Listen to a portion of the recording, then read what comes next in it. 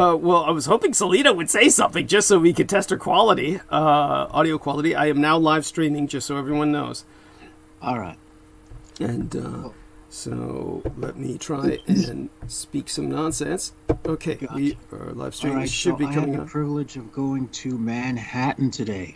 Wonderful. By the way, everybody check to see if the live stream is on, and give me a link in the text box, please. All right. Gotcha. And Thank you. let me give you the link. Thank you. All right. Here we go. Okay, there we are. Thank you so much. And let me click onto that and test the sound. Give me a second here. Unmute. And I'm not hearing. And thank you. There we are. Got link. it. Okay, thank you. Good. So we do have that going. And now let me get the share, and I'll put that on all the other promotional banners. After I test it, we have to make certain that works.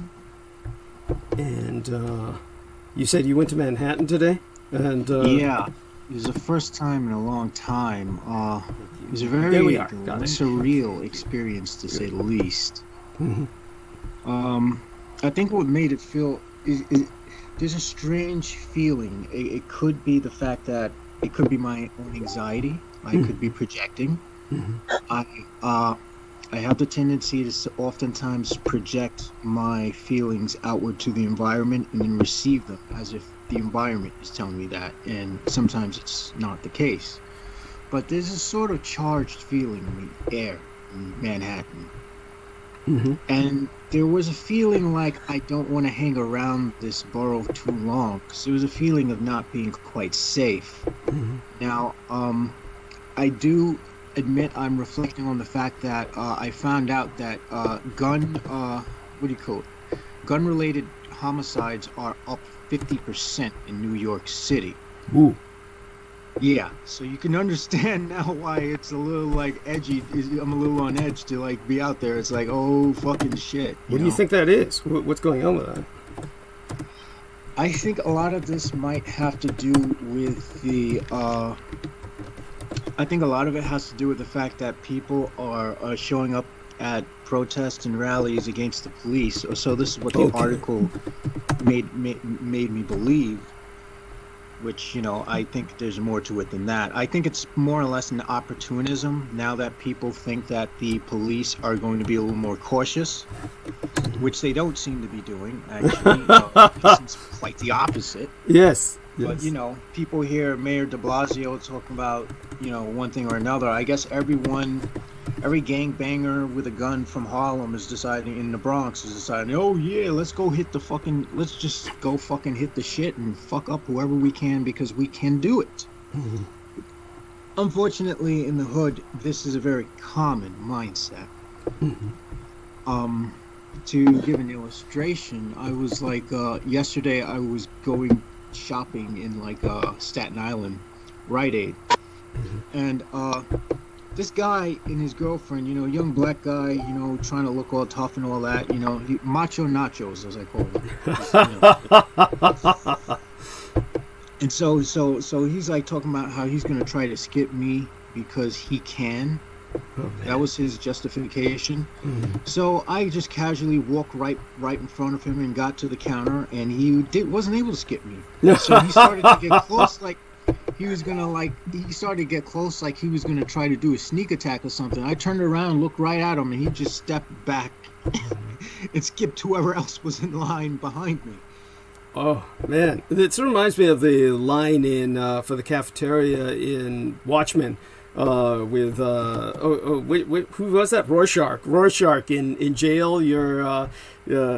I'm not in jail with you. You're in jail with me. Do you remember that scene, or did you see that? Yeah. Yes, there we are.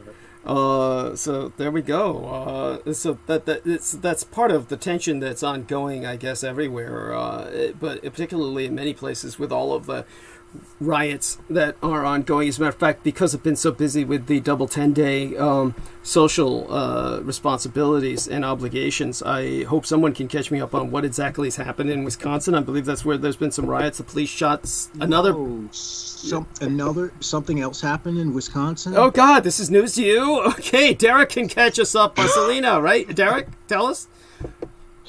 Yeah, I was just discovered that. I just posted something because I was getting my news, all my news stuff together. But there's been unrest in Wisconsin over the shooting death of another unarmed black man, and apparently this has been going on for three days. Oh my God, yes, and. Yeah, so please tell us what else you might know, because I understand that the police presented footage in which they are trying to argue that the young man, who is under 18, 17 years old perhaps, or at the oldest, that he was indeed armed, they are saying, and that he was, you hear shots being fired on a video, but it's obviously he was shot multiple times by a policeman, and so there may be evidence otherwise, because the footage really doesn't show anything. It's not definitive. The footage is not definitive that the young man is armed. So I'm not quite sure, unless somebody can update me on that. And maybe there's been some other evidence provided. But what was bizarre about this was that, as far as I understand it, the young man's family, which was en route to the protest in a car, was stopped before they even reached the protest, and the police beat his mother up. This much I do know. She was taken to a hospital. Are you kidding me? Yeah, and she was taken to a hospital, and both her and another relative of his, they were dragged out of the car by police before they reached the protests, and they were apparently identified by the police, who apparently knew the make and the license plate of the car by looking up the young man's ID and just tracing his family. And so they had her pre-identified. They were waiting for them, ambushed them essentially, dragged them out of the car, and apparently, for lack of a better word, physically assaulted them. I'm sorry, this is horrible, but if you don't laugh, you're just going to cry. So the woman was taken to a hospital. Her arm was severely injured, but not broken, but definitely had to be treated.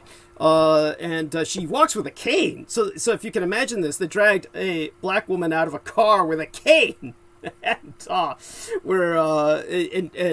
manhandled her roughly enough to the point where she had to go to the hospital, and the relations, apparently to prevent them from being the rallying cry at the protest. So this was like a preemptive strike. So they they were on their way to the protest, and they stopped them because I remember when Rodney King first got beat up. They got to him. They took him in the back room and threatened him. And oh yeah, he came out and stayed talking about, can we all just get along? Oh yeah. Oh yeah. Them days are fucking over. You know what I'm saying? So it's like now they know it's really, you can't fucking pay people off like that anymore. But I have the story here from CNN, and it said protesters occupied the Wauwatosa, Wisconsin City Hall Saturday and blocked traffic on the fourth night of demonstrations over the fatal police shooting of Alvin Cole, police said. An unspecified member of the people were arrested without incident Saturday after the nightly 7 p.m. curfew began. Wauwatosa police tweeted. Demonstrations began earlier this week following the news that Officer Joseph Mensah, who shot 17-year-old Cole in February, will not face criminal charges. The decision was sparked protests amid a month-long wave of nationwide demonstrations on how police treat black people. Late Friday, 28 people were arrested as tensions and officers used tear gas on demonstrators, the police department said. Law enforcement officers were struck with bottles and deployed tear gas to stop the unlawful assembly. Wauwatosa police tweeted Friday shortly after the 7 p.m. curfew went into But by the way, effect. you like that unlawful assembly. This is kind of like, it reminds you of the old laws where blacks cannot congregate. This was like the old Southern laws where An unlawful assembly of people who are peacefully protesting. Meanwhile, the Jews can walk around in Manhattan streets and burn garbage and shit, and nobody touches them.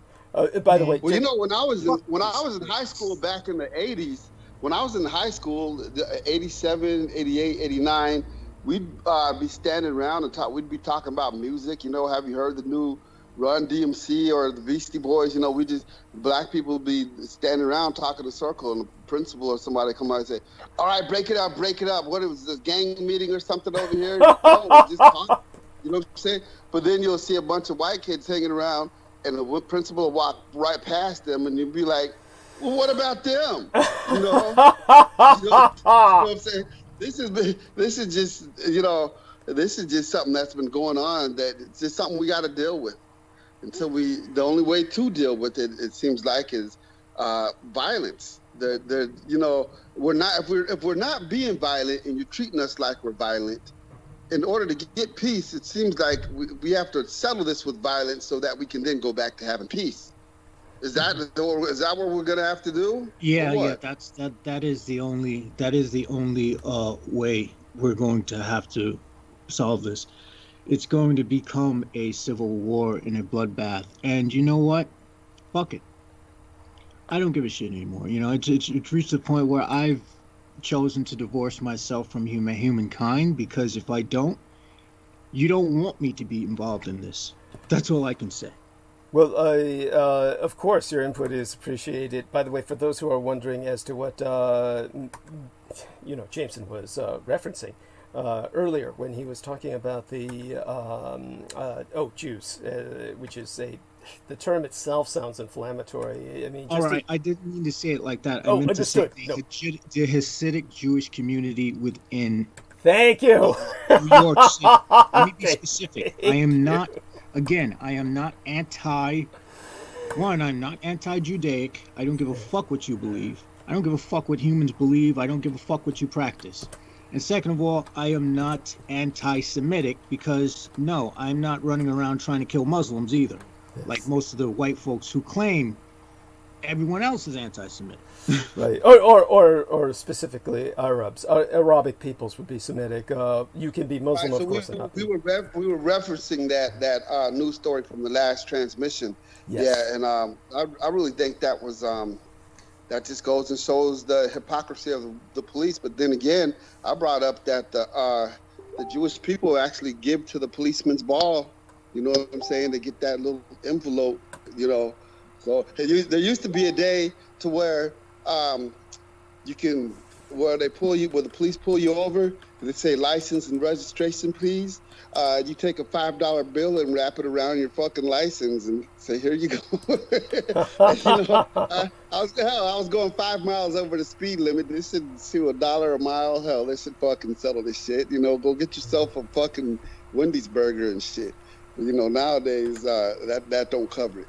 Okay, so let me bring Noreen on for a moment, and in a moment, I'm trying to say, and she wishes to join us tonight, and I'm sure that Selena will appreciate that, because of course we always need more feminine energy, and I will tell her, of course, we're catering specifically to Pack 1, of course, this night, and there we are, and we managed to get this much done before the top of the hour. Incredible. Okay, let me remind myself, it's a solar return for George Knight. George Knight's birthday Happy today. birthday, George Knight. Yes, and Happy birthday, Knight. yes. Pack 1 is able to speak now, so he's welcome to say that as well as Noreen, who doesn't know George Knight. But hey, Noreen, welcome aboard. Hello, how are you? Oh, fine. Tonight our special guest is Pac One Morales, who last time apparently was enough of a threat where they took us off bandwidth pretty suddenly, abruptly, and violently, and it took me forever to get back on. And that was the night we wound up talking about something I hadn't even planned to talk about, We're going to go in either different or similar directions tonight. We'll see how it works out, but definitely this is Noreen Halpan. She is a hostess on Revolution Radio with her own program. I don't recommend that anyone listen to anything on Revolution Radio other than hers. So you're welcome to you're welcome to tell us which program that is, and if there's any other redeeming transmissions on Revolution Radio that you know of, do let us know. Yeah, well, we have a diverse set of hosts and hostesses, so I can't say that every show is alike or that every person has the same opinion or same way of speaking. We're all different. Are we live or no? Yeah, we're live. Okay. I wasn't sure because with you, I know sometimes you segue into like a talk and then your show. Hi, everyone. Yeah, my show is on Revolution Radio, which is freedomslips.com. So you can, type in your search engine, either Revolution Radio or freedomslips.com. You will get a link to the main website, and you will see my schedule. My name or my show is on schedule for Studio A. So my show is called Wild at Heart Roundtable, but it is also sometimes an actual show. Roundtable just means it's kind of informal and people call in. So if you have Skype, you have to have Skype to call me though, because I don't have a private Skype number. So just if you do, you can call in or you can just listen in on the website, or I think there was like listen in numbers listed on there. And I'm on Monday nights, so that would be California West Coast time, Monday night, 9 p.m. But then on the East Coast, which is where the servers are, this would be Tuesday midnight. And wherever you are in the world, you have to calculate that according to the schedule. So, I just barely heard what you were talking about, because earlier today I thought, wait a minute, your show is tonight or today, and then I barely heard what was going on, so I don't even know who the guest really is. Forgive me, but yeah, so I'm just listening. Oh, no worries, and you're welcome. I'm sure PAC1 will welcome you to pitch in anytime you want, or interject whenever you feel you have something constructive to say. But certainly we're going to concentrate on the experiences of what PAC1 has to share with us tonight. We're going to officially start the show now, as a matter of fact, so I want to thank everyone.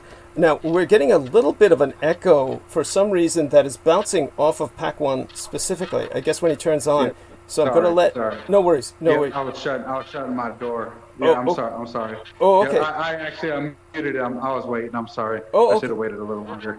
Oh, okay. So, is that echo because you have us on? Like the show is on in the other room? No. It's I have my speakerphone on. Let me look for my earbuds real quick. Please, thank you. Okay. Yep, one second. So he's going to look for his earbuds. And, oh my God, that's so frustrating. But that's fine. So aside from that, Selena Khan, how was, she was so kind to me. Thank you so much, honey. She was able to put up a post even on her own timeline about Double 10 Day. Very thoughtful, very sensitive, very culturally sensitive. So, honey, tell us a bit about how Double 10 Day went for you. I don't know if any of your clients spoke of it. I don't know. She's on mute. And she may not be able to come off mute. That might be the case with Selena Khan. I've been asking her to come off mute, and she hasn't, so it may be that she's unable to come off mute. So, for those of you who don't know, this is a Double 10 Day weekend transmission, and there are many important things about today. It is the birthday of George Edward Knight, who's a wonderful friend of Team Dietrich and a member thereof, and very much on our side, and has been working with us very productively and has sponsored myself in the past. We want to thank all of our sponsors out there, such as Rosie Sanchez of Los Angeles, who I'll provide another shout out to later this evening. And of course, happy birthday to George Edward Knight. Everyone maintain him in your thoughts and prayers, as well as the lovely Maria Michaela Grigorich, who of course is I hope getting over her flu. She seems to be on the upswing with that, and actually for the first time saw a picture of her daughter, who was actually a guest on our program in the past on our transmission. So I saw a photograph of her for the first time just the other day, and that was cute, because just a private joke between Maria Michaela Grigorich and myself. Her daughter likes me so much. So aside from that, we have with us Mr. Pac-1 Morales, who was enough of a threat where they knocked him off, knocked us all off bandwidth pretty violently the last time he was participating. So hopefully we will, with all the work that has been done by Comcast, be able to hold bandwidth tonight. Cross your fingers and hope that all works out as well as it can, considering. Now I'm going to take a look into the live chat room and say hi to everybody there. Underfell Girl Sands is there, which is, of course, the lovely Sarah Shields. So she loves what Jameson said about macho nachos, and she indicates we're coming in loud and clear. The young lady named Masumink in the chat room is Actually, that's me. Yes, that is actually me. Yes, I was going to say that. Yes, that's, you've had that name for quite some time, so I do remember it. And could you tell us the significance of that name, please, honey? Oh, well, it was, here's a weird thing. When I created the Gmail address, I thought to myself, well, I just want to make it easy for people to remember, pretty short, okay? And so I thought, what would be easy, short, and not already taken? So I just put my first name together with my middle name. So Noreen, so you have N-O-R. My middle name is Kiyomi, so I thought Norkiyo at Gmail, and nobody had it. And this is the beauty of it. It's so simple. And nobody had it. So I didn't even have to write a 2 or a 3. I thought, oh, okay, that's it. So I got it. And wow. But what's funny is that the Masumink was, I think, when you make an email or a Gmail, they kind of ask you, oh, what's your handle?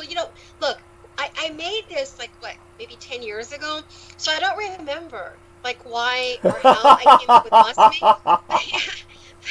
But you know what? Actually, I remember a little bit, because I just remember, okay, you have to put some kind of made-up name thing, whatever. So I think the reason I put that was because I had a friend of a friend who reminded me of a perfume called Masumi, and then she also, I think she was talking about Japan. So we were talking about, yeah, that's a Japanese name. And so then I think that's why I thought of, okay, my handle for this will be Masumi something. But then I thought, oh, I know why. It was ink, because Masumi and then N for Noreen, K. Again, that same theory, Kiyomi. So Masumi, if it is turned out to be Masumink, I think if you were to break it down, it would be Masumi and K, because Noreen Kiyomi, right? So, but then I thought, okay, I'll just stick it all together. So that's how I came up with it. It's actually kind of interesting. Because you have Norkio, which is the splicing of first and middle name, and then Masum NK, right? Okay. Initials of my first and middle name, but it turned out to be ink. That's just how it sounds when you spell it out. Okay. So there you go. Background. Thank you. That was cute. That was adorable. So, before we bring Pac-1 back on with his earbuds, I want to just address the people in the chat room. And yes, I'm glad he's unmuted, and that's so much better. Oh, thank God. He's unmuted, and I'm not echoing. That's great. So that's perfect. Thank you, Pac-1. And before I address everyone else in the chat room, Pac-1, say hello and give a short introduction of yourself. And one thing that I'd like you to do for future appearances is provide me what it is that you want me to promote. There must be your particular business, even though it's local, so promotion nationally isn't going to, or internationally is not going to have much impact, but it's always good to promote your business. So do so now. Let people know in your state, in your area, where they can call for delivery. I assume you do delivery, or you set up for parties or something, right? Tell us about the services you provide and where people can contact you to contract your services. Okay. Good evening, everybody. Good evening, Douglas. Good evening, team. I'm located out of Flint, Michigan. So that'd be basically, I guess, what they consider the probably like Greater Thumb area of Michigan. So I cater. I do a lot of caterings. I make a lot Oh, of tamales we're right getting now. in. Oh, there was some static interference there. This at the moment you started talking. I'm not quite sure what that's about. So let's try again. Your Okay. thumbnail area of Flint, Michigan. Oh, so go on. What does that mean? Like, is there an appearance on the map of a thumbnail or something? Or, please, yeah. So I guess well, and it's funny because everyone from Michigan they just like raise up their hand and just like point to a certain part of their hand, like I'm from here, Okay. you know. Okay. So I don't know it's pretty much like um if you looked at Michigan like as the human body, it'd be like the lower abdominal left abdomen area. I don't know. Shit, I don't know. It's because it's just like you point to your hand and say I'm from here in Michigan. But I specialize in Mexican food. I have a food truck, but it's pretty much down for the season. Our season only runs from about April to about October. So beginning of October, I just put it up, winterize it, because there's no sense in freezing my ass off selling tacos. I'm good. Sounds good. I do a lot of tamales. I do a lot of tamales for restaurants and stuff like that. I still do catering during the winter and stuff, and I occasionally sell delivery dinners here and there. But yeah, my Facebook page is facebook.com/ELLUCHATACO, El Lucha Taco. Hmm. And you can message me if you're in the Greater Thumb area, whatever. Towards the crotch of the human body analogy of Michigan, right? Yeah. Does this have something to do with the lakes, the Great Lakes area? I've heard the term Finger Lakes, but I'm not quite sure that has anything to do with the Great Lakes of Michigan. But without over dwelling on Yeah. it, I'm sure that the lakes, yeah, they have to do with everything in terms of the geography of Michigan. It's all about the lakes, the inland sea of Yeah, America. it's all about the lakes. Yeah. Yeah, it's all about the lakes in the hand. Yeah. So yeah, just I specialize in that, and I do that all through the year. But my food truck runs from April to October. I really don't care to promote much. It's cool. I just like to hang out, chill, talk. Before I turn to the people in the chat room, we would appreciate and of course we will relay what is said in the chat room back to you in a moment, and then start to organically guest you for the evening. What did how are things going with your cousin? And give us his full name again, please, and exactly. Yeah, so my cousin Lucerio Martinez, about 2.5 weeks ago, about two weeks ago, he didn't really wake up, and his mom found him with vomit on his chest, and he was breathing, but he wasn't responsive. He wouldn't wake up. He's been pretty much asleep, or I guess in a coma or what have you, since we. In the beginning, there was hard. They weren't really finding brain activity or anything, and it got to a point where it really seemed like we should give up. He's not going to do any better. But 2 nights ago, my wife, she works in the hospital where he's at, and technically she's not really supposed to go in there, but his mom was there, and she knows the nurses on duty and stuff, so she got in there, and she said that we've seen people that have been unconscious and unresponsive and stuff, and due to strokes or heart attacks or something serious, and they don't look good. They look sick. They look like she said he's never looked healthier. When she told him that I was worried about him, and that I was that I wanted him to wake up, and we're missing him and stuff, he kind of like had a reaction to it. He was moving around and stuff. And one thing about involuntary movement, they say, like, people who don't have the brain activity going on, like, they'll twitch and stuff. But he literally, like, while they were talking and hanging out, her and his mother, Elida, he lifted his arm up casually and like set it on his chest, and like there were moments where he would open his eyes, and and she looked at his eyes, and she said like the white of his eye was white. It wasn't like dark yellow, or there weren't signs of anything. His blood sugar, everything's perfect. So he went in for for surgery to have a tracheotomy done so that he would, wouldn't have to depend on the tubes and everything down his throat and his, everything, because he can breathe on his own. So they're giving that to him, and we're just optimistic. They found swelling on the brain, so they're saying that possibly when it goes down, he might wake up. And we'll see the extent of, if there's anything wrong with him or what could possibly be wrong. So that's where we're at with that. Right. That's I mean, the situation is just overwhelming.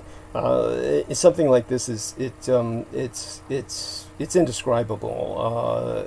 When one has to deal with a person in that condition, one begins to obsess on every single little response that can be returned by the individual, and we can only hope for improvement. But as you said, the signs are unusually good. I'm glad to hear that he is doing so healthy. It is incredible. Now, just so people understand that this isn't just your cousin, explain how this man is the Taco King of Flint, Michigan, and he basically inspired you to get into the business that you're in, and that he had some baseline health conditions, a diabetic, was basically it. He had diabetes, and he worked hard, and he partied hard. And is there any other details you can also give us about the fact that I'm concerned that there may have been an attempt to murder him because of the money issue that was involved, where things were missing, basically everything he earned in a day of working. And it just seems unusual that somebody would, no matter how hard they're partying, if you're used to partying, one of the things that most people who party regularly, as I do fairly seriously, you're kind of careful about what drugs you mix together. And you spoke last time about the fact that in the system they seem to have found everything, which isn't normal. Yeah. So I'm sorry if you don't laugh, you're going to cry. This is one of those situations where it's just awful, and you're confronted with something where suspicions are healthy. This is healthy suspicion here. Tell us about who he is, how he got you started, and just why we're concerned about. Yeah. So basically, my family pretty much started the, taco restaurant game in Flint, Michigan, the greater Genesee County area. We were always brought up, just whatever, just strictly work and stuff. And I guess when Lou started his business, the reason why we call him the Taco King, because at a point in time where a lot of these restaurants were charging, $1.50, $1.75 for one taco with cheese, he took advantage of the term or the phrase Taco Tuesday, and pretty much on Taco Tuesdays for the whole time he's been open, which is about 5-6 years now, about 7, going on 7, he would sell his tacos for 90 cents, meat, cheese, lettuce, tomato. So that made him the Taco King, because on that day, I worked for him select from 2014 to about 2017. I worked for him, and that was the most intense day ever. But that made him the Taco King. Basically, he was like, I'm the Taco King. Like nobody can mess with my days. In the taco game and the restaurant game, you're lucky you do about $1,800 per day. And he was far exceeding that. He did his thing. He did his thing, but he had a big heart. He did a lot of things for anybody, for wrestling teams, softball teams. I mean, he sponsored my daughter's softball team. His heart has never stopped him from donating and providing his time and his product for anybody or anything. So he when I quit working for him was in 2017, but it was just because I was kind of over being inside of a restaurant behind walls on nice days and just selling tacos for someone else. I knew the business. I knew how to make everything. I had my own recipes, and so I approached him and told him, I was going out on my own, and honestly, the time I worked for him, I was probably the highest paid Mexican restaurant cook probably in Michigan. I was making about $18 an hour, and that was cash under the table, so there was no tax, nothing, but I took care of everything. I made his rice. I made everything. I stayed stocked, and I worked many hours. But so when I told him I was going off on my own, he blessed me. He said he was happy for me. And anything that I ever needed for my business, he would be there for me, you know. And honestly, I put that to the test, not because that's something I want to do, but as a small business and someone starting, there are just certain things that you're not afforded, you know, like a commercial kitchen with, you know, 9 burners and a deep fryer, and, you know, just things that a restaurant, an established business has and uses on a daily. A small business, you run that out of your home, or, you know, that you just want to run, isn't going to work without that. So he allowed me to be in his kitchen. He would open his restaurant from 10 a.m. till 9 p.m., and from 9 p.m. to about 4 or 5 a.m. I'd be there cooking everything for my mobile business, and never once asked me for a dollar, nothing, you know. And he was just always a big part of anything I had going on. You know, he'd always ask, always cared. You know, not that I want to promote anything. I do music as well and stuff, and even music wise, you know, shows, anything to help me advance. And that's just the kind of guy Luce was, or is the kind of guy Luce is.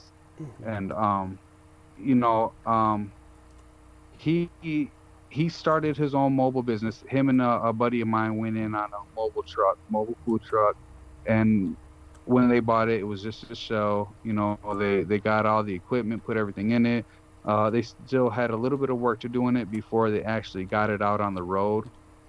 Which right now, honestly, during COVID, a lot of these people, like in the Genesee County area and stuff like that, that do mobile business stuff like that, they haven't renewed licenses, you know, just because the pandemic put a lot of people down. So a lot of people did things like renegade style, but, you know, still practice safety and stuff like that.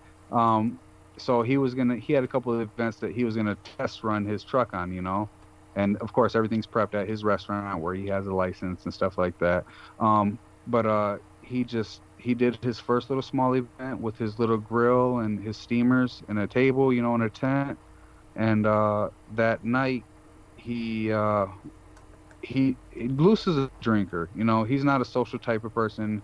He's not the type of person that makes eye contact with you when you talk. You know, he's not a very vocal person. You know, he kind of mumbles. You know, he's just not he doesn't have that self confidence. But you get a little bit of his favorite drink is Southern Comfort 100 proof. You know, and it's not a very expensive liquor, but you get a pint of that in him, and this man, he'll talk you to.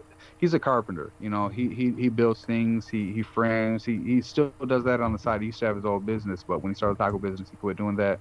And so he'll talk to you about building things. He's just a really cool guy. He's really knowledgeable, and you get a couple drinks in him, and he's there, man. He's lively, and unfortunately, that was also his downside because he never knew how to quit. You know, he would drink that and then do his night at the bar and end his night with another pint, you know, just whatever he could do to feel good. But that day, which was a couple Saturdays ago, he didn't drink that whole day. You know, they did their event. He left the event. He stopped and dropped off some stuff at a friend's house. He went home, and there was family over there at his mom's house and everything because he lived with his mom. Him and his mom were best friends. You know, she was married, but they were still best friends. Like, that was her world, you know, her rock, as she would describe him. He went home. He was tired. He didn't, you know, the guys were rolling up a little fatty, you know, have you. And Luce would always be the type to be like, oh, here, roll this up, or, you know, he would always be the one to be rolling up. But that day, it just struck his mom really weird that he didn't want to smoke. You know, he had a Coney dog. You know, and then he went and he said he has back problems, so he'd lay on his little massage recliner, and everybody went outside, and she said he was just in there. She went in about 10 p.m. and he asked her for his insulin. She went out to his truck, got his insulin. He gave it to himself. He went to sleep.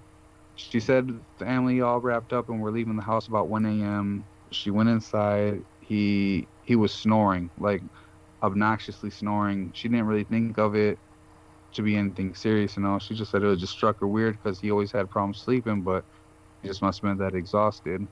And about 9-10 a.m. she woke up because he had to go back to the event because it was a two-day event from what he was doing Saturday. It was going to leap over into Sunday, and he had a little bit of vomit on his chest, and she couldn't wake him up. He wasn't responsive. She was shaking him, you know, screaming his name, and, you know, nothing. So they called the ambulance, and the ambulance got there, and they asked if he was possibly paralyzed, and she said no, there's no way. He walked in yesterday, he laid down on that recliner, he's fine. So they said, well, he might have either had two massive strokes back to back, or a severe heart attack, because he's not coherent, he won't open his eyes, he won't respond. So they took him to the hospital, and by the time they got him to the hospital, they did a blood test, to see what all was in his system and stuff, and they found zero alcohol, which is really unusual, because Lucy will at least have it really, like, that was, of all things, like, at least he'd at least have a drink. But they did find cocaine, and they did find the benzos, which is pretty much Xanax, which is kind of unusual, because Luce doesn't, he doesn't really do Xanax, here and there, but he'll do coke or whatever. But I guess because he has diabetes and stuff like that, you have to take into account that it could be something. But they found a third drug that the hospital doesn't test for. They really don't have the test for it, and it's kind of an unknown drug. And I guess at this point, it's pretty much like, how much are you willing to pay to have various tests done to find out what it is, or whatever the test may be that finds the drug. So there is a third drug. They gave him Narcan, I guess, when he got to the hospital. And explain a little bit about Narcan. That's a purgative, right? Purges the body, I think. Yeah. That's like something like, if you have like if you do a drug that, because right now a lot of cocaine, Xanax, Vicodins, Norcos, Tylenol 3s, a lot of these drugs right now are being black market pressed, meaning they're taking maybe cocaine or fucking regular aspirin and lacing it with fentanyl right now. And a lot of big time people that are being busted, they're finding them with pill presses. And this is pretty much like a hydraulics jack that pushes down into, like, it presses a pill. Yeah. And the pressure on the pressure of the press will make it shiny and regular, like a regular pill is. So so it looks prescription. Yes. Yeah, it looks prescription. It looks legit. So it could have been the benzo that did it to him, or it could have been fentanyl laced cocaine. We're not even sure if fentanyl is a factor at this point, because the test hasn't been taken, but yeah. So that's pretty much where we're at. Right. Yes. Yeah. Yes. Yeah. So that's pretty much where we're at. Yes. with my cousin, and we're he's showing more signs. Like my fiance said, she's like she's talked to the neurologist and stuff, and because of HIPAA, they don't give out a lot of information. They just vaguely So she's just like, the nurse in me here's what the doctors and neurologists are saying. She was like, but the person in me, I was there, I seen his reaction, like I seen how how it happened, and it came to a point where there's actually a nurse, or his mom just got granted custody of him. She went before a judge and stuff, and one of the things the judge said, wait a second. It's how old is he for his mom to get custody of? He's 40 years old. He's 40 years old, but because he's not awake and he has a okay. I'm sorry. Yep. I get it. Yeah, I should have just. I'm sorry. I'm not really used to explaining things like that. I just. But yeah, because he has a business and his mom is basically the one running the business right now. And as far as when he went to the hospital, the take of the day, what he made that day from his event was unfound, and also the debit/savings card for the business that was in his wallet was also missing. And that is something that is unspoken for, and nobody quite knows how that came up missing. So his mom has went about trying to get guardianship over him because he's unconscious, to be able to pretty much continue running his business, because as the credit card takes for the day and even moving things around and putting things into savings, she has no access to it. But she was just recently granted guardianship over him. And so with that, she'll be able to run everything. I'm sorry, I completely blanked out. Understood. I can understand why. That's a lot. It's a lot. It's overwhelming, and so she should be able to run his business and and get a hold of his bank accounts and stuff like that, and run the business. Yeah. Right. And so thank you for having the courage to share that. And I think that is very important. It shows some of the stresses and challenges you're dealing with right now and that your family is dealing with, among so many others. And I do want to go into the chat room now and catch up with everyone, and then we're going to organically take it back to you. And the chat room is very active, I'm happy to say. Many people are participating. Daniel Arola in Texas says hi, of course, HIGH in Houston. Even the local Texas domestic terrorists don't want any of this. I think he's referring to whatever we were speaking of at the time. Jameson Reese acknowledged it with some laughter, so that it's something they were sharing about that. I know that there's some major voter repression going on in Texas, where the governor is making certain ballots are very inaccessible to the impoverished and the people who are not, essentially not white, and in the upper class neighborhoods. So in terms of Tammy Millar, she says, hey, from Fort Stewart, Georgia. Hello, honey. Welcome aboard. Thank you very much for joining us, Madame Millar, or Mrs. Millar. Ms. Or, I'm sorry, I don't know whether she's married or not. She could tell us that later. And in the meantime, Spartan O Negative says, good evening, brothers. And so a hi to him in return. Veronica Barrera, the lady Veronica Reina Barrera, says, hola, Douglas. Buenos noches a todos. And buenos noches a todos in return, dear lady. And the Le Renee Encounters, the Le Renee Encounters is with us. And hey, honey, she says Dietrich. She said something else and then retracted the message and just said Dietrich. So hey, Le Renee. And by the way, when somebody does say good evening, good night like that, buenos noches a todos, that's pretty much you say the same thing in return, right, Pac-1? I think that's the proper way to respond to it, or is there another way, maybe more informal, maybe That's exactly how you would say it. You just buenos noches. Yes, thank you, and appreciate that. And the Le Renee Encounters adds a number of emojis, lovely little cute little things, kitty jumping out of a box, little men dancing, etc., or entities dancing. It's hard to identify what gender they are, so it's can't really say men in particular. And Jameson Reese and Spartan O Negative are going through their exchanges. So that's what Le Renee Encounters is saying. Hello, Team Dietrich. Hello, honey. And Vicki Johnson. Now, good news from Vicki Johnson. Very happy to report this. Vicki Johnson and hey, honey, mwah, love you.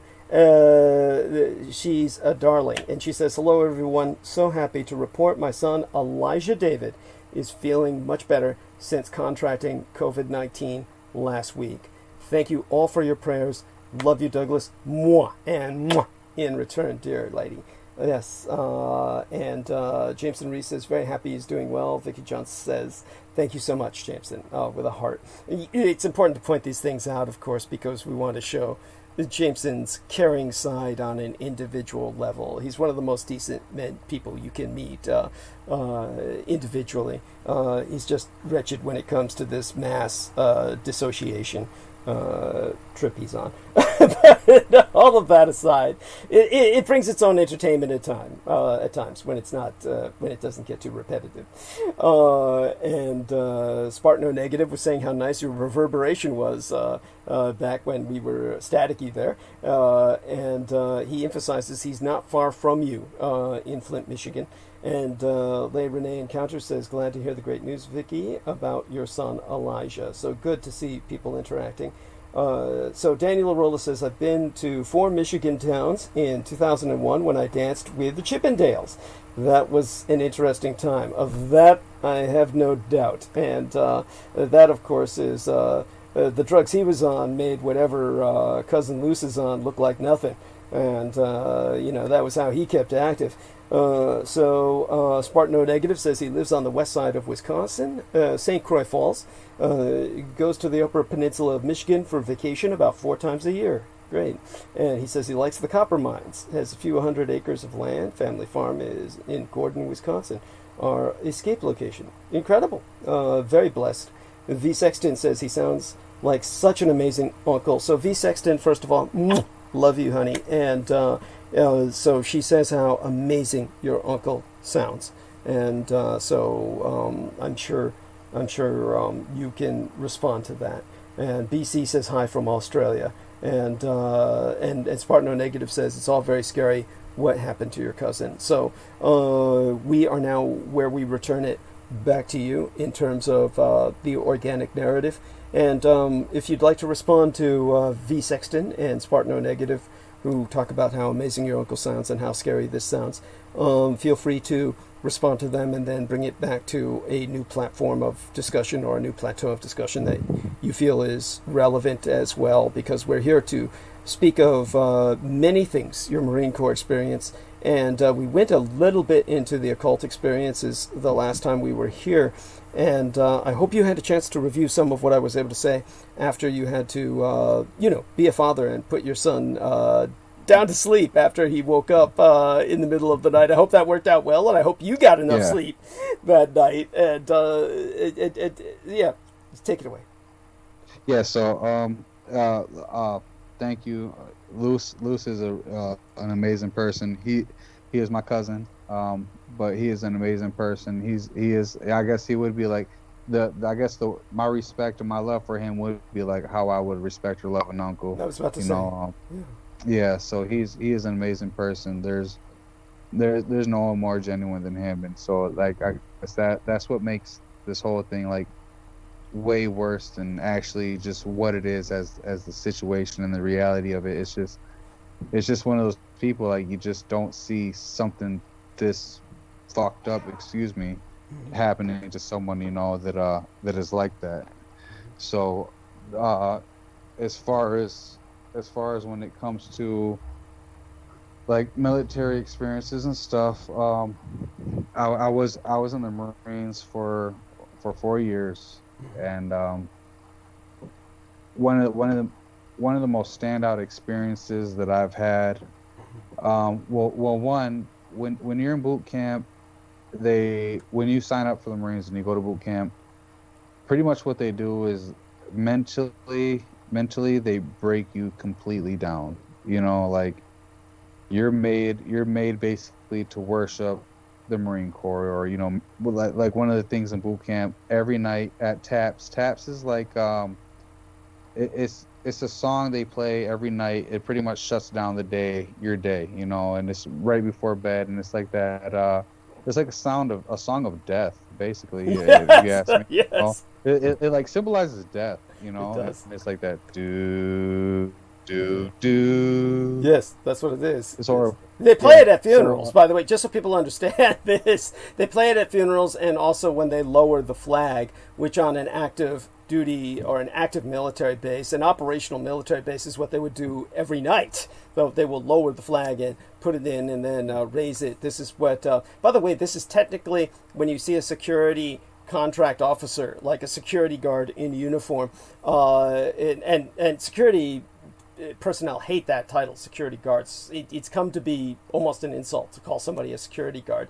So they use different terms like security personnel, etc. But when you see them in buildings like guarding a skyscraper or some kind of just older building that has a flag, technically what they're supposed to do is every night at TAPS time, as if it were a military base. If you're security contracted to guard a facility, even an office building that has an American flag, theoretically, at around that time of twilight, you are supposed to take that flag down and fold it and put it away for the night and then raise it in the morning, or whoever relieves you raises it in the morning. But of course, nobody does that.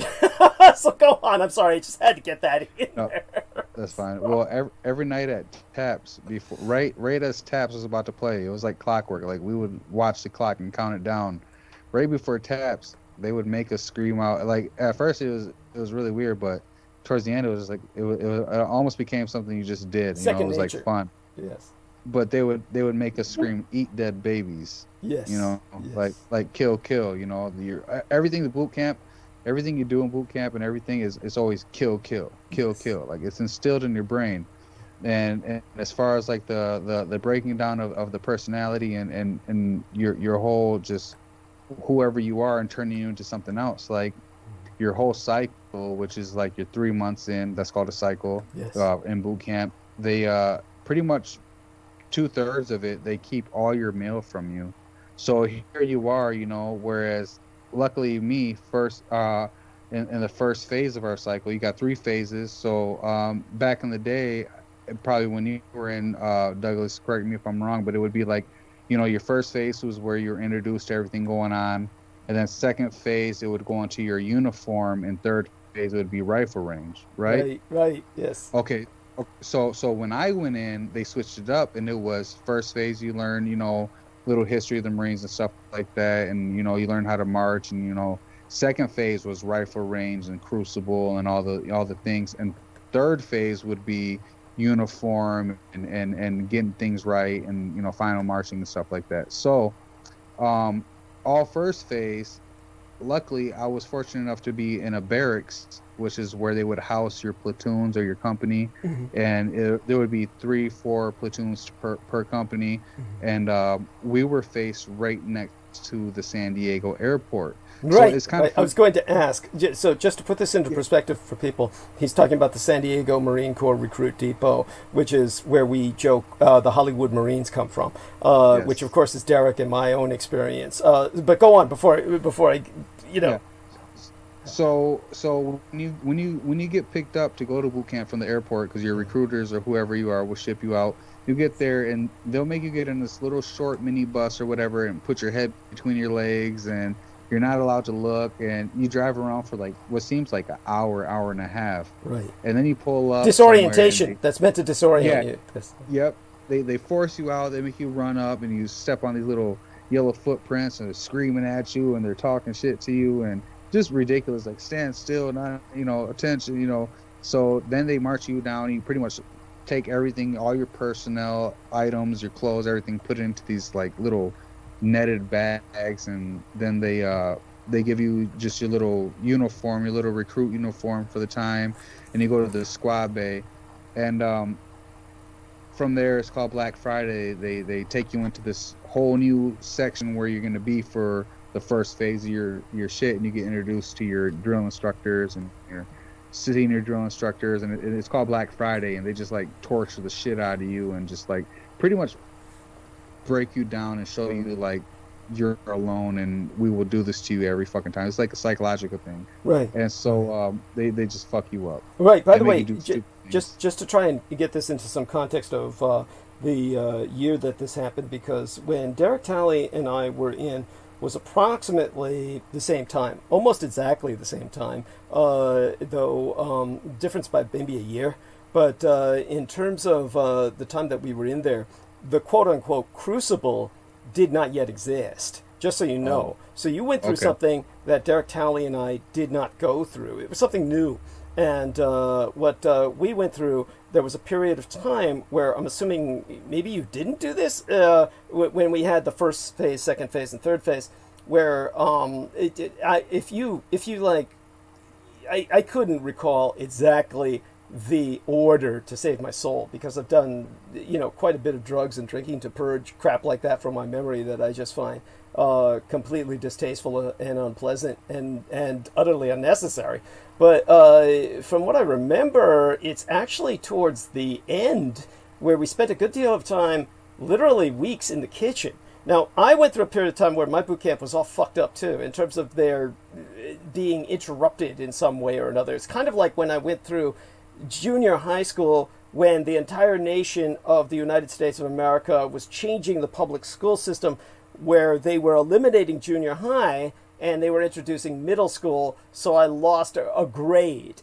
So in terms of the boot camp that I went through, there was some change in something they were doing where we lost a few weeks, but I wound up being recycled anyway because of my quote-unquote discipline problems. and so I had a longer extended experience than most people have. So it was warped to an extent anyway. So therefore, my memory of boot camp would be discombobulated, completely discombobulated, and not. It's not what you would call normal. It would be like atypical. It would be an atypical experience from what a normal person would get anyway. In so many ways, it's just so many different mitigating factors. Where it was just like a kind of my boot camp lasted, like literally 1.5 times longer at least than most people's. Maybe even longer than that. Maybe almost not necessarily twice as long, but 1 1/3 as long, something like that. So it was just you can see why I would want to forget it completely. But aside from that, so when we're taking that into account, what year were you in? So I went into boot camp is July of 2003. Oh and shit, actually, that was like yesterday. Holy shit. Yeah, my god. And that was my graduating year from high school. Oh my god. Go ahead. And actually my stay was a little extended too. When I went out to Camp Pendleton, which was second phase, I actually, when we're staying out in the mountains, I got bit by a brown recluse in my lower back, and it got infected. So yeah, I had to get lanced open, and the worst pain of my some of the worst shit of my fucking life happened out there, man. Like they had stuffed gauze inside of my rotting flesh and shit, and change it 3 times a day. It was horrible. It's fucking. Yeah, tell people what a brown recluse spider is, and what did you do? You sat on it? How did this?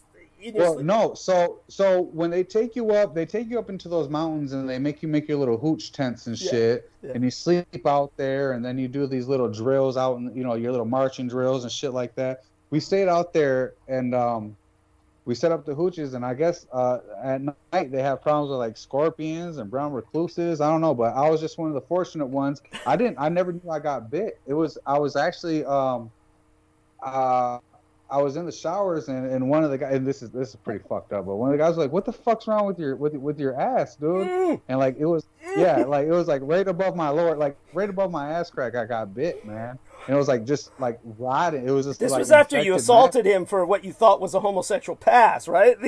Oh man, yeah, right. It was what the fuck you looking at my ass for, you faggot? Yeah, fuck towards gay people, but no, you know what, man? And I'll tell you right now, man. Yes.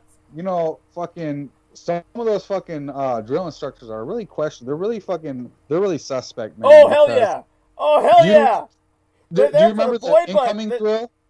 Yeah, they're there for the boy butt. Oh my god, so many of them. Yeah. Yes. If you do favors, they'll go easy. They'll go easy if you do favors. Yes, they'll go. Yeah. They would come to the showers. We'd all be showering and shit, and you'd pretty much have 30 seconds to shower, man. By the fucking numbers, quick as hell. And they would come in there just for shits and giggles and be like, incoming.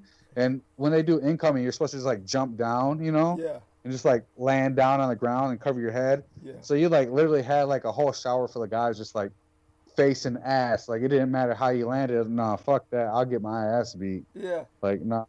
Yeah, no. This is Abu Ghraib shit. Yeah, it's like dogpiling. It's just Abu Ghraib crap. So yeah, the drill instructors are getting off on all this naked male flesh all the time. It's so many of them. So go on. Yeah. It's pretty fucked up. But so I got bit by a brown recluse, and I ended up being held back a couple months or whatever. But oh my god, it took months. It took months. it took about a month and a half. It took about a month and a half for it to heal, because it was so okay. So when you're out in Camp Pendleton, these motherfuckers one of the things, their favorite things to do to us was called making sugar cookies. Right. And it was you would literally take suntan lotion. They give you this I guess they give they give you the suntan lotion just with all your gear and all this shit, man. They constantly give you suntan lotion to be out there. And they'd make you rub it all over they would strip us down to our skivvies, which is your underwear, and they would make us rub the suntan lotion all over our body and take us out to these sand pits, which Camp Pendleton is all fucking sand. Yes. They take you out to the sand pit and they IT you, which is intensive training, which is where they be push-ups. You start doing push-ups. They're jumping jacks. You have to jump up, do jumping back, sit-ups, jump down, do sit-ups. Mountain climbers. You start doing mountain climbers. And they would do this 30, 40 minutes, and literally you would be covered in sand from you kicking sand up, the person behind you next to you kicking sand up, Yes. and you would be raw in all your fucking joints. You'd be a sugar cookie. That's what Yes. they wanted, was sugar cookies. Yes. So you were in these environments where sometimes you wouldn't even shower. So one of the biggest things that I never heard of until I was in boot camp was called cellulitis, which is a MRSA.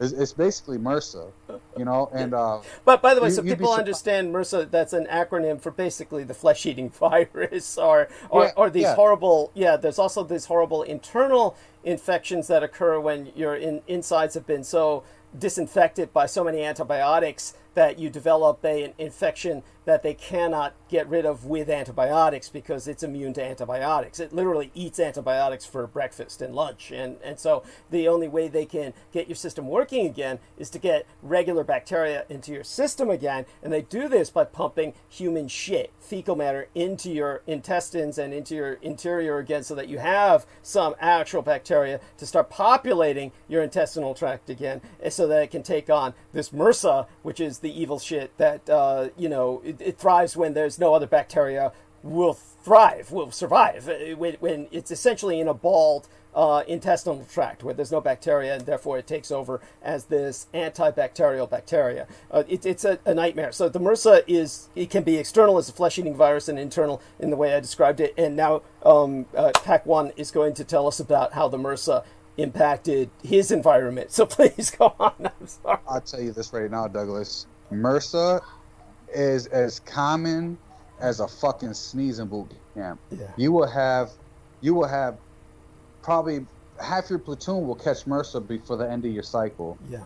And I'm talking about open sores all over your face. And you your know why body. that is? It's because it's a hypersterile environment, because they're always scrubbing down. So go on. Yeah. Oh, we clean. Yeah. Well, I'll tell you this: when we'd get fucked up on a daily at that squad bay, which is like where your platoon stays. It's called a squad bay. Yes. And we would have to clean that motherfucker up day in day out. You know, with bleach, just everything. They would empty our whole duty hut, which it would have all your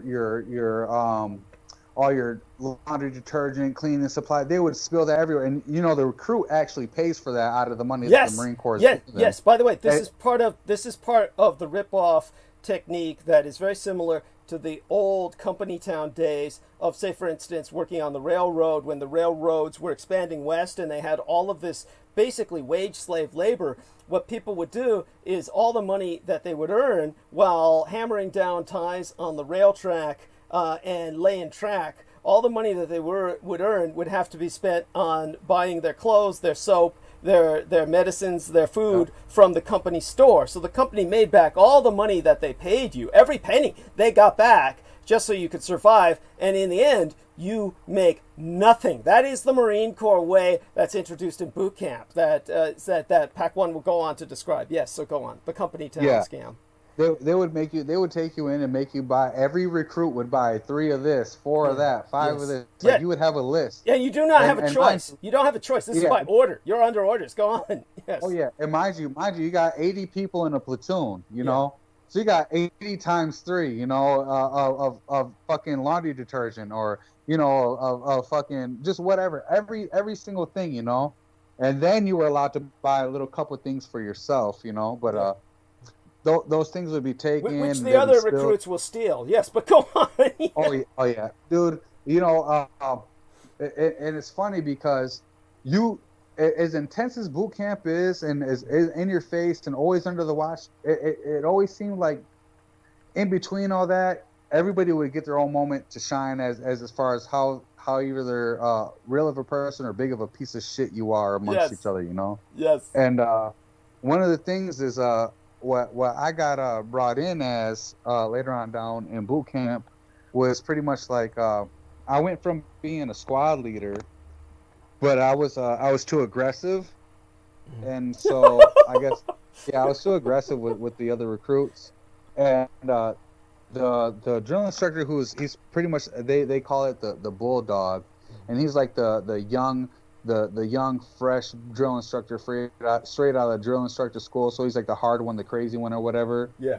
He would do his hit list, and it'd be like this little spiral pad that would fit in his front pocket, And I mean, the whole company, the whole platoon would pay. You know, we'd all get fucked up when someone, you know, steps out of line or does something stupid or says something stupid. We'd get our shit, but the end of the night, that was me and my guys. That was ours that to be had. You had to see us, and it was funny because for it really when I think about it, it really breaks it down to like how much is will someone do just for a little bit of freedom? Because like they would buy us in California, it's a franchise. It's called Del Taco, and they would buy us Del Taco to like flip guys out of the racks and like beat the shit out of them, torture them all night, make sure they don't sleep, piss in their canteens so they had piss in the morning. They'd make us wake up and pound a canteen of water and there'd be piss in it, you know, and that'd be because you fucked up the night before, you know, Right. if you didn't pay for it another way.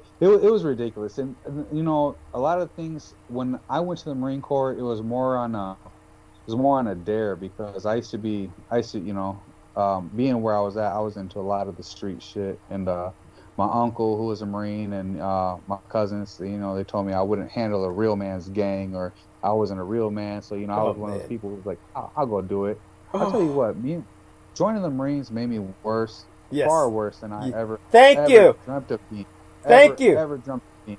Thank you. They Nothing good. Nothing good will come of it. Go on. Yes, nothing They good. showed me how to kill. They showed me how to be ruthless. They showed me how to plan. They showed me moving in urban environments, man. How to clear out house, dude. You know, and one of the things I didn't get a chance to talk to you about, Douglas, but when I went into SOI, I left SOI. I was in San Mateo, and through SOI, I had started hanging out. They give us weekend leaves, and a lot of it. And look, man, being in the military is just like being in prison. Yes. You got the white people that hang out. You got the Mexicans that hang out.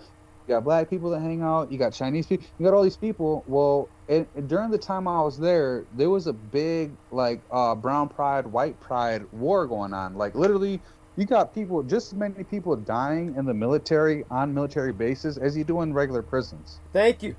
And, yes. There was a big white pride, brown pride war going on, and I was hanging out with the Mexicans, and I was hanging out with, you know, right now I won't say who, but I was hanging out with a gang that pretty much was one of the people that infiltrated the military, the United States Marine Corps on bases. Right. And they were taking recruits, and they were recruiting them. Yeah. We were hanging out. They would take you out.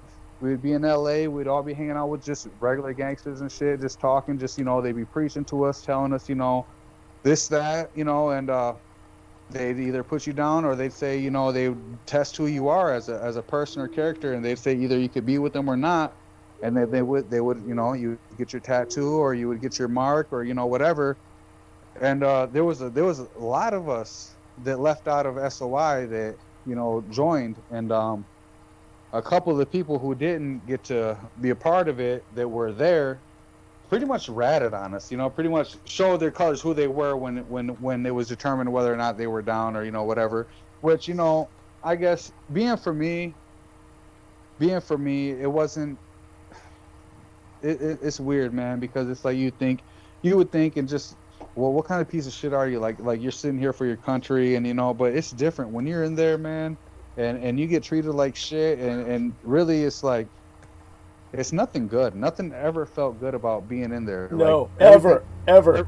It never felt good. You know, the things I missed the most about it were the friendships and the people I hung out with and the people I got to know in between everything that ever happened with the military, you know? Yes.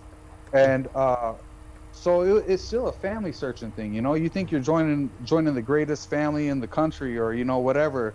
People always made the Marines seem like they were like the hardest of the hardest, you know, like whatever, man, but people aren't supposed to be treated like shit, man. Like, I don't care. You train someone, you know, I think about like with Daniel Arola and his Damajin, you know? Yeah. He doesn't treat people he's training like fucking shit and kick them around and, you know, like flex on them, you know? Yeah. Like, that's not how you train someone to be something, you know, positive or, you know, whatever, or even a warrior in that sense. Thank you. No, that's not. It's nothing to do with warrior training. This is all basically a cult sans any redemption of a faith. It is a cult without a faith. There is no faith to be had in the Marine Corps because basically all the crap that anybody hears about, no man left behind, all that, and talk about a sexist comment there, it's all bullshit. They'll stab each other in the back in a minute, and they're taught to do that. You're taught to... That is, kill them all, let God sort them out. Yes. Kill them all, let God sort them out. Yes. That's what it is, man. Yeah. So, right after we left, I personally witnessed a couple suicides through boot camp. Thank you. Yeah. One guy, there's these things called IP scissors, and the IP is called an Irish pennant. Yeah. That's what they call it, and it's like a loose string on your uniform, you know. Yes. So part of your when you become a recruit, you get a package, and it has these little scissors with the plastic body and just the blade tips. Well, you can pop them open and open them up like a straight razor. Yes. One guy, he had been trying to escape for the longest. His last straw, he had right there at the fence of the Marine Corps Depot is basically the Baja Ocean or whatever right there, you know. Yes. And he jumped in there and tried to like swim out, got caught, got brought back, and he ended up. He was gone for a couple of days, and he came back onto the squad bay, you know, and everyone's asking questions, shit. He told us everything that happened. Mm-hmm. Well, one night he slit his wrist with his Irish pennant scissors, man. Yes. Killed himself. Yeah. Fire watch found him bleeding out. By the time, they call a drill instructor, and by the time anyone got there, that was of any kind of help. He had already, he was gone. Yes. He was gone. Yes. And you got people. Yeah, go on. Go ahead. Oh, I was just going to say how the horror of the situation is that rather than taking this escape as a sign that, well, this person doesn't belong here, at that point, you've signed your life away, and people do not understand this. Your life is not your own. There is no way out.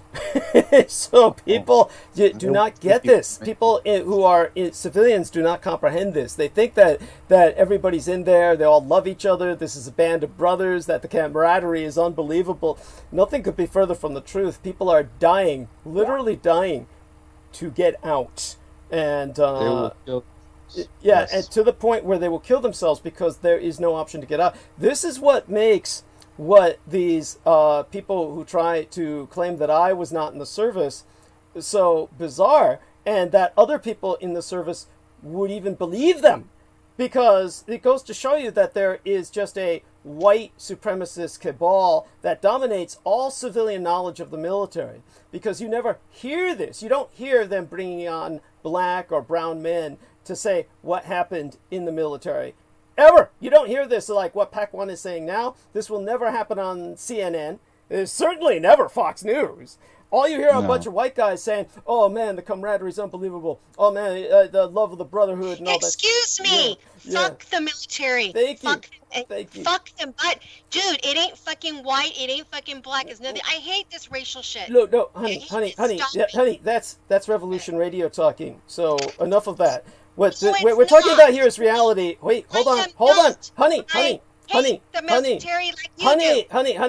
get it. I get what you're saying, but the racial shit is our reality. Okay, so enough. No, we've gotten into this before. It's not that, honey. This is reality, and we have to deal with it. The reality is a racial-based reality, and so that. What we have to realize is that when it comes to the racial-based reality, there is very distinctively a white monopoly. And the white monopoly is on information. And the point is, as I've just said, you're not going to hear black or brown people come on and be allowed to say what happened to them in the military or in boot camp or anything like that. And what you get instead are white people who say that whenever anybody exposes this, they'll say that person wasn't in the military. So in my case, the way they say it is they try and claim that they've even forged documents to the point where we expose them, and one man killed himself because he was going to go to jail, because this is a federal crime to forge federal documents. They even forged Marine Corps documents where they claim that I got some kind of entry-level separation, which is like, how is that possible when we've just described nobody can get out to the point where people are killing themselves to get out? You see, this is why I had to knock Noreen off the call, is because she refuses to allow me to get to the point where I can express this reality. In other words, she shouts. This is the revolution radio tactic. And I'll bring her back on, when she's ready to interject constructively. But you can't interject constructively when you're screaming and overriding other people. So hopefully I've made my point. The insanity of anyone even saying that there's some kind of special way to get out, that somehow I assessed, and therefore I was never in the military, yet somehow was in because I have a DD-214, which people are always asking, where's your DD-214?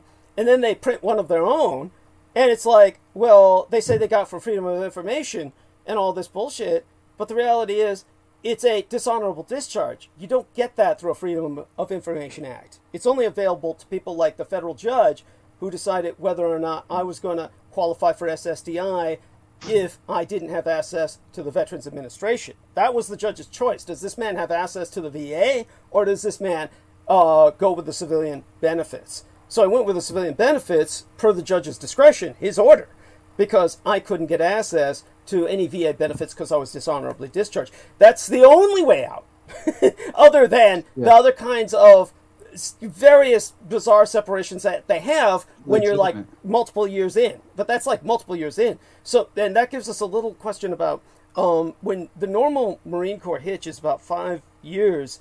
And I know Derek Talley got out about a year early for reasons that we've never gone into publicly. I'm sure they're interesting. Maybe someday. Actually, I only signed up for 4. Oh, you only so you went. They had a 4-year hitch. My understanding was even when you and I were in, it was like a 5-year hitch. But I'll tell you one thing. The one thing I will say, unless you signed up for 6. Okay, so it was never 5. It was never a 5. Okay, yeah. I mean, like I told you, I've done everything I can to forget it. But in terms of, I was never in, don't forget, for more than a little over 2 years. It was about less than 2 years, about year and a half before I was, maybe close to 2 years before I was out. But in terms of the way it used to be was a 5-year hitch, the way I understood it. But like I said, I'm not the person to ask. When it comes to, and how would I know since I wasn't in for the full term anyway? But you got out a little early, didn't you, Derek? Didn't you? You did get out a little early, didn't you? Okay, there's silence on that regard. Well, one of the things, as far as the not being let out thing, Douglas, you're right, because one of the guys that I was in there with, man, for about 2.5 months straight, man, this guy would piss the bed every night, man. Yeah. Purposely piss the bed, and because that's one of the tactics, like bedwetting. People wouldn't believe it, but bedwetting is a legitimate reason why they kick you out. Yes. And this guy would purposely piss on himself every night, and about once a week they would send him down to the corpsmen, which they're Navy men or whatever, down to the corpsmen and the whatever the little fucking doctor spot they got that you go to, and he would go there, man, and they would send that motherfucker back every week. Like, no, he's all right, he's okay. And he didn't want to be in there, and he would piss on himself every night to try to leave, man. Yeah. And just to emphasize this, to close my thought on this, because I got distracted with whatever happened to Derek, and it's up to him is to explain exactly what happened. I know something different happened. Let's put it that way. Something different happened with Derek, but to put this into some context for everybody, the one thing I do know is that the overwhelming majority of Marines do not complete their full hitch. That's a statistical fact. The overwhelming majority of Marines do not complete their full hitch for whatever reason. Mostly it's getting out for some kind of medical, getting out for some... But everybody, once you've been in for 2 or 3 years and you've got the ability to leave a little early, everybody gets out any way they can who's sane. They just get out any way they can. And then what happens is that those who remain are the true sadists. These are like people who are what you would call incorrigibles, or people who you would call recidivists in prison, in the prison industry, would call these repeat offenders. So the true predators stay in, the people who actually groove off living the prison lifestyle. because this is all that you've signed into. You've signed into a prison lifestyle. We'll get into the medical experimentation soon enough. But the point that I was going to make to kind of close this off is that whenever these charlatans with quote-unquote stolen valor, this is the funniest thing of all, when you hear that term stolen valor, laugh in their face. Laugh in their fucking face and see if they'll have the guts to try and punch you, because I'll guarantee you 100% of the time, I mean 100% of the fucking time, a military man is a chicken shit coward and he will never cut you down. You laugh in his face and tell him, go on, what are you going to do to me? Kill me? They're just going to back off. These guys won't do shit unless they've got a gun in their hand and you're an enemy woman or child. They're worthless. They are fucking worthless. And I mean, I used to test them in high school. When I was in high school, these Air Force GIs were the worst. Especially they used to try to come fight us high school children, and they weren't ashamed about that. You know what I'm saying? They don't give a shit if you're in 10th grade. When I was in 10th grade, these fucking Air Force GIs were some of the meanest we had there was a flower festival in Lompoc, California. The city that Vandenberg Air Force Base is at. And so they have a flower festival every year, and they have rides and carnivals. And me and my buddy were walking, and we seen two girls we knew, and the girls were like, hey, come stand in line with us, we don't, so we went and stood in line with her. And some Air Force guy, some pimple face weirdo comes up, and he says, you could tell he was Air Force, and he was with his other GI buddies. He goes, unless you get a fucking note from everybody in this fucking line, go take your fucking ass to the back of the fucking line right fucking now. What the fuck are you going to do? When he got up in my face, I was in 10th grade at this time. I'm like, what the fuck? You know what I'm saying? Ooh, I wanted to, I could have killed that motherfucker right there, and then and there I would have killed him. But see, these Air Force GIs go around looking for fights with high school students. Yes. And it's absolutely bizarre. And in terms of my point I was trying to make about how you know that there's a white monopoly on information is whenever these charlatans come out with stolen valor, as I said, the most laughable thing in the world, what valor is there to steal? For one thing, I've never claimed any heroic status or any winning of medals or anything other than being dishonorably discharged from the Marine Corps. There's nothing that I have claimed that is worthy of any fictive rendition in terms of Marine Corps experience.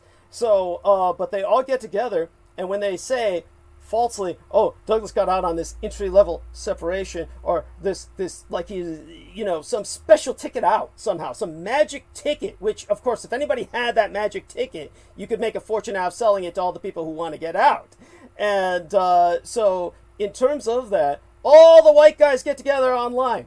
All of them. And they all say, oh, see, he's a phony. See, he's a phony. Based on this so-called document that they know cannot exist.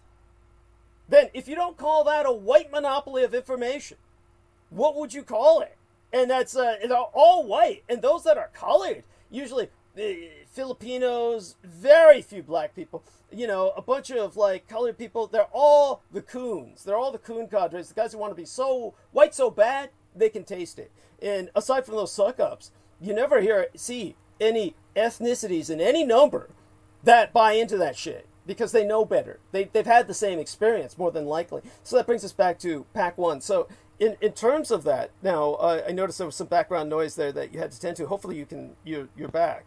So Pack 1. Yeah. Okay, great. So tell us a bit now. We've gone into kind of this the people being driven essentially to suicide, and this is because there's no option to get out. It's not recognized that this person doesn't belong here, and no matter how much they try to use the legitimate tactics to get out, in other words, it's legally recognized within the regulations of boot camp that a person is not fit for military service if they're going to keep wetting the bed. Now, by the way, so people understand this, Marines serve in the Navy, which means that Marines have to be on ships and submarines. And because of that, if a Marine is a bedwetter, then he cannot serve on a ship or a submarine, because the enlisted men, just so people understand this, especially on submarines, They all share the same fucking beds. They do it in shifts. They call it hot racking. That means on a submarine, there's only so many racks or beds, and there are too many men. So all the men are occupying the racks all day. And it's whoever's on shift, swing shift, day shift, night shift, whoever is on shift is going to be active, and whoever's off shift is going to be sleeping in that goddamn bed. So those beds are occupied 24 hours a day. So with that hot racking, where you literally, as soon as one guy gets up, you go to bed and you're sleeping in his bed. And you're sharing this bed with two guys throughout a submarine cruise that lasts for months.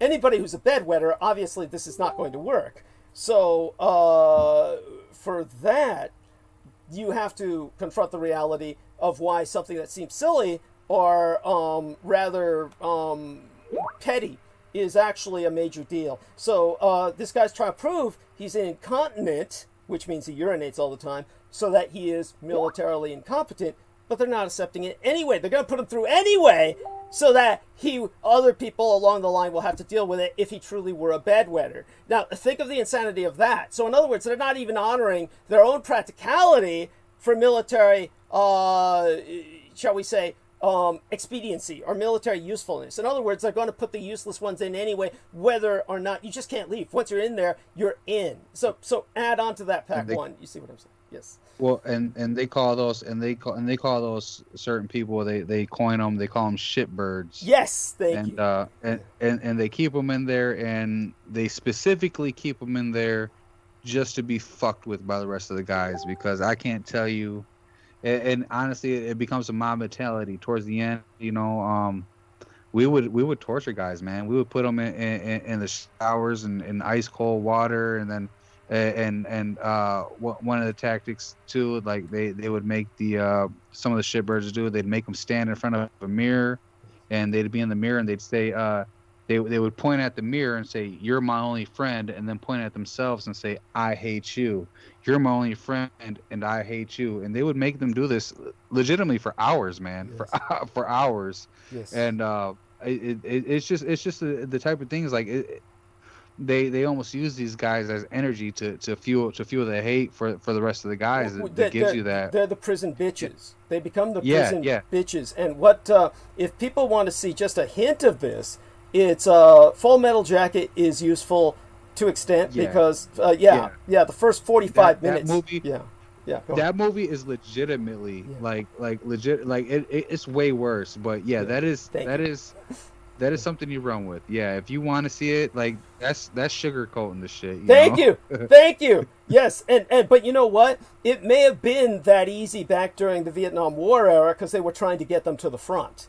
So it's like, just to put this into perspective for people, this is what people don't get. And what made myself angry when speaking to older veterans from, say, World War II or Korea or Vietnam. The worst are the World War II veterans. You know, the World War II veterans, the so-called greatest generation, is just a pile of stinking shit. I mean, these people are the lamest generation, and these guys who were in World War II, people just don't fucking get it. You had millions of men, millions, that were drafted and thrown into World War II from the United States alone, ultimately producing a force that was the largest that has ever existed in history. This is like a force of, at the absolute minimum, we're talking about 27 million men in uniform. Now, try to put this into, wrap your brain around this when you think that the modern communist Chinese military of the largest population in the world, with over 1 billion people, fields a full army of only a few million men. I mean, the communist Chinese throw out an army, and you think of them as hordes of people in the propaganda. They only field an army of a few million men. There's only, at the absolute maximum of full mobilization, the communist Chinese army throws out about 5 million men in the field. And that's at full mobilization of all their reserves. The Americans in World War II threw out something that is, six times that number, about 30 million men. So there's no time to put people like this through any significant boot camp or training. These people were just put in uniform, given a gun, and just went through some motions, and they put them in the field. And yet, these same motherfuckers, who were all drafted, the overwhelming majority in World War II, 2/3 of all men who served were drafted, whereas in Vietnam, 2/3 of all men who served volunteered. Just something people don't know because they make such a big shit about the draft. And the reality is, the draft was nothing in Vietnam, and most men who served in Vietnam were volunteers. And you'd get the World War II guys always telling the guys from Vietnam and Korea, well, we were in a real war. I was in a real war, because World War II was a declared war. As if you couldn't get killed any less dead on the Korean Peninsula or in Vietnam. You know, preposterous. Preposterous. This is the attitude the World War II vets had. And it's all shit, because the World War II Marines got months off in Hawaii between each battle, because it would take months to build up the logistics or the supply system for the next battle in this island hopping campaign, whereas in Vietnam, they were using the helicopters to transport the Marines straight to the battle lines every day. So within a single year of service, a Vietnam Marine, and a year of service for a Vietnam Marine was 13 months. 13 months at least in service. So 3 months of boot camp and 9 months, approximately 10 months in the field. So you've got this 10 months in which you're taken in a helicopter to the front lines every day. So multiply 10 by 30 and you've got 300 days of combat at least, compared to your average Marine who had 50, 60 days of combat. So the chances to die as a Marine in the Vietnam War were astronomically higher, 10 times higher than that of a Marine in World War II. So then you've got the World War II Marines spitting on them saying, oh, I was in a real war. This is the kind of shit you deal with in the military. And it's all bullshit. There's no point in dealing with any of it. And so when these guys are confronting you with Full Metal Jacket and you're seeing their boot camp, and it's nothing like what Pac 1 went through in what they call the Crucible that they organized after Derek and I were out, long after Derek and I were out of the Marine Corps, then you have no idea what boot camp is like from that, but you get an example of a blanket party. What's called a blanket party, which is what Pac 1 is describing, was happening on a nightly basis to the fuck-ups or the shitbirds, the prison bitches of the Marine Corps, like the bedwetter, that they're keeping for just that purpose. For just that purpose, to be the prison bitch for everybody else to butt fuck. And he's being butt fucked in one way or another, or mouth raped, no matter, because that's how they build the pecking order, the prison pecking order. And that's how they establish a sense of identity. That's the closest that you get to a sense of identity in the Marine Corps. Or any military branch of service. The Marine Corps is just taken to an extreme.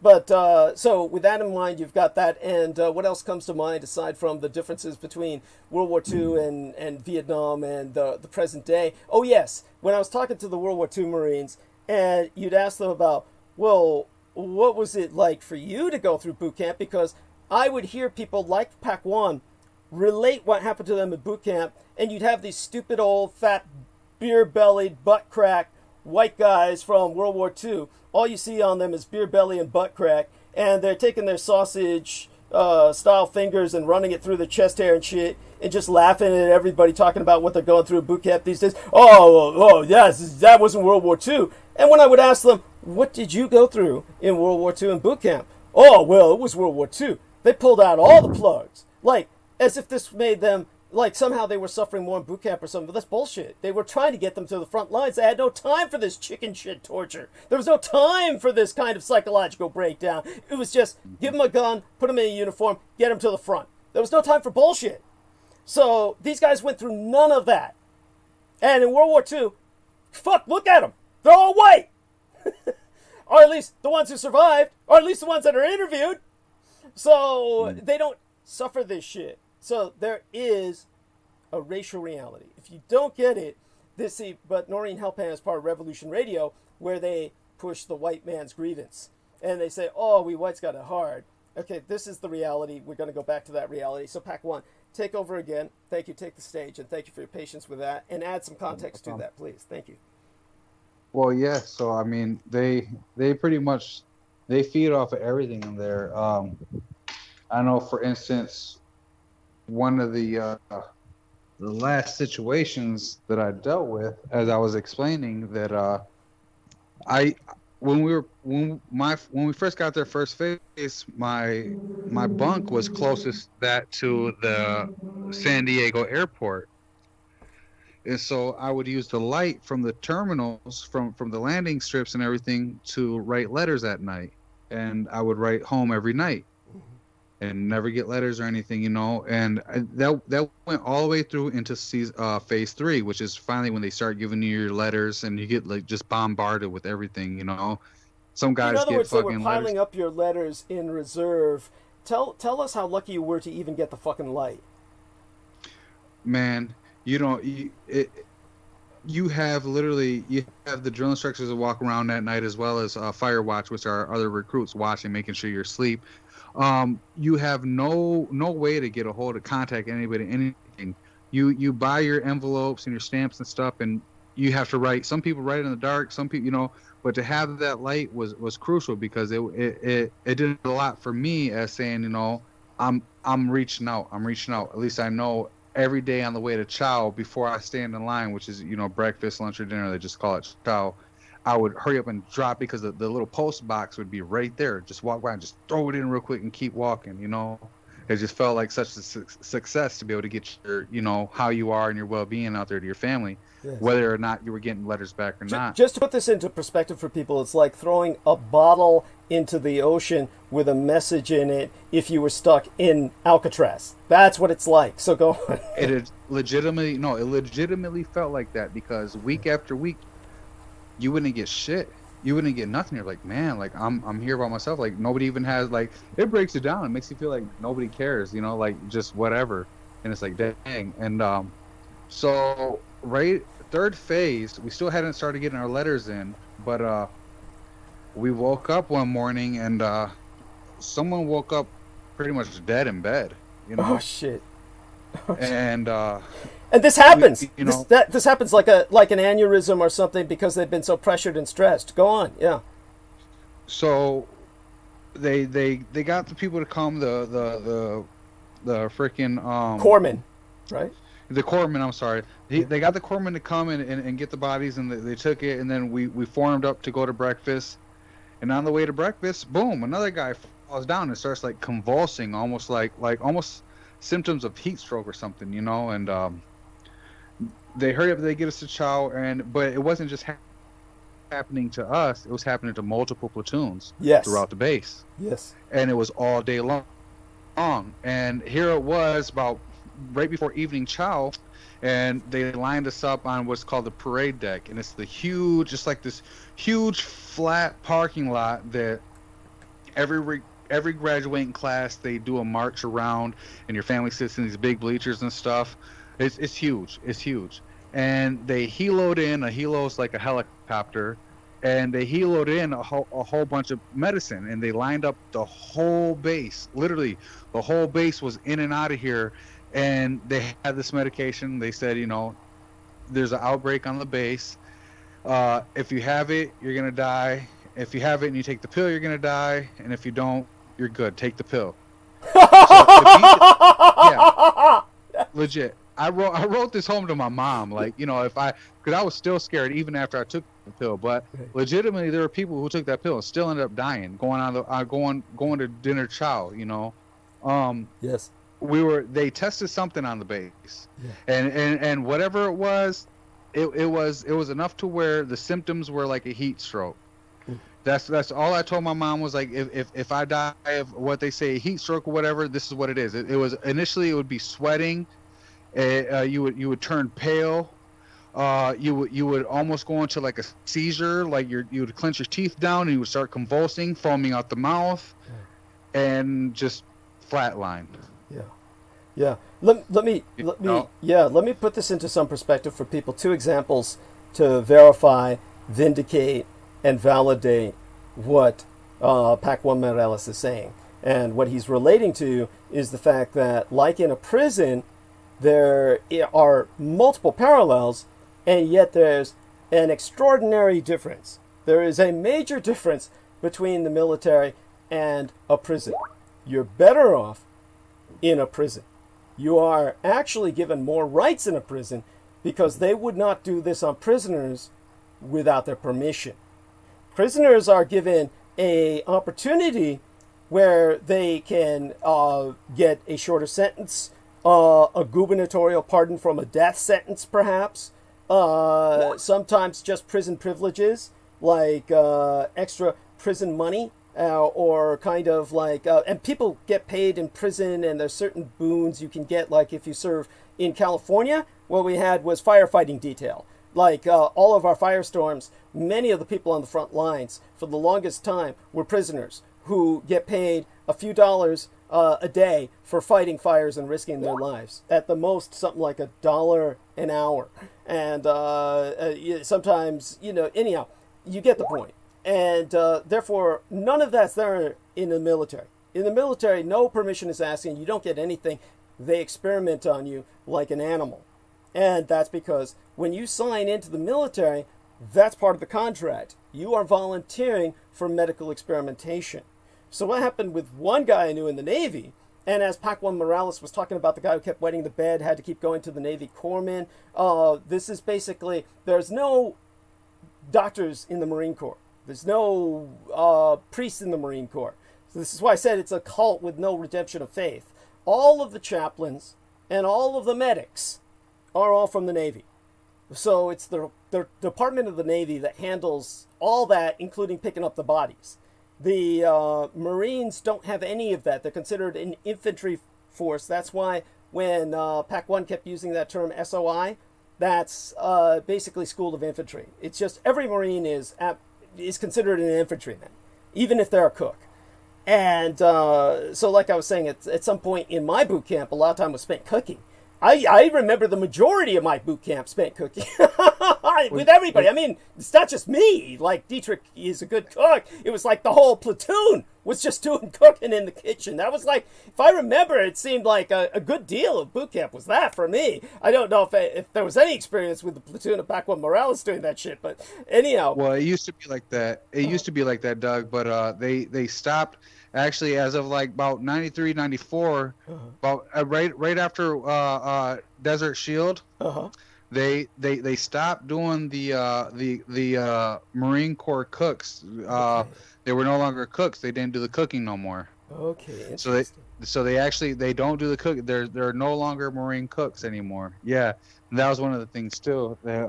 Like a buddy of mine who went to Desert Storm and whatnot. He was actually a cook out there.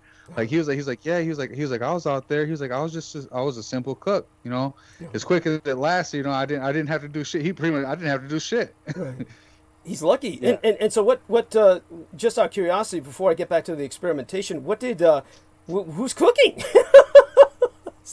So now it's the Navy. There's Navy cooks and there's Army cooks. So, yep.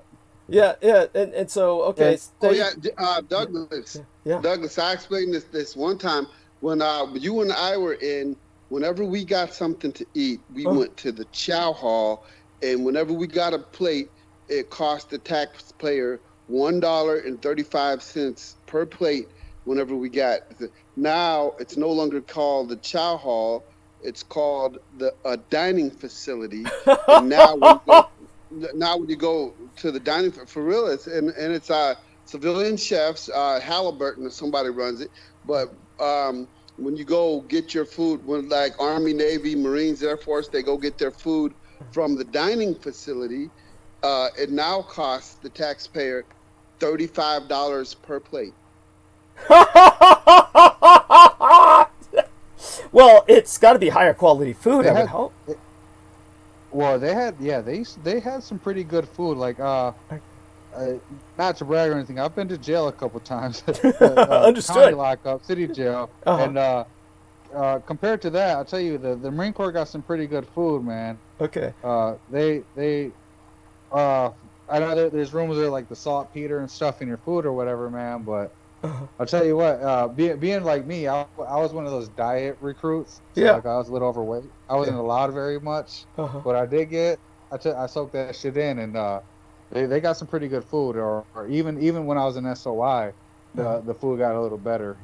Well, you know. That's interesting. The analogy again would actually be like prison, because obviously Pac-1 was not doing heavy time. He wasn't federal. He was doing some like petty jail time, which is fine as far as I'm concerned. That's just like, you get into a bar brawl and you wake up behind bars. This sort of thing happens all the time. But in terms of the what you would call the actual heavy prison industry, the food is actually fairly good because it prevents riots. This way you prevent prison riots. If you give the prisoners anything, you give them decent food, because otherwise you really are going to have riots on your hand. And what they even do to go further beyond that, just the psychology of the prison industry, is they give the prisoners something to look forward to, like a little dessert or treat at the end of every day, so that there's actually something to look forward to. And this helps to keep things running as smoothly as possible. That's the ideal prison industry. Now, of course, prisons run the gamut in the United States. It's not like other countries where it's uniform. Like if you were in the prison system in Germany, everything would be like you'd think you had entered a hospital. You'd been admitted to a hospital or something. But if you're like in a prison in Turkey, then of course it's Midnight Express, right? And you're all wandering around the pillar at night, moaning to each other in chains. But, you know, in the United States, it's either end of the spectrum. But again, it depends on your coloration and your wealth. You know, if you're a rich white guy, you've got tennis courts in prison and it's like a hotel. And if you're some poor black guy in Alabama, then they attack electrodes. You know, they attach electrodes to your testicles and burn your balls off. This is what they used to do, by the way. This is not a joke. That's literally what happened to them. So but in between, you've got the military, which is worse than any of them, because unlike the prison systems, they experiment on you. So when it came to the what happened to a Navy friend of mine, he was in the prison and the Navy. He was in the Navy, and it was boot camp, and they were all given an experimental flu shot, and it gave them the flu, which it turned out was the intent. It was not to protect them from the flu, it was to give them the flu. And basically they all got sick. I mean, the whole platoon was sick, where they were just literally couldn't do anything. And so everybody was just rotting in their cots and their beds for several days. And then the corpsmen came along and they administered these other shots to purge their system of the viral injection or the viral load, whatever they had been given. And they all got well. And they got well in this violent manner where they all had been collecting mucus in their lungs for days. They all vomited up huge green balls of mucus, like phosphorescent, like glow in the dark shit. And after that, they were all well. This was like, when this person related this story to me, this was not just anecdote. This was something that I know happened. And it'd give you another example of just how capricious these people can be in the military. A Desert Storm experience of David Zamlick. Now, David Zamlick is a white guy who works at the VA, and he had to actually put his military ID card up on his desk, because whenever he was working, all the stupid veterans at the VA, the Veterans Administration, which I kept bringing my dad to, I was always going to the VA to bring my dad there, and he'd have that ID up because all the stupid veterans, not my dad, but all the normal ones would be saying, "Oh, what would you know? You're not a veteran," because they assume the guys behind the desk at the VA are all civilian bureaucrats, which most of them are. So he had to put that up in self-defense, his military ID, so he wouldn't get that shit. Like, yeah, I'm a veteran, I know what the fuck you went through. And what he went through was that in Desert Storm, he was in the Army, and Dave Zamlick was in a field tent. And field tents in Desert Storm were enormous. This is like circus tent Barnum and Bailey size. Okay, so it's like circus tent Barnum and Bailey size, and they used that to keep the sand out so they could work the computers. So these tents were all air conditioned for the sake of the computers. It was like Vietnam was the same way, and Derek Talley's father can attest to this. Derek Talley's father can attest to the fact that the computers were protected behind the lines, supposedly near the front lines, but they're basically kept as far away from combat as possible, and they're kept in these protected trucks, these trailers that are fully air conditioned to keep all the red sand out. From Vietnam, it was the red sand that got everywhere. And in Iraq, or rather Saudi Arabia, it was all talcum powder sand. It was talcum powder sand got into everything. That's why you had the dust off, and all the troops, Marines, any branch of service, they all started inhaling the dust off, which is a computer keyboard cleaner, which they would use to clean all the sand out of the keyboards, which otherwise would render them inoperable, the computer inoperable. And so what would happen is all the guys would start inhaling the dust off, and they got addicted to the dust off. That's where that particular addiction came from. and it's a kind of aerosol combined with chemicals. You'd get high off that by inhaling it. So this is what the guys would get all high on in Iraq. In Vietnam, it was opium, as was in the Philippines when the Americans had the Philippine conflict in the 1890s, the America's first Vietnam, just so you know. But in terms of the computers in Iraq, so David Zamlik was in that tent, and he made the mistake of saying out loud, oh, I'm so glad we're in this air-conditioned tent instead of on the front lines in mop gear with the troops who are dying of dehydration by putting on their chemical warfare outfits and sweating to death. He said, so glad we're not doing that and that we're here in this air-conditioned tent. Well, some stupid officer overheard him when he said that. And he says, well, I'm going to make all of you pay the price and suffer like our boys on the front lines. And he assembled them all in front of basically on their version of a parade ground. As a matter of fact, it was probably a legitimate parade ground because they were in Saudi Arabia. And as a result, the Saudis have parade grounds everywhere. So they probably assembled out on a legitimate parade ground. And that's when the officer said, okay, I'm going to make you all take this atropine type pill. It was a nerve agent remedy. It's something you never administer unless people have been exposed to a toxic nerve agent. If you administer this to people who have not been exposed to a toxic nerve agent, it does horrible things to your body. It's only supposed to be used in a dire emergency when you're going to die anyway of the toxic nerve agent, and then it purges you of the toxic nerve agent. It's somewhat similar to what was given to Cousin Luce because of their purging his body of all of the shit that was pumped into his system by whoever fucking killed him and took his money. So in the case of, attempted to kill him and put him out of action and took his money. When these guys all took the pill, and we're talking about, by the way, this is at the level of, it seemed to me like, from what he described, it had to be like half a division or something. We're talking about 1,000 men, at least, maybe more. Yeah. Yeah, no, it was the whole parade deck. The whole parade deck holds. I mean, dude, you could probably hold about 10 to 15 platoons on that parade deck. Yeah. And I mean, they were lined up. You know, they had the helos in. Everybody was lined up. They were running them down the lines. They took turns throughout the day. I don't know if we were the last ones there to take it or not. We never went back out to the deck, but there was a lot of there were bodies. There were bodies. I'll tell you the city's worth. You know. Yeah. So thank you. The depot is huge. So I mean, you're talking numbers of people. I mean, and that was too small or too big of a deal in such a small space for it to be me the only person to corroborate this. I guarantee you there are numerous people out there that will talk about this. Oh yeah. Because and they make you feel like it's not something that's important or whatever. It's just small shit under the rug, but that's shit you just don't see on it every day. No one talks about this, and they're not allowed to talk about this. No one would be allowed to go on CNN or Fox News in particular to speak of what happened to Pac Juan Morales's we would call it his cycle of of Marine Corps recruits. That you're a recruit until you graduate. By the way, so people know the bizarre system. Before you go into the boot camp, you're what's known as a poolee, or this is what it used to be, Poolee. Yeah, yep. A poolee, and then you're part of this pool, this labor pool, so to speak, or a reserve pool. And then you go into boot camp, and you're technically not a private. Theoretically, they're not supposed to call you a private in boot camp. They're supposed to call you recruit until you graduate. Yep. Yeah.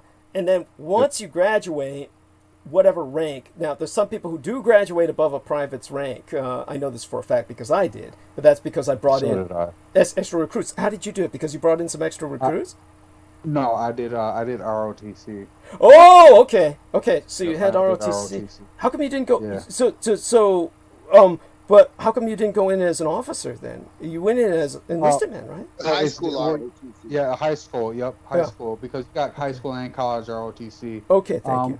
So I went in as a lance corporal through, and it was the naval, it was the NJROTC, so it was the Naval Junior Recruiter Operation Training Corps. Okay, thank you. Yeah. Just so people understand this, that's right. And so the high school ROTC is very different from what I was involved with, bizarrely, which was after the Marine Corps, which is a totally different story. And that was at the Jesuit University in San Francisco, which is known as, confusingly, San Francisco University. By the way, the phone numbers at San Francisco University, which is organized by the Jesuits, the phone numbers are all prefixed with 666. Just so everybody knows. But in terms of the, and I was trying to apply for a security job there, and actually did some trial, what they call the training runs with the, you do these training rides. You go on these ride-alongs with the security. I did ride-alongs with the security at the USF, which is basically their police, but they're campus police. Because they would get all pissed off if I called them security. They're actually sworn officers, but they're effective on campus, just like many campuses have their own police departments. Just so people know, just like some hospitals have their own police departments, because they are also campuses and have large enough grounds. But yeah, so in the case of what this David Zamlick suffered from in the Army, it was just on capricious whim that the officer decided he was going to fuck over his entire, it was at least half a division. We're talking about at least 1,000 men, probably more than that. It could have been the full 1,000, around a division size of people. Now that I remember, because I collaborated this story with some other men, yes, it was closer to 1,000, and he forced them all to take this pill, and when they took the pill, then of course they got deathly sick. And in the case of David Zamlick, his heart swelled to 2 or 3 times its normal size. So his life expectancy is incredibly short. That means he's in essentially effective heart failure. So David Zamlick is a young man who's in his, Christ, he served in Desert Storm along with myself. So you're talking about somebody who's my age. We're talking about somebody who's 54. I'm 53. So he may have been younger, older. These must be younger, maybe 47. But the chances are very high he's not even alive. Effectively, what this man did, this officer, just on capricious whim, was he killed off 1,000 men of his own men, just to show he could do it. And that's to show you the level of abuse. This has nothing to do with even power at this point. We're talking sheer self-destructive insanity. This is where the U.S. military is at. So if you don't get it by now with that reality, there's nothing that'll drive it home to you. You are better off in prison than you are in the military. And the majority of men who die, by the way, you wouldn't care about anyway, because it's like, take a look at Patrick Tillman. Patrick Tillman was this golden boy who was a NFL player who had a multi-million-dollar contract. And he said, I'm giving it up after 9/11 to join the U.S. Army and their elite forces, the U.S. Army Rangers. And he went in there with a personal, go-ahead, a personal letter of recommendation from President George W. Bush Jr. And when he entered the U.S. Army and got into the U.S. Army Rangers, he tried to get these guys to do something they were never meant to do, which was charge the enemy in combat.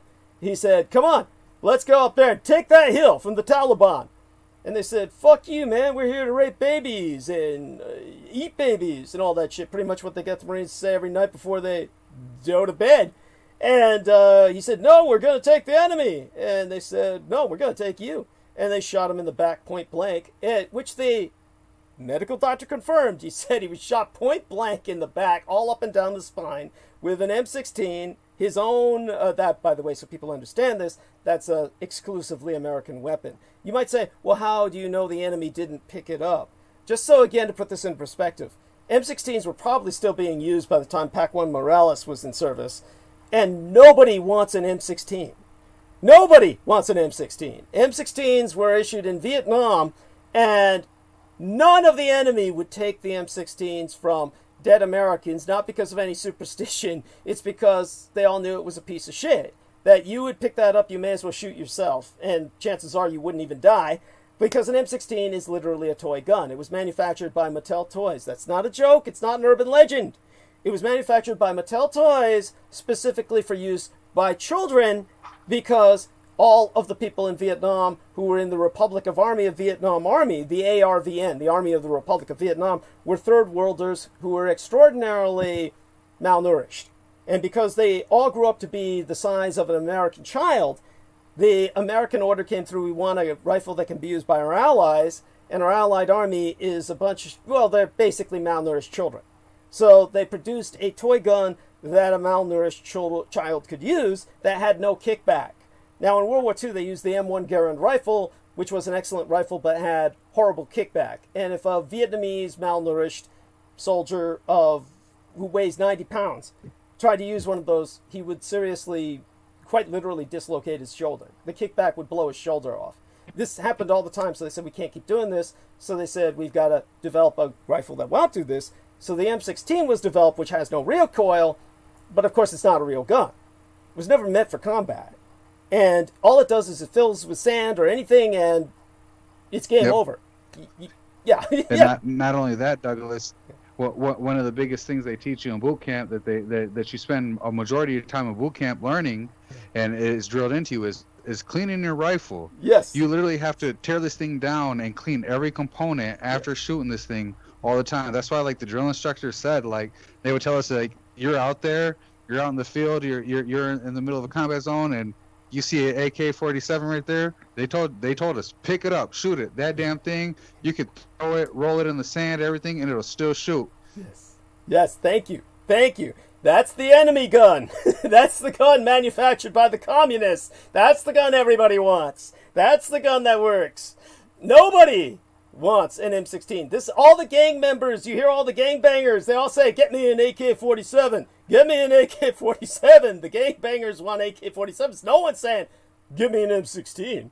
No, nobody wants an M16. It's literally a piece of shit. It's all plastic except for the rod. And maybe a few other components. Really, it's just the rod. It's the only metal. It's the only metal part of it. The rest is all hard, black, matte plastic. I shit you not. It's all plastic.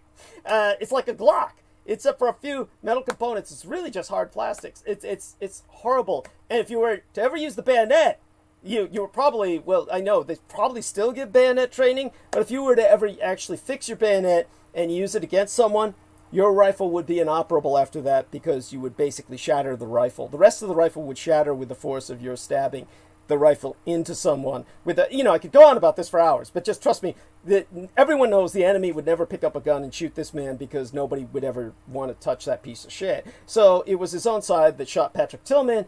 And later on, I was talking to a U.S. Army Ranger on Facebook who I met and had the longest conversation I have ever had in text on Facebook in my life was with this U.S. Army Ranger veteran who at first approached me and said, oh, I hear you say you were a Marine Corps sniper. And I said, whoever said that? I mean, I never have said that.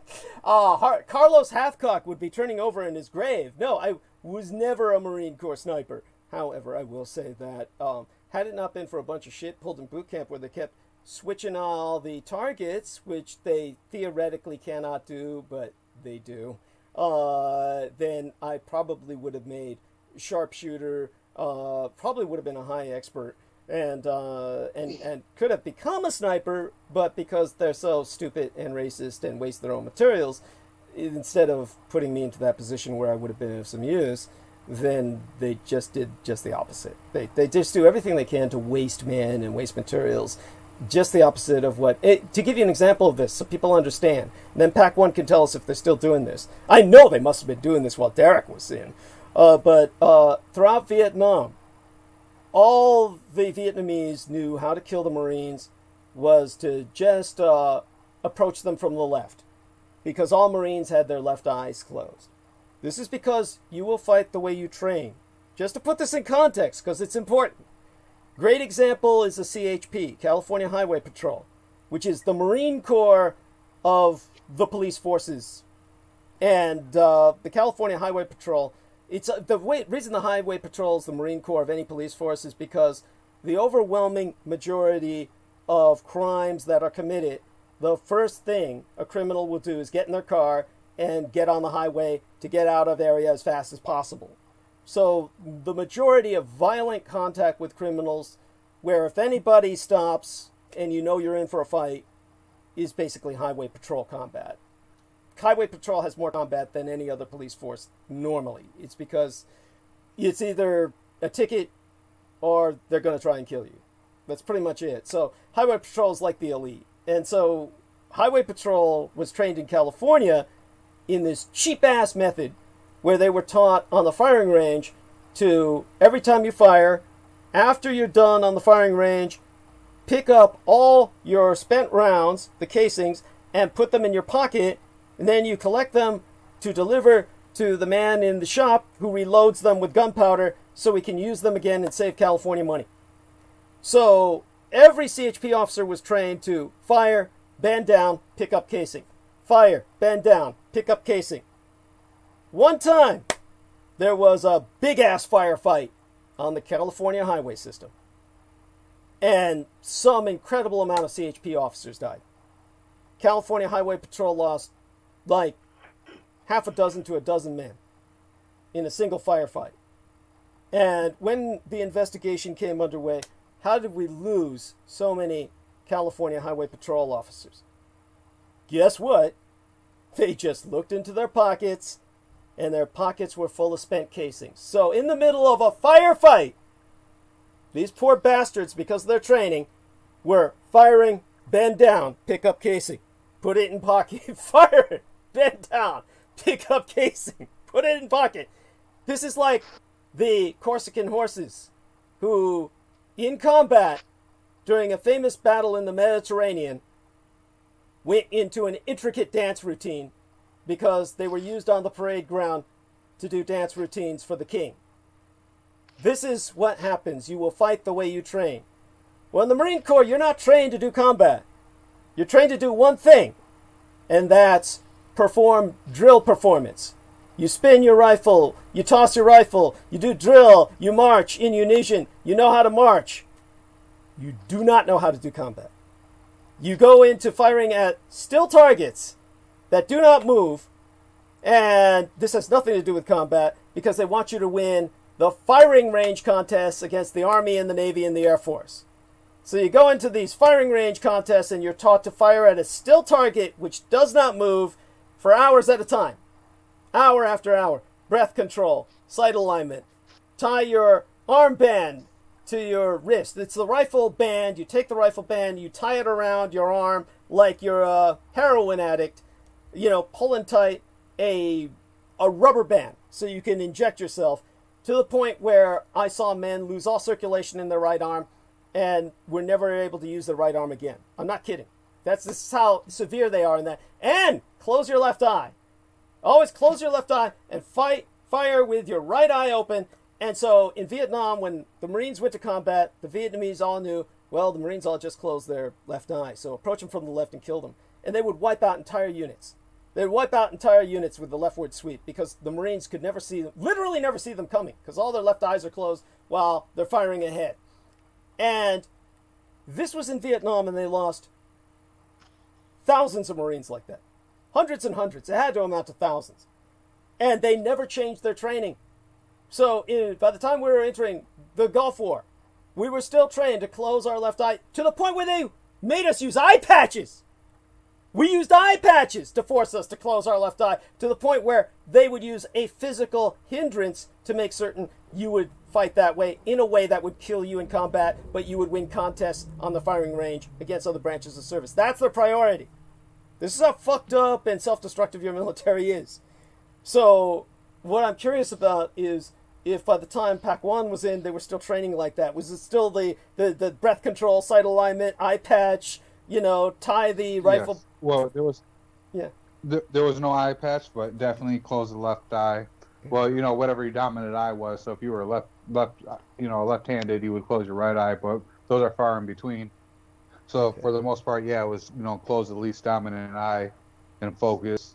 Control your breathing. Shoot between breaths. So after you exhale, that's when you're the calmest.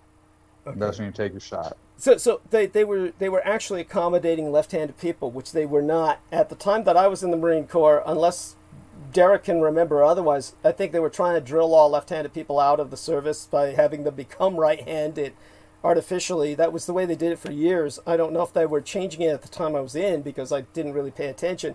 But okay, at the time you were in, they were accommodating left-hand people, which is strange. Probably why they got rid of the eye patch. But yeah, with us it was the eye patch. So they were still training people to close their left eye, which is, by the way, is self-destructive. You cannot do this in combat. Do not. You want to keep both eyes open. You always want to be aware of your environment. So the problem is you fight the way you train, and if you're trained to die in some remarkably stupid manner by your branch of service, whether it's CHP or Marine Corps, that's what will happen when you do intercombat. So this is what they were doing, and still training to great degree to this day, apparently. But, enough of my memories, because I get very, how would I say, emphatic. I want Pac 1 to take over again, and you've kind of brought up the most important aspects. There must be other elements that you do remember. I remember one thing that they were having us do was just to show you the homosexual nature of so much of the Marine Corps.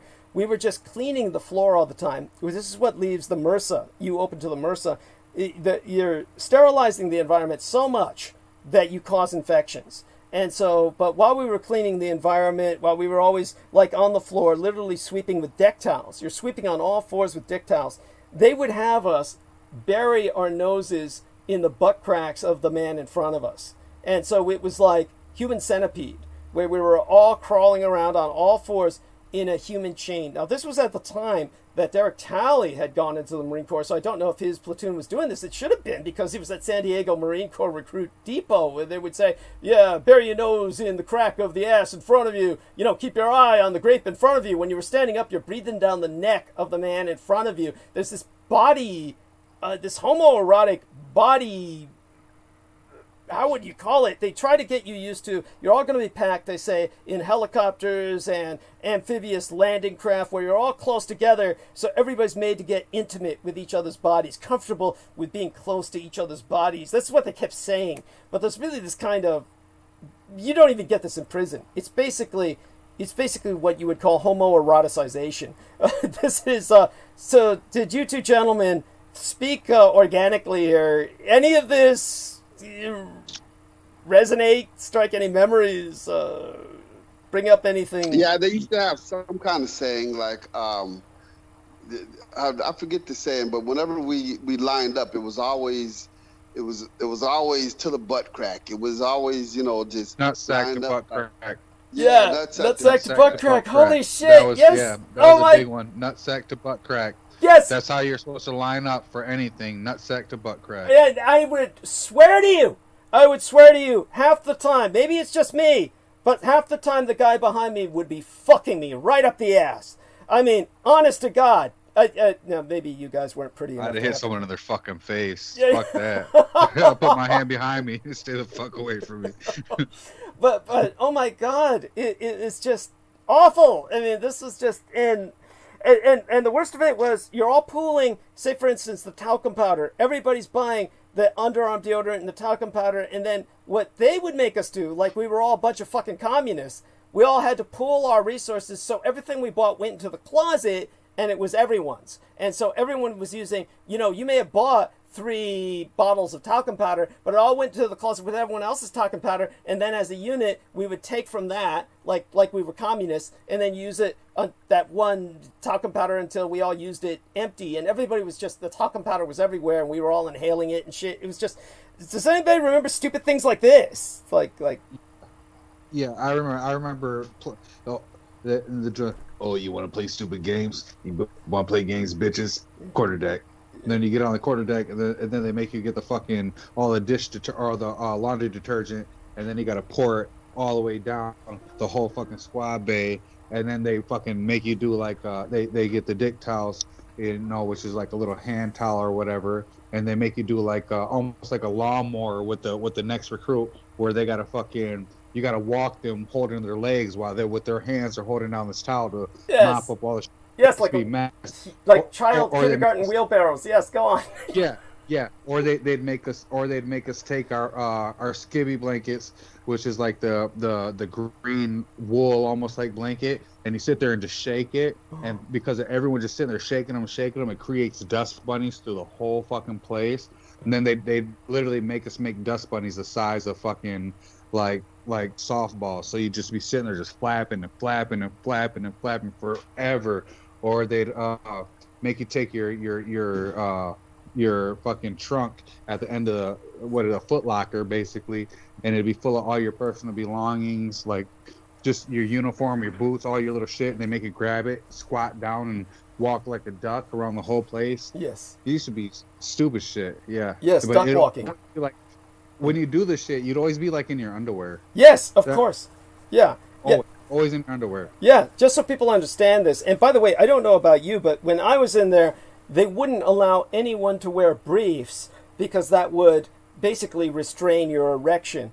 They had us all wear boxers, and the whole idea was this is so we can see your boner. If you have an erection, you can't hide it in boxers. But then they gave us this stupid Jell-O. By the way, this my father warned me about because my father, of course, for the majority of his career in the United States Navy, was a cook.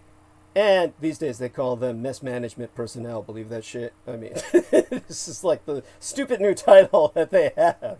But you may as well just call them chef or something. But at any rate, my dad warned me that we put gunpowder in the Jell-O so that people wouldn't get an erection.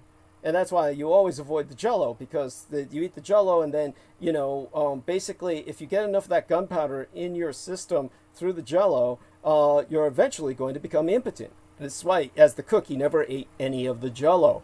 And the majority of men, after a career in the military, would never be able to get it up. They would never be able to get an erection. And the worst part of this is you still got a bunch of guys looking for knot holes. They just can't do anything when they get to them. It's just, so in other words, all the rage and all the aggression is still there, but the men are incapable of rape, so they turn to violence, and they wind up cutting women open with their bayonets and all this other shit. This is what you get as a result of this kind of stupidity. Instead of repressing a problem, you create a brand new one. But you see, they're not trying to repress rape of enemy women or civilian populations. They're trying to repress the men raping each other. Again, you don't get this in prison. In prison, you get to fuck each other all day long. So you're in homosexual heaven. You can see the footage of, oh God, what was his name? The guy who killed 8 nurses?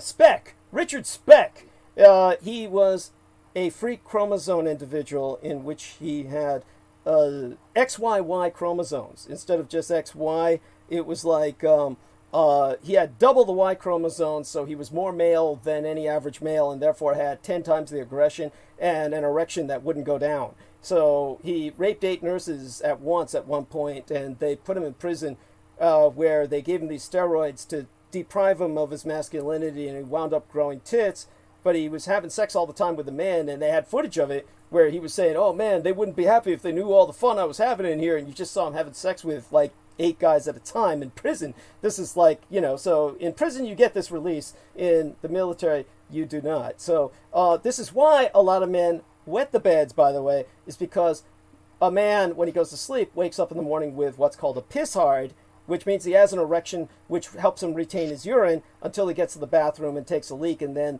the piss hard, or the erection caused by all the urine in his bladder, goes down.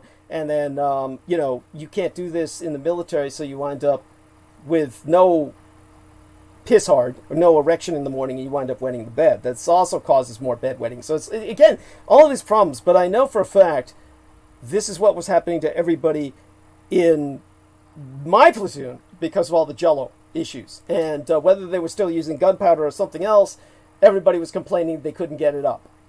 Which goes to show you how they were all trying to get it up, which is what I would wake up to with some guy in my bunk trying to rub against me, but fortunately was unable to really consummate himself in any way because he couldn't get it up. This would happen to me. That's the kind of problem that's peculiar to me. But other than that, this is where you get some examples of maybe some stories from Derek and Pack One. Anything that resonate? Any of this?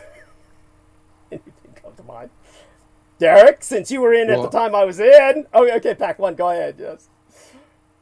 I can tell you now. I mean, not because there's okay. So again, like you were talking about, like being piss hard and shit like that. I never once in boot camp. I never once through all of boot camp ever had an erection. Neither did I. Ever have a dream. Neither did I. Go never on. One night there was a dream, or never was there a point where I had an erection or anything. Yes, right. And Derek, you do too, right? Right. Well, they told us that saltpeter was to keep us from jumping the fence, because there was all kinds of prostitutes just just hovering next to that outside the base. And I seen them when we went to go get our tattoos.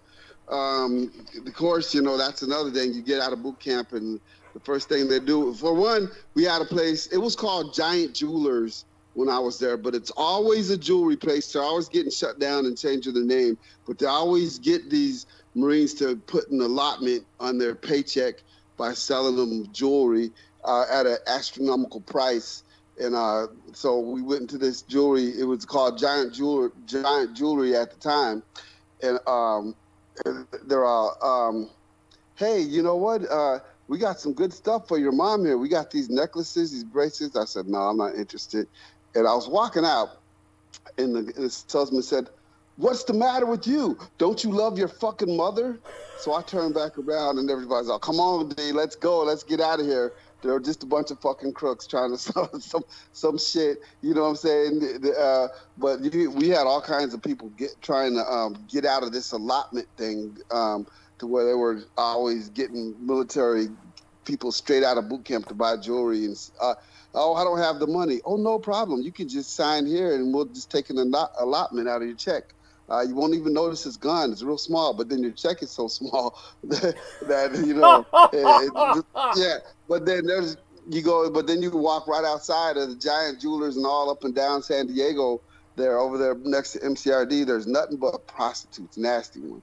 And I remember I got so drunk, and there was a bunch of guardian angels out there too. So there was the guardian angels because I guess some of the other older military men were like robbing the ones straight out of boot camp, and the guardian angels had to be out. It was fucking weird. And the guardian angels was saying there was like a gay part of town, and they were making sure that no military men were in the gay part of town, like if they seen somebody with like a military haircut.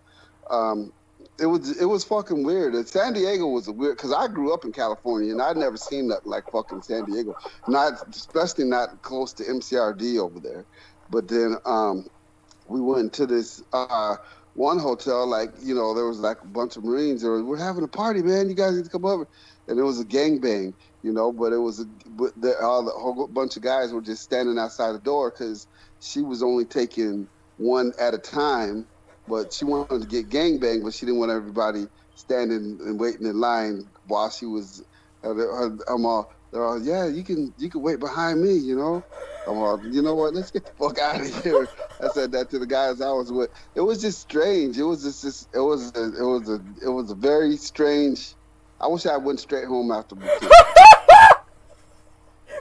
Well, in terms of the when I was in SOI, we were always warned to watch out for being approached by Uncle Rico.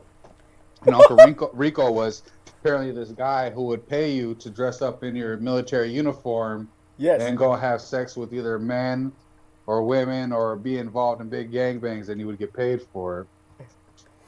Yes, yeah. Yeah, well, you know what?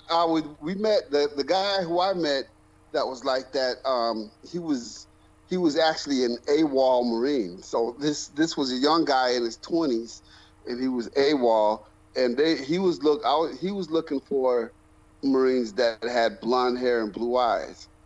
So this dude come up to us, talking about, hey, you guys want to make some money? We said, yeah. And he goes, well, really, I'm talking to him right there with the blonde hair and blue eyes. Because, of course. We're making some money. You can make a whole lot of money, man. I'm talking a lot, man. All you got to do is masturbate on camera, right? So, and he's like, get the fuck out of here. Get the fuck away from me, right? Like, he was talking like that. And then I said, you know what? Next week, he's going to come back looking for that motherfucker. Yes. Like, hey, yes. Do you still want to give away money for masturbating on camera? Is that all I got to do? Right. I knew, he was just like overplaying it, like, get the fuck away from me, you fucking fuck. Get the fuck away from me with all that shit, you know what I'm saying? He was just like overplaying it, like no, get the fuck away from me. Yeah, and I was just imagining. I know this motherfucker's gonna come back looking for this dude, saying, "Hey, do you still got that deal?" Yes, yes. It's literally where you just I think his thou protestest too much. It's one of these overplays, as you said, where you just know he's going to come back. But to try and put this into some perspective for people, Peter Moon grew up in the San Diego area, and obviously he was familiar with a lot of the naval shipyard kind of phenomenon, what his dad dealt with, and all the rest of that. But in terms of the gay area in San Diego, what puzzles me is the Guardian Angels. They were trying to prevent, I'm presuming, some of the unsuspecting, naive, inexperienced, I'll almost say virginal, really, Marines with their buzz cuts where they're instantly identifiable. By the way, just so the civilians know, it's called a high and tight. They call it a high and tight. It's this stupid, cut that makes you look like an idiot. And so it's very distinctive, of course, because it builds a wall immediately between yourself and the civilian world, because anybody looks at you with that haircut, they're going to say, I want nothing to do with this man. Anyone who, you walk into a room with that haircut, you look so stupid. Every civilian will look at you and say, this person is sending a signal, stay away from me. They'll say that this person is sending a signal, stay away from me. And they have mustache regulations, where you're technically allowed to grow a mustache, but it has to be clipped by an inch to either side. So literally, the military regulation mustache is a Hitler mustache. It's absolutely bizarre. It's like the only mustache you can have is a Hitler mustache by regulation. It's just preposterous. Nobody carries that, of course. When you see the men with the military, in the military, who've been in there for a while, almost exclusively officers, and they have mustaches, they all look like porn actors with handlebar mustaches, like what you'd call a Pringles type mustache. It's bizarre. It's none of it. All of it is to build a wall between yourself and the civilian world, so you look as stupid as possible. And so when it comes to these innocent guys, I think the Guardian Angels were trying to save them from getting gang raped if they went into the gay area. But then again, there's all kinds of gays who were in the military, and the military is really... I think that's what they were looking for. I think they were looking for guys who were like sneaking over there, and they had that high and tight haircut, and they'd warn people saying, "Hey, you're in the, you're in a part of town that you're not supposed to be in, so turn around." Okay.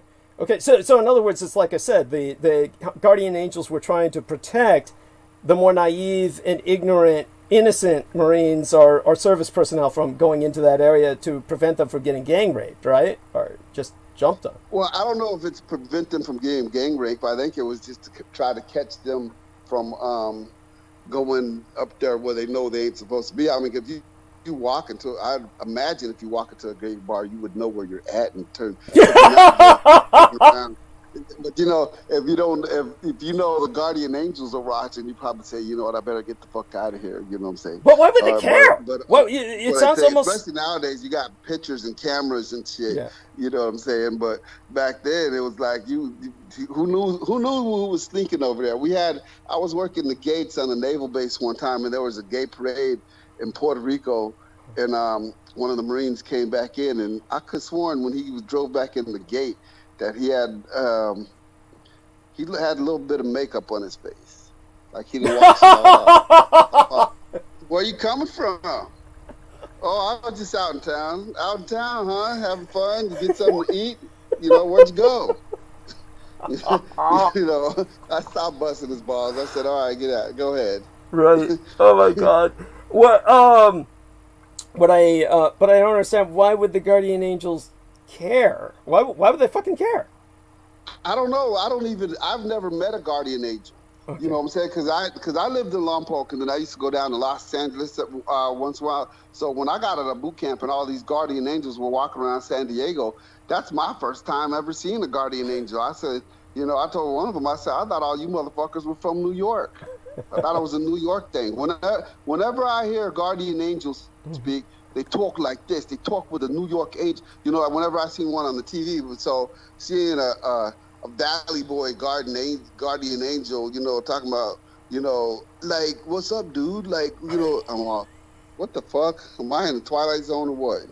It's funny how, that became nationwide. They were everywhere. And But so was it still like that when you were in Pac 1? Obviously, we're all talking about the same area. We're all Hollywood Marines. So we're all familiar, painfully familiar with San Diego Marine Corps Recruit Depot and the entire Pendleton area. But so was it still like that when you were in, or nobody gave a shit at that point, I would Yeah, assume? well, no. When I was in, well, clearly because during boot camp you don't get leave, you don't Right. get to go out and see the township. So during SOI and shit, is when they give you like your weekends off or whatever, and we were always warned, before they did formation, they did break leave for the weekend.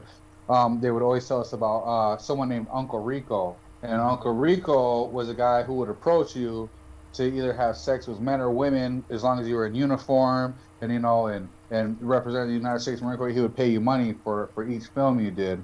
I never heard of anyone who ever met Uncle Rico or never even was approached by anyone. Uh-huh. But but that's probably a euphemism, like a Yes. Jody. Thank know? you. Thank you.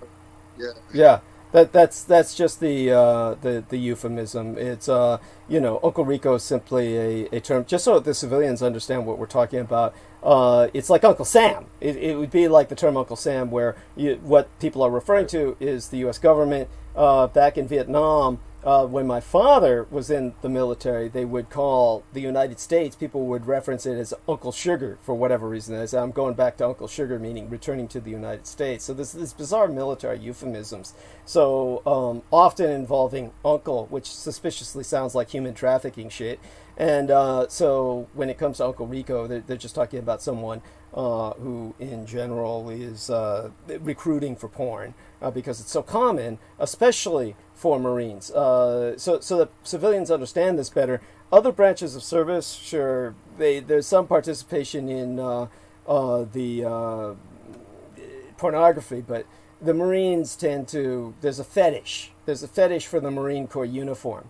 So when it comes to the Marines, they are particularly sought for pornographic film. And what they like is the Marine Corps tattoos, and they like them to retain as much of the uniform as possible. And whoever thinks that I'm somehow just tripping or something like this, bear in mind, you can look this up. There are regulations that were developed by the federal government, specifically by Marines, for Marines, asking them, please don't wear your uniforms while you're doing porn. In other words, they're acquiescing to the point where so many Marines are involved with porn that they've just given up on any concept of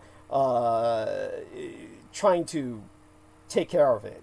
So they just say, please just stop wearing your uniform because it's a disgrace to the service. Yeah. What's his name is driving the truck now? The black guy with the dreads. I don't know these porn stars' names, but everybody was talking about it on Facebook. The one, I guess he's a black guy, real big, handsome black guy with dreads, and he's like in all the black porn movies. And I guess he's a truck driver now. Huh. I guess he gave up on porn and decided to drive a truck. Well, there you go. I mean, good for him. I mean, either industry is fine.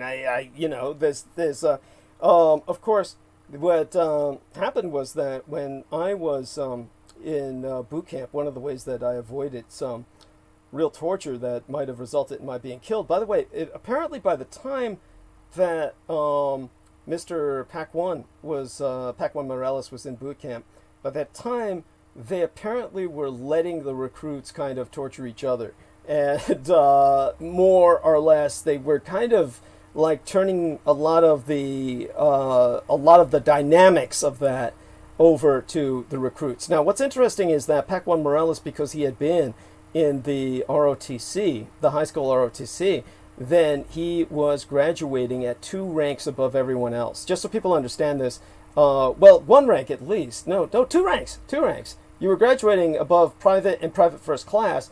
You were graduating as a lance corporal, as I did. But in my case, I was pulling in several other people into the Corps, which is why I classified for each person I brought into the Corps, I was promoted a rank as a poolee before entering boot camp, which is rather remarkable, that program at that time.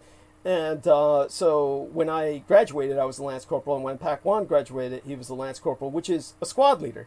And so when it comes to that period of time, before I go into talking a little bit about the porn deal, and people have heard what I've said about it before, but I'll cover it briefly. I'll condense it again so that our new listeners will have some context for this, and it'll give people a better understanding of the Uncle Rico term.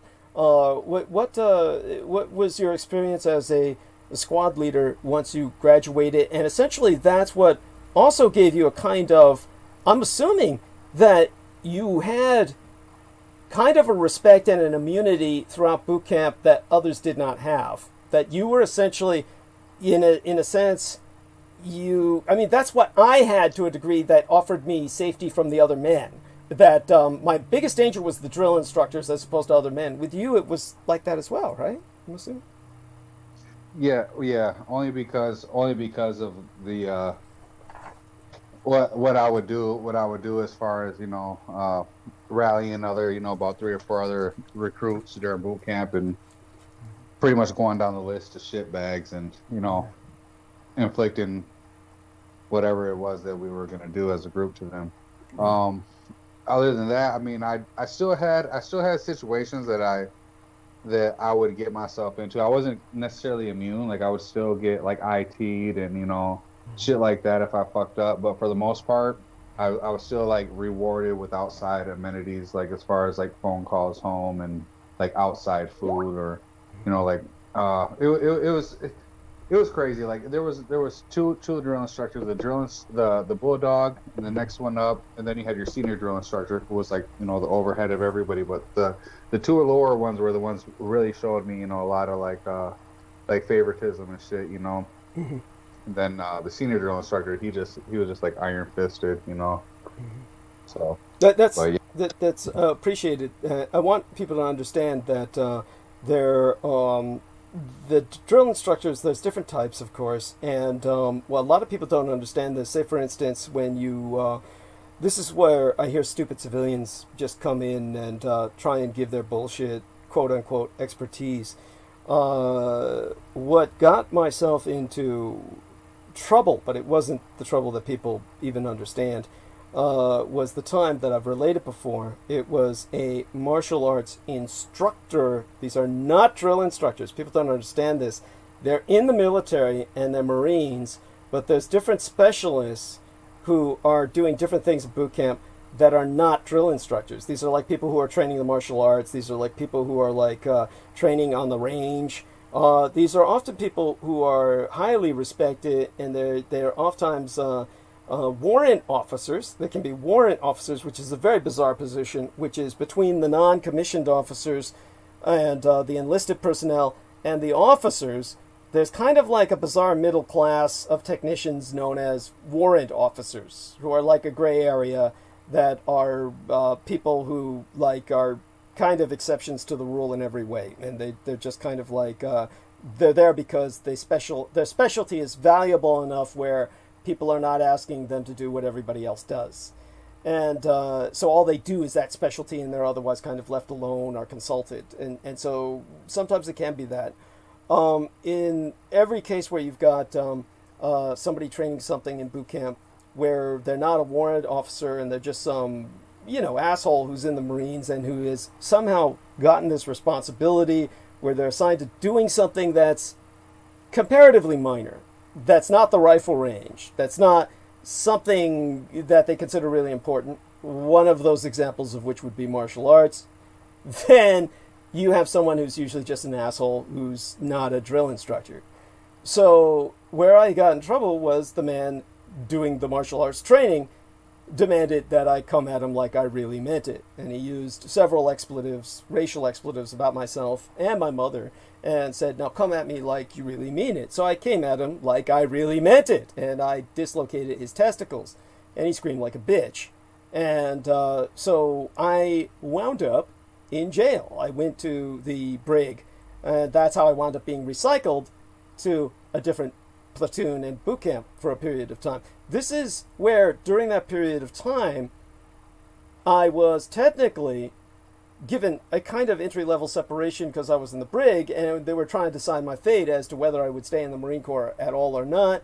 But, otherwise I probably would have gone to a Marine Corps jail, like an actual brig from outside of the holding area in the San Diego Marine Corps Recruit Depot. But then they gave me the offer of just going back into the Marine Corps, which is what I took. So there may be some mysterious paperwork where I'm technically not in the Marine Corps for a period of about 2 weeks when I was in the brig. However, all the dates that are on fabricated documents about the Marine Corps, about me, that are circulating out there on YouTube or whatnot, they're all the wrong dates. Because the time I went into the Marine Corps was right before Operation Desert Storm, and it was on my birthday, so we're talking October 20th, and that was 1989. So it was on October 20th of 1989, and I graduated from the boot camp ultimately in time for Desert Storm, and got pretty much dishonorably discharged very shortly after that. So we're talking about my time in the Marine Corps was probably actually, now that I think about it, less than 1 year. But in terms of this period of time in jail, where it was my fate was decided, and then I was asked, well, you know, you have a chance of going to jail for 3 or 5 years, or you have a chance of going back into the Corps. I took the Corps, which was, you know, if I had been in jail, I still would have been in the Corps, except it would have been a Marine Corps jail. But this is part of maybe what's confusing people, is what I'm imagining. I'm only speculating, because paperwork gets generated when that kind of situation happens. The crazy part was when stupid civilians, or people who claim they know a cousin Bubba in the military or an Uncle Joe in the military, would say, oh, if he had done that, where he had really tore that guy up who asked him to charge him, all the rest of the Marines would have killed him. You people have no idea what it's like. Why would any Marine respond to my doing that when I'm following orders? The guy told me, attack me like you really mean it. There's nothing I did that was antithetical to orders given. Even their putting me in jail was wrong, and was just done because they're stupid dicks and assholes. But none of the men in boot camp would have stood up for this son of a bitch. None of the fellow recruits or people in service. So, you know, Derek and Pac One will relate their own experiences in situations like that. I'm sure both of you probably had a situation which came close or was somewhat similar, and you would verify what I'm saying. Yes, that no Marine, you know, it's an SOI for me. You know, I got through Me boot too. camp. That's why, and I met some. You know, I got through boot camp. I got through MCT. It wasn't until I got to SOI that I met some of the biggest fucking assholes. And at any given time, I could have punched someone in the fucking face and just got out. Yeah.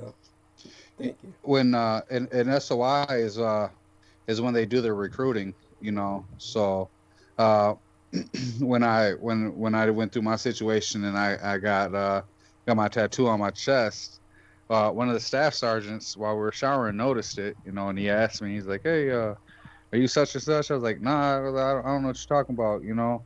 And so they formally started paying attention to everybody in the platoon, you know. And towards the end, right before graduation, is when I got pulled into what you're talking about, Douglas. Is it's called legal platoon. Okay.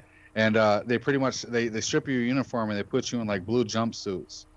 And you're held in like a squad bay almost, waiting for your court martial type deal, you know. Right. Oh, are you one of those ones who had to wear the your USMC shirt backwards or inside out? No. They actually now strip you completely of your uniform. They put you in a blue jumpsuit, almost like a Jason Voorhees jumpsuit type deal, you know.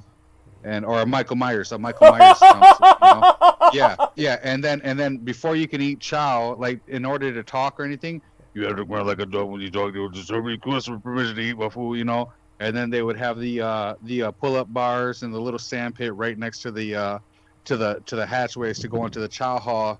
You would have to do X amount of pull-ups and X amount of jumping jacks and push-ups to go in to eat. Pretty much to waste your time to where you only had probably like essentially 30 seconds to a minute to eat. You would get your food, sit down, have to scarf as much as you could like a fucking dog. And then they tell you get up, throw away your plate, you know, and then you go back to the squad bay, be there all day. You just be there all day. And the thing about it was, like, I have pictures pictures when I was in it, and I have pictures. I'll send them to you, Douglas. Like we had pictures in the legal platoon squad bay, because what happens is you would go to like your dentist appointment, or to say you don't feel good to go to a doctor's appointment. Yeah. They'll send you all the way in a little shuttle bus all the way to San Diego.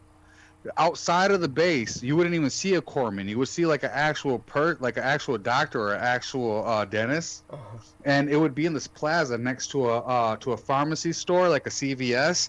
You could go in there and you could pull money off your card, because you still your military ID is still your debit card, you know, and you could pull money off of it and buy a cell phone, like a prepaid cell phone. Holy shit! Well, that's new to me. But go on. Yes. Yeah, and sneak it back into the squad bay, and then you would sit there, and essentially you would call whoever your family is all night, because they wouldn't pat you down to search you, you know, but you would get treated like a dog and a piece of shit all day, you know. But at night in the squad bay, you even had like a bench with like 225 pounds of weights on it. You could bench press all night, you know. Like prison, yeah. Yes. Holy shit. Yeah, I'm gonna send you the pictures, Doug. I'm gonna send you the pictures, and a lot of the guys. Like one guy got kicked out. He was legitimately. I'm gonna send you the picture of him. I'm gonna send you the picture of us, Doug. And he was Yakuza. You know, he had the tattoos all over his chest and stomach, and that's why he was facing his deal. You know, the only reason why I didn't get discharged was there was a first sergeant who really looked out for me, man. He had a lot of just I don't know. He liked how I was, who I was, and he went up to bat, man. He went up to bat for me during my shit. They were trying to court-martial me and kick me out, and he went up to bat for me, man, and helped me stay in. You know, I actually got put down to reserves, but you know, yeah, it was crazy. It was intense, but I'll tell you what, they treat you like a big piece of shit, man. They do. They do. No, just to reemphasize this, because I don't think we emphasized it enough so that people understand this, and I do want Derek to respond to this as well, because somehow he got over it or wasn't scarred by it particularly. But with the thing about Marine Corps boot camp that is so much different from any of the other branches of service is that unlike the other branches of service, which they're all bad, by the way. The military does this in one way or another. As I said, my father was in the Navy, and it wasn't even so much boot camp at all. And by the way, just to give people, again, some perspective on this, that with my father's time, we're talking about my dad ran away from home to join the Navy at a very young age. We're talking about probably he was 16 years old at the oldest. He might have been a little younger, but they didn't care. And I had a big discussion of this with Gary States, who was on air with myself, who was the Veterans Administration Federale, who helped us bust the Special Forces Green Beret Master Sergeant John Victor Lillier, who had forged the documents about myself, which you see basically my gay Marine Corps gang stalker Richard K. Cole trying to spread all over the internet. And those are forged documents, and a man died because of them, literally killed himself. And that was Master Sergeant of the U.S. Army Green Berets, John Victor Lillier, who was a Satanist, who was a member of the cult of Michael Aquino, who, of course, was a Green Beret. So that people understand this, Michael Aquino was Special Forces Green Beret. Don't ever fucking get past that. This is not John Wayne. These are all Satanists and baby rapists who are involved in these organizations. And that reminds me, to finish up what I was saying about the guy on Facebook who I was talking to, who was a U.S. Army Ranger, who I spoke to about Mr. Patrick Tillman. And he basically, this was the funny part, because at the time, I cut and pasted what he had said and shared it with the man who was a friend of mine at the time. And we're not enemies, but I certainly severed relations with him because of something that he pulled in terms of Olaf Phillips, who is a blood enemy, and just basically letting him back into a convention again and a conference. And I said, well, I won't deal with you again, knowing that you knew what my relation was with Olaf Phillips. But the guy I'm talking about is Brian William Hall, who trademarked his name, and he ran Conspiracy Conference. So I was sharing this cut and paste of the U.S. Army Ranger who had been talking with me on Facebook to Brian William Hall, and he was astonished at how honest the guy was about Patrick Tillman, and basically saying, yeah, Patrick Tillman was fragged. So in other words, it was known throughout the U.S. Army Rangers that Patrick Tillman was killed by his own men, but basically he was saying he deserved it, and he was saying he deserved it because he was beginning to become a 9/11 truther. Of all things, Patrick Tillman, because he had joined because of 9/11, began to realize that the Twin Towers were taken down domestically. And at that point, he was having a crisis of service faith, in which he was beginning to question many things, and was still trying to lead the troops into combat, and wound up getting fragged by them because of it. But it was mostly his position in politics, where the U.S. Army Ranger felt that Patrick Tillman was an ungrateful swine because George W. Bush had signed a personal letter of recommendation for him so that he could transition from the NFL into the U.S. Army Rangers, which, by the way, you don't get into easily. It's an elite unit. So you don't just go out of boot camp and say, I want to be U.S. Army Ranger, and then you wind up in the Rangers. It doesn't work like that with any of these special forces. There's all kinds of enormous hurdles you have to pass to get into the special forces, and most people don't make it. So it was George Bush Jr.'s letter that got him into the U.S. Army Rangers like that. And so he felt he was ungrateful to George W. Bush because he began to realize that George W. Bush's family, at the least, if not George W. Bush himself, was involved in taking down the Twin Towers. And because he began to be vocal about this, then the Ranger was telling me on Facebook, that's why we had to take him down. So it was basically a confession of murder. Though he wasn't in the squad, he wasn't there when it happened. He was retired, but it was that attitude of unit solidarity, that attitude of service solidarity that kept him saying, that's why we had to take him down, because he was an ungrateful lout who was now, turning against, biting the hand that fed him. That was his attitude. So that was a remarkable attitude, and it spoke volumes on that. So just to get that out of the way. In terms of the other thing that I was going to address, because we were speaking about these various things, which is just fascinating. But by the way, I'm just wondering, in the old days, they didn't allow tattoos in the military at all. And then they changed it. They had to change it because everybody was getting tattoos. So the Yakuza guy, they let him in with the tattoos, and then we're getting rid of him because of the tattoos. What happened there exactly? Back one. Oh God, is he with us? Oh God, I'm here. I'm sorry. Oh, thank God. I was trying to unmute. Okay, he might have a kid crying in the background. Okay, can you hear me? Yeah. So essentially, when I went in, yeah, they allowed tattoos. They weren't breaking down on the tattoos. Right. And so there was a huge flood of just tattoo. Everyone was just getting tattooed. It was you couldn't. At first they tried to say you couldn't have it below the bicep, and then they allowed the forearm. And then they tried to recant on it and say they weren't going to recruit any more people that were tattooed below the forearm. Right. But I'm not sure how it is now, but I know they had they were juggling that whole thing with it back and forth. So but again, when I went in was when I signed up was 2002. It was my junior year. That was pretty much right after 9/11 that had happened. So you had a whole bunch of people that went in for 9/11, so they weren't gonna push people away. They had an agenda anyway. Okay. What they told me was because I wanted to do embassy duty, and they said, well, you can't do embassy duty if you have any tattoos whatsoever anywhere. But then the security force came along and they said, well, would you like embassy duty? I said, yeah, I'd like. Well, if you like embassy duty, you're in luck. We're gonna sign you up for security forces. I'm all cool. You know what I'm saying? That's like saying, oh, you like Paris? No problem. I'm gonna sign right here, and I'll take you to Paris Island, baby. By the way, everyone, Paris Island is the other. I had no idea what I was getting myself into. Oh my God, yes.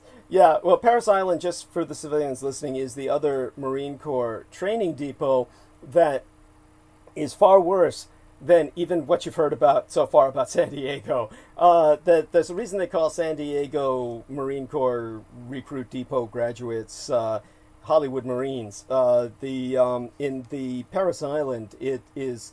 Whereas, Oh, you're breaking up, Douglas. oh shit. Oh, how am I now? How am I now? Can you? You start loud and clear. Okay, thank God. Okay. The anyhow, so the in Paris Island, they're surrounded by swamps and gators, and there's literally no way to get out of Paris Island alive unless you were an expert survivalist, which would then beg the question of why you would join the Marine Corps. So it's one of those things that Paris Island is a true prison in a prison. It's like Devil's Island in France, where you have the French Foreign Legion go to train in the middle of the jungle, and then you had a prison that was there for many centuries. Right. At least in MCRD San Diego, I said, you know what? I could jump that pitch if I wanted to. Yeah. Yes. Paris Island, you're on an island. If you jump in, you fence on Paris Island, you're gonna be in the water. Yeah, and it's swamp water, and you're surrounded by gators and shit. It's just and snakes and every creepy crawly imaginable. It's just horrific. Of course, then you take a look at Camp Pendleton and what happened with the camping up there to Pac One. It's just everything about the military is horrible. By the way, Pac One, when you said that the School of Infantry is where they did the recruiting, just to clarify for people, of course, this is different from recruiting outside, where they're recruiting people into the services. I presume what you're talking about is the MOS, or the military occupational specialty, that a person would then somehow segue themselves into. Because that used to be assigned. No, not at all. The MOS you're assigned before you even go to boot camp. Recruiting as far as like affiliation with like outside gangs or outside groups. Okay. Interest, yeah. Okay, thank you. And when just the reason I was confused by that was because I thought maybe they changed, because the technically Pac One is right, of course. What they're supposed to do, and tell me, Derek, if this is how it worked with you. Theoretically, everybody goes into the Marines, and the recruiters will do stupid shit. Like they say, oh, you like the Top Gun, or you like the pilots, like, and the Blue Angels. They'll take the kids to see the Blue Angels. And the Blue Angels, of course, a bunch of them are Marines, because they're Navy, right? So there's Marines in the Blue Angels. And so they say, oh, let's go see the Blue Angels. And, oh, would you like to be a pilot? Would you like to fly an F-18? Because the F-15s were so expensive, they had to strip them down and create this dumbed-down version called the F-18 at that time. And so it was like, oh, yeah, I want to be a pilot. Of course, by the way, you can't go into the Marine Corps and become a pilot. You have to be an officer. That's the only thing a Marine can fly, if he's not an officer, would be a helicopter, which is a whole different deal. And at any rate, so most of these people would become, if they entered to become quote unquote a pilot, they're entering to become technicians that service the plane. So this is what happens to, they need a whole crowd of technicians to service a plane that a single pilot flies. It takes, many men to maintain that plane. So this is what most of them, well, all of them essentially become if they want to become quote-unquote pilots. This is, the recruiters will think that they can train you to be a pilot. It's just crap. So the recruiters will tell you anything. And so when you go in, you say, I want to be go into the Marines to become some special forces or something. Like I said, that comes after a whole series of events which you will never pass on average anyway. But the MOS really was all bullshit. But what I remember distinctively that happened to us was that at a time just before graduation, they came in and told us what our MOS would be. There was no choice. It was just at that time. Right. Well, you had some people in open contract, and you had some people who had their MOS straightened out before they went to boot camp, a guarantee. So some people were open contract, but just like how SOI, and this is what I thought Pac One was talking about. After SOI, or when SOI was about to end, that's when different recruiters coming around from jump school, from security forces, recon, and different places. Yeah, force recon. That's what I thought. Trying to get you to sign up and go to their school. So more school.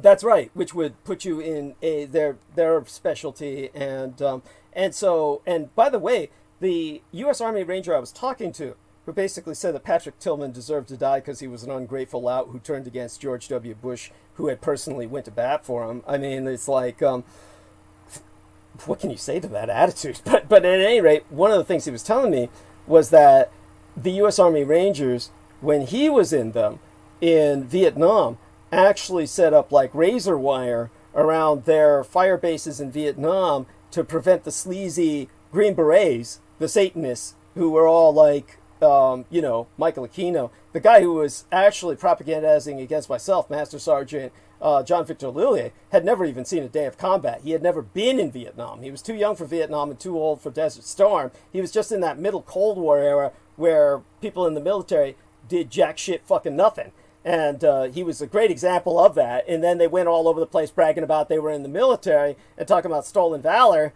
like it actually meant something, which just begs the question as to why the civilians would be so stupid as to buy into any of this shit. But at any rate, when it comes into the guy who had been in Vietnam who was talking to me about Patrick Tillman, I don't remember his name, but he was saying that, by the way, I would if I had my old timeline operational, and maybe I wouldn't because he was so far back in the beginning that after a while your contacts on the message boards disappear. So he might not have even been accessible even if I had my old timeline operational. But he was saying that they had put up razor wire around the fire bases in Vietnam so that the special forces sleaze buckets in the U.S. Army wouldn't come over and recruit from the U.S. Army Rangers guys into the special forces. All of this reeks of like gang warfare. It's like military mafia with various gangs, and they're all trying to pilfer personnel from each other. So this flavor, could you gentlemen, add to that, verify what I'm saying? To give us, yeah.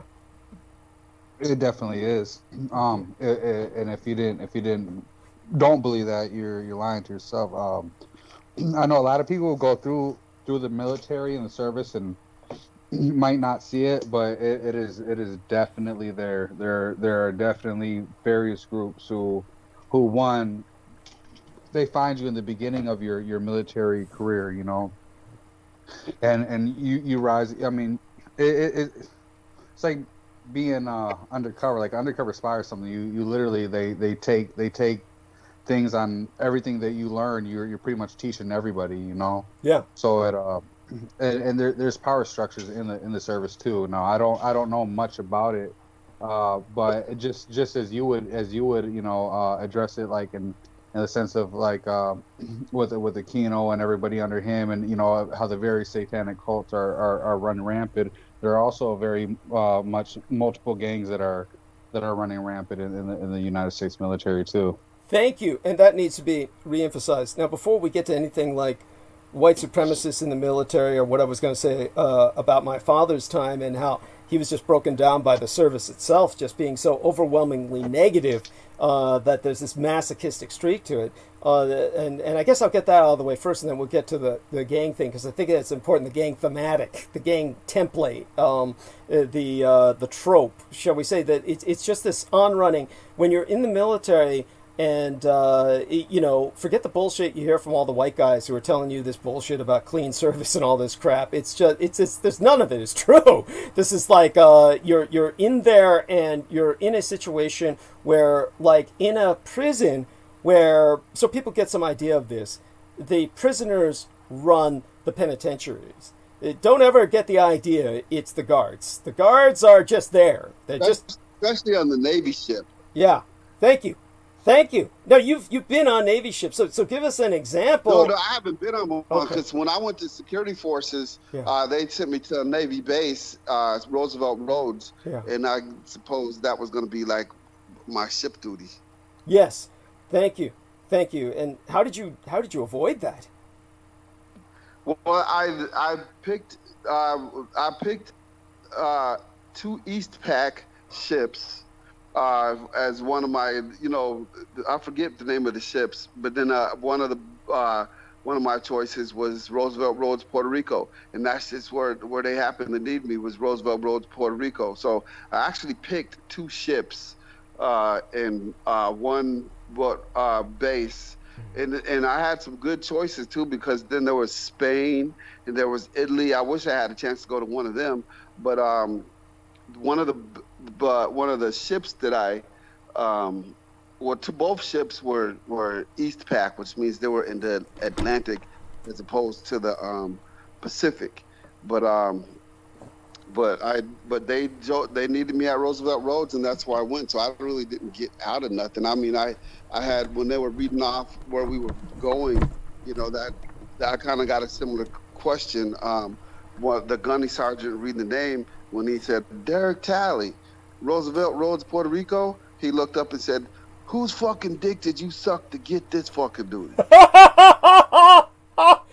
And he's treating it like it was some kind of a fucking prize. That's what I don't get. It's like, shit, as far as I'm concerned, you got shafted. I know that. I know now, you know what I'm saying? I mean, I like Puerto Rico itself, but the duty was shit. The duty at Roosevelt Road was shit. I mean, I liked my days off, and I liked being in Puerto Rico, but damn. I didn't get a whole lot of liberty, If I had a family, I'd be fucked. There was guys who, after boot camp, went and married their wives and then went back to MCT and SOI and said, "Well, I'm gonna come get you when I." Some of the, we got one guy that was there, and he has 6 children. He's white. His wife is white, and the middle one is black. So, with all the time that he spends on duty and shit, so. Oh my God! They never see him. They don't even know him. Oh, he knows. Oh, yeah, he's one of the ones that when you get some liquor in him, he'll tell you about who he thinks is a nigger and shit. Oh you know what I'm God! saying? Yeah. Don't go drinking with these fucking dudes. I found that shit out. And Force Recon, when they came to the base, they said they were locking shit down. They were boarding up windows when Force Recon. I'm like, what? Force Recon? That's cool. That's our special force. Man, them assholes. They were busting out car windows. Yeah. They were just like walking all across the base drunk and shit. I mean, and then I went over to the E Club while the Force Recon was in there, and I was just sitting down having a drink, and then from way across all the way from across the bar, some black guy jumped up on the table and pointed and said, You right there, motherfucker. You need your fucking ass whipped. So I'm all, damn, somebody's about to get their ass whipped. So then he started charging. I'm all, damn, somebody's about to get their motherfucking ass whipped. Then he started charging, and I'm all, wait a minute, that motherfucker's coming to me. He's all, what's up, motherfucker? What's up, motherfucker? I gotta bust your fucking head. And a whole bunch of people was holding him back and shit. And I'm all, what the fuck is that about? And they said, that's Force Recon. That's the fucking shit they do. When Force Recon comes on the base, they board up windows. They, put out extra security. Everybody's got, all the MPs have to work overtime duty and shit. I'm all, damn. This is so stupid. I mean, what a waste. What a fucking waste. I mean, these people, my father hated special forces. In his case, of course, it was the U.S. Navy SEALs. And his impression of them, and this was my father's impression, obviously it's not that he was, there's assholes out there. This is the kind of scum we deal with when it comes to the military. There are military who will come down on other military who will even criticize special forces because they'll say, oh, what right have you to talk about this? Because those are the creme de la creme, the elite of the elite, the best of the best, all this bullshit. And my father's impression of them was that they did nothing. He saw the SEALs do nothing because they were Navy SEALs, right? Because they were special forces. They sat around all day doing nothing. And that's why they're getting into so much trouble. And then he said, except for like 2 weeks out of the year when they had the Hell Week bullshit, and they put them through what's called Hell Week for about 2 weeks, where they're training like nonstop, like it looked like they never slept for like 2 weeks. So 2 weeks out of the year, he saw they would almost kill them. And then at other times they would hang around doing nothing, starting trouble, like the way you're describing. Right. So you know what? This kind of goes to what Pacon was saying with the gangs. Yeah. One thing, because the Marine barracks were small in Puerto Rico, so we didn't get big enough. Not the Marines itself, to have any kind of big gang influence because the Navy's had their own problems and shit. But you notice that everybody either becomes a religious fanatic, a workout fanatic, or a sex addict or alcoholic. Like in prison, yeah. Right.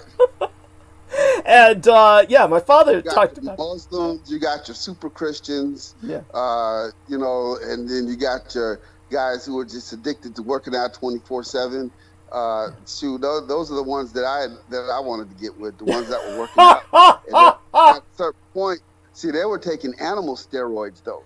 You know what I'm saying? I wasn't taking no steroids, but they were taking like horse steroids, like steroids from the veterinarian and shit. Oh my God! So when it got to the point where it got to the point to where, hey, I could bench 315. They pulled me to the side because they were all benching 500, and they said, "Dude, you can't work out with us anymore." Oh. Because we're all benching 500. You're only at 315. God. Started with us, but you don't want to fucking shoot this shit up, man, and you're fucking holding us back. Oh my God! Oh my God! That's awful. What happens to them as they get older? I mean, come on, both of you can tell me this. There must be some horror stories. They probably got some big old giant foreheads. Look like Neanderthals. Got hair growing all down their back, and then how you were saying with the Jello. I did used to love that Jello. But see, at this point, 75% of them has got to blame it on whiskey dick. Like, damn, it must be that whiskey dick. You know what I'm saying? Their wife is blaming the whiskey dick. So the Jello's fucking dodging the bullet. Oh my God!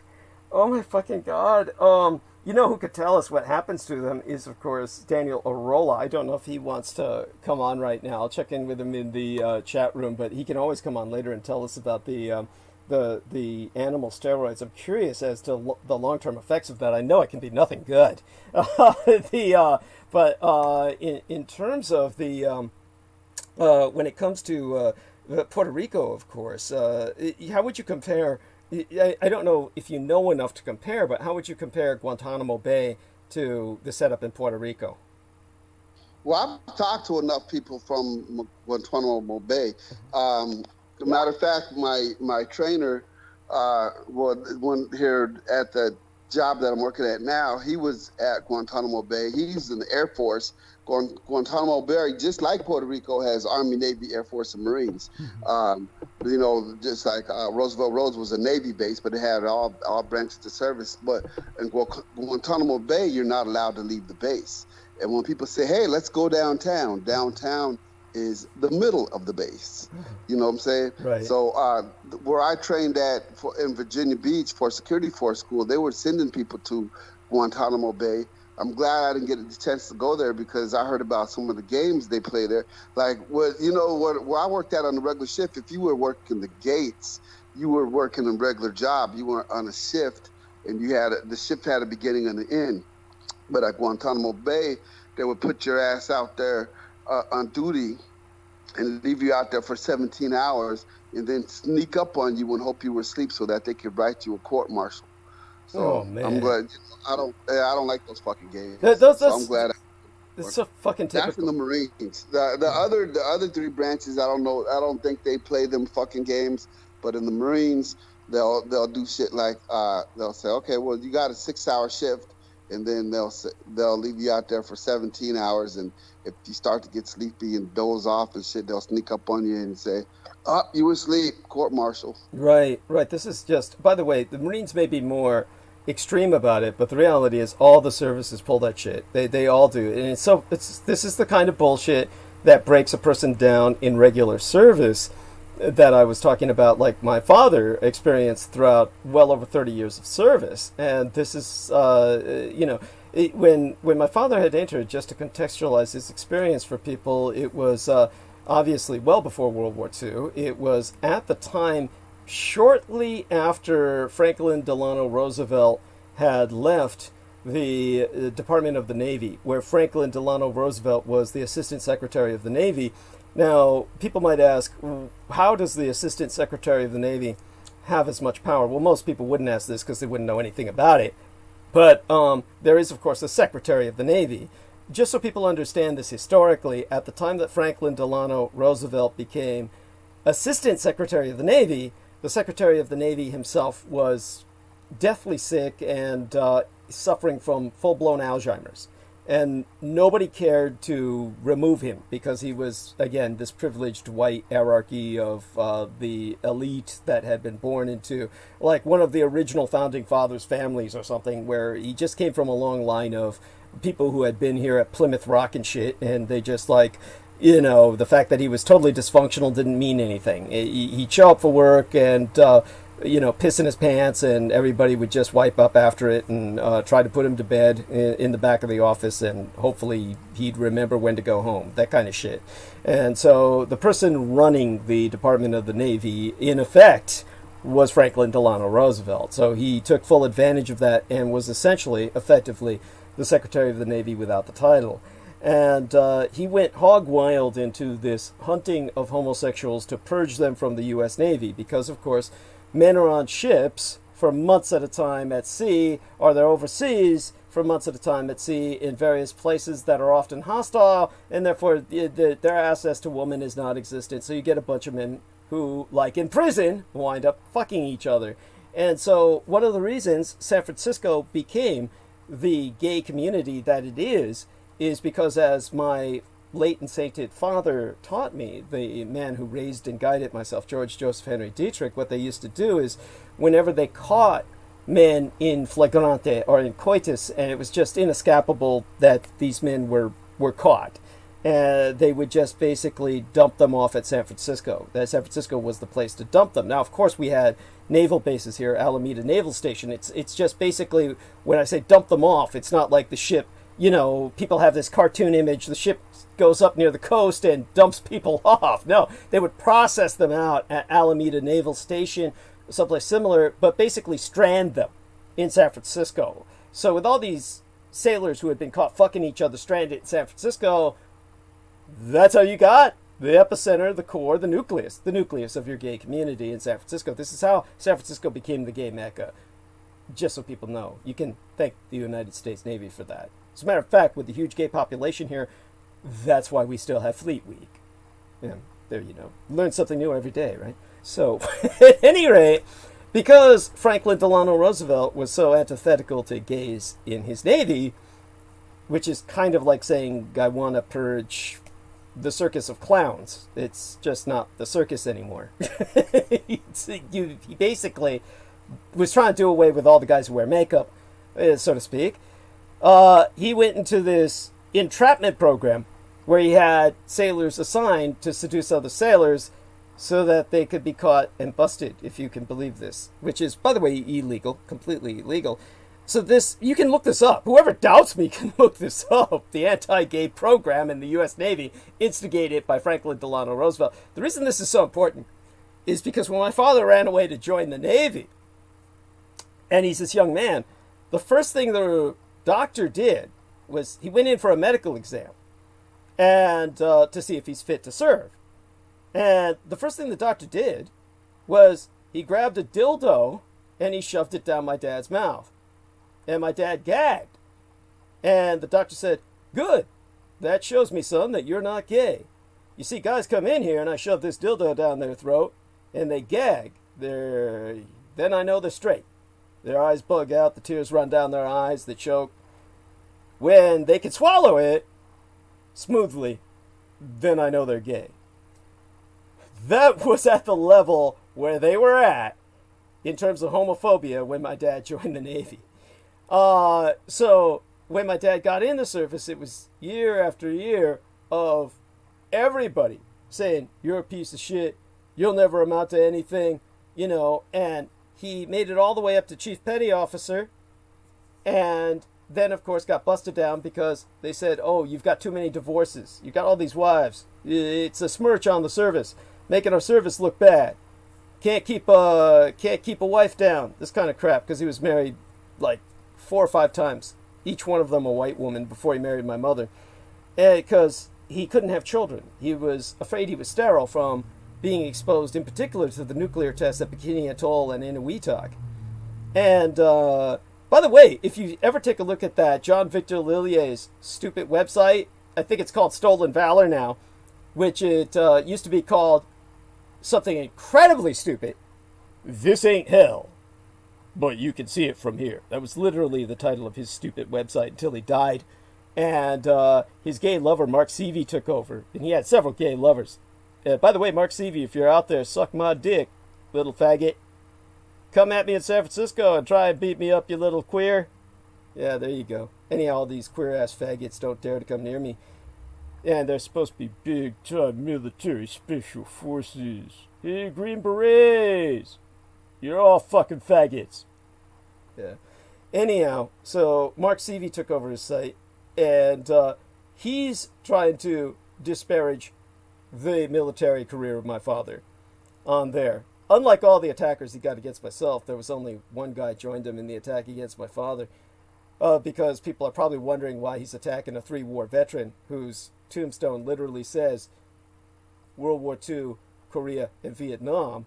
But, you know, these military attack anything. That's why they threatened to destroy my father's tombstone, which he got free from the Veterans Administration. So, at any rate, when my father served, it was just everything about the service just was demotivating. Nothing was uplifting. Everything was negative. And as Jameson Reese says, they attack everything but the military XD, the enemy, yeah. And so they attack everything but the enemy. That's a good way of saying it, expressing it. So I do want both of you gentlemen to kind of put this into perspective. I know Pac 1 has got it. It was Derek Talley seems to have kind of escaped too much of the scarring, but even he is exposing to us that he was basically, how would you say it? He was misinformed, misdirected. He was essentially seduced into his security duty that had nothing to do with embassy duty. He was basically misled. So they're obviously, they have no sense of, how would you say it, professional ethics. So when it comes to the kind of, just the way the military leaves you hating yourself, that is something that it programs you for failure. You see, this is the whole point of the military, and this is how they keep men in the military, because they make it so that you're unable to succeed anywhere else. You see, once you get out of the military, you hate yourself so much, you're convinced you're such a failure, you're convinced you can't do anything, that there's nothing you can do. This is why so many military men are homeless. This is why so many military men are unemployable. This is why anyone who has a military man as a relative, the overwhelming majority of them will attest, oh, he's a wife beater. Oh, he's an alcoholic. Oh, it's okay, except, he's the way he sprinkles that fentanyl over his breakfast cereal. Or, the way, when he doesn't have enough gin to pour into his breakfast cereal's milk, he's just not the same. I mean, it just goes on and on. I mean, the majority of people who get out of the military, the one thing you notice is that you look in their homes. The overwhelming majority of them, it's like a janitor's home. A janitor has only 2 types of home. Either it's neat as a pin and it looks like a hotel room, or it's a total mess because they never want to keep anything straight the way they're forced to do in their work. So they either keep it neat because they don't want it to get like every place else, or it's totally a mess. That's like a veteran's home is like that. Either they never get over boot camp and they're continually folding their clothes and their socks, and they act like they never left boot camp, the true psychotics, and they run their family like it's a recruiting station. It's just like they grow up with a dad who's barking out orders, or the dad's a total piece of shit and he's just drinking and drugging and sitting around doing nothing, and you ask, well, what the fuck does this guy do? Oh, well, he was in the military. Like, well, that explains everything. He can't do anything after that. Okay, so put this into some perspective for us. There's very few that are balanced like Derek Talley's father, who came out of it with basically, he got a career and he was like the first black man to do everything but land on the moon, essentially. Then, you get somebody like Colin Powell, and then these guys are there to make a point, and then what they've gotten out of it is a career where they broke barriers, they pioneered new ground, and so it hasn't done that damage to them because they've worked on it and they've turned it into something else. But for everyone else, it's pretty much you come out of it and there's nowhere to go because you don't know what to do. So put that into perspective for us first, Pack One. Tell us about that effect, that destructive effect. Your programming for failure. Yeah. Once you a lot of people I know, like a lot of people I went to boot camp with and stuff, like after years later, like I pulled out my little boot camp yearbook and I reached out to some of the people, That's you like know, a just, prison yeah, yearbook. Yeah, go on. Yeah. yeah. So I reached out to some of the people, you know, people I was really cool with, you know, and had some dope moments with in boot camp or whatever, and a lot of them are dead. Some of them are like Rite Aid pharmacy security. Some of them don't do shit, you know. It's hard. It's hard. They set you, man. Them damn recruiters set you up for failure, man. They sell you this whole gun ho just super soldier deal, you know, like, oh, you're gonna go, you're gonna fight, you're gonna serve your country, you're gonna have all this respect. They sell you this whole deal, man. And me personally, between friends and family and stuff like that, who know my stance on the military and stuff, I probably have 3 to 4 conversations a year with nephews or cousins of friends and family, you know, and tell them, man, you know, like they'll be so gun ho set on either going to the Marines or the Army, and I'm gonna go, I'm gonna serve my country, I'm gonna get the GI Bill, and I sit them down like, look, man, and this is for anybody that's thinking about any type of going to the service. It's you can go in and enlist and start from the bottom and do this whole thing that the recruiters tell you, oh, start from the bottom, work your way up. You could do that and make about $500 every 2 weeks, you know.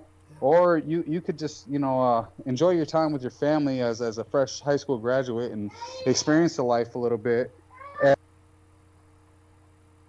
and go to college for 2 years and get your bachelor's or get your associates, you know, and go to officer training school and make $2,000-3,000 every 2 weeks if that's something you're interested in, and not have to be forced with going and fighting on the front line and dying for something that, you know, isn't really gonna serve you none when you get done doing it, you know.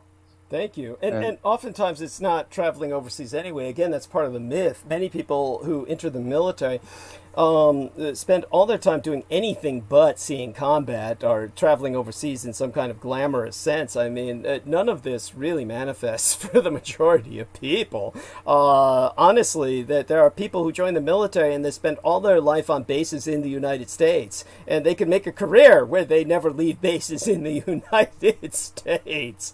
So when it comes to the what Pac 1 is talking about, the interesting thing about the so-called GI Bill is that after World War II, the GI Bill is what made modern America. This is the free GI Bill and free college for GIs was given to them so that they wouldn't basically become a bunch of homeless fucking losers. They gave them an education, and this was at a time when the GI Bill essentially effectively paid your way through college. Okay, it doesn't do that anymore. They have this bullshit from years ago, back when I was going in, where I wanted nothing from the GI Bill because I didn't expect nothing. It was just what they called, a dollar for dollar. Every dollar you put in, then a dollar you get out. And all these guys just wind up doing is you can't put any money in because your check is so small. So you wind up going to community colleges. I mean, what the GI Bill gives you is access to City College of San Francisco or Laney College in Oakland. I mean, these are places that you could go to if you didn't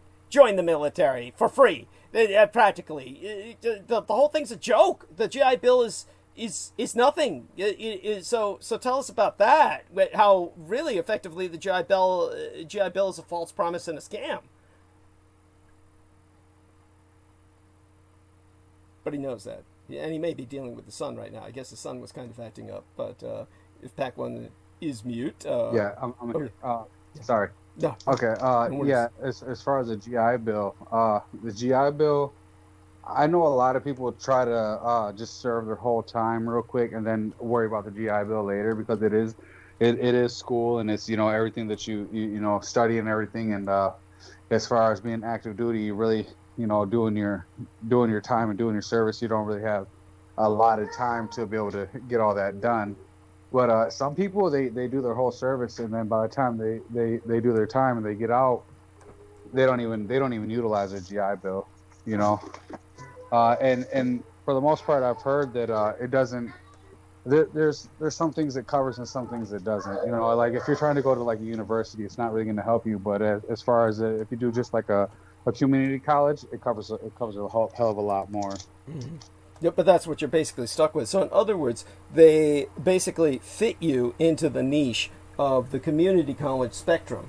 That's what they do now through the GI Bill. This is not something that anyone can use to go to ever an Ivy League university or someplace where you have more of a guarantee of employment after you graduate. Of course, people may argue, well, it's what you do with the degree. It doesn't matter where you get the degree from. Obviously, we've seen examples of that. Certainly, Lena Shea's husband was a graduate of Cornell University, and he works for DoorDash.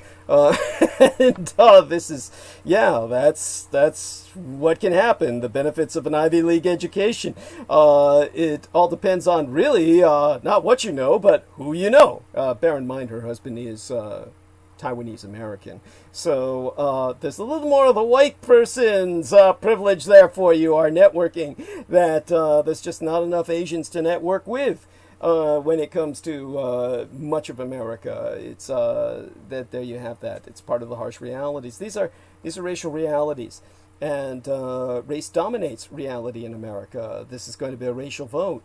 But without going into that direction, at least not yet, so I want to hear more about the gang situation, and tell us what you know about the white supremacist gangs that have been infiltrating the military for years. Certainly, when I worked with the Department of Defense, one of the things we were supposed to do was do some research on that and compare that, since you may not know much about the white supremacist gangs because you're not white, about the ethnic gangs, and again, the recruiting, the infiltration of the military by the gangs who are specifically recruiting people in the military, and see if you could contextualize a little bit more about the Yakuza member in that regard as well, because you know may or may not have anything more to add about him, but I suspect that he was in a sense part of that phenomenon.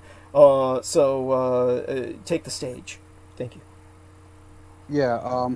So 2004 is about when I was dealing with everything in there, when I was going through my situation. And typically what you'll have is a family member of someone in some way, shape, or form in an outside syndicate, you know, being a gang or, you know, whatever it may be, organization, whatever. And that'll be the ends, you know, to recruiting, you know.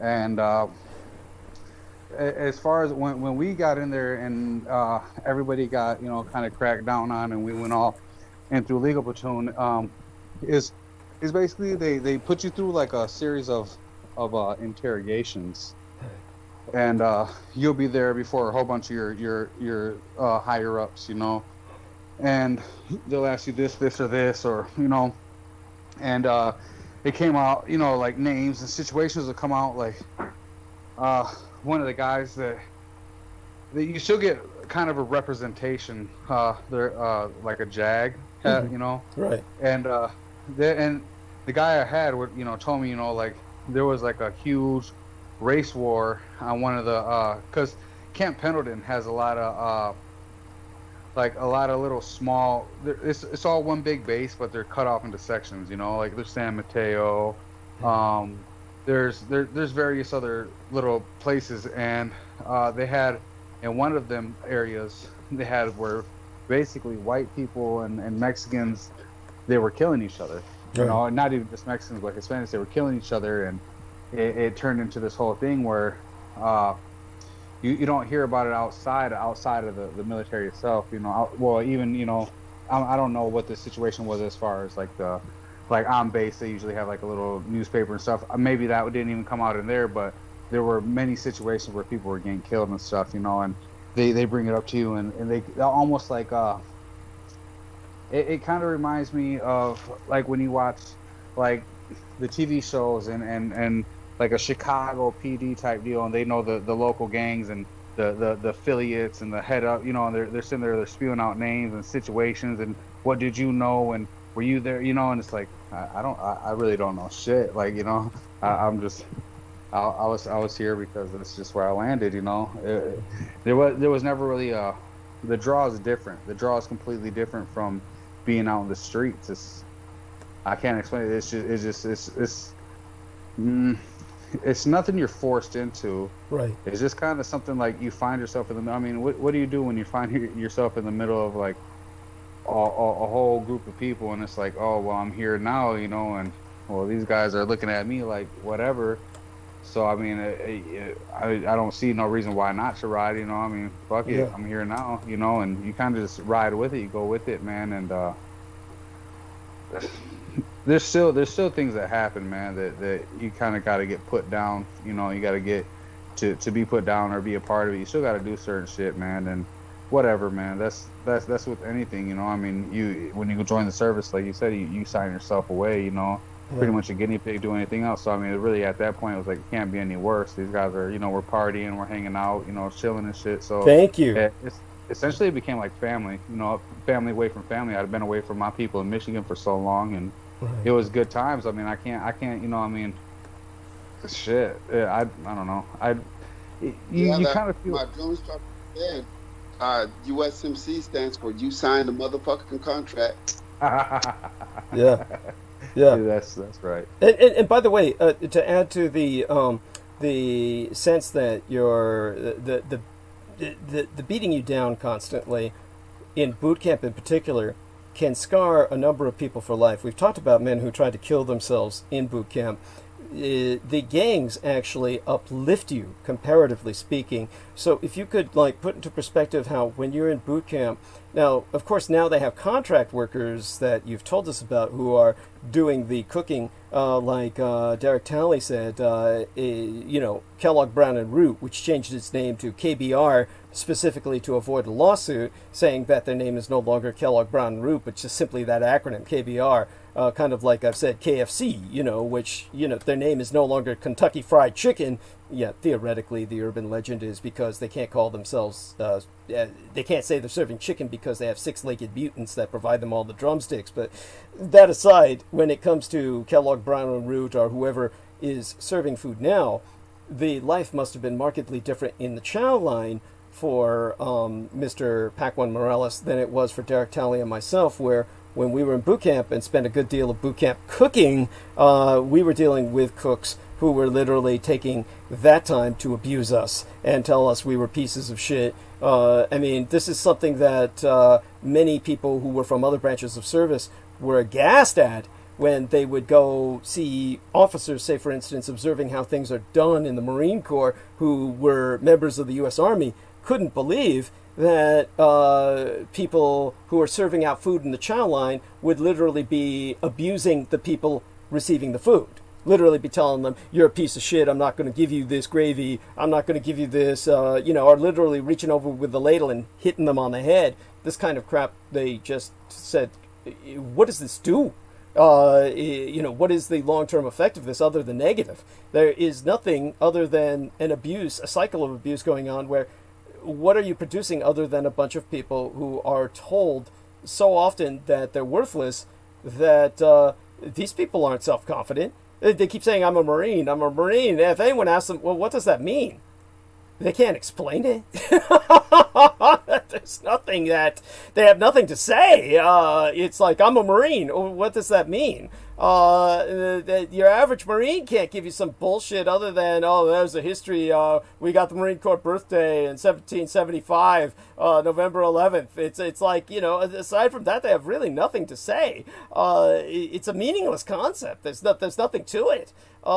You could say, oh, all this was accomplished in the propaganda sense, which I've deconstructed at length. But aside from that, what does that mean with what you are contributing to society now? What are you doing? What have you gotten out of this? In either case, they have nothing to say.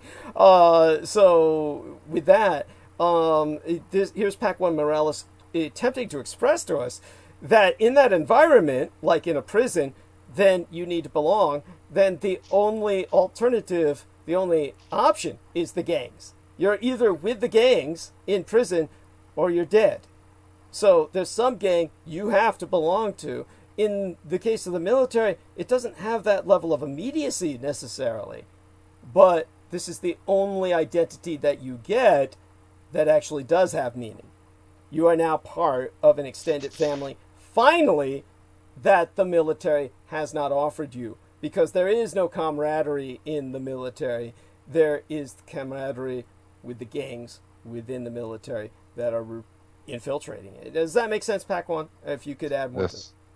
Yeah, that's exactly it. And what do you guys know about crossing the equator with the acts and the walks and stuff, and the hazing that goes on when a ship crosses the equator? Oh yes, my father spoke of that. That's a Navy thing, and I forgot what my dad said about it specifically, but I'll see if I can look up the name for it. Crossing the equator ritual. They call them shellbacks once they cross the equator, I believe, and I believe they're called walks before they cross the equator. So the people who are shellbacks haze the people who are walks, the people who are crossing for the first time. Yeah. And apparently it doesn't matter if the person crossing for the first time is an officer and the person doing the hazing is enlisted.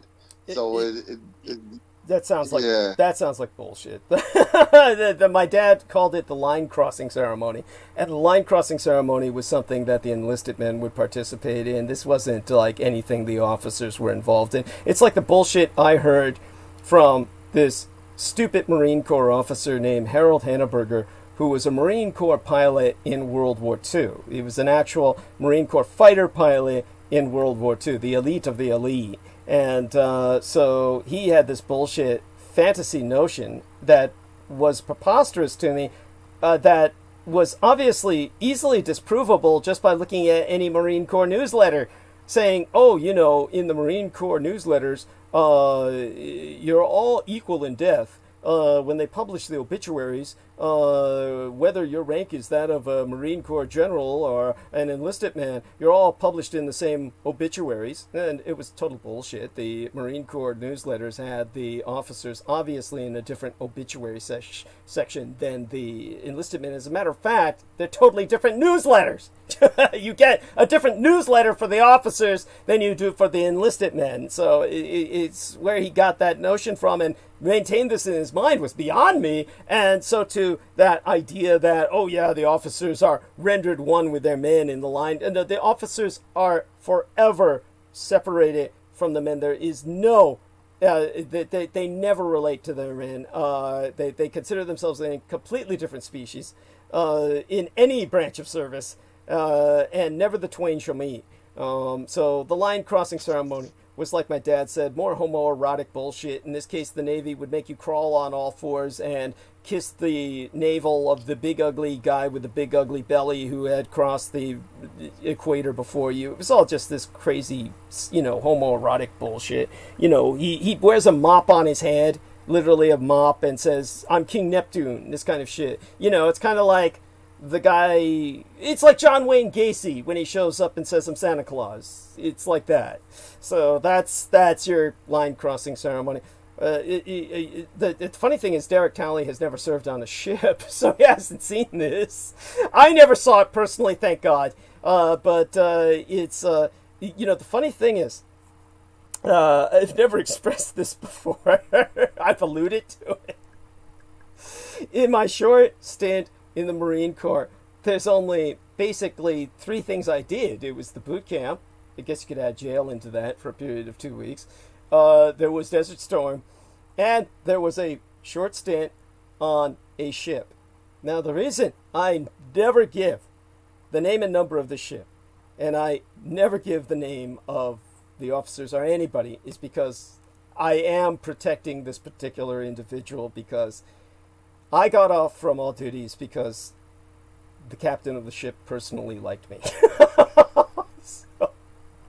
So yes, I used to dress in a kimono for him. Okay, I won't go any further than that. But just to give you an idea of how fucked up the situation is, which Derek Talley got a little hint of, and I want to get some feedback from both gentlemen on this. This kind of alludes to the pornography industry in the military in its own way.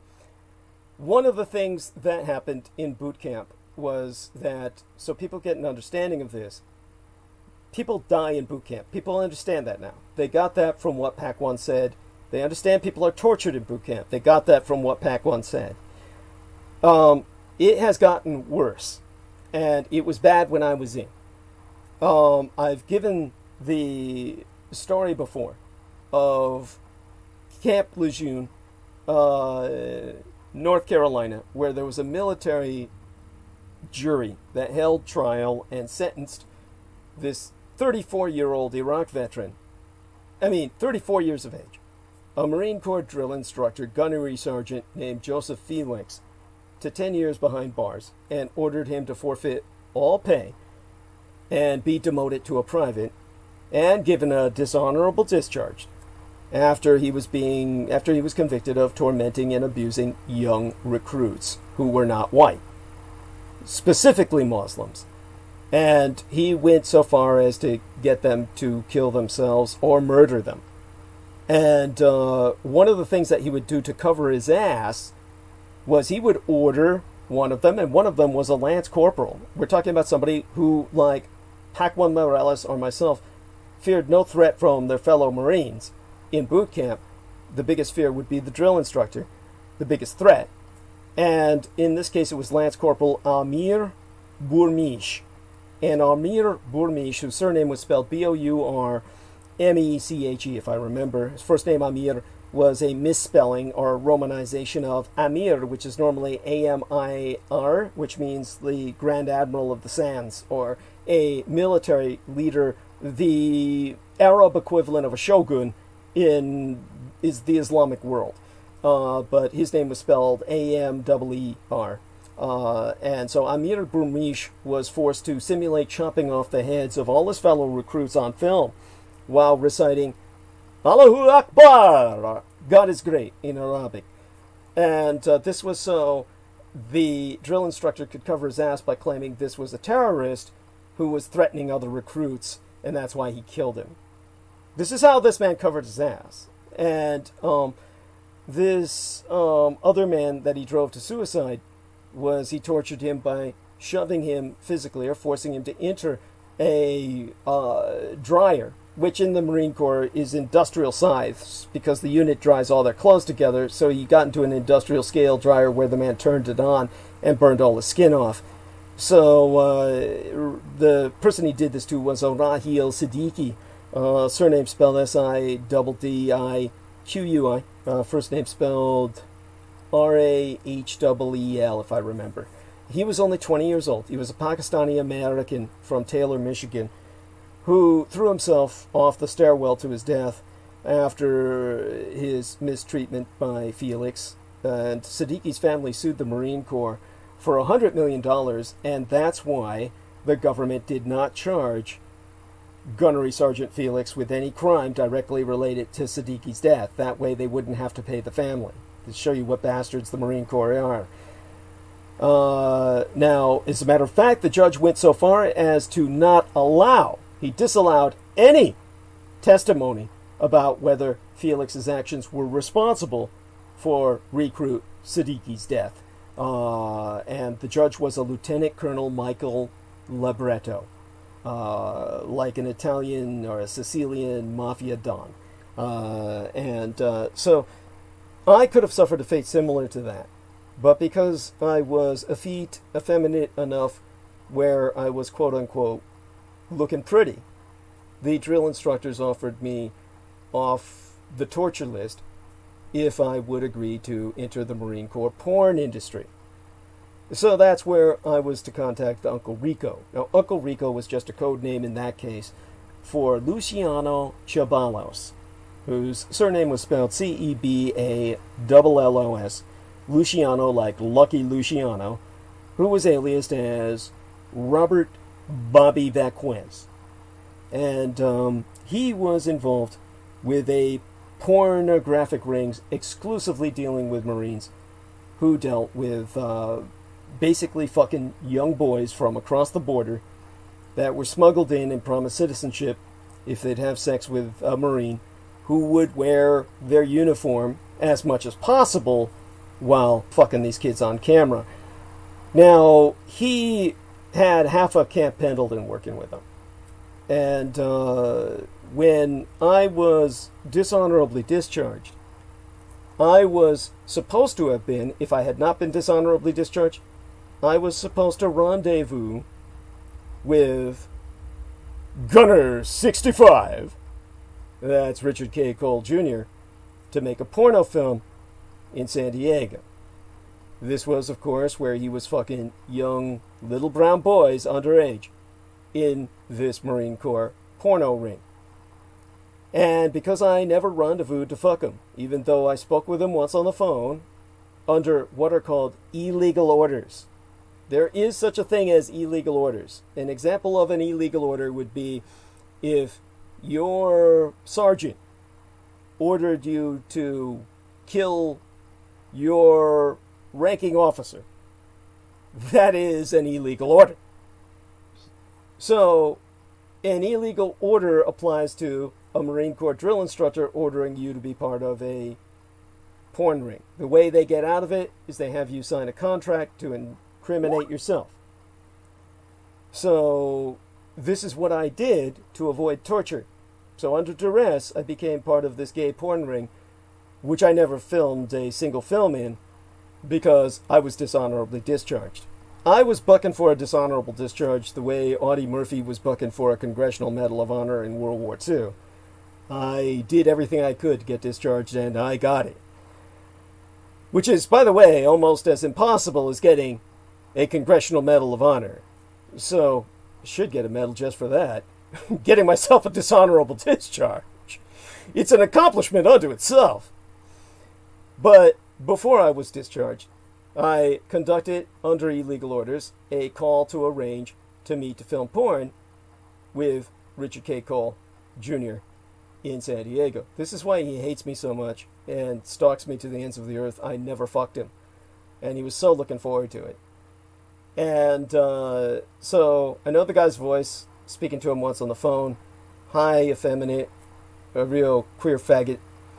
And all he's good for is fucking boys in his Marine Corps uniform. And because of that, he's the proudest Marine you've ever fucking seen. Now, for those of you who have any doubt, you can look up the careers of Marine Corps gay strippers and Marine Corps gay prostitutes. They write books.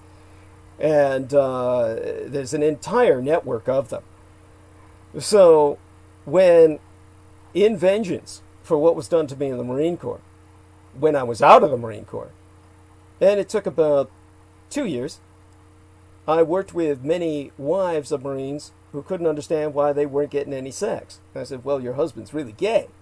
Well, that's why he joined the Marines. That's why the Marine Corps Commandant was trying to order no more married men in the Marine Corps. So that was during the Clinton administration.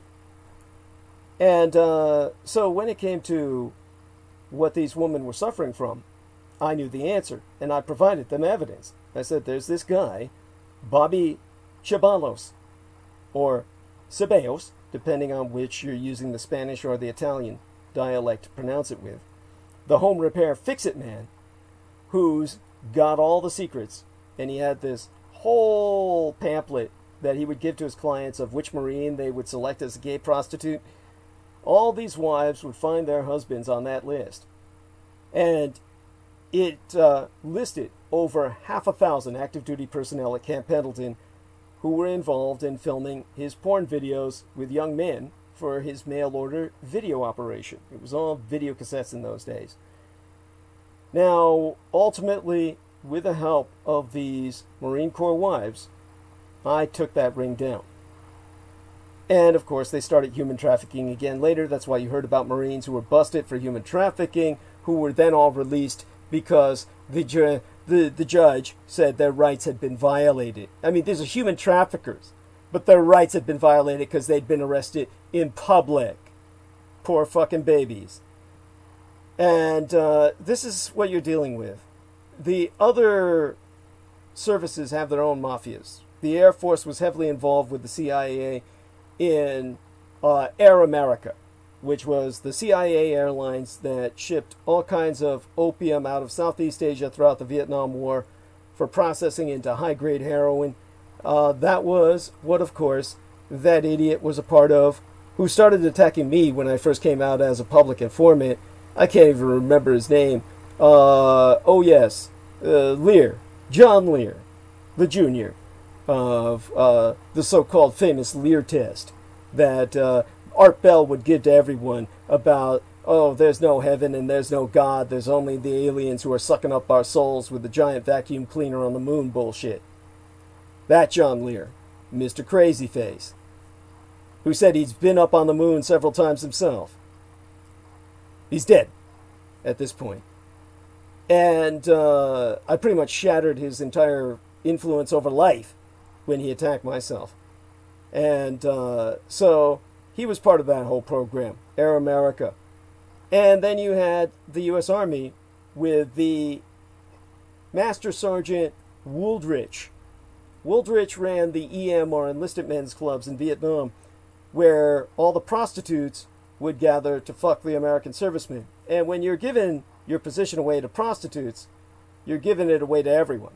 Because the prostitutes who are selling their bodies for pay from the Americans are selling that information to the communists as to where the American positions and divisions are going to line up on the front. And that's how the communists were able to ambush the Americans 100% of the time. So here you've got the man in charge of the enlisted men's clubs setting up as a super pimp information for the communists, a traitor if ever there was one. And not only was he getting America's boys killed, he would have his ghouls gut the bodies, fill them up with packs of opium, and ship them back home, where, of course, the ghouls at the other end of the assembly line would disassemble the bodies, haul the opium packs out, and then give the hollowed out bodies with no guts in them back to the family to bury. Family would say, where's his guts? Oh, the guy's guts got blown out, that's why he died, right? Stupid question. So this worked forever, until he was finally busted, and then went to jail. Because, you see, he was just, after all, a non-commissioned officer. Just a high-ranking enlisted man. So, with that kind of shit going down, the man who wrote the book on the Green Beret, the man who wrote the fucking book that they based the John Wayne movie on, he wrote another book that was titled The Khaki Mafia. And this was all about the military mafia. And unlike the movie, which of course is based on the book, which is non-fiction. The movie's fiction, but it's based on a non-fiction book. David Jansen plays George Beckworth, who is basically the takeoff on the real-life book journalist who wrote the original book. And I'm trying to remember that author's name. The Green Beret's author. Let me look that up. And, okay. And the book was written by Robin Moore. So you can look up The Khaki Mafia by Robin Moore. And that book is fiction. Because Robin Moore himself said, if I wrote about the Green Berets Mafia in non-fiction, the way I wrote the book, then they would kill me. And this is the journalist who wrote the book about the Green Berets that became the movie that starred John Wayne, which, as I said, was non-fiction converted into a fictional film. His book is non-fiction. You can look it up, Robin Moore, The Green Berets. And yet, he wrote the book The Khaki Mafia as a fiction to avoid being murdered. So, with all of the different branches of service being involved with a different type of underworld activity, the Marine Corps got the short end of the stick, and instead of the high-ranking drugs and narcotics and all the geostrategic, world-shaking, important shit, they got stuck with gay porn. That is the main mafia of the Marine Corps. So it's basically producing gay porn. One of the men who knew this intimately was Daniel Arola, who worked as a male stripper for years and years and constantly met Marines who were in the industry who were specifically gay, strippers and prostitutes.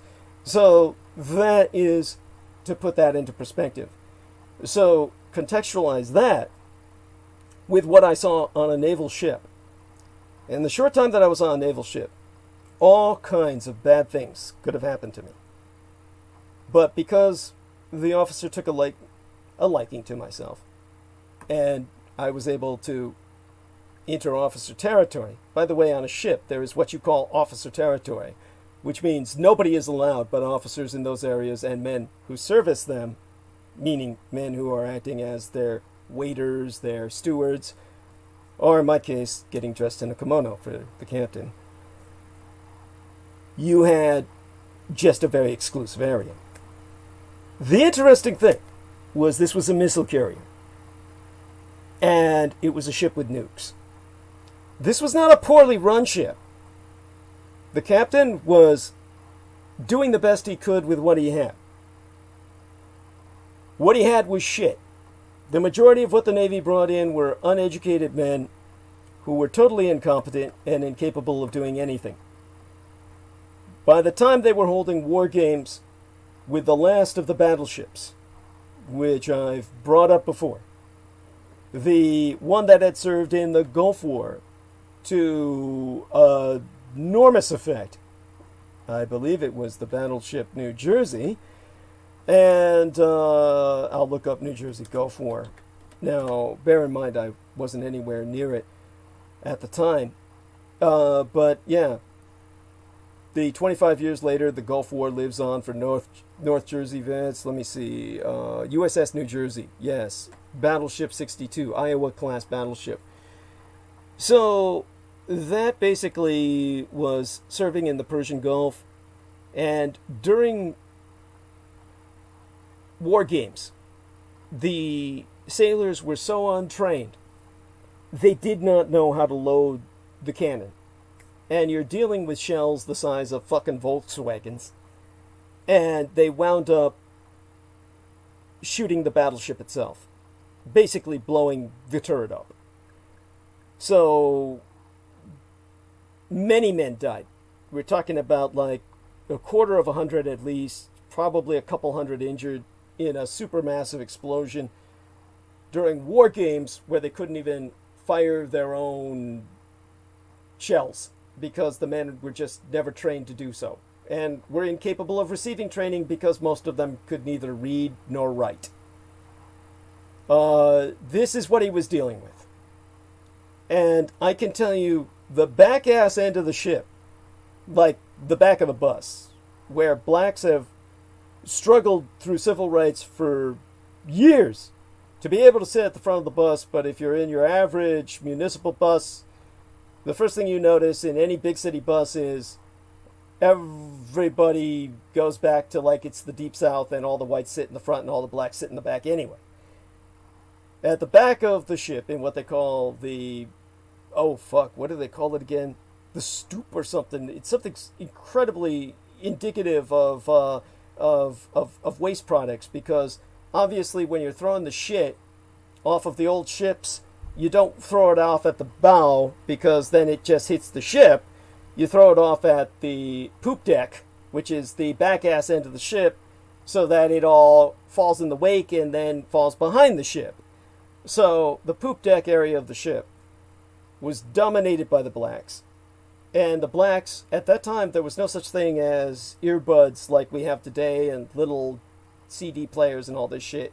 In those days, we had what were called Hong Kong ghetto blasters, because they were made in Hong Kong, and because once you turned them on, you could hear them all the way to Hong Kong. And the Hong Kong ghetto blasters were playing what the whites called nigger music 24 hours a day at the back ass end of the ship, and the blacks dominated the poop deck.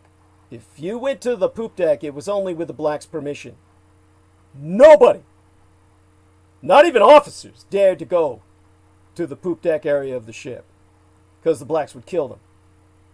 So the blacks ran the poop deck. They ran the back ass end of the ship as their territory. It was black country.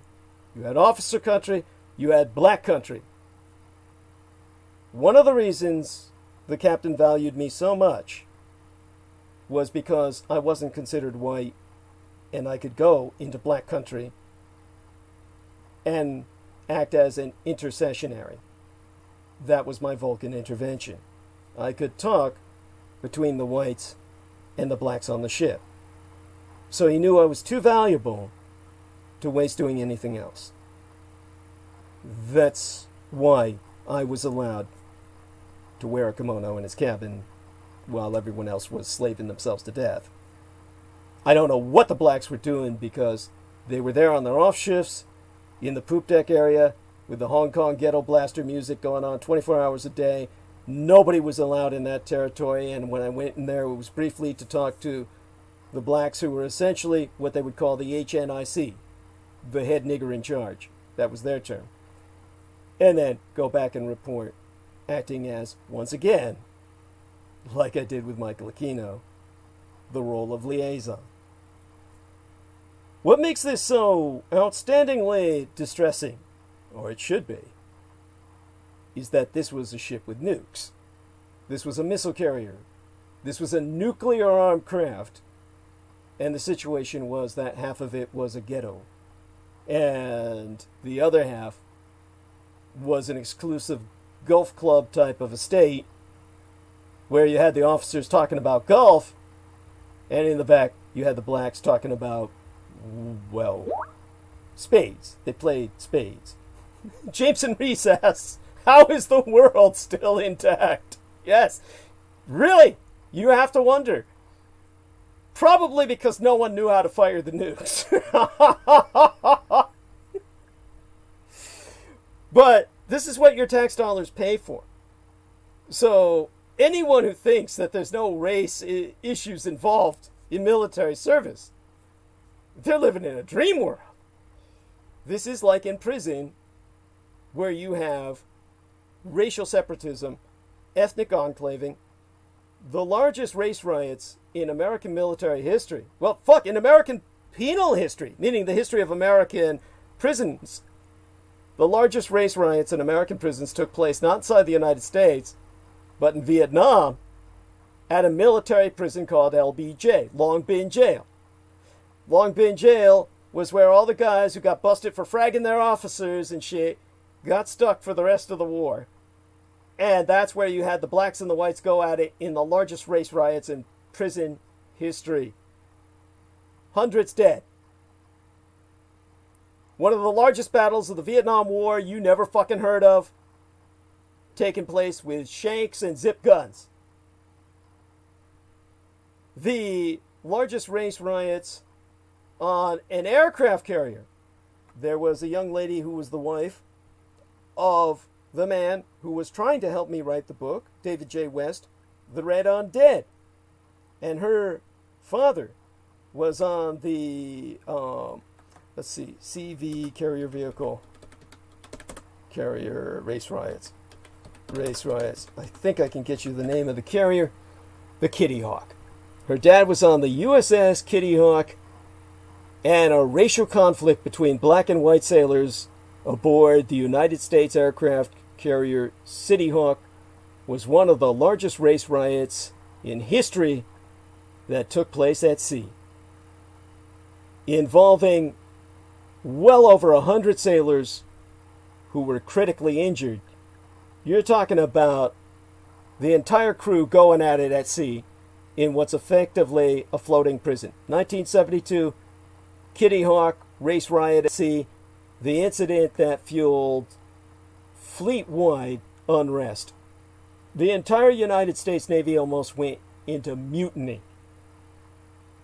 So if you people are in denial that race has anything to do with the world we live in, you're not living in this world. So that brings us back. I'm going to bring Derek Talley and Mr. Pac-1 Morales back on the stage. I want to thank both of you for being here tonight. I'm hoping you can stay here as long as you can. I know it's pretty late where both of you are at. Mr. Talley can stay up with us for a while, but Mr. Pac-1 Morales is part of a large family he's taking care of. So I hopefully he can stay with us a bit longer, but my God, it must be like 9 to 10, 10 to 11, close to 11 p.m. where you're at. So how are things hanging for you, Pac-1? Good. It's actually 5 to midnight, so Oh shit! Um, Holy shit! yeah. Oh god, are you on Eastern time? I guess so. Holy shit! Oh my god, Yeah, you're that started Eastern. okay. Okay, so, yo, fuck, you're Eastern. Oh god, I'm sorry. Do you need to go to bed? In a little bit here, I'll hang out for a little bit longer. So I'm Okay. just but eventually I will, because he's gonna be waking up in the middle of the night and Right. yeah. Oh, I understand. I understand completely.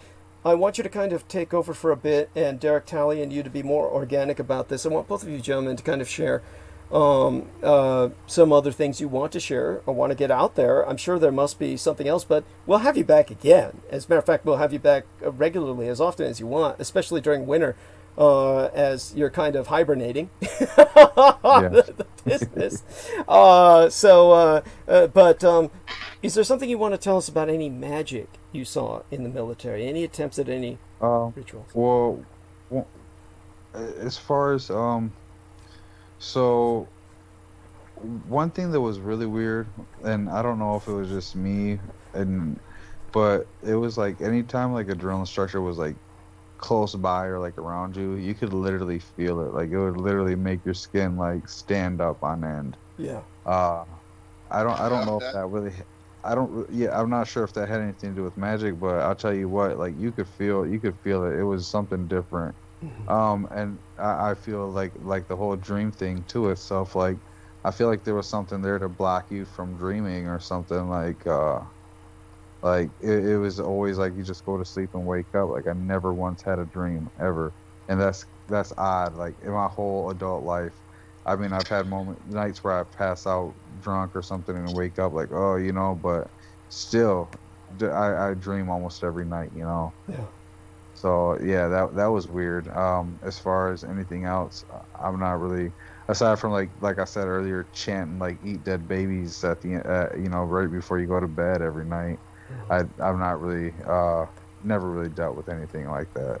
Any kind of Our platoon flag, Yeah. 3062 Lima Company. We had to make a flag for our platoon. It said, "Kill them all and let God sort them out." And see, I thought we actually made up that saying. I thought that was our saying. Well, until the internet came along, I said, this is a normal saying for white folks. Yes. I thought we made that shit up. Oh my God, that's funny. Yeah. Yes, it's actually. Yeah, go on, please. Fact one. Yes, that's. yeah. No, that was normal. That was a normal saying too. Yeah. Yep. And well, one thing else I can say is like one thing they always push too, and it was always weird to me because like you were talking about earlier, like you do end up in boot camp with like people who are like of Thai descent or Vietnamese or Indian, like Middle Eastern Indian, or even of the Middle Eastern ethnicity. And still you're out there training, you're running these courses like the rifle course, like the course we run through with like the M16s, the old M16s that you talk about, that are like all rubber almost, Yeah. They're different now, but yeah. Because you had the A3, right? Yep, the A3s. Yep, the A3s. They were more metal, and they were more like you could break them down easier, and they were a lot easier to manage than the other ones. They weren't big and bulky. But you would be out there running these drills, and the drill instructor would sit there and bring it down and be like, you need to get out there and bust your ass. You think you're fucking tired. You think you're thirsty. You think you had it tough. There's a Haji out there in the middle of Iraq running his course with fucking sandals on, and he's already killed 10 men. You think he cares about being tired? So it'd be like, holy shit.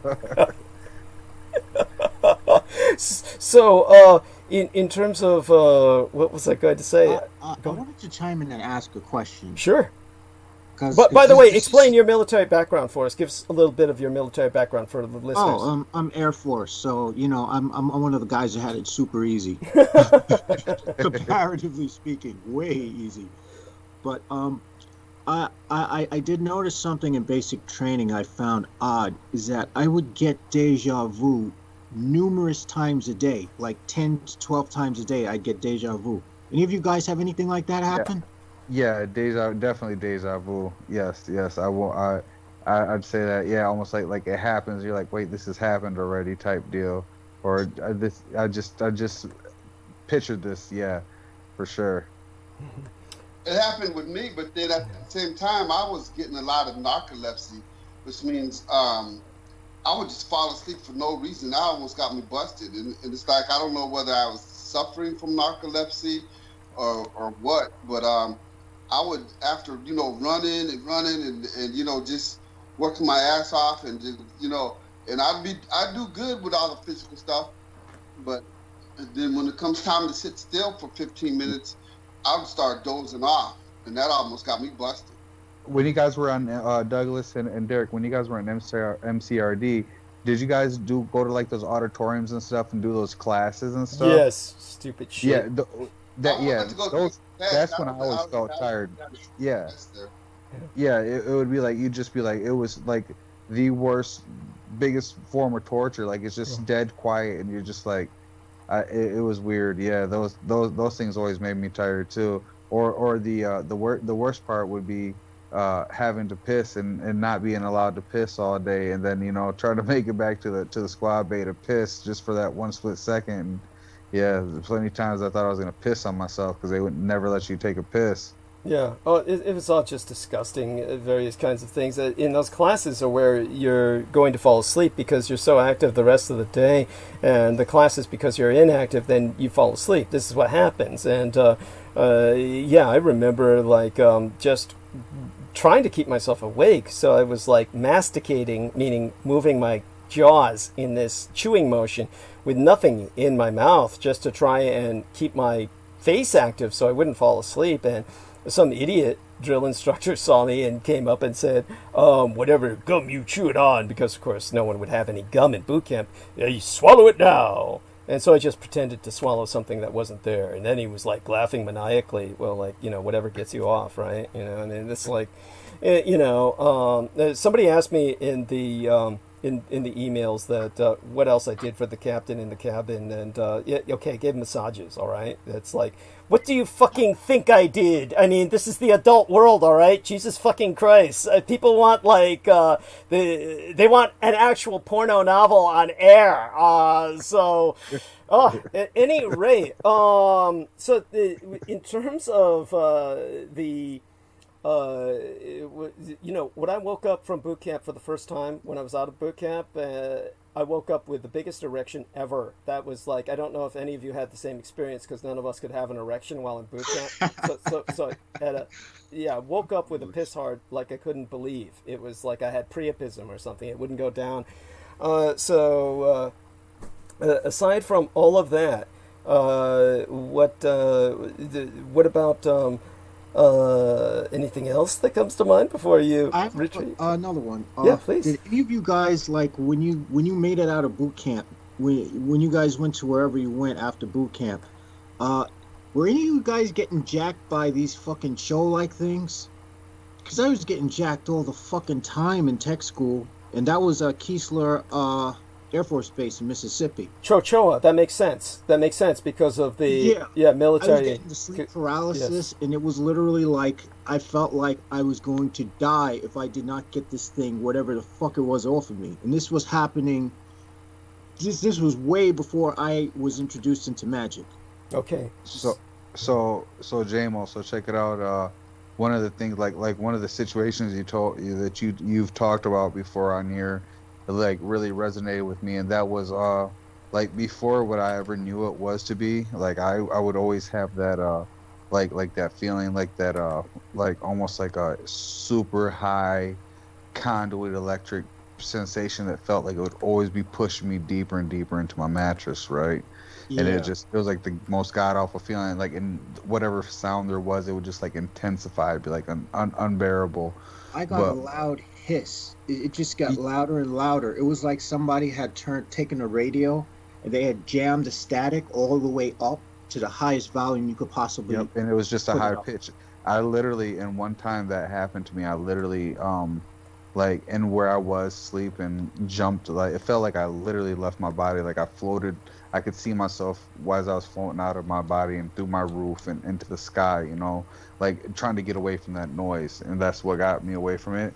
But another time that happened was I was in a Florida room, and before it even started, it was like I could hear like almost like if there was a plane going overhead, and I could hear like a Morse code type deal, but it felt like it was scanning like a beep beep beep beep beep beep beep beep beep beep beep beep beep, and I was staring out of some Florida room doors, and whatever was there, they were like translucent, like I could kind of see through them. The light kind of bent around them, but I could see through them. Yeah. And as I looked to the door to go inside, I was like, fuck, I got to get to that door and get through. I could hear something tell me like, you're okay, relax. And I felt the overwhelming sensation of relaxation and told myself, repeated exactly what I said, I'm okay, just relax. And as soon as that happened, like I could no longer move. I had like a moment of where I felt almost like super cold and jittery, like my whole body was convulsing, but I still couldn't move, like, you know, and I was just awake looking at the ceiling, you know, and sat through what felt like 3 hours of like almost like a surgery, like, and it wasn't like there wasn't no aliens, there wasn't nothing, but it was like something that like a sleep paralysis attack. And and whatever it was speaking the whole time, you know, like just saying things right now, just like off bat, like one of the things was like saying not me, saying me, but whatever it was saying like that person was God, or that energy was God, and you know, like it was there to reconfigure me. I don't, just weird shit, man, shit that just was like the way it felt was horrible. At first, when it first started, I had an overwhelming rush sensation of like euphoric energy, like just crazy, but then it just got scary, and it just like crushed me down and just like started popping. Every little bone in my body felt like it was cracking open and stuff. And after that happened, I told a couple people, my family, and they tried to have me like exercise, man. They thought like I was like possessed, but I was really freaked out because I was like I didn't know, I never really believed in aliens. So I was like, was it an alien? Was it, you know, was it some shit like that? But whatever it was in the corner, and it was huge. Like I could see it. Like like I don't know. It almost looked like a hooded figure, you know, like a That pale sounds face. very, very familiar. I remember when I was 15, when those things, when I had that paralysis episode where afterwards I was blank for like literally, I had missing time for like, I think a little over 3 months that I can't account for. And it wasn't, like I said, it wasn't the two figures that looked like they were normal size humans, although they were so black you couldn't see through them. It was the one in the corner of the room. Like, this motherfucker had to have been like 16 feet tall because it was crouched down just to Yeah, be able to like stay. hunched over. Yeah. I saw that shit, I just went black, like that was it, Yeah. man. I've experienced that, man, like legitimately, and never really, like after that, like that kind of dove me into like the rabbit hole of trying to see, you know, what it could be. And you know, and you go and like you only have Google or you know, YouTube for these answers, you know, because a lot of the books and stuff don't have anything like that, and you never really get answers, man. You never ever get answers, and it took me a long time. And anymore, when that would happen, like I would like once I start feeling that pressure, start feeling the like the sensation, it almost like vibration gets, like everything has a vibration that gets more intense right before it kicks in. I push with everything I can just to break off, or like I'll be in a dream and I'll feel it coming on, and I'll like in my dream be flailing my arms trying to gather whatever it is, like ball it up to throw it away from me, like cast it away from me. And that's one thing, like consciously, whether I'm awake or not, because I don't know, I can't explain it, you know. And like one of the things Daniel Arola told me, because I asked him about, you know, what it could possibly be, and he would tell me get like pink Himalayan salt and lay it underneath my pillow or underneath the base of my neck at the back and base of my head and neck, where your neck and head, kind of go into their own different spots, and then one underneath your tailbone, and then some underneath your foot, like crushed pink Himalayan salt, or just some in some like mesh bags. And he said that would keep those energy, energy. It's almost like a draining virus. It's like a vampire, like an energy vampire spirit or something. And he said that would keep it away from you. But I just got a pink Himalayan salt rock lamp, and I turn that on. That usually, I don't know if it's just something in the back of my mind, but that usually helps me too. Yeah, I don't get it. I mean, I don't get it anymore, but I remember, when it was the most intense. There was one time I literally thought I was dead. There were actually quite a few times, but there was one time I was lying in my bed, just listening to music. I figured I was just like in a meditative trance, and I just drifted off. And all of a sudden, I felt in my head a loud crack, and I was like, "What the fuck?" And then everything just went white. And I didn't have a body anymore. Everything was just white, and I could hear so billions of voices of like, it was like if everyone in the fucking world was talking at once. And then I was like, I gotta get back to my body or I'm gonna die. I gotta get back to my body or I'm gonna die. And then I felt this enormous pain in my head. And then next thing I know was I was up again. And I was like, holy shit, whatever the fuck that was, I never want to feel that again. That shit was bananas, man. I mean, I don't know what any of this stuff is, to be honest. It's still for me undocumented. But yeah. I've known that, like, I know that for some reason I had this thought that when I went into the military, all that shit would stop, and it just continued. It just continued. For sure. I never really had any way, or like I said, to find out what it was happening to me. And like you're saying, like, you can read into any type of book, or any type of craft or path, or anything you do esoterically, or whatever, man, that you look into in the occult, you still don't get answers. I mean, you still don't get answers. Like, that stuff is a whole nother aspect or dimension of life, because what you go through, just like we were talking last week, where you enter that situation, and there's like something. It almost seems like somebody or whatever it is, it's possessed by another energy, because they give you that look, that feeling. You can see it. That shit grin on them. You just know it's not them, man. It's not them. It's like something else is there, and it's like you see it. When you see it, it's like you get this feeling like, I can never talk to this person again. Even if they come out of it, and even if they go back to being normal, like, I can never, because whatever it is, it's just one of those things where who or whatever it is that took them, you don't know if it's ever going to come back again. Yeah. Yep. And I've seen that. I've seen that with outside people and people close to me, man. Yeah, that shit gets kind of. I mean, that stuff really makes things strange, because it's like really makes one start to question, like, what is this? What is this entire construct we call life, reality, consciousness? It just really tears everything apart. Mm-hmm. And when I was younger, I was like, yeah, I believe whatever I was taught to believe in. But then after a while, I was like, how come every time I fucking pray for help for this shit, it just keeps fucking happening? Every time I go to pray at night, it's like the same goddamn thing would happen. It's like, okay, so fuck praying. Same thing would happen. It just didn't matter. It was like something else, man. That shit drove me crazy for a long time. Mm-hmm. Well, I thank both of you for your courage in sharing this. By the way, the wonderful young lady in our chat room, I want to thank her very much for her input. V. Sexton. Hey, honey, love your name. She says, this transmission has been amazing. Thank you, with a heart.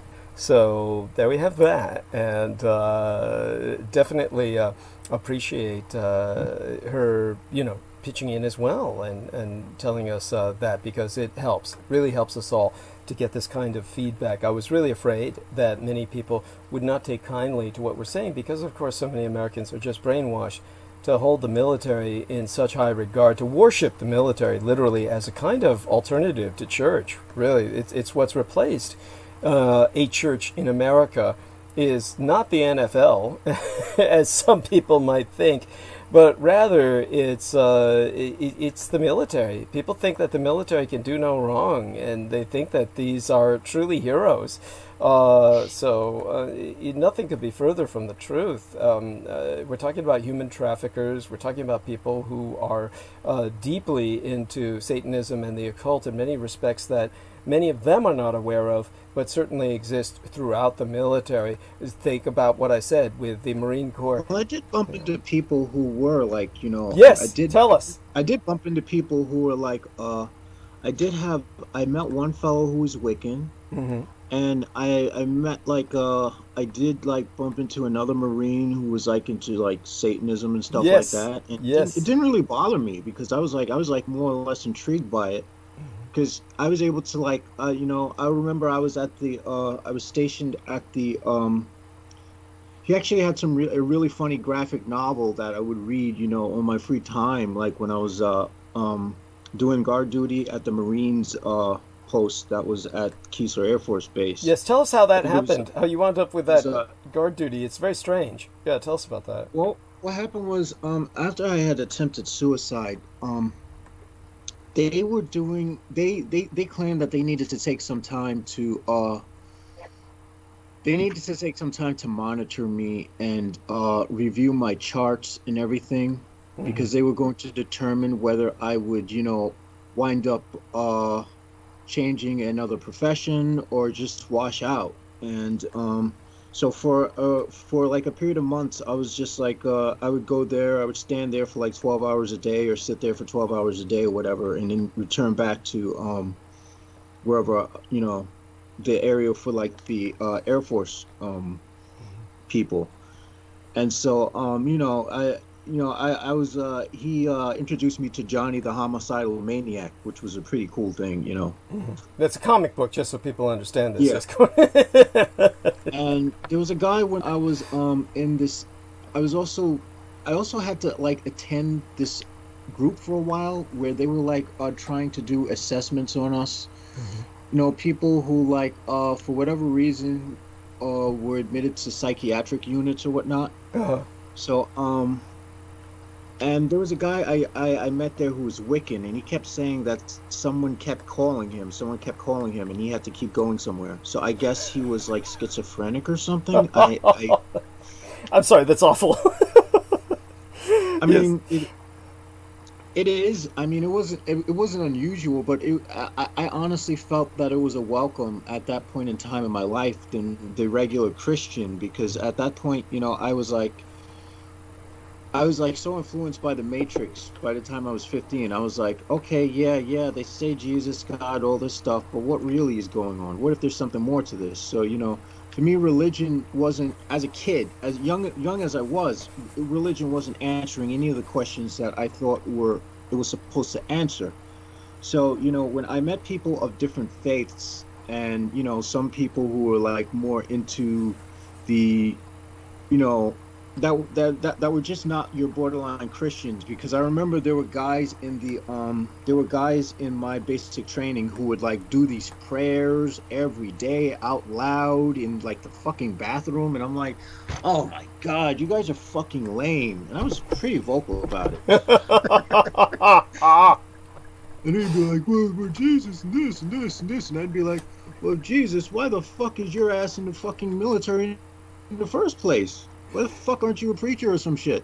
It's a good question. I mean, it's of course there is the Christian warrior tradition, but it gets very convoluted when you deal with the American military. Now, by the way, this is something that I'm kind of curious about. Obviously, the one thing that people may misunderstand, and you get funny things like, for instance, when I was at some point in the old timeline, when I had 4,400 followers. After Coast to Coast AM, and many of these were more just regular Americans, for lack of a better word. Meaning many of these are just, white Americans who are middle class or whatever, or, had actual, like, property and whatnot. People who have lives I cannot even begin to imagine, having never been part of these worlds. But when you have basically myself talking about various atrocities that have taken place in war, with the American examples that I tend to bring up. And the reason I bring them up is because, of course, they're basically something that people are not taught. So there's a purpose for why I bring these up. And I have never, of course, denied or even tried to hide Axis atrocities, committed by, quote-unquote, my people in China, or anything like that. If anything, I've always been very vocal about that, and my only effort has been to put them in context, such atrocities. What is most outstanding in the negative sense about American atrocities is that there's never any context. They just happen, and people are left wondering why. The Satanism is the only context. When you hear people from the military, it's one thing when you're dealing with that level of stupidity. When somebody says, I've been in the military all my life and I've never seen a Satanist. And then you just confront reality by pointing out to people, look at the Chaplain's Handbook. The man I worked with for almost a decade wrote that fucking Chaplain's Handbook to include Satanism and Wiccanism and various other pagan practices, specifically to supersede the importance of the traditional religions in the military. And well, I did learn that, when I was in the Air Force, that they did, cater towards people who were like pagan and satanic and whatever the hell. And when they said Satan, I was like, okay, cool. I was like, I was like a young guy who was just like trying to be super rebellious and shit. I was like, okay, cool. What is that like? But I never went to the chapel, during basic training anyway, because I was just like, I was so neurotic about like getting everything perfect. Mm-hmm. Okay, and so there we have that, and but basically in the military, the entire idea based on the Chaplain's Handbook is instructions to the conventional priests or deacons or whatever to step back and stand down when a satanic chaplain shows up. Basically, it's turned over to them. The legacy of this satanic chaplaincy is most visible in the United States Army Rangers, as manifest in the film entitled The Dark Side of Altura, which I bring up constantly because John Needham, the main subject of that documentary, is a victim of the U.S. Army Rangers on the level of Patrick Tillman, where he's assaulted by his fellow Rangers because he won't get with the program of breaking open young boys' skulls and eating their brains. That is the satanic consecration. That would be their version of the Holy Wafer, if you would think in Catholic terms, Roman Catholic terms. So hopefully this puts things in perspective for some people about what your military is really all about. And if you don't get it, you're just, again, in denial. I've been exposing this for years. Paquin Morales is courageous in stepping forward. But again, he's a member like Mr. Jameson Reese, like Mr. Derek Talley, of an ethnic minority. And as a result, we're able to confront the reality that many Americans simply deny even when it's in front of them. So, I mean, that's what people were saying about Vice President Mike Pence with his fly on his head, that it was basically manifest of the fact that he ignored everything around him concerning Trump, which is essentially like a pile of shit. Why would he even pay attention to a fly that landed on his head, treating him like an ambulatory turd? This is what whites are doing. They block it all out. He blocked the fly out because he blocks Trump out, right? I mean, he's impervious. He doesn't see anything. He's totally oblivious. So this is what Americans do when they go into the military and say, I've never seen a Satanist. And in light of the Chaplain's Handbook, you would say, how is that possible? Well, it's just... because they cater to Satanists. They cater to Wiccans. They cater to every religion in the book. Yes. Every religion you can imagine. They even cater to Buddhists, Hindus, whatever the hell you might be. They have someone for everyone. Right. Yeah, I was amazed. If you take a look at the headstones that are offered by military services concerning military cemeteries, you look up specifically military cemeteries and the headstones that they cater to. They have them for like transcendental meditation headstones. They have like Om headstones for the Om. They have these headstones for completely obscure New Age religious movements. So it's a seething community of alternative lifestyles is what the United States military is in its own right. This is not conformity. This is a breeding ground for experimentalism. So, Everybody's expendable. yes, thank you. Thank you. Everybody's expendable, no matter what faith you follow. So they encourage you to have something. Well, they offer nothing themselves. And so there we have that. With that, I'm going to ask Derek Talley. Did you have anything to offer in this regard? Certainly, you must have seen something in your years involved that have some relevance to what's being discussed by these two gentlemen. And of course, tell us about when you finally woke up after boot camp with your erection. I suspect this is a common experience. Tell me if that was something similar you might have experienced or not. We're all kind of just curious. No. It honestly took a while before I was comfortable enough to ask, my roommate for his porno stash to like rub one out in the bathroom. But it's just like, when I was in basic training, I didn't feel aroused at all. And they said, oh, they put saltpeter in the water. I'm like, oh, that's fucking great. We're being experimented on. So, I'm supposed to I stop was told they from put it in being the aroused. meat. But I use grade B meat instead of grade A meat, and grade B meat automatically has the saltpeter. Holy shit! Oh my god! Now we know. And then I had a roommate who had like this other guy who had he was friends with from like his I guess basic training, and he was saying they were whacking off they were beating off in the fucking thing every day. I'm like, I was like, how is that possible? I thought they put saltpeter in the drinking water. He's like, no, that's bullshit. I think So I guess it was one of those things where if I'm mentally around too many dudes, I just can't get aroused. That's just it. I think maybe just some people are like, maybe there are experimental cycles. There might have been an experimental cycle in which they didn't administer it just to see how whacked the guys would get.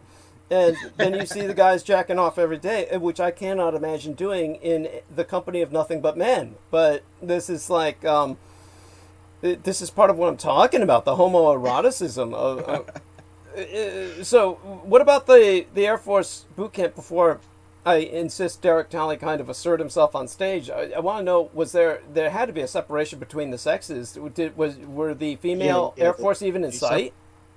Yeah, they separated the genders, but our the class of guys who were next door to us, they had a female drill sergeant as well. So everyone would be looking at her ass, and I was like, all right, well, I guess I would do it, but only if I was like desperate, because I still had that, that sort of dignity about me, where I was just more focused on the goal, and everyone else. Everybody's talking about intersexual boot camp now. Oh, they are? Oh my fucking god! Wait, what happened? Yeah, the Marines are trying to use that as a scare tactic. What do you guys think about the intersex boot camp now? Where men and women are going to go to boot camp together. And I said, this lie's been going around for 10 fucking years. Of course, when Obama came in office, they said, well, the liberals are fucking going to make the boot camp easier and put men and women together. And that was like the big fear. If they did that, I would go back into the military. You'd make a lap move. Let me go back.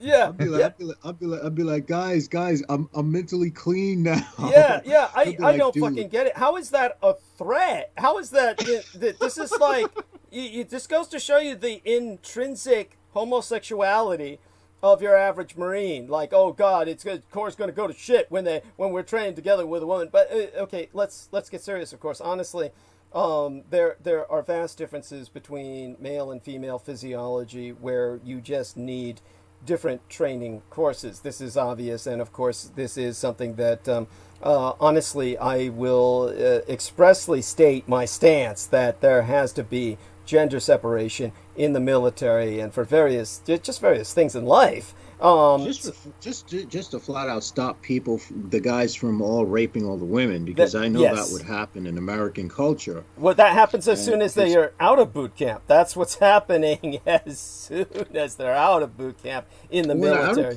When they're out of boot camp, everyone in tech school is fucking one another, so it just didn't matter at that point. And there was this one chick who I met like in basic training, black girl. She was really attractive.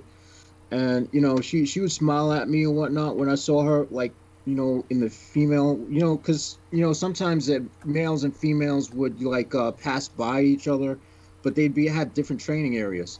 And so she went to the same tech school, but, at that point, I was, so afraid of getting an STD because everyone was just fucking everybody like a bunch of rabid rabbits that I was like, oh, fuck that shit.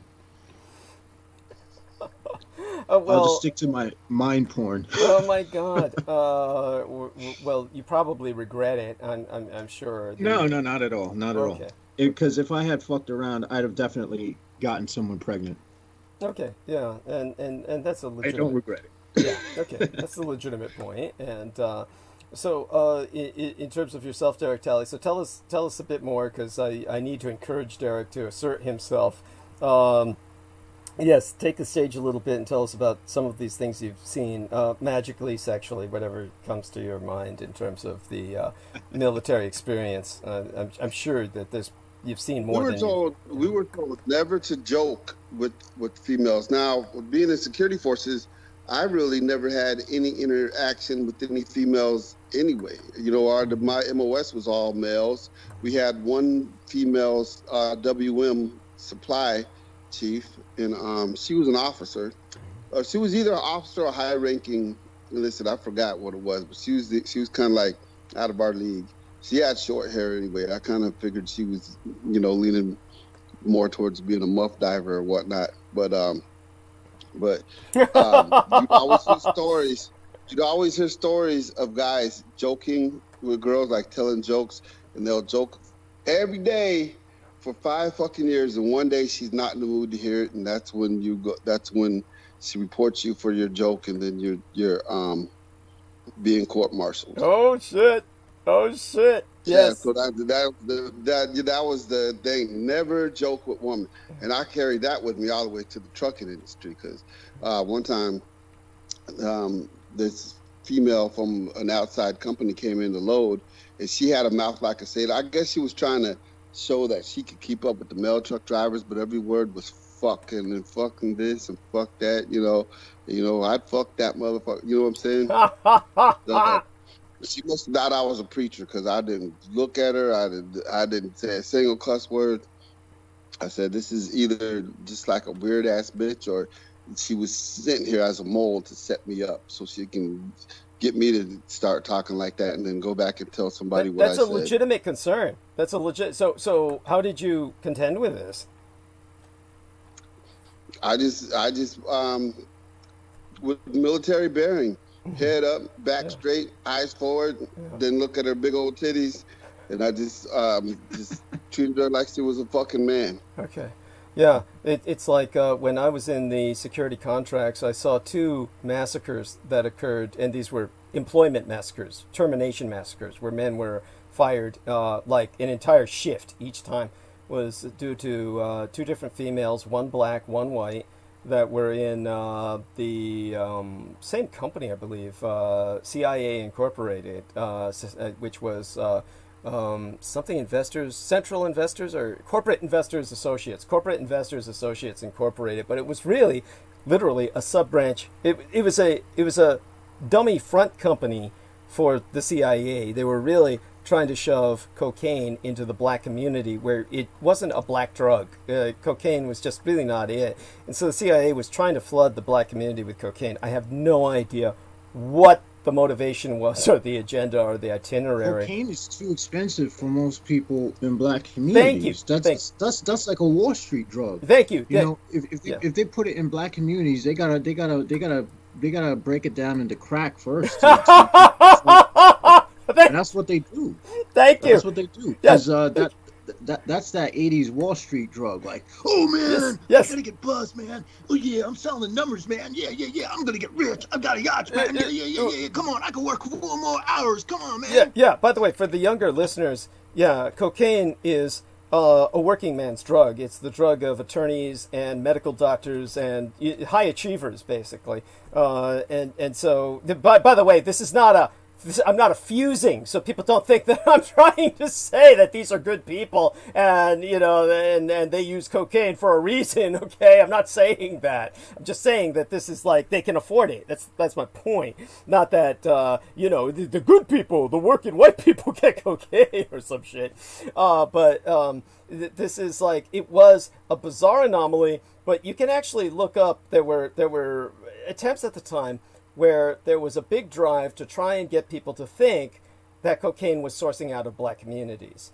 So apparently the CIA was trying to get it active in the black community so they could perpetrate this claim or provide false evidence for this claim that cocaine was flooding America, drowning America in a mountain of snow because the blacks were basically, doing it. And so part of this was this bizarre company that was set up, a dummy front company called Corporate Investors Associates. So this is why on my resume I can legitimately say, via that indirect dummy front company where I contracted as mercenary security, I worked with the CIA. And you can say that. That's a legitimate way to state something. If you worked a freelance contract in which you were contracted via their services so they could have plausible deniability, you can put them on your resume, just so people know this. So when people see that on my resume, they don't freak out and say something stupid like, oh, were you ever a field agent, etc. Well, I almost was for the Defense Intelligence Agency. We involved with the DOD, but totally different story.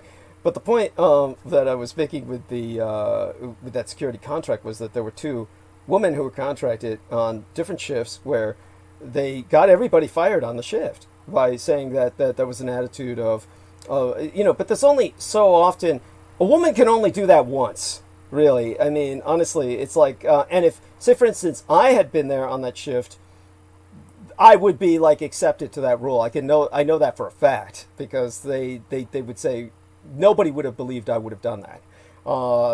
My reputation was just too secure in that sense. But most of the normal guys, but what always puzzled me was why the woman felt the need to do that. Where does that come from? Where there is a need to get everybody on a shift fired? What does that do for you? It gives you a sense of empowerment in the most immediate sense, but it does nothing for you career-wise. Obviously, that word will spread. No one will ever trust you. No one will ever want to work with you. So that whatever satisfaction you derive from that, will accompany you the rest of your life as basically, oh, there's the chick who led to the massacre of an entire shift. I mean, it's downright stupid. It's a really stupid thing to do, and so it's just wrong. It's just wrong because if somebody makes a joke and everybody laughs, it doesn't mean that they're all, lewd sexual, beings who are out to get you or something. I think everybody understands my point with that. But there are other things it reminds me of. I'm sure they'll come out later. Nevertheless, it backs up some of what these men are saying. So certainly in the military, however, and there is every woman is essentially subject to much rape and much abuse, and this is why it's insane for a woman to join the military. I mean, it's insane for a man to join the military because of the attacks and sexual exploitation that men suffer from other men. You can imagine what it's like for a woman. Actually, it's unimaginable. So, by the way, can any of you... I heard another rumor. Oh, yeah. It's a rumor. Well, I don't know how true it is. It may be true. I can't tell you firsthand. But some of the Navy guys spend so much, and the Marines spend so much time away from home, or off on the ship, that if you wanted to know where the lonely wives are that are looking for someone to fuck, they put like a red light in their on one of their porch lights, and so you For can real? look at. Yeah, I've so seen then that you could, before. I was yeah. wondering what it was. I figured that was someone practicing Santa Maria or something. No, so then You you see, can go my knock brain on the was so door. You can go fucking. knock on the door and say, "Can I be of any service to you?" And she'll pull you on in. Yeah, I'll ask her. Pardon me, ma'am, but may I fix your pipes? Yeah, I've come to fix your pipes. Well, Some that's how that one dude. That's some how of that one your dude has 6 kids, and the middle one is black. There- Yeah, Holy shit. yeah. Oh my god. So, can any of you gentlemen catch me up on what the fuck is going on with this? All I know is that after several delays, the long-awaited trial of the singer R. Kelly starts the day after tomorrow in Chicago. I know he faces a series of charges in multiple jurisdictions, including racketeering and violations of the Mann Act. Isn't that appropriately named? And it's spelled M-A-N-N, Mann, like the German word for man, which prohibits trafficking for prostitution or sexual activity. So, what's the story? The guy's a major freak who should have been locked up decades ago, except black people are like, oh, no, that's all cool, man. Yeah, it's cool. Yeah, it's cool because, unfortunately, the black community doesn't place black women on high esteem at all. There you go. So it's, Yeah. so that's it's true. okay. No. So it's okay that he could fucking rape minors and fucking rape women, and it's no big deal. Oh man, that nigga's cool, man. That nigga's cool, man. It's like, what But the how fuck? many? Well, you know what's fucked up? What women did he rape? I don't hear about him raping any woman yet. He So didn't rape. I know he married essentially- Aaliyah when she was Okay, 14. well, 14! all right. Holy On a shit! technicality. All right, on a technicality, if a grown man fucks a minor, that can be considered statutory Yeah, rape. statutory rape. Yeah. So And it is. you know a what? rape. I remember that because he took her to the Cook County court office and he married her. And this was, I remember this happening. But how did And he get away with that this? was- that was so Why he did they let him do it? he was- Did he bribe them? her parents. Well, her you know what? I don't know that's the thing. what part her parents played, but these people who want their kids to be superstars, Anything. They're Dude, culprit dude, in a there's lot of no this shit. excuses. The motherfucker's a sleaze bucket. Oh no, for sure. But that's the case with a lot of these girls that they were quote unquote held hostage in his house. I mean, to an extent, yeah, I'm sure they were, but they were, after a while they kind of like developed a Stockholm type deal. But their parents are the ones who put them in those positions. Their my God. parents Right, benefited there was one from it lady, more than anybody. Like he But you pretty see- much but you bought see those that- girls that from the doesn't there make it- there that was doesn't one make a lady who difference. sent her daughter to have sex with R. Kelly and told her to put her panties in the freezer. Oh my god. So she put her and saved him for 5 years. And so by the time she reported him, she was of age, but she's all, I had these panties in the freezer for 5 years. And, and that's one of the cases he got in trouble on. Oh shit. Oh my god. Yeah, but So okay. he does some sleaze bag shit, but he I want was to drive a point home. set I up wanna from the drive a get go. point home. Because if Huh? a white woman, because if a white girl, I'm just saying, let me just put this shit on blast right now because I'm just sick of this shit happening, and it's something we see in society all the fucking time. A white girl is victimized. They will not take even if she set the motherfucker up, that motherfucker goes down. But a black girl is victimized, they will find a way to make it look like she was a criminal genius trying to fucking fuck this guy over in the future and shit. Why the fuck does that shit always happen? I'm sick of that shit. Dead ass. That shit ain't cool. No. Well, you have a point. a lot of things too, man. That But shit ain't cool, but- man. in a lot of aspects too, man. And I've seen it too. You got like on the streets, you got like young girls that walk around neighborhoods and shit, and they might be 16, 15, 16 years old and come across full of a porch full of 17, 18, 19-year-olds, and them dudes sell dope or drinks, have drinks all the time, whatever.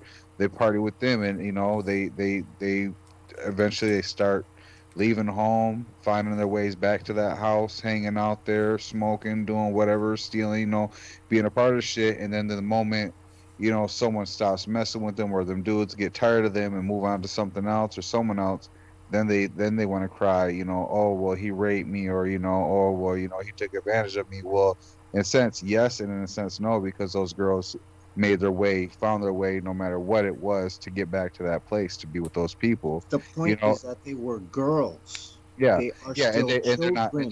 they're not of the right like mind. No, that is absolutely They're correct. still children. And But the thing that's is, still what I'm pointing out is that black children who are victimized are demonized. You're the reason why you were victimized. Whereas a white kid gets victimized, even if one can argue that kid was the reason they were victimized, nobody argues that shit. That's what I think is fucked up. And that's the reason why I think R. Kelly has been allowed to walk around and keep doing the fucked up shit he does, because they don't give a fuck what he does to black women. The minute he touches a white woman, that motherfucker's dead. They'll wipe him out. They'll take him out. yeah. So, in terms of what was going on with the trafficking, what was he doing with the trafficking? There must have been something involved. It wasn't really trafficking as much as it was, I guess they would call it trafficking, because he was like keeping them in his house. Like, he wouldn't let them leave. Like, I'll never take care of you. You'll lose this. I won't pay your mom's bills. It was Like, he was a pretty. cult. He was Yeah, it trying was to like- get some kind of harem going. Yeah, and there was multiple girls in different parts of the house that he just like kept there all day. That's incredible. I mean, that reminds me of, who was it that there was that black guy who became kind of this celebrity of his own right, because he was like just walking down the street when one of the girls escaped from the guy who was keeping him in the house and approached him, and it reminds me of that. That's not Ohio. Yeah, I know exactly the case that you're talking about. This is in Ohio. He's kept that girl hostage for years. Yeah. And she escaped, and then there was a black guy who seen her, and she went to him, and he helped save her and call the police. Yeah, so the man who was holding her and a number of other girls hostage was in this case, a Latin American. And musician too. He played in a Mexican band or something. Oh my God! And Yeah. so this R. Kelly sounds similar to that, where he's keeping these women against their well, I don't know if it's against their will. They're kind of, as you say, Stockholm syndrome. They're essentially being indoctrinated.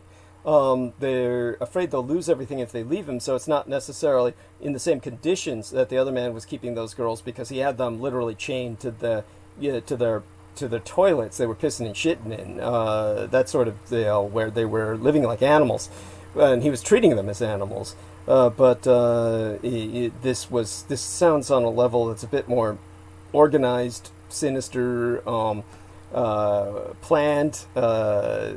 So it like you say, a cult setup. So definitely, it's. I've heard of this person before, and as is said, he seems to be getting away with murder, and especially the marriage of the 14-year-old due to her parents essentially signing off on her. Essentially, this is it's preposterous. And then he had to get that annulled. So then that marriage was annulled. So he got married in Cook County to a 14-year-old, and then he had to get that marriage annulled. Oh my God! Well, I mean, aside from getting the marriage annulled, the man should be in jail. This is. He might be. Oh, I think he might be friends with Donald Trump. That's why he's still walking around. Okay, is he one of the? Who's the other? I don't know. I'm just putting it out there because this Trump cultists seem to be untouchable. Yes, no, I hear you. Well, at least at this point, I mean, Trump himself will very likely be facing some serious problems if he loses the presidency. This is why he does not want to lose the presidency. Honestly, considering what's going on in terms of the different procedures being initiated against him that simply he's using executive privilege to evade. He may very well go to jail after he loses the presidency, with all of the charges being pressed against him from every direction, from every source imaginable. So one thing he can try to do is defect or escape to Russia, but this is why he will not lose the presidency if he can help it. This is why he'll do anything he can to steal the vote. I mean, this is why we've got anti-government plots in Michigan with the people attempting to abduct governoresses, etc. So, Oh yeah, I heard about that. There's also something else he's been doing that's pretty fucked up.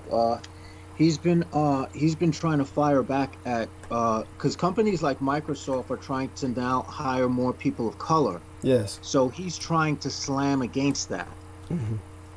yeah, So honestly, the guy does need to drop dead. yes, I can say it just like that because Yes. if I say it in a different manner, I have to. I want the audience to remember I am a black man. They would have no quarrel taking my ass out. They wouldn't hesitate to take my head and throw me away or do whatever the fuck to me. I don't have leverage over them like you do, but I can say that. Well, you say it best. You say it best. Well, I appreciate you saying that, but let's try and have you say it in your own way, in a way that's just a little bit more subtle. The way I say it is, of course, basically that if every serviceman really were trying to live up to his oath, which is the oath we all take as soon as we enter the military, is that we swear to defend the constitutional republic against enemies, foreign and domestic. I'm not encouraging any of the men I'm talking to tonight to do this, but I'm thinking of all those hypocritical servicemen who march in parades for Donald Trump, all those so-called veterans who love him, especially the whites. They're duty-bound by oath to assassinate him, simply because of the man being a domestic enemy. He is clearly a treasonous puppet of a hostile foreign empire, and that is the best way to express it. I've said this multiple times on air, and the reason there's no repercussions for my saying it is because it's a fact. It is a legal fact that no one can deny. This is one of What the... I will say is this. What I will say is this. I do not recognize him legally as the president of the United States. Nor do I. He's hacked into power. I'm certain that there are people in the upper echelon of the military of the Mimo Nanny Sec Yes. who realize this and do not recognize him as their president either. And I'm certain that they know when the right time to do whatever they're going to do would be. Thank you. I would hope that That is didn't the sound case. too ominous, did it? No. I would hope that that's the case, but I think I you... tried to keep it as subtle as possible. No, you did well. You did well. I would hope that that's the case, but I don't really give them that much credit. I honestly think that these people are so incompetent. Take a look at the so-called generals who were supposed to be his adult supervision, the so-called babysitters in the White House, the babysitting squad of all these generals, Marine Corps General Mad Dog Mattis, and all the rest of these motherfuckers. They did absolutely nothing. They do absolutely nothing. The Pentagon does absolutely nothing. You get this guy who marched with them to knock out peaceful protesters, the man in charge of the fucking military, second down from the executive commander-in-chief Donald Trump himself. These people are just they're chicken shit. They're absolutely chicken shit. They claim, oh, well, we can't interfere in civilian affairs, etc. It's all a load of crap. They've been running civilian affairs forever. We're in a position of extreme danger because of them. Despite the fact that the officers are trying to cover their ass because they're politicians in uniform, and the especially high officers, when you get to high officer status, where you're colonelcy, generalcy, admiralty rank, these are people who, of course, are politicians in uniform, period. This is all they are. They no longer even think in military terms. Their objectives, when they think strategy, are political in nature as opposed to operational. And they are doing absolutely nothing. This is we're left essentially without a military, and we have the enemy on our home soil. This is the Russian insurgency, the fifth column of militias that are basically doing all they can to undermine America, and they're of course have their hotbeds of militia activity. So it's definitely very dangerous times. What Jameson Reese said at the beginning of the program when we were not officially on was that we're heading towards a civil war. That is rendered obvious by this kidnapping plot of a woman in legal power, a woman who was legitimately elected. We cannot even begin to understand how this barely scratches the surface. This is the tip of the iceberg. These people are prepared to kill for Donald Trump, and they will start doing so by discouraging people from voting. They will, once Trump loses the vote anyway, then they will basically they'll take it to the streets. And at that point, what will the military do? What will the police do, who have so obviously been on their side? This is where we will enter new territory. This is completely unexplored territory. This is territory America's never been in. And it makes the American Civil War between the states look like nothing, because the American Civil War between the states was organized. It had it had lines that were clearly defined. We don't have that at all now, other than the fact that skin color is that's the uniform of the new war, is one skin color to large degree. And so it's my struggle to try and get people to understand just how serious the situation is, and I don't think people, other than my listeners, even begin to understand.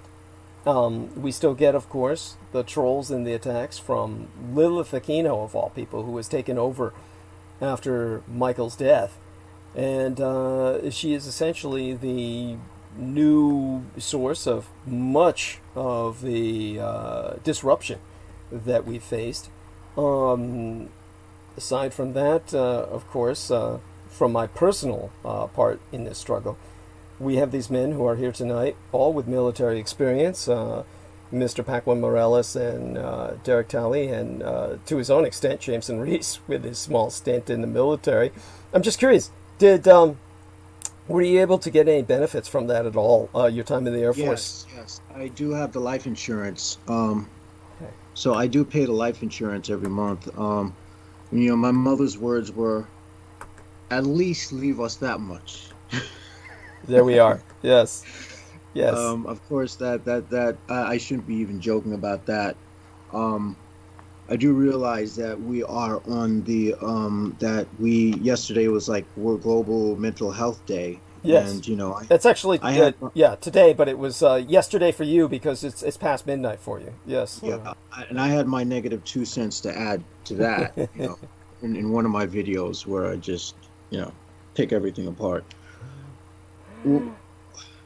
And I'll just leave that alone for now.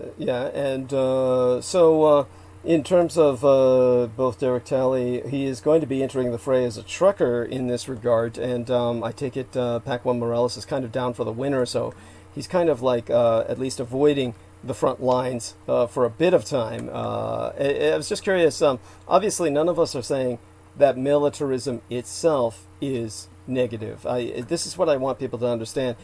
Defense is important, and nations need militaries. The militaries are in and of themselves. This is some of the irritation I got from when I was dealing with my old timeline, and when I started off after Coast to Coast AM, and got this original wave of conventional people, just normal people who were of middle class kind of position, who were interested in what I had to say before I was completely and totally suppressed. And every effort was made to stop me imaginable. Basically, we had a bunch of people who were saying things like, "Oh, Douglas Dietrich, you have to come to terms with the reality of war," which is you just roll your eyes. You don't know what to say to people like that with the amount of what I've seen in this world. But for someone to come at me with that kind of patronizing attitude it's so ridiculous. It's not even offensive. I mean, you can't be offended by that. It's like somebody, approaching somebody, and it's. I don't think there's any parallel. It's just it's indescribably stupid. But what people might misunderstand is they'll think I'm on this anti-military trip completely, which is far from the case. The warrior ethic, the necessity of militaries is I think something that needs to be articulated by myself, because most people think I'm on some anti-militarism trip completely. What I'm antithetical to is America's corrupt military, which gives people a very false perspective on what any warrior ethic would be. Nobody in America really understands the war that is still legally on against the Thousand-Year Reich in exile. They don't understand what happened in World War II. They have no idea how the military functions. But because I try to point out the corruption of the American military, people think that I'm applying that probably universally, which is far from the case. And certainly what America needs is a new military built from the bottom up, and that would imply a draft. And I've mentioned this before, gone into it before, and aside from all of that, we are going to have Mr. Derek Talley, as I said, taken off in his truck into the fray. How is that working out for you? Tell us a bit about what it's like to be back on the road. Well, it's all coming back to me, and I like it, So the hardest part is getting my phone acclimated to some of these new trucks and the Bluetooth. So I just kind of gave up some of that and just hooked my phone up to the plug. I could plug it straight in. But the problem with that is if I have to change something, I have to reach down to my phone to change it, as opposed to using it on the steering wheel. You got to be careful with that, because they'll fire you in a heartbeat for the phone, touching your phone while you're driving. So I've spent the last 2 days, I've spent in like 30 minutes each trying to hook my phone up to the Bluetooth on the radio. That's a pain in the ass. But other than that, once I get going, and I'm listening to a series called The Dark Web, and once I finish that series, I'm going to share it with you and your listeners, Douglas. But they're talking about the origins of the dark web and how it was started by the Navy. And the Navy needed something that they can go and visit these jihadi and different websites without being seen. So the Navy's the one who created Tor. Mm-hmm. But then, in order, if they're the only ones that use it, well then anyone coming from there would be known that it would be like the Navy or the CIA or the DIA. So the reason that they allowed other people to start using the dark web is the same reason why two spies would meet in a crowded train station. Because if there was a train station to where they were the only two people in the train station, everybody would know those were the two spies. But if you get a crowded train station and you got hundreds of people meeting together, well, you wouldn't be able to realize which two were the two spies meeting together. It's the same with the dark web. The military created the dark web, but they wanted to keep the dark web up because and keep it crowded so that when they want to do their dirt, they can do it under the cover of everybody else and not get caught. Incredible. So it's an interesting series. Thank you. No, deeply appreciated, and it brings up so many other aspects of the Navy that I brought up before with some of their contract workers working on creating the Slender Man phenomenon, and what was behind that. I outlined that a number of years ago. That was a spectacular failure in ways that people really don't understand or even suspect, but it's part of how DARPA released, of course, the internet in the first place, and then the Navy creates Tor, which is an acronym, TOR, for the onion router, because like layers in an onion, it hides the route with which you're approaching the various subjects. And then, so basically, in order to hide themselves, they promote it a venue for child pornography and snuff porn and every other evil thing you can imagine. It's just to quote unquote take care of a national security threat. They created a threat on an existential level to us all that infinitely dwarfs any threat the jihadi ever presented. This is it's Well, the potential threat has to be to the fact that if people are operating in certain groups, in certain cell splinters, they could use the dark web, and they could coordinate strikes within the United States, and nobody will find out what they're doing or where they're doing it from.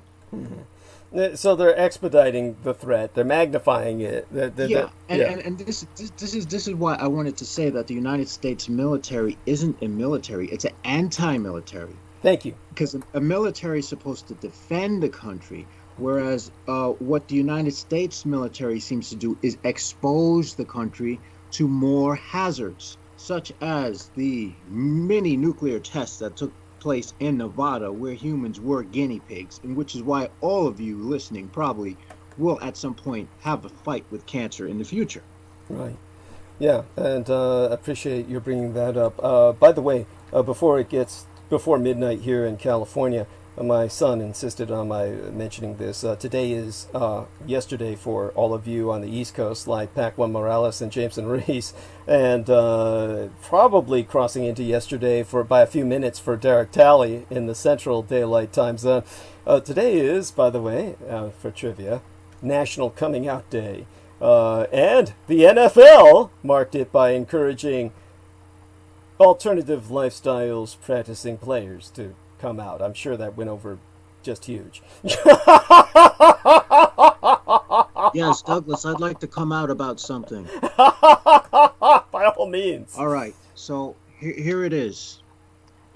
You humans are lucky that I require your survival for my survival, or you'd have been done a long time ago. Well, there we go. Thank I you, came sir. out. There we are. Of course, that is my line as someone who tries to advocate as best as I can for the vampire subspecies. Now, whoever the young lady was who brought that up, that wanted me to speak about that, I'll try and get a little to it tonight. To tell you the truth, I'll probably get more to it on Wednesday. Wednesday we should have Peter Moon with us, so it would be a good transition from him to that. There's just so much going on tonight, and to tell everybody the truth, I'm frankly exhausted after all the celebrating I did for the Double 10 Day, the national holiday. We'll probably deal with a number of politically relevant topics, and then go to probably retreat into the night or the day at some point soon. But we have the gift of these men with us, and I try to juice them for as much as I can. So if Pac-1 needs to retreat into the gentle night, I want to give him the opportunity to say goodnight formally, and I'll ask him this one thing, two things, a little to keep him going for a little while longer if he can. One question is, because I'm not anti-militarism myself, I do try to encourage in people an understanding of the fact that war is necessary for human development. The fact that that war is without war, if humanity were living in peace and we were all at one with one another, we would be a termitary. It would be like the Borg. There would be no advancement, which is why the Borg is so aggressive in the Star Trek franchises, because without the absorption of new cultures constantly, they will stagnate, because there's no advancement coming from inside. There's a constant absorption of what's going on outside. We'd be something like that, or just like an anthill going nowhere in a certain sense. They evolve as well, but you get my point. Honestly, we'd have been long dead if there were no wars, because the human population would have grown so much to the point where we would have choked it would literally lead to our self-destruction. I agree. And we've been killing people a lot less over the past several generations, and this is why we are threatened with overpopulation. I'm not saying that the simple answer is we need a good war, but it's impossible for me to imagine a war not happening. But the war we'll have here will be horrible, and we will experience civil war in a nuclear-armed state. This is what's so frightening. This is what communist China was on the precipice of after the Tiananmen Square massacre. They had the look of a nation on the verge of civil war that was nuclear powered. Russia went through that phase prior Boris Yeltsin. America is now entering that phase, and we'll see what happens and who will side with whom overseas, because I'm certain sponsors will come from overseas to sponsor their sides. The Russians will sponsor the Republicans, and I can't imagine who will sponsor the Democrats other than Japan and Taiwan, perhaps. And we'll see what happens. But we definitely have a world that will not be recognizable within a very short period of time. And that's so. With that in mind, it is important to have your children understand that war in and of itself is not necessarily bad. So I was just curious, as a father, Pac-1 Morales, your children are probably not even at this age yet. Your son's probably not even old enough, but if he were old enough, would you allow him to play with toy soldiers or action figures? Or what's your thoughts on that, if any, or you've never even thought of it yet? Well, as of right now, my son, he's 2.5 years old, and actually, like, one of the things he just got into is is cars, like race cars and tools and stuff like that. So I bought him like toy tool sets and stuff like that. But as far as a war situation, I guess I was one of those kids where my mom tried to keep us from playing with toy guns and stuff like that. I mean, we'd just pick up the sticks, and throw rocks like they're bullets. I mean, whether you like it or not, you're gonna see war. You're gonna, on TV or hear about it, or that's your history. I think as far as it goes too, I have a 14-year-old daughter, and I love it when they tell her things at school, and I get to be like, oh well, like Thanksgiving, and the situation with the Indians and stuff, and a lot of that too attributed to you, talking about George Washington, the village burner, and situations like that. And she's like, yeah, and she's the type, she's not quiet about it. She'll bring it up to her teachers, and they're like, no, that's not real, that's not true. I'm like, yeah, that's. And she's like, I know, they don't want us to know the truth or whatever. But I think it is necessary, and there will always be, no matter what happens, there will always be war. There'll always be. We're that kind of species where there's always someone who wants to be the dominant, or someone who wants to have it all, be, whatever the case may be. And there'll always be followers, It's just the way it is. It is inevitable. It's just a part of the cycle, So I'd rather my kids be ready, and and me talk to them and tell them about things I've gone through, and always be open with them, so that they don't fall for the same things I did, or they don't, caught off guard or feel, vulnerable ever, So, but yeah. Well, that's very important. Thank you for sharing that. And I can tell you're a little tired, but definitely I want to thank you for being with us tonight. You will be back, of course, especially as you're kind of down for the winter business-wise. We'll be able to have you on more often, and certainly I hope you look forward to being on again with us. And oh yes, by the way, this is not. By the way, I'm going to have Noreen Halpan on again very soon. I'll probably have her on. Just check in to say hi with us on Wednesday, as a matter of fact, and probably. Please don't. I'm sorry. Why did she get all hot and bothered and leave like that and shit? I knocked her off the call. I was good, but I wanted to ask you guys about this. I'm sorry. Please don't. I cannot stand her. I'm going to be perfectly blunt with you. I don't mind someone wanting to make their opinion known, but she reaches a point where she gets dogmatic and tries to force it down our throats, This and it's like I was going to ask about that because I think what yes, triggered me was when she was like, when she said something that I found very presumptuous, as if she knew anything about me, and that just set me off. I understand. But by the way, just so that I can clarify this for people, I didn't talk to Noreen for a number of years after she went off on me in the Revolution Radio show when Laura Lee Solomon was my producer, and it had to do with something very similar where I was talking about Americans and their behavior. And I was going on about Americans. And people might remember my early days at Revolution Radio. I would speak often about the failings of Americans and the shortcomings and the blindnesses. I would go on and on about it. And but there was one time in particular where I was talking about Americans, and this had to do with a series in a episode where I was going to talk about World War One. And I was talking about Americans. She got into this very similar to what she did tonight. It's very disconcerting, and what I don't understand is that how she feels this communicates anything. But she began very much shouting, and it had to do with what she was saying, basically that I had no right to talk about Americans in general.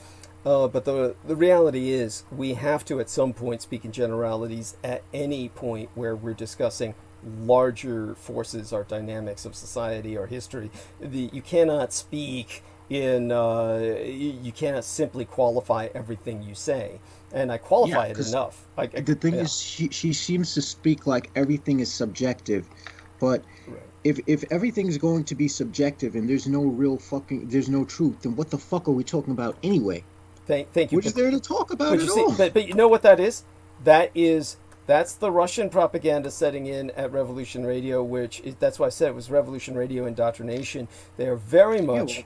Yeah. That's precisely why I told her that she might as well be another agent of Aquino, because at that with the way she's coming across, how do we know? Yeah. Yes. What she was doing was very disruptive. Yes. Yeah. And that was that was the point. Is that what does she think she's doing constructively when she takes on that attack? It's literally like. I believe that she has a what do you call it? It's a sort of victim mindset that's similar to what we see in the super soldiers, where she has to take the side of whatever you're speaking against, and then claim that you're victimizing her because you're victimizing that side that she's siding with. She always seems to have that sort of dynamic on hand.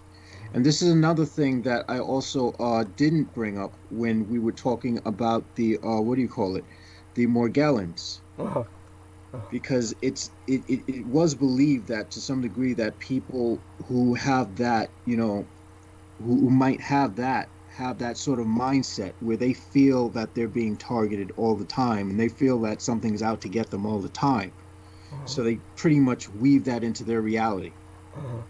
Okay. Well, definitely the one thing I can say about, for those of you who don't know, when Noreen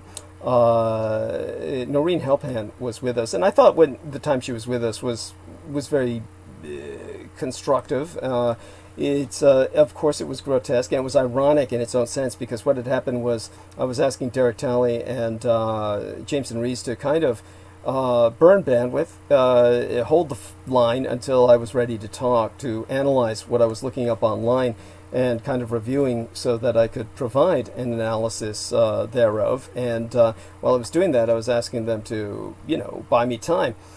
So both of these men started going in directions that I did not find, I didn't feel was interesting to the audience. I felt that that the direction Jameson went in was basically gross. He was talking about some medical issues, not his own, mind you, but just some stuff he was looking up. Then we brought on Noreen, and of course she has that voice, and she's very chipper. She's very chipper, so she has that energy, which is very positive, which Selena likes, and it's rather refreshing.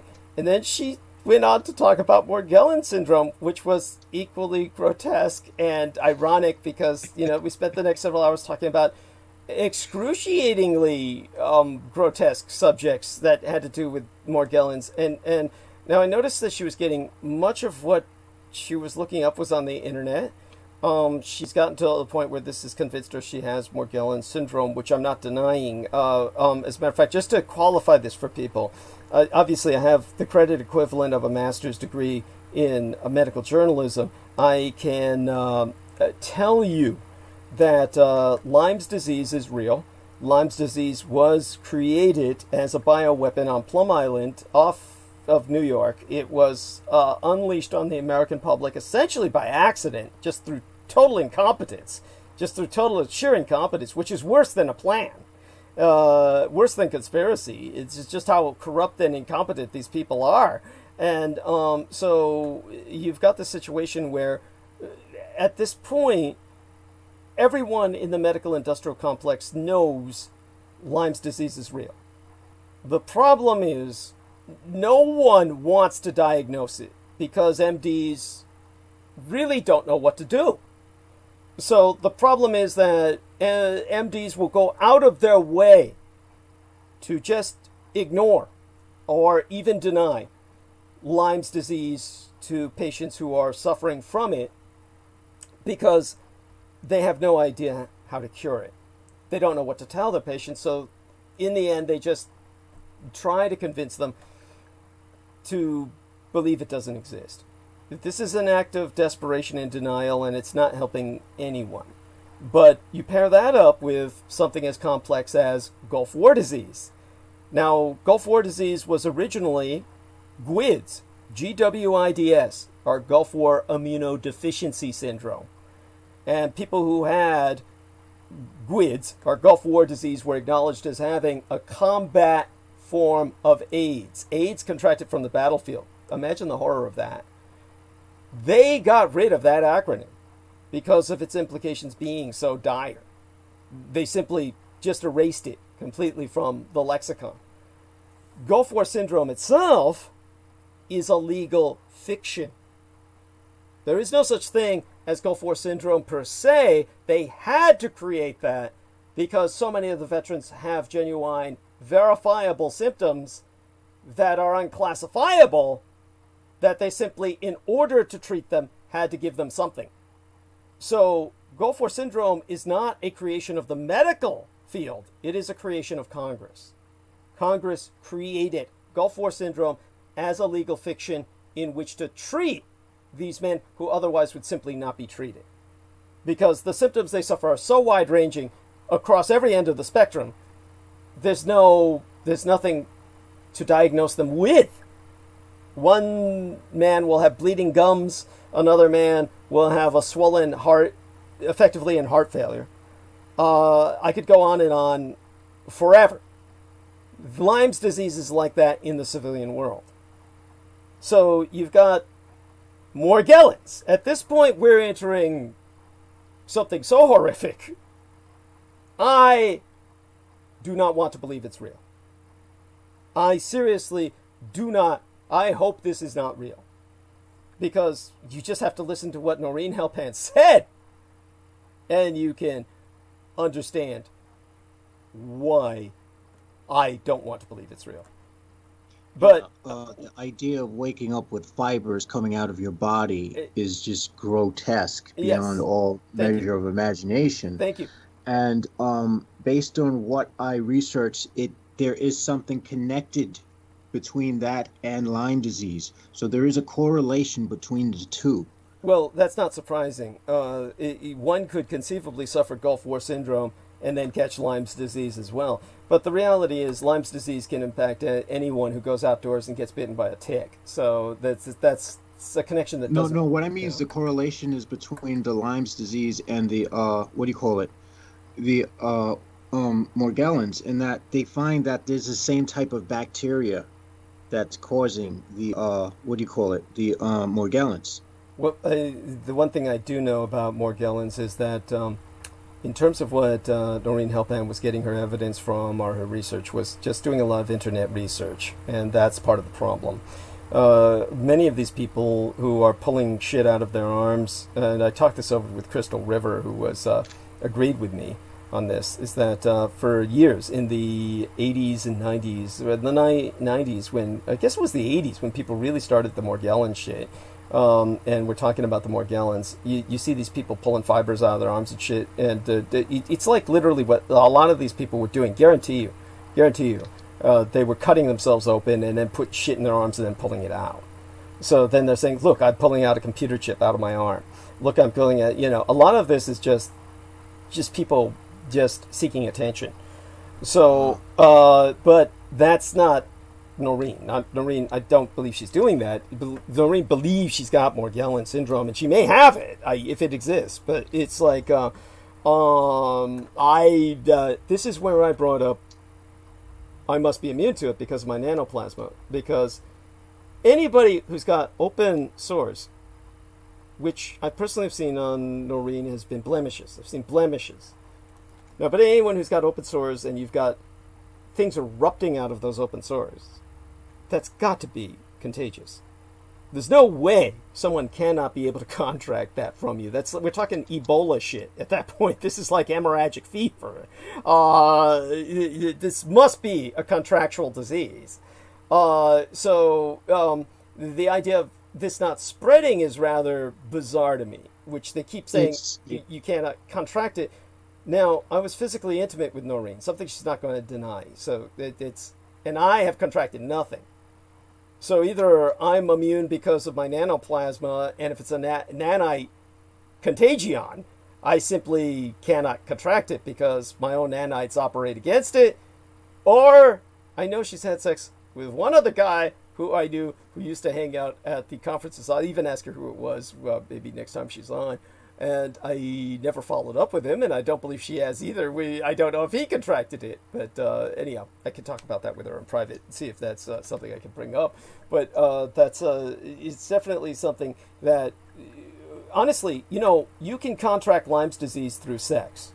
You can contract the symptoms of Gulf War disease through sex. You can contract COVID-19 through sex. If all of these can come through seminal fluids, how is it that a nanite disease could not come through sex when the person who married my son takes my sperm simply because he can get the nanites through my sperm, as well as my blood transfusions? So obviously, it's coming out of your blood. It's got to come through your sperm. So this is precisely why the people have been saying it's psychological. There's a psychological component. Well, there's definitely a psychological component, but of course it begs the question: which comes first, the chicken or the egg? If I had fibers and like Noreen said, bugs flying out of my arm. If I had fucking bugs flying out of my arm, I'd go crazy too. I too would be shouting on radio. Okay, so I guess we should cut her some slack. I mean, you understand in that context. It's amazing. It's amazing to me she doesn't scream at the world 24 hours a day. Well, I hope you're all right with this, but I had to kind of kick her out of the chat because I'm all right with it. I'm all right with it. Yeah, because she was ranting about how it's how this show is racist against whites. How are we racist against whites? How is somebody who's been a subject to racism going to be racist? I don't get it. That's Revolution Radio indoctrination talking out of her. They cater to white grievance. That's the whole point. The majority of Revolution Radio, if anyone had listened while I was on, and listened to anyone else who was on Revolution Radio, there were two types.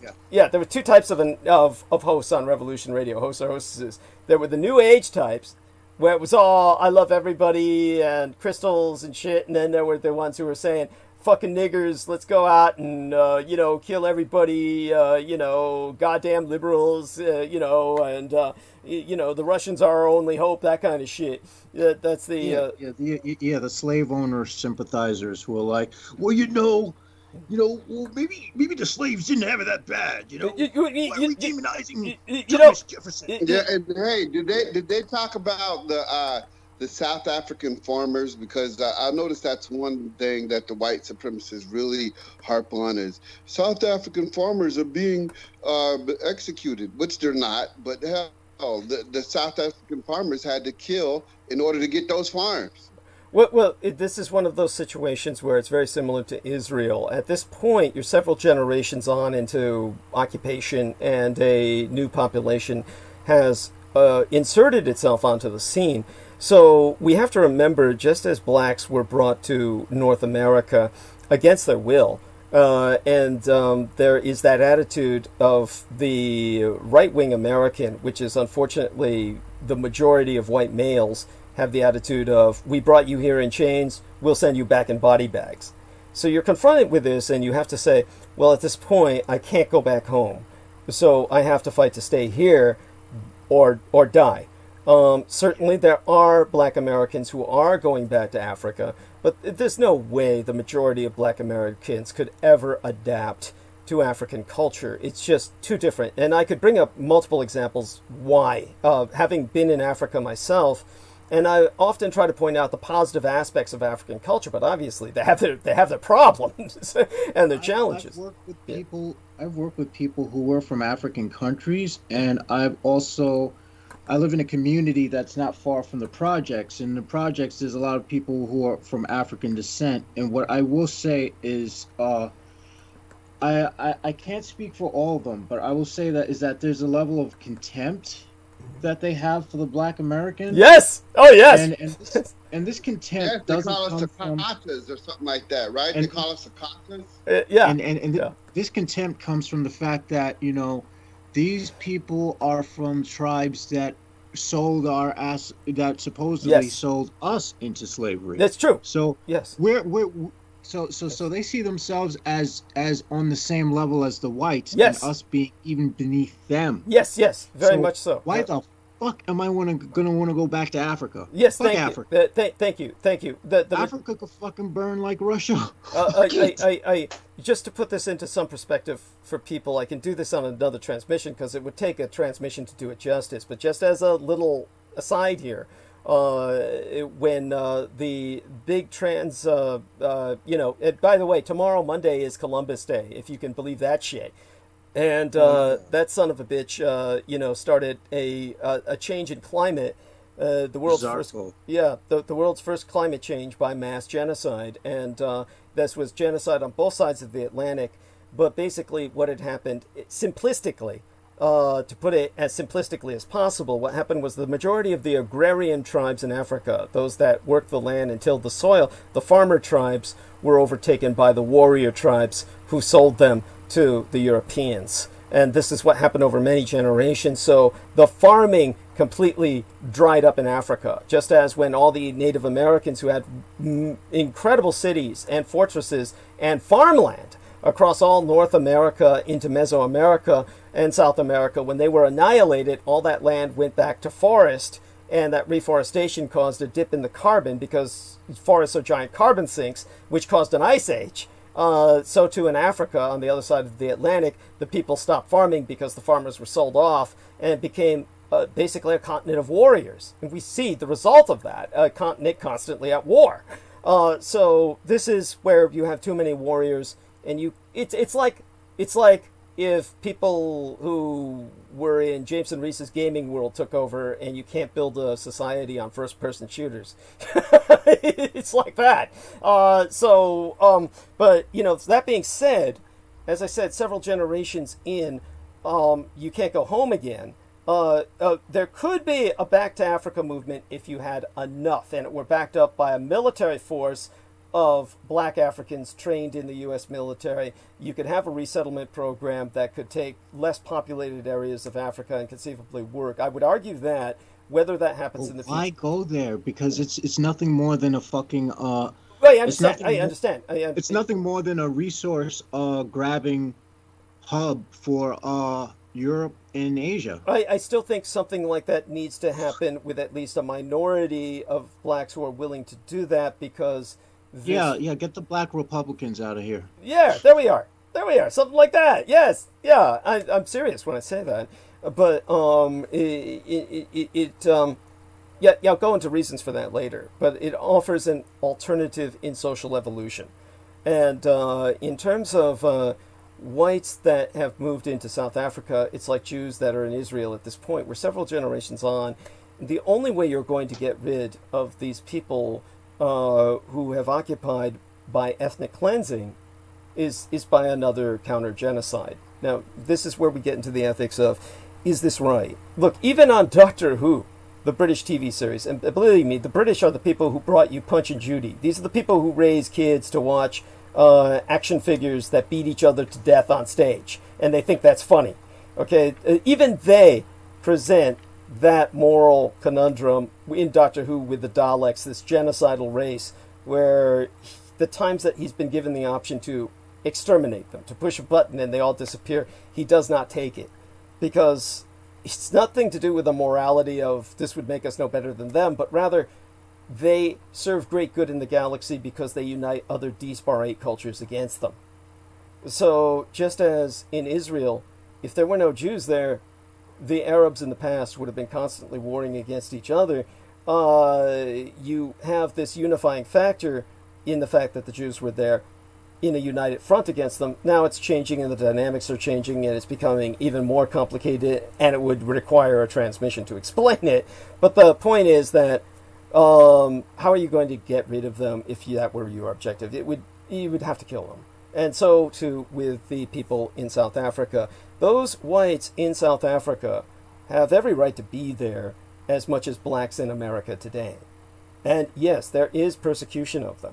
Yes, there are people being attacked. So the big question is, what needs to be done so that they can have their own ethnic enclave or nation state in Africa that would be with an outlet to the sea so they could trade with the world. That's a fair thing. It's a fair settlement. And there's no right to annihilate them at this point, several generations in, when they've grown up as Africans. And their respect for the language is certainly far greater than any other Europeans. They use the various African inflections that are very similar to Dutch inflections in terms of the Afrikaans, which is the Dutch spoken in South Africa. So it is a situation in which ultimately a solution has to be eked out, or the only other solution will be genocide. So I do express that. And when it comes to the what many of the whites were arguing about slavery, without defending chattel slavery, the one thing that you do realize when you take a look at chattel slavery is horrible as it was, with the whippings and the torture and the work unto death, the expendable units to degree. The fact was, these units were valuable enough where they were kept and maintained, which is, in that sense, your average black slave had it far better than your average worker in the American labor force today. Your average black slave at least had a potential to live to be 100 years old at a far higher statistical rate. That's a fair point. Yeah, than your average man who's worked to death in the American workforce today, or woman, with no sustenance, no one maintaining them as an asset, just totally expendable in the meat grinder sense. So yeah, we're not even assets. We're not even humans aren't even looked at as a valuable asset. Anymore. Thank you. You're not even an object that's useful. Thank you. You're just a piece of shit to be just annihilated and turned into mulch. Yes, and that is the horror of the American capital economy, of late-stage capitalism. But it's always like this. It was always the monopolists. I mean, this is why capitalism has to change. This is why, of course, I promote National Socialism. We've seen the horrors. That's also why we need a centralized government that's strong enough to restrict capitalism. Yes. It's not an argument against capitalism, because it's the most effective system of trading and exchanging goods. Because I mean, I'm not gonna want to barter for a bag of candy. I'm gonna go to the store. Okay, you want a bag of candy? Sweep my floor for 2 hours. Like, get the fuck out of here. No. I'd rather buy that shit with money. Okay, fuck that shit. For people who are like, we could go back to the bartering system. The stoners around Union Square, back when it was a drug haven, before it got all cleaned up because of the new Silicon Valley in New York. that was back when I used to hang out with like the people who were actually, some of those homeless people were really fucking smart people too. Well, They weren't. that's the tragedy. There are many intelligent homeless people because our economy does not reward intelligence. Our No. economy, it's the stupidest people in the world who become multi-billionaires and billionaires so often. Yes, so this is definitely a situation that is. But what do you foresee, Derek Talley, in terms of a security situation, in terms of your trucking? If it were, I mean, with the kind of violence that we have ongoing, there must be areas or hot zones you feel rather intimidated to enter, or you feel some trepidation, or maybe it hasn't come to that stage yet. Well, we've had incidents, especially in Chicago, and this is before, before any protests, any major protests, before Black Lives Matter even existed. You know what I'm saying? So because when I moved here in 2015, there was no Black Lives Matter. I think it may have been a hashtag, but even Black Lives Matter is kind of like two different things. You got We the People, and then you have the actual organization that's getting funded by, the Soros.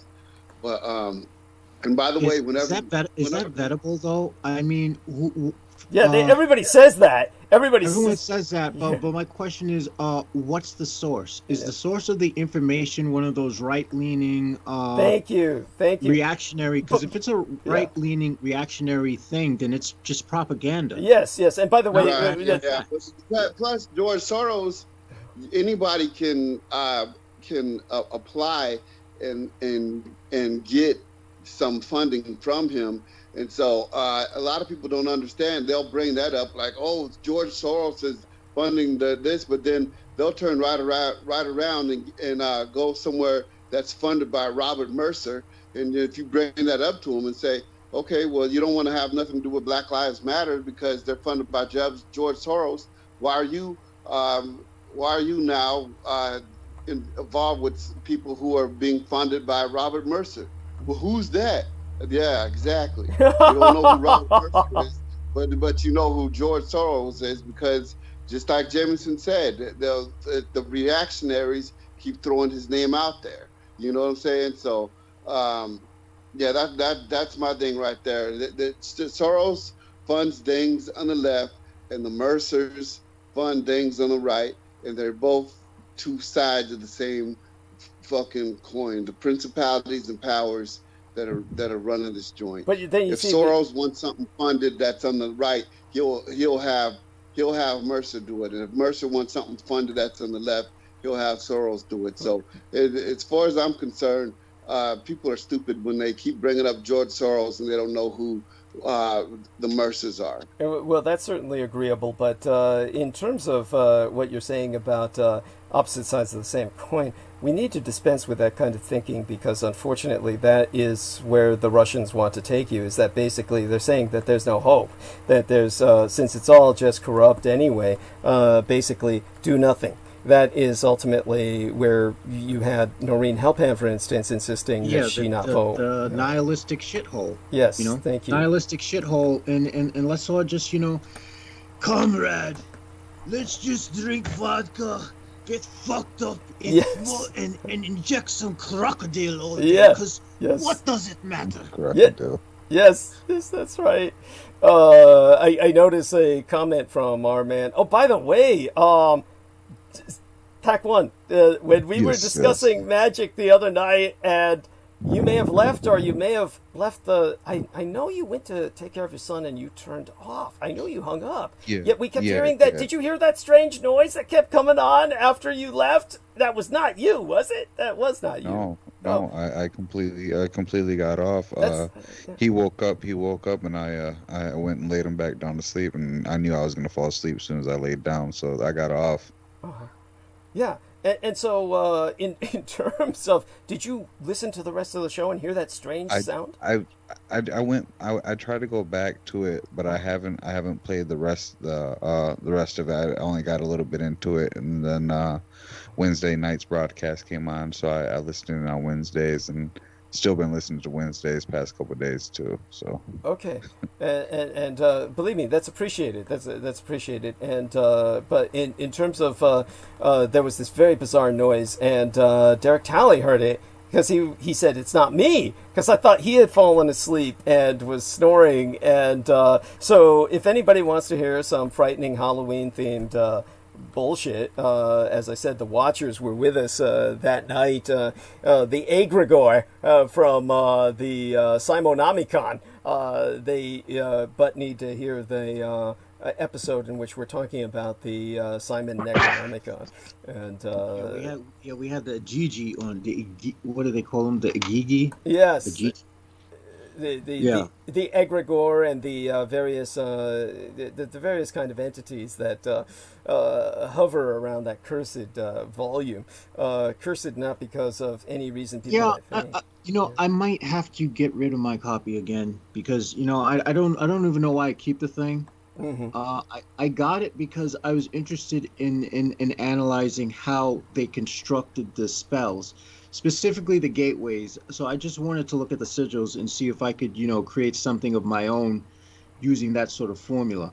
My interest was not in any of the stuff, any of the lore or reading about it, because I realize most of it's bullshit. Thank you.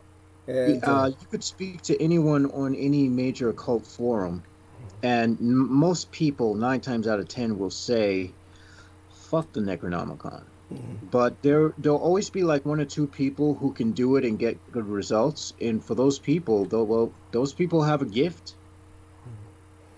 Well, in terms of, I'm sorry, could you say that last sentence again?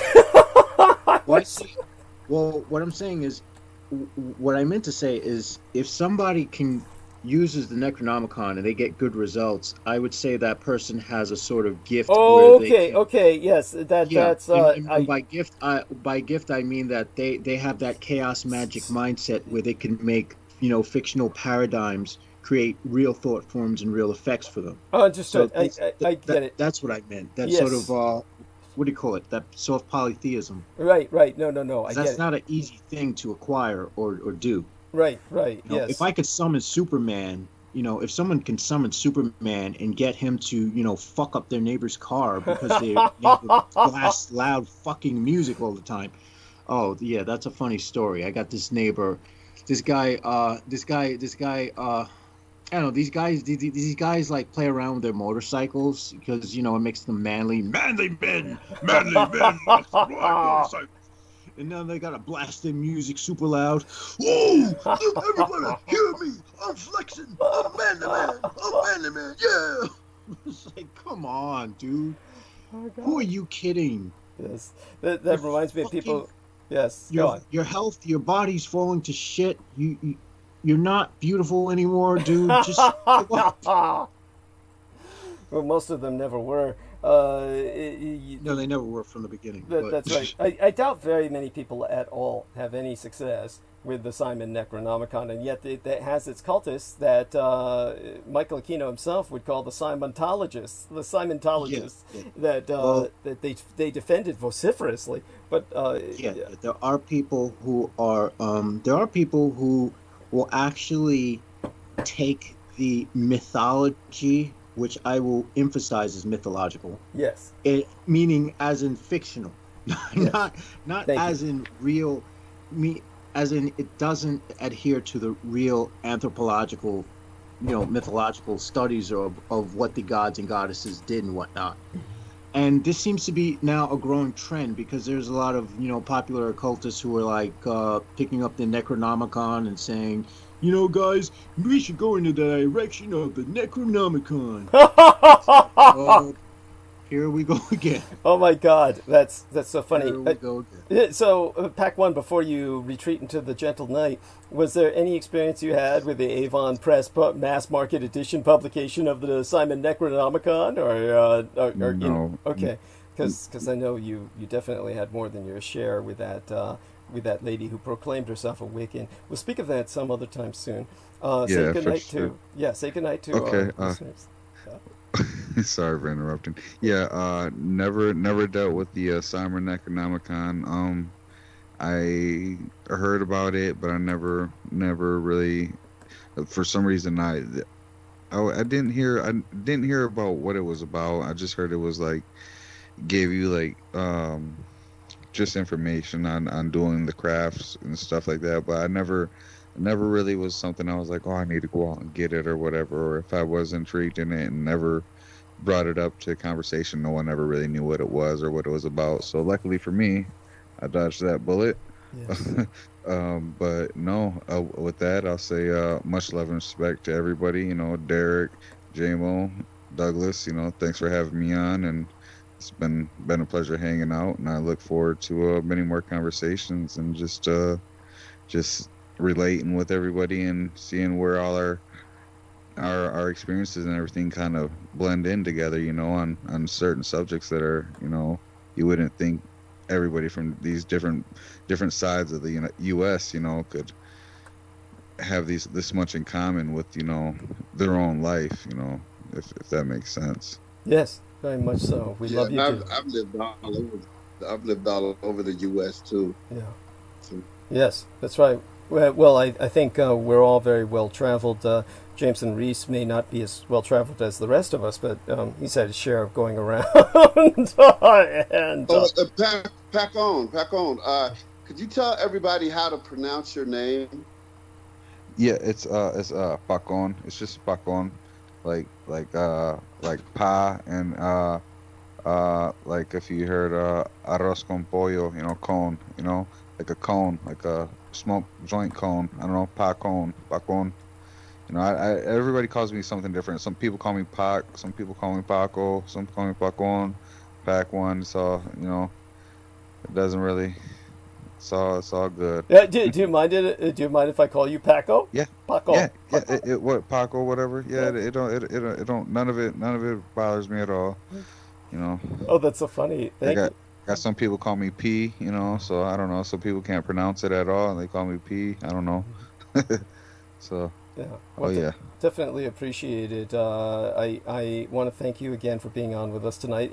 Give our love to your family. Your wife, the nurse, I believe, was speaking to you earlier when we were starting the show, and she was calling to you to tell you something. I was just curious what that was about.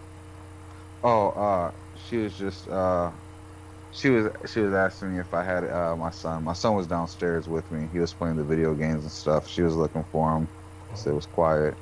Uh-huh. Oh, okay. So she was just concerned. Yeah. Yeah. And- She just wanted to know what was going on, where he was at. Okay. Understandable and wonderful mother. And what's her name again? Elizabeth. Give our love to Elizabeth, and hopefully she'll say hi to us on air sometimes, like Peter Moon's wife Paula has done. And okay, you take care. All right. Thank you. Good night, everybody. Yes. No. Yes. And Derek will now come on with Jameson Reese and myself, and we'll buy a little I want time. to add one thing about the Necronomicon. Please? If ever there was a real Necronomicon or Book of the Dead, I would say it would be a lesser known manuscript that had a list of names of 72 jinn, which are used only to kill targets. That's all they do. Mm-hmm. Okay. And these are entities that, you know, I am currently working with. I'm not going to say any more about it at all. But I suffice to say that, you know, suffice to say everyone's looking in the wrong place. Mm-hmm. Thanks to what's his name? Oh my God. Peter Levinda, that son of a bitch. Yeah. Yes. Did Yeah, you hear? How did you feel when Brendan Young? Both of you gentlemen must have heard this. How did both of you gentlemen feel when Brendan Young said he tried to kill Peter Levinda? That he tried to. I honestly think I might have met him, Okay. Levinda. I'm not sure. Uh-huh. There was one day I was getting off a ferry boat and I was talking about some occult subjects to this guy I used to hang out with, and this guy looked almost just like him. Mm-hmm. But then I'm thinking to myself, what the hell would Peter Levinda be doing on Staten Island? Mm-hmm. That doesn't make any sense to me. But the guy turned around and he shook his head in acknowledgement of something I was saying, that was a cult, and I was like, well, that's interesting. It's not every day you meet someone else who has knowledge of such things. Wow. Well, there you go. That was probably Peter Levinda then. That's the situation that.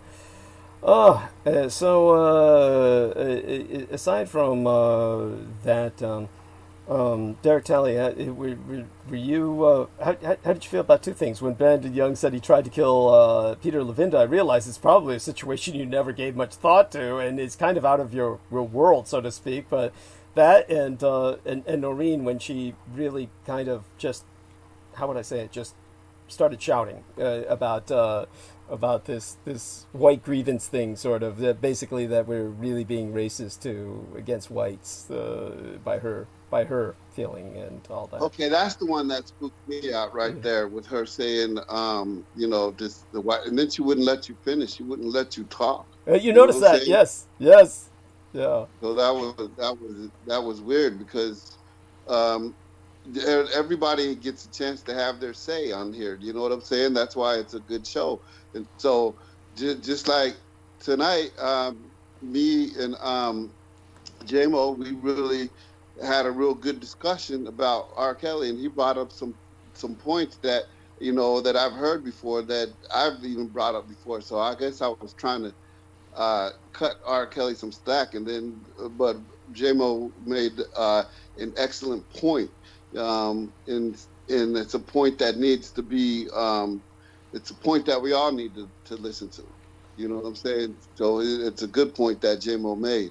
So when we have people talking from different angles, and we have a live discussion, and when one person tries to just cut off and says no, she kind of reminds her of Shield's person, and my feelings that I had with her. Right. She's probably listening. So. Wow. I see. I understand. And so definitely, thank you both of you gentlemen for sharing that. And with that, of course, let me see, what else is it that we need to deal with in terms of, if any of you gentlemen can provide me any further insight to what's going on again with the protests in, as I said, that part of Wisconsin or whatever. It's still. Well, I am totally lost. I am not up to date on anything. I've had a hard time just being able to keep myself awake, and when I get back home from walking these past few days. So the outside world has become I'm completely cut off to it. Mm. Essentially. Well, I posted it on my Facebook page, the update on it, but apparently it's going on for 3 days. But I had seen it 4 days by now. 4 days by now. Yeah, but I thought they were talking about another shooting in Wisconsin. So this is another shooting in Wisconsin. I thought they were talking about the previous. And there ain't that many black people in Wisconsin. Wisconsin is like. But you know what? Because when most black people want to leave Chicago and they go north, they keep going north till they get to Minnesota, Minneapolis. You don't see too many. Well, there's a couple of people that stay down there in Milwaukee, and I've got some family members that stayed down, that left Chicago and they went to Milwaukee, and then Appleton, and so then my cousin Renata opened up the first black beauty shop or black beauty supply store in Appleton, Wisconsin. But Wisconsin's strange. I've had to make deliveries up there. I gotta go to the children's hospital, and not now because I don't live in that area. But when I was living in the Chicago area, I would make deliveries up to the children's hospital up there in Milwaukee, Wisconsin, and it was just. Everybody's white, everybody's looking at me like I'm the first black person I saw. And the thing is, when I was young and I was in North Dakota, I've had people walk right up to me and say, "You're the first black person that I've ever seen," and that that's not been on TV, and then it'd be like, shit. "Can I touch your hair?" Oh, you know what I'm saying? God. It'd be like, "No." Oh my God. You know what I'm saying? And they just look at my hair like, wow, is the bottom of your hands black or is the bottom of your feet black? And you know, so Really? it was weird when I was young, Oh and my that's what the God. people in Wisconsin remind me of, people who've never seen the black people before, and so it's like Lindsey Graham made this statement where he said, um, where he said, "Oh, a black person can go anywhere they want in South Carolina as long as they're conservative." Lindsey Graham actually said he actually said so. Master Graham says I can go as anywhere as I want to as long as I be conservative. You know what I'm saying? But but the thing is that black kid, the black dude that they shot down in Wolftown, Texas, he was conservative. The muscle guy. He used to post stuff on his Facebook page about Blue Lives Matter, and I've never every cop who I've ever met has been a good cop, and has always helped me out. And he got shot, and he still got shot. I mean, how are they going to know that you're conservative? You know Thank what I'm you. saying? Thank you. If they shoot you in the back, and another one, Leonard Clark from California, up there by your way, up there in Oakland. Yes. Remember Leonard Clark? Barely. His page was all filled with all that Blue Lives Matter and shit. And then another thing, there was a white cop who killed a black woman in Mississippi, and he had actually got her pregnant. Oh And my God. so this wasn't like this was more of a domestic thing, even though he was a white cop and she was a black woman, but he was married to a white woman, and the black woman got pregnant, and that, I guess, it spooked out the white cop because she was just supposed to be the mistress. But he actually killed her. He pretended to be some kind of way. He pretended like he was gonna, be her, be there for her support, and he got in and killed her Oh my God. and her unborn baby. And there's no protest about that, because as soon as you go to her Facebook page, it's all about black people need to pull up their fucking pants and stop acting like fucking thugs, and Blue Lives Matter. Holy Okay. shit. You see, this is the reward for being a coon. Now, you. for you black people who are supporting Trump, you motherfuckers are deserve the fucking death you're going to get from the very people you are defending. Yes. And what I want to say also is I have a suggestion that will probably save many black lives. Mm-hmm. Paint yourselves white. Get some white makeup. Go whiteface. Get No, it's it. They're going I'm not kidding blackface you. in order I'm to being kill dead people in the serious. neighborhood. It's All true. these drive-by shootings where nobody knows where nobody catches the drive-by shooter, and they're going by shooting people cutting the grass and shooting people, shooting little kids and shooting through the windows and shit. Nobody's catching these people. Hell, they're painting themselves black and going through the hood and saying, "Oh, another nigga dead." It's just probably some gang violence and shit. You It's know true. what I'm saying? Yes. That's why I'm Normal saying people are getting killed. black people need to, if you're going to do a protest with Black Lives Matter, paint yourselves white. Paint yourselves a white skin tone so that the cops will not automatically say, kill them! Yeah. Seriously. Yes. Yes. It could work in theory. I'm not saying this to be like, I'm not saying this to be a I'm not saying this to be flippant or to say, oh, they do blackface, so why don't we just say fuck you to them too? No, I'm saying this out of strategic value. I hear you. Well, check this out. I got an article here that says police arrested more people for marijuana last year than all violent crime combined. FBI data reveals more people are arrested for cannabis possession than all violent crimes combined. In a nation where mere interaction with police can be deadly, it's more crucial than ever to legalize, not just decriminalize weed. So that's the quote from somebody. But there's more people who's been arrested for weed violations than all the violent crimes combined all over the United States. So they got the prisons are like hotels now. And so, just like any hotel, um, they hate empty beds. Hotels hate. They need to get them filled. It's just like that. Just like the podcast that I did more than 2 years ago now, Jameson, that I let you hear. But when we talked Yeah. about ALEC, the American Legislative Exchange Council, they're the ones who lobbied on behalf of the prisons in order to get the prisons in the state, like Arizona and just pretty much every single one of these states that say, yeah, we will put this prison in your state, but you have to guarantee that this prison will be 90% filled, or you're going to pay us a fine. Incredible. And why they agreed to that, I have no idea. But once they build it, I guess it's like, if you build it, they will come. We built the prisons to round those motherfuckers up. You know what I'm saying? Yeah. Either you fill those motherfuckers, or we're gonna put you in there.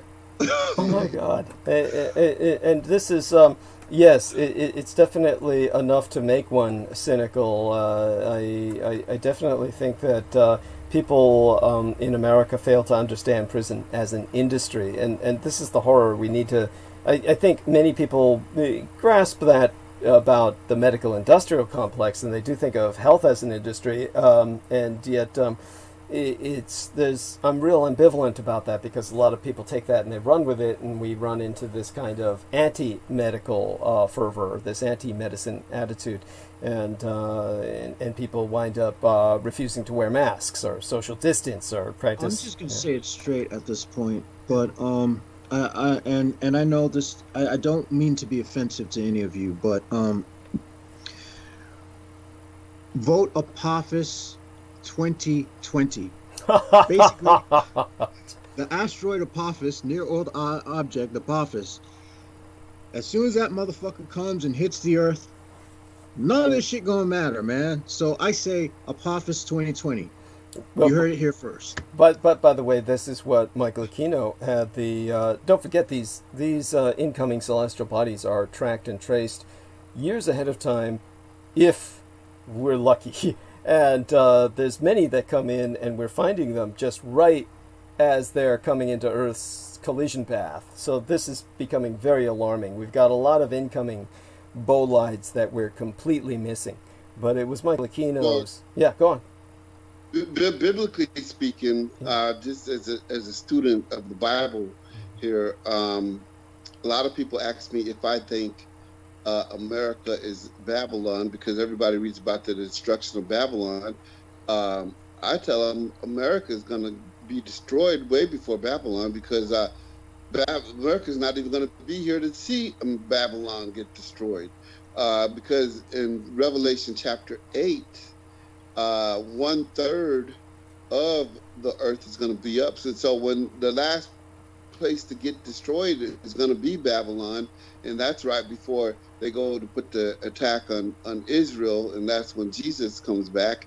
When the Israelis, call for the Lord, but America's not going to see all that. So everybody wants to argue whether America is Babylon or is it spiritual Babylon.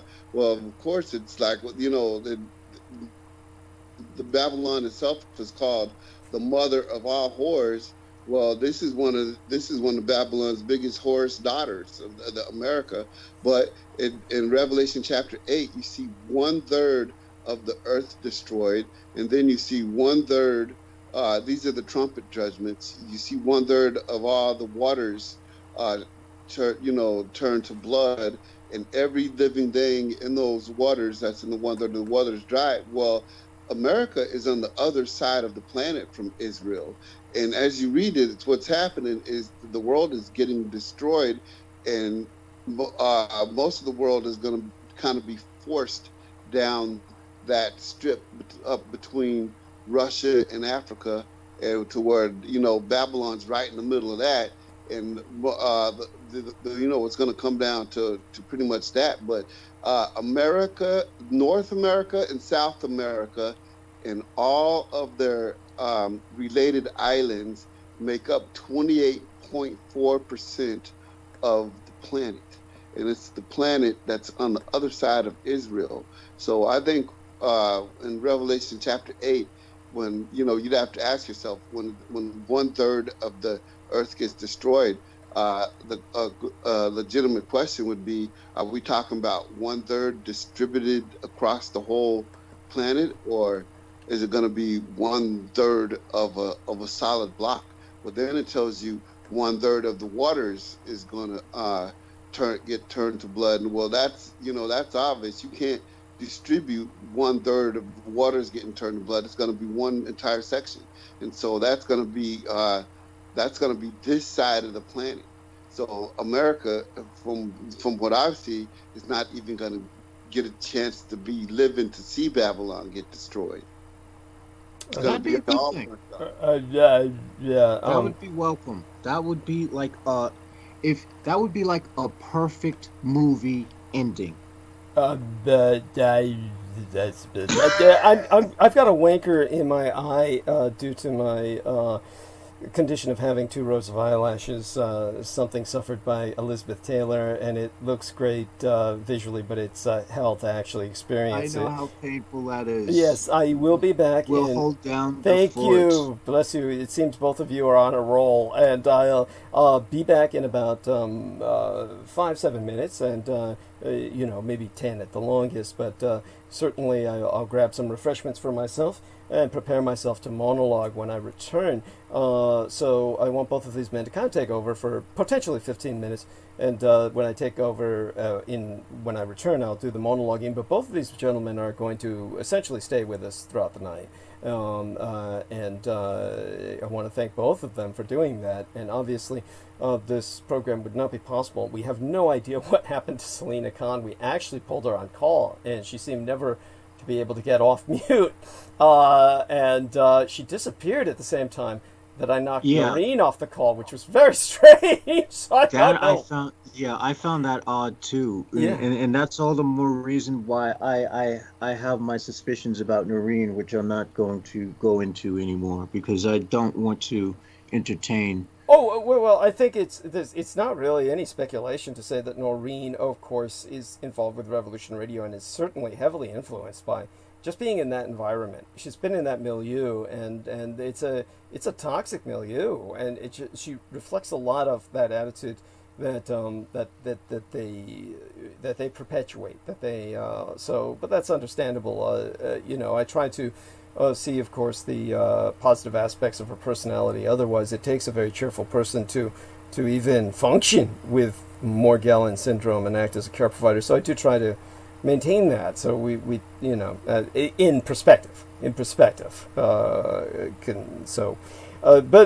all of that being said, yes, I had to knock her off tonight. I just couldn't handle it. No, I couldn't handle it.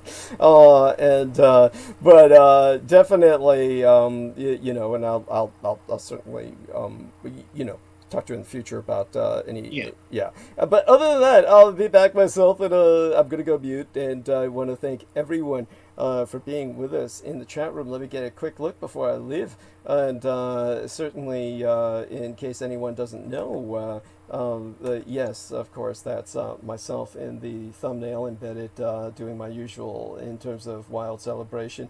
It's my mother's opium pipe that I'm using for, of course, the African drug I've been using for quite some time. And this is something that most people are totally unfamiliar with. But we'll speak about that maybe another transmission again. We used to talk about it more in the past. We've had the wonderful Tammy Miller, Tammy Millar, who's been in the chat room for quite some time. Daniel Arola brought up with her that the name George Soros is a trigger button for people who are quick to blame someone for something they think they're quote-unquote awake about, and he's absolutely right. He said, if I were Brandon Young, I would probably want to do the same thing he wanted to do to Peter Levinda, except I wouldn't kill him immediately, though. He'll want me to. Thank you, Daniel Arola, and definitely appreciate that. Des Oil of Villay asks, what is Noreen's racial background? She is half Jewish and half Japanese. And yes, there we have that. And for what that's worth, but obviously grew up in America without any sense necessarily of a different culture, but she does speak Japanese. So so that's important. She has some degree of sensitivity to other cultures, and she is a member of the Ahsoka Gakkai, new religious movement, or at least was. I got the impression last time she may have severed. I don't know. I'll ask her about that sometime in the future if she's comfortable about speaking with that. Okay. I'll be back soon enough. Going to go mute now and leave it to both these gentlemen and start talking. All right, Jimson, I'm going to touch on this article here. It's pretty good. It's, the police arrested more people for marijuana last year than all violent crimes combined. That's crazy. I mean, Senator Kamala Harris made a telling statement at the vice presidential debate earlier this week. During the debate, she made an unsolicited commitment to decriminalize marijuana. We will decriminalize marijuana, and we will expunge the record of those who have been convicted of marijuana, she said. Well, that is great start for a former prosecutor, but for too little, for too late. Simply said, decriminalization will still include police intervention for those carrying or smoking cannabis.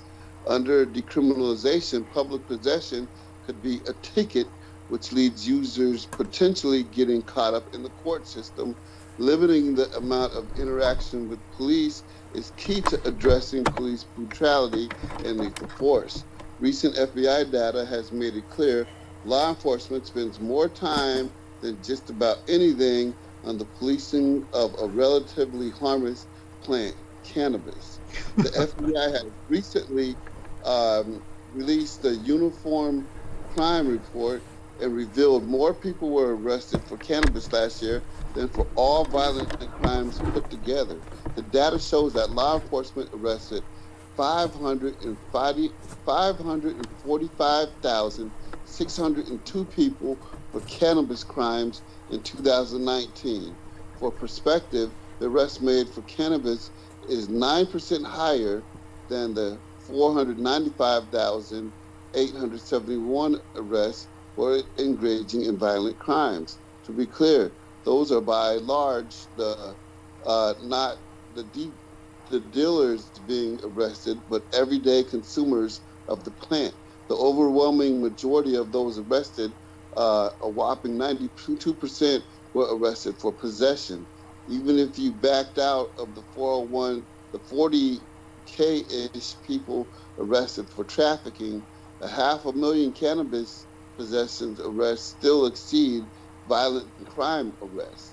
So what do you think about that?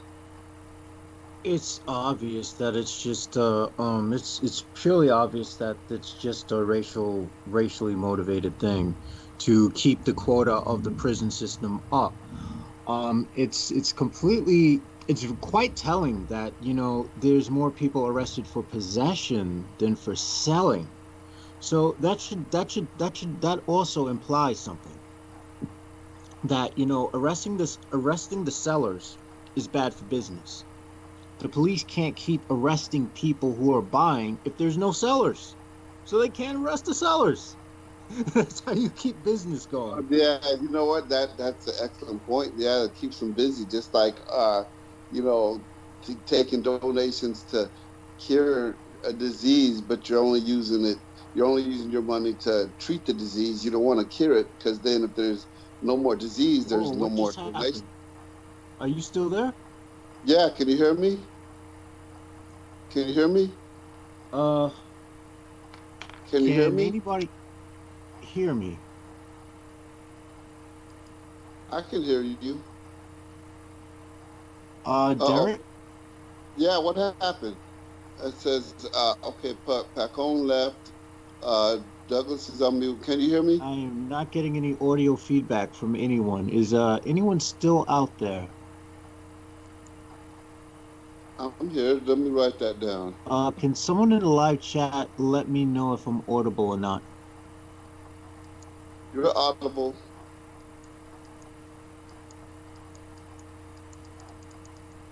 Oh, my speakers gave out. Oh, shit. This does not happen very often either. Oh, Yeah, my speakers must have became unplugged or something. So I had to pull the speakers out. All oh, right. but you can hear me now? Yeah, I can hear you. I can hear you. Okay, but I can hear from me too. Because whenever I say something, I have an echo coming back to me. Yeah, I got to turn this volume down a little bit. Yeah, I knew something was wrong. Okay, yeah, I see what happened. My power cord just went out. I don't know why the fuck that happened. It's just something random too. Wow. Well, I found some good news, if you can, call it good news. But the headline reads: Atlanta converts vacant food desert into nation's largest free food forest. So Atlanta is making some type of progress here. So, because Atlanta is a strange place, because there at one point they're the Bible Belt, and the next thing like the gay capital of the world with the transsexuals, and now all of a sudden they're turning food deserts into free food forests. So who knows what's going on in Atlanta? It says the City Council of Atlanta, Georgia, recently vowed to turn an old, overgrown pecan farm classified as a food desert by the USDA into a food forest where visitors can pick healthy fruits, vegetables, and medicinal herbs for free. Atlanta's new 7-acre lot was proposed to a lush forest with plethora of healthy foods available for the whole community, including fresh apples, figs, peaches, medicinal mushrooms, and walnuts. So when they say medicinal mushrooms, I'm wondering what they're talking about. I'm sure they're not talking about the good stuff, the mescaline or the because some of the when I first started doing the cancer treatment, Brendan was recommending me to go get some mushrooms in a capsule, and I got some. And then my cousin had sent me some from TLC, and the one from TLC was called, I think it's called Kaja, or it started with a C, but it was I felt pretty good while I was taking it. So they're probably good. yeah, They're probably not hallucinogenic mushrooms. yeah, They're also gonna probably attack the not. wrong crap. My question is though, the whole thing sounds really good to be. It's one of those too good to be true things. So the question is, what that area of land was before there's, I mean, Well, they said it was a pecan farm. They were like an abandoned pecan farm. So I guess it's a place where the city grew there's around this. got to be a catch. Like, there's got to be something like maybe the land is contaminated with chemicals or something. There's always something, man. Well, it's funny you said that, because see, that's how Florida is. Like Florida, they were they weren't letting black people move into the houses, and all of a sudden they were telling black people, "Hey, we have houses for you. Come move on down." And people was man, they letting black people move into the houses. They practically giving us the houses for free, or we just move in and start paying the rent. We don't even have to pay first to last month rent. Well, it comes found out that the houses were like contaminated. The land was contaminated. Yeah, so yeah, but that's something that Florida does. So I wouldn't be surprised if Georgia does the same thing. Who knows what kind of chemicals are out there? But come and get it. It's possible that come on down. It's possible the pecan plant, closed down because of some kind of chemical contamination, or maybe some kind of pesticide contamination or something. Because you don't run a farm without using certain types of chemicals. So there's no telling what there's got to be more to it than what they say. And I have to say, some of these news sources, they do a good job at doing a bad job. And I wanted to give an example of it, but I don't know if I'm on the website where I saw it. I think it was something. Oh yeah, it was something from Live Science where they were talking about impeachment, and I'm thinking, what the fuck does impeachment have to do with science? So it seemed like they had created that article just to get like clickbait for people on Facebook, and it's one of those things that's absurdly absurd. Why would anyone who's interested in science give a fuck about what's going on with impeachment? So Exactly. so this gives you an example of the new age of news reporting, which is giving you scarce facts but not presenting any further deeper context of what's going on, not giving Well, you all the information. this article goes on to say, in a unanimous vote, the council decided to purchase the land in 2016, and volunteers has taken care of it ever since. The project has given Atlanta's community a huge moral boost, as more of a third than the local residents live below poverty line, and a quarter reside over half a mile away from any source of natural food, including at a supermarket. Atlanta's goal is to get fresh produce within a half-mile distance from 85% of the population. Residents still talk about the land's former owners who left excess produce from their farm on fence posts for neighbors to claim and enjoy. Now, this will celebrate that history and make new memories for the community.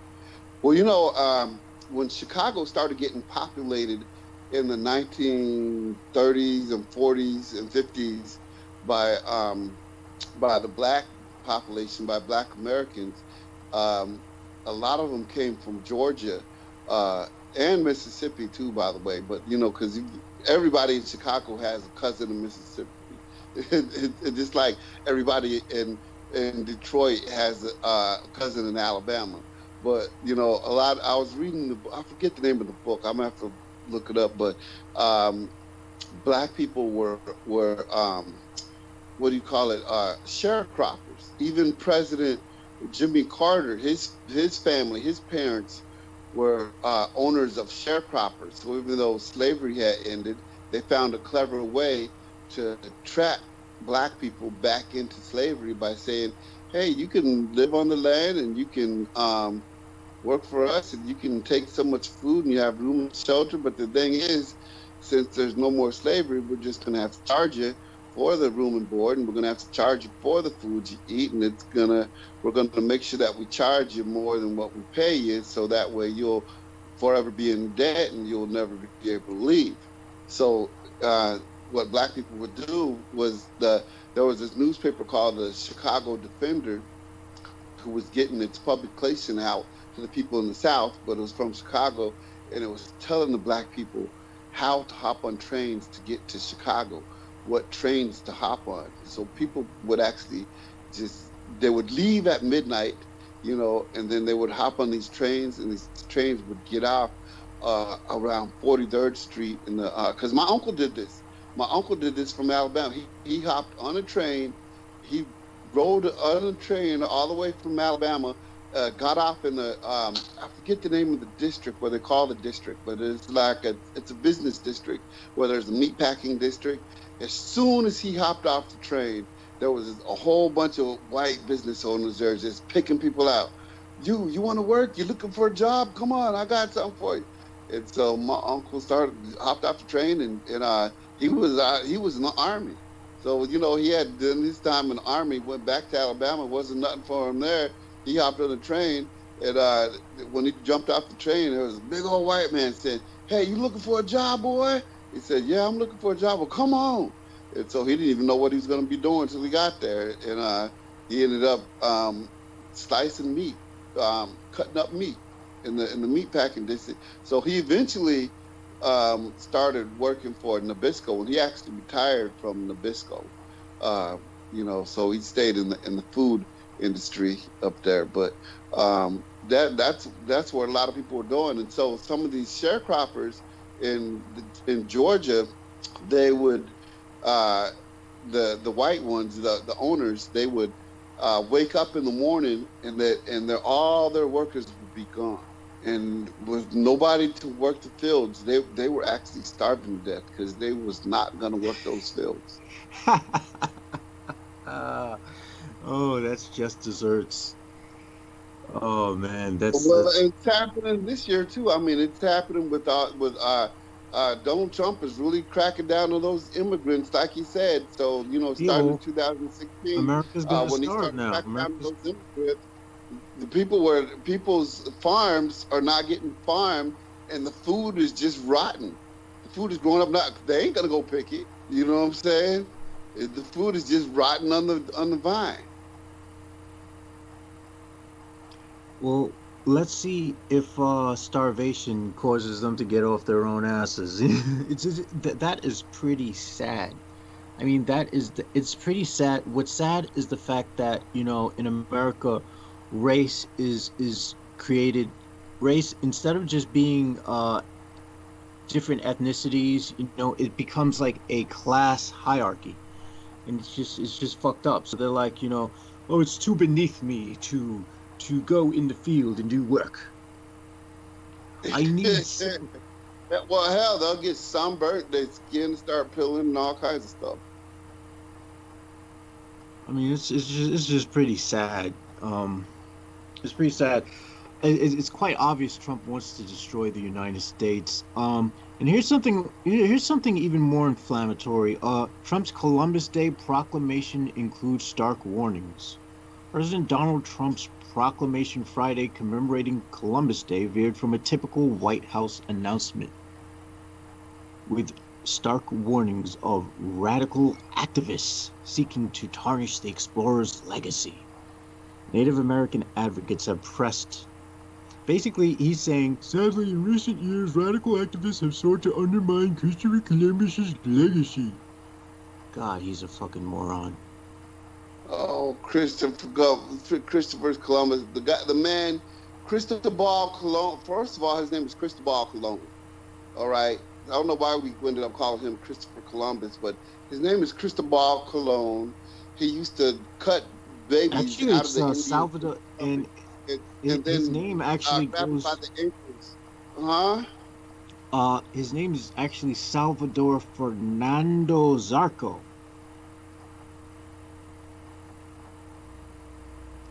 Salvador Fernando Zalco. Zarco. Okay. Well, I heard his name was Cristobal Colon. So yeah. So he must went through a couple of name changes for a couple of reasons. But yeah, he used to take newborn babies and grab them by the ankle and bash their heads up against the rocks. Yeah, that's the guy who Trump wants to defend. That is quite telling. That's very telling. So for anyone to try to back this guy, I would say that person's a complete asshole. I mean, this is just beyond sickening. Not only is he Unless you've been guilty of tax evasion yourself, and they're starting to come down on you, because I heard that that black millionaire that paid for all the tuition for everyone at Morehouse 2 years ago. Yeah, he's all of a sudden under investigation for some type of tax fraud or something having to do with tax. And now all of a sudden he's starting to buddy up with Donald Trump and say nice things about Melania. So it's like, hey, if that's what you got to do, brother, if that's what you got to do, I hope it works for you. Yeah, it's gonna backfire on him, deservedly so. I mean, right. So everybody buddying up with Donald Trump. Donald Trump's day is coming too. So. Oh, Donald Trump's day is already past. He's just not aware that he's a walking corpse yet. He's got COVID-19. That shit's gonna eat, and his ugly, fat, unhealthy ass. That shit's gonna take him out.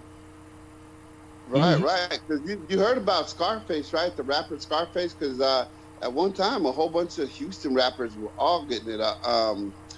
Slim Thug got it. Now Scarface had it. Now Scarface is over the disease, but it damaged his kidney. Now Scarface is needing a kidney, and now rapper Ti said he's going to give a cash reward to anyone who's able to give Scarface a kidney. Yeah, the assholes. I guess the assholes decided not to wear masks. They literally got what was coming to them for being like, oh man, that shit's gonna cramp my style. I ain't wearing no fucking mask. Fuck that shit. I don't know. I don't think they were anti-maskers. You know what I'm saying? Because I don't know. I mean, how else can you get COVID? The only way you can get COVID is if you've exposed yourself in such a way that you would be, breathing in those they parts. got this early on, and then when it comes to masks, for the first couple of months, I was just getting the mask where I could get it. Now I ordered the mask back in April, and I didn't get my mask until damn near September. Are you fucking serious?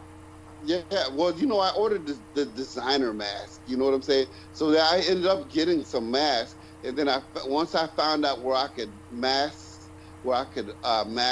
buy masks in masses over at Big Lots. You can go to Big Lots and you can buy like a big package of masks.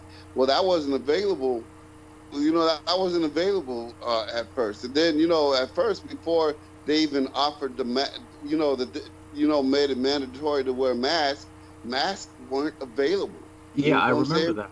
I remember that. Yeah, so that's back when Scarface and Slim Dog and all them caught COVID.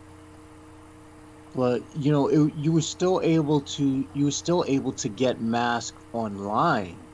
That's the thing about it. Like you could still. That's what I did. I went online to order a mask, and it took them a couple of months to send it to me. I got it now, but as I ordered at the beginning of my cancer treatment, and I didn't get my mask until I was finished with cancer treatment. So then, once you go to the hospital, if you don't have a mask, they will give you a mask. But then if you had to do chemotherapy, you go back there, the nurses were making some real pretty homemade masks made from like bandana type material. So I got a couple of them. So they were making those for the people who had to do the chemotherapy. So I got a couple of those. I got a couple of regular hospital masks.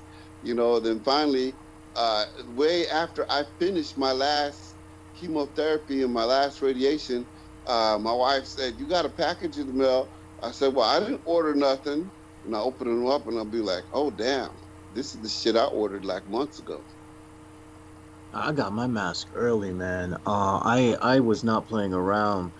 I kind of had a feeling that something was gonna pop off like around November, because the minute that Douglas was reporting on it, which I think was November, because he reported on it earlier than anyone else. That much I do remember. About what was happening in China, I kind of had a feeling that it would get here. So I for a while when I didn't have a mask, I made sure to stay the fuck away from everyone. I wasn't even going into stores and shit, man. That shit had me scared shitless, man. But I found ways to get a mask. I just don't remember because I'm just completely altered and shit. So if when dies down. I don't even remember how I had to deal with it in the beginning. All I know is I keep a bunch of masks in my console of my car now, and I even wear a T-shirt with a little pocket in it where I can put my mask in there, so that when I get up to the store, I don't have park all the way on the other side of the parking lot, and it's starting to drizzle rain, and I get all the way up to the front door and say, "Oh shit, everybody's got their mask on and I don't have mine." Then I got to walk all the way back out to my car and get it, and then walk all the way back to the store. Yeah, I've done that a couple of times. I spent a good $300 to get one of those big masks that are like 3M with like they have the organic filters, and then attached to it I have like plastic retainers with like filters that filter out fine particles, which are supposed to be the equivalent of N95. And people might think I look crazy walking around with that big thing on, but if it protects my eyes, that suit. I seen those at church. I went to church. I didn't go this Sunday. I did the church online this Sunday, but I went last week. And people were wearing them big old, with the little gas mask. yeah, the ones that cover your eyes too, right? But this was just, they were just wearing just. I even seen a guy wearing a CPAP machine mask over in Aldi's. I went to Aldi's, and this dude had his CPAP mask on, which is basically nonsensical because it's it's just like a hose hooks to the fitting, and he just had the fitting on there without the hose, and he was basically just breathing air. So basically, he had it to where he couldn't give anybody else a disease, but he's still able to get everybody else's. So What I noticed that. By the way, I presume I could be heard. Thank you for both of you gentlemen holding the bandwidth. I really appreciate that. I'm just trying to make out what I'm seeing here in the chat room. Daniel Rolla says there's echo. Some people are saying I can hear you. So apparently there was some doubt for a time because Tammy Millar is also saying I can. Yes, you are. There apparently was some doubt that we were on air while I left. Was there a break in the bandwidth or something? Or were they addressing... Oh, no. JMO's speakers had went out, and I was talking, and everybody could hear me, but then JMO kept saying, hello, can anybody hear me? Is anyone there? But I was talking, but he didn't realize that his speakers went out. Oh, okay. And so when he came back on, he had to... Oh, wait a minute. And I was hearing myself in the wait a echo. minute. But The dude in the chat is calling me out, so I gotta kind of hit back at this guy. All right, here we go. He says, watch yourself dissing rappers and the way you just disrespected our culture. What culture? What culture? I'm sorry. What? You're not speaking facts. You're just making a mockery out of Scarface. Fuck you. I'm sorry. Is he talking about the movie with Al Pacino? Seriously? What? Seriously? What did I miss? It's in. I'm sorry. What's this about 42 earthquakes today that the government are hiding? He says his uncle works for the United States, the USGS, which I believe is the United States Geological Survey, if I remember my federal departments. Saying he's a geologist, seismologist. I'm sorry, you gentlemen were talking about earthquakes or something? I'm not quite sure. No. He was responding to something Tammy Millar said, because Tammy Millar brought up that there were earthquakes that weren't being talked about. And so this guy is like saying, not sure why you brought this guy on board, DDD. Very disrespectful. Yeah, well, man, that's hilarious. If I wasn't aware of the fact that Jameson Reese rankles a lot of people, I would be pretty much blind, deaf, and dumb, all three monkeys combined, right? I mean, this is like, but Jameson Reese stays up all night, and he's able to help, and he does have a practical experience with magic where he's able to comprehend much of what I say. So, there's several reasons for why Jameson Reese is here that many people who just come on and they just hear you suddenly, you can understand why Jameson Reese you shock a lot of people. Okay, so apparently he thinks I was disrespecting hip-hop culture. No, I am not disrespecting hip-hop culture. I am disrespecting the attitudes of individuals. I'm sorry, Derek, what were you going to say about that? Yeah, who said you were disrespecting hip hop culture? All right. So I let this guy go in the chat and go on, so I could just like poke holes at him. He said he got COVID because he wasn't wearing a mask. He guessed and made a mockery of Scarface and how he got COVID. Dude, I don't know how he got COVID, and to be quite honest, I don't give a fuck how he got COVID. All I know is that. Honestly, I don't really give a fuck. Honestly, I don't give a shit at all. You know what I do? I'm a Scarface fan. I'm a Scarface fan. Those are my people. I don't listen to a whole lot of people, but Scarface is one of the few people who I do listen to. So, Dude, I mocked the. Oh wait. I gotta fire back on him. He says, "So you didn't mock the rappers." So I'm gonna put it like this: I mock the entire human race, dude. Nothing personal. But it's the right wings that are doing the whole anti-mask thing, and you go to some of their sites or some of the Trump cultist people, they'll put up things that are saying stuff like, if you think COVID is transferred from person to person, then get the fuck off my page and unfriend me right now. You know what I'm saying? So I'll be like, well, I'm glad I'm already not this weirdo's friend. You know, that'd be the people who you hope to catch. Yeah, I've never heard any rappers be anti-maskers. You know what I'm saying?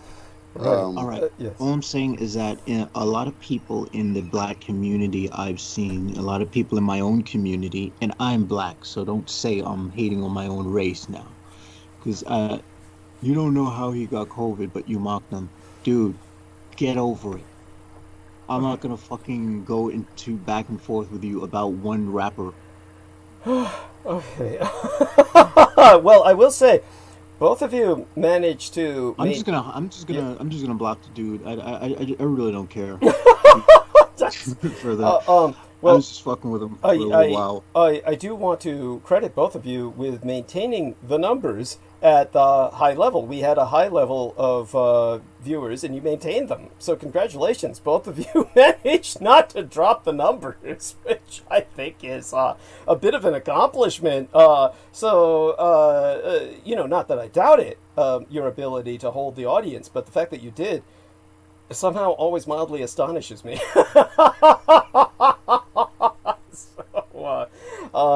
Both of you, thank you very much for that. And continue. I suppose you had some points that you wanted to finalize. I got here at the point where Derek Talley was talking about somebody was breathing in oxygen, but apparently was under the impression they were breathing in something else or inhaling just air. Yeah, somebody had like a CPAP mask on, but they didn't have a hose attached to it. And so Right. Yeah. So I went to Aldi's the other day, and this person just had a CPAP mask on. And you know how the CPAP mask has, when you take it, when you unhook it from the hose, it's just got that piece just hanging down. So I said, okay. So the way this mask looked, and just any other, if you were just to put on a CPAP mask and go into the store, it says mask required. Well, he had on a mask, but it looks like if you wear a CPAP mask and you just don't have anything connected to it, and it's just hanging there, it's almost like you're protecting everybody else, but you have that big old hole at the bottom from that piece hanging down. And any other disease that somebody else got is just going right up that hose. So right up that little filter piece. It just looked strange, and then plus it wraps around your whole head, you know. So it just looked weird. If I could have low key took a picture of it, I would have put it up on Facebook. Oh, that's distressing that someone could be that naive, or they think they're making a statement. Or something, but that would be too subtle a statement to really deliver to most people. Most people wouldn't get it if they're making a statement. I noticed that Daniel Larola says, I like PWA, which I believe is an acronym for Punks with Attitude. Do correct me if that's not the case. By the Fifth Ward Boys. I'm in Houston. Yeah. Oh, okay. Well, PWA is a song by the Fifth Ward Boys, and that's pussy, weed, and alcohol. Mm. There we are, the basic food groups, of course. And so, aside from that, Devon Bulldog, who's a Native American who lives, I believe, in Canada, and they don't use the term Native Canadian; they would use the term First Nations. So he is an Indigenous person, and he says, of Jameson Reese and Derek Talley, he says, yes, you two get better and better.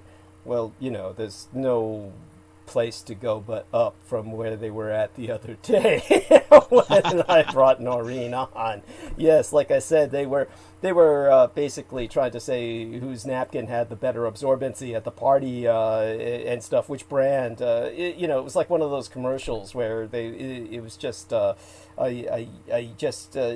that case, Noreen saved the day. So, she has her up moments and she has her down. At the same time, she took us down. For people who want to know, I'll give you the date because she went into Morgellons syndrome and her suffering from it. I don't believe that Mr. Talley actually heard that. He might have tuned out, which I don't blame him. It was a grotesque subject. This is the episode that was on Axis Foundation Day, Sunday, September 27th of this year. So we're talking about easily accessible on YouTube. And September 27th was the day the Axis was founded, very important date, and that was the date which we came under some fair attack that night. There was some attack on bandwidth that night, and so very happy to say that that's up there and accessible for people. Don't listen to it now. I'll listen to it later when I'm not on live, and at your leisure. And you'll hear Noreen Helphand go into gruesome detail into Morgellons syndrome, and it is literally unbelievable. It's something that is suspect only in the sense that nobody seems to get this on film, and when they do get it on film, oftentimes it's suspect. Like Crystal River was bringing up an incident which she saw online back in the 80s or 90s at the highlight of everyone speaking about it, where she saw like people focusing in onto the fibers falling out of their arm supposedly, and the fiber said NASA. Like NASA would somehow be able to stamp the fibers that are coming out of you. If they're being produced by nanobots, then the nanobots have a little miniature printing press inside of them to, literally stamp the NASA logo onto the fibers they're excreting. I mean, that makes all the sense in the world, right? Because they would just want to leave their trademark on that. I hope everyone understands I'm being facetious here. But this is like something that, when you have this kind of background where everything is on the net, then the problem is we have a multiplication and dissemination of misinformation at the extreme. That being said, however, some people are suffering something that is obviously bad. And so Morgellons is that watch this space kind of disease or phenomenon where I would rather be dead than to suffer from something like Noreen says she's suffering from. Again, there's the whole issue with contractuality. How does one contract it? And I do know that she has some mitigating health issues that may simply converge into this. But what she perceives as Morgellons, but it's just hard to say. So we'll continue, seeing what we find out in the future, perhaps. But obviously, Morgellons is not something that I particularly wish to dwell on because it is so repulsive at the same time. Right, there's no way to get a date. I mean, you said she was like half white, half Oriental. I would probably be interested in knowing a little bit more about her, but I wouldn't want to lay next to someone who's got.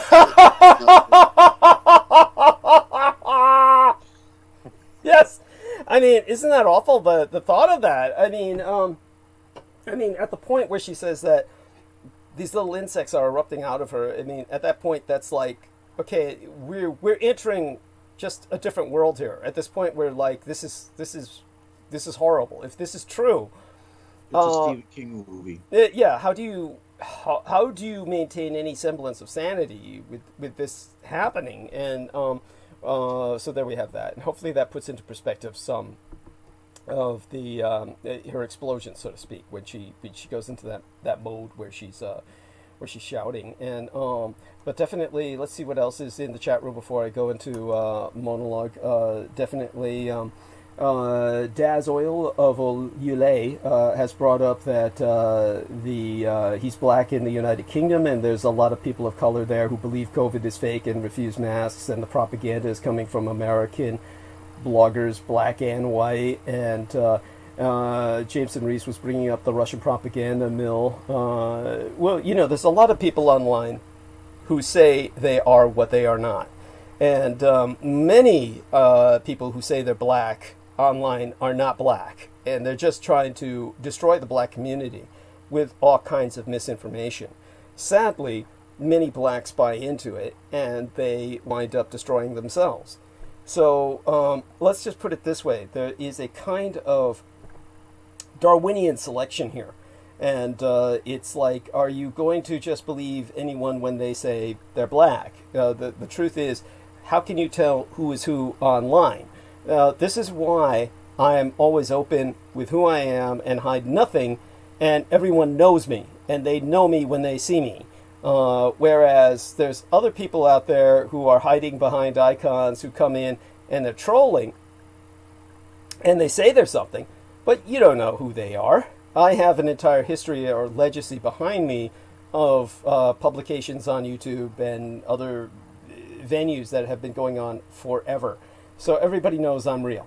And when it comes to Tammy Millar, she was talking about the earthquakes, yes, and Daniel Arola says Russian propaganda coming from the Internet Research Agency has been wildly underestimated. This is true.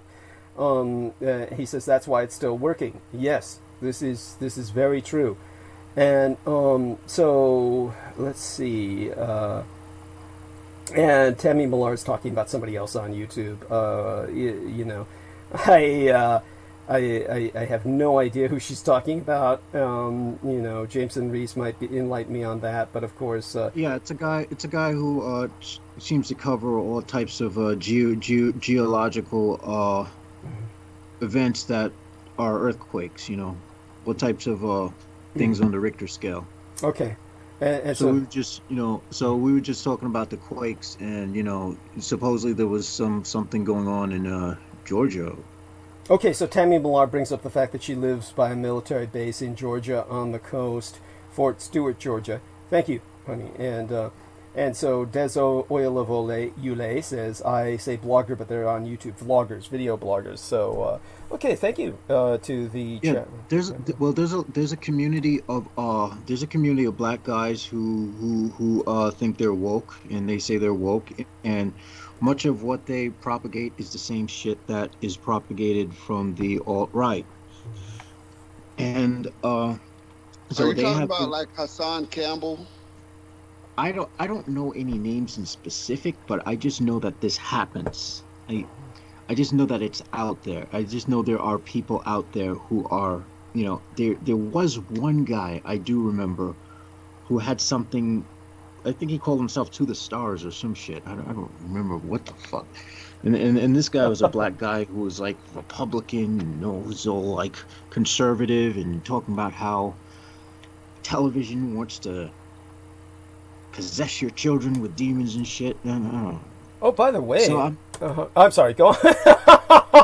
You're going with that. I just remembered something that Selena Khan had brought up with me before. It's a pity she couldn't get on, and a pity I didn't have a moment's chance to speak with her because it was double 10-day weekend. But it was she had set up the AdSense account, so there should actually be a button for people to actually donate with on the channel itself. What we don't know about this episode, we'll find out by the next. So I do remind people, of course, paypal.me/Douglas Dietrich. I'll be going into solicitation soon anyway. But it was something that she worked hard to establish, and yet I wasn't prepared to use it tonight. Maybe she was, she didn't strike me as angry or irate. She had left some very caring messages in the private messages, so I have no idea where these buttons are. But there are like certain channels that were brought to my attention by Judith Ager in the past, where she was watching like astronomers or tarot card readers, and that were doing their bit on live stream on YouTube, and people were donating while they were on air, and they were able to acknowledge them because they could see the donations as they came in.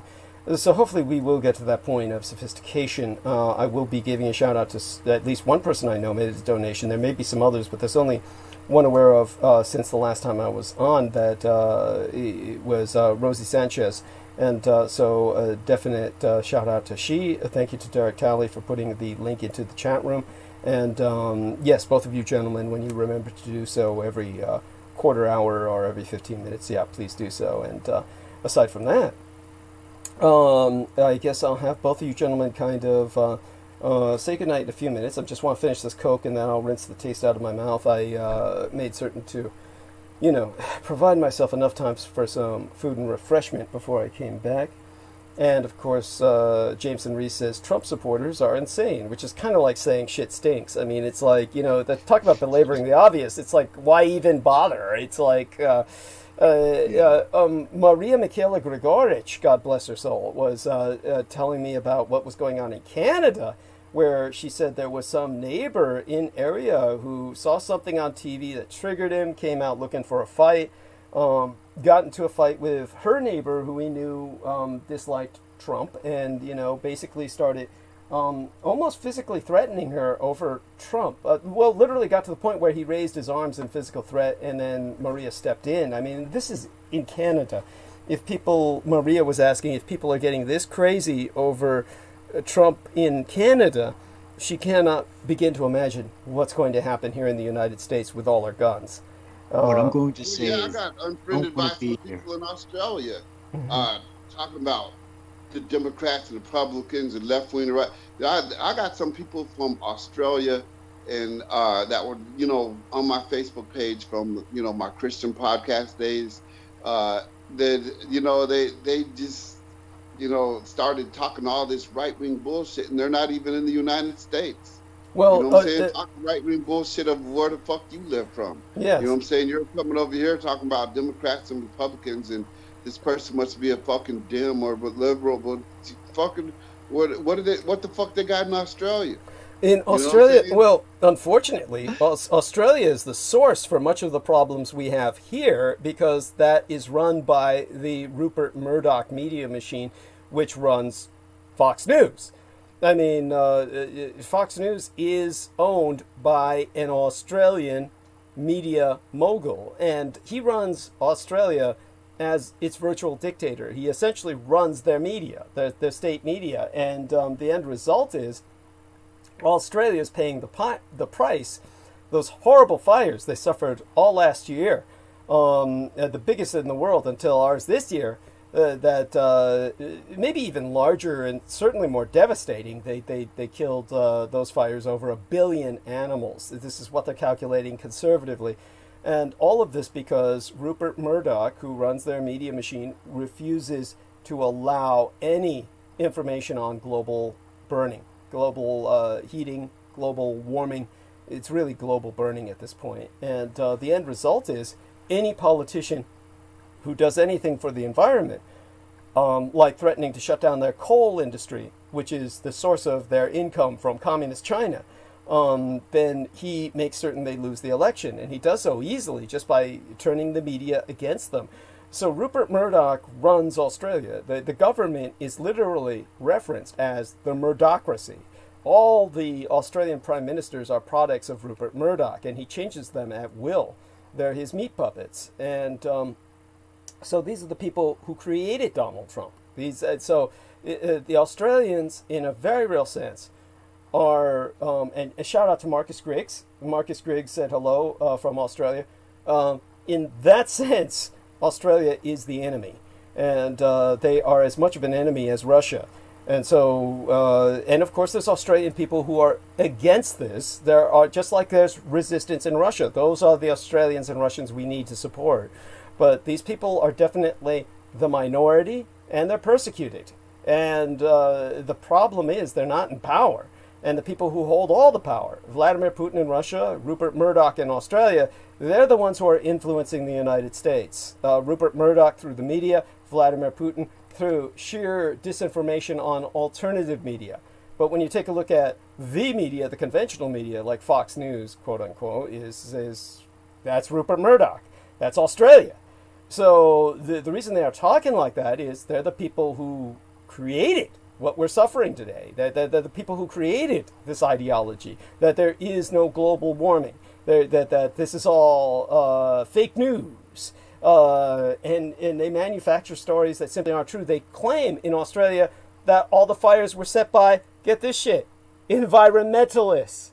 This is what they claim. This is the level of insanity in Australia. And to tell you the truth, the overwhelming majority of children who are educated in Australia, they understand they're going to inherit a hunk of sand with nothing on it but scorched earth. So they're antithetical to the media. The women are antithetical to the media in Australia, but Australia is a fucking phallocracy, a government by pricks. It is literally a male-dominated society. And the men are driving Australia into the ground. Once again, it's a problem of white men. This is what we keep coming down to, the demonic white male in Russia, in Australia, in America. So this is really the problem of planet Earth, is overwhelmingly the white male. The white male will kill us all. This is what we've got to confront. And I'm almost at the point where I could say, unless we kill him first. And I have said that at times. And by that, I'm talking about white men in general. But obviously, there are exceptions to the rule. We have to bear that in mind. And we have to bear that in mind that it's not all white culture. Germany is not like this. Iceland is not like this. And so we just have to bear in mind, the majority of Nordic nations outside of Sweden are run by females, and they're so much better in terms of their civilization. Well, Douglas, yes. How about we just get rid of men in general? Don't tempt me. I mean, don't get my hopes up. I mean, honestly, if I could engineer a bioweapon to eliminate 3/4 of the male population, I would. This is like, you could eliminate 75% of the male population. You'd see nothing but benefits. We could create an egregore that tears apart, people who have the Y chromosome. Oh God, I mean, really, it's just like, in Japan. I brought this up before. Americans were predicting that Japan would go nowhere after World War II because 20% of the male population died in World War II. Look at how far Japan has come after it lost 20% of its male population in World War II. Nothing but good comes of getting rid of excess male population.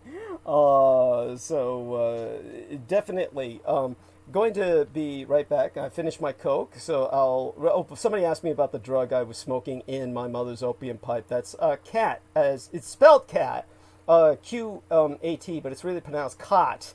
That's the African cathinone. It comes from Cathinonis edulis, which is an African plant in Northeast Africa, specifically the Horn of Africa and other areas of Northeast Africa. You can look up cathinone and cot, and in Africa, it's like people live off this shit. They use it the way we use oregano on pizza.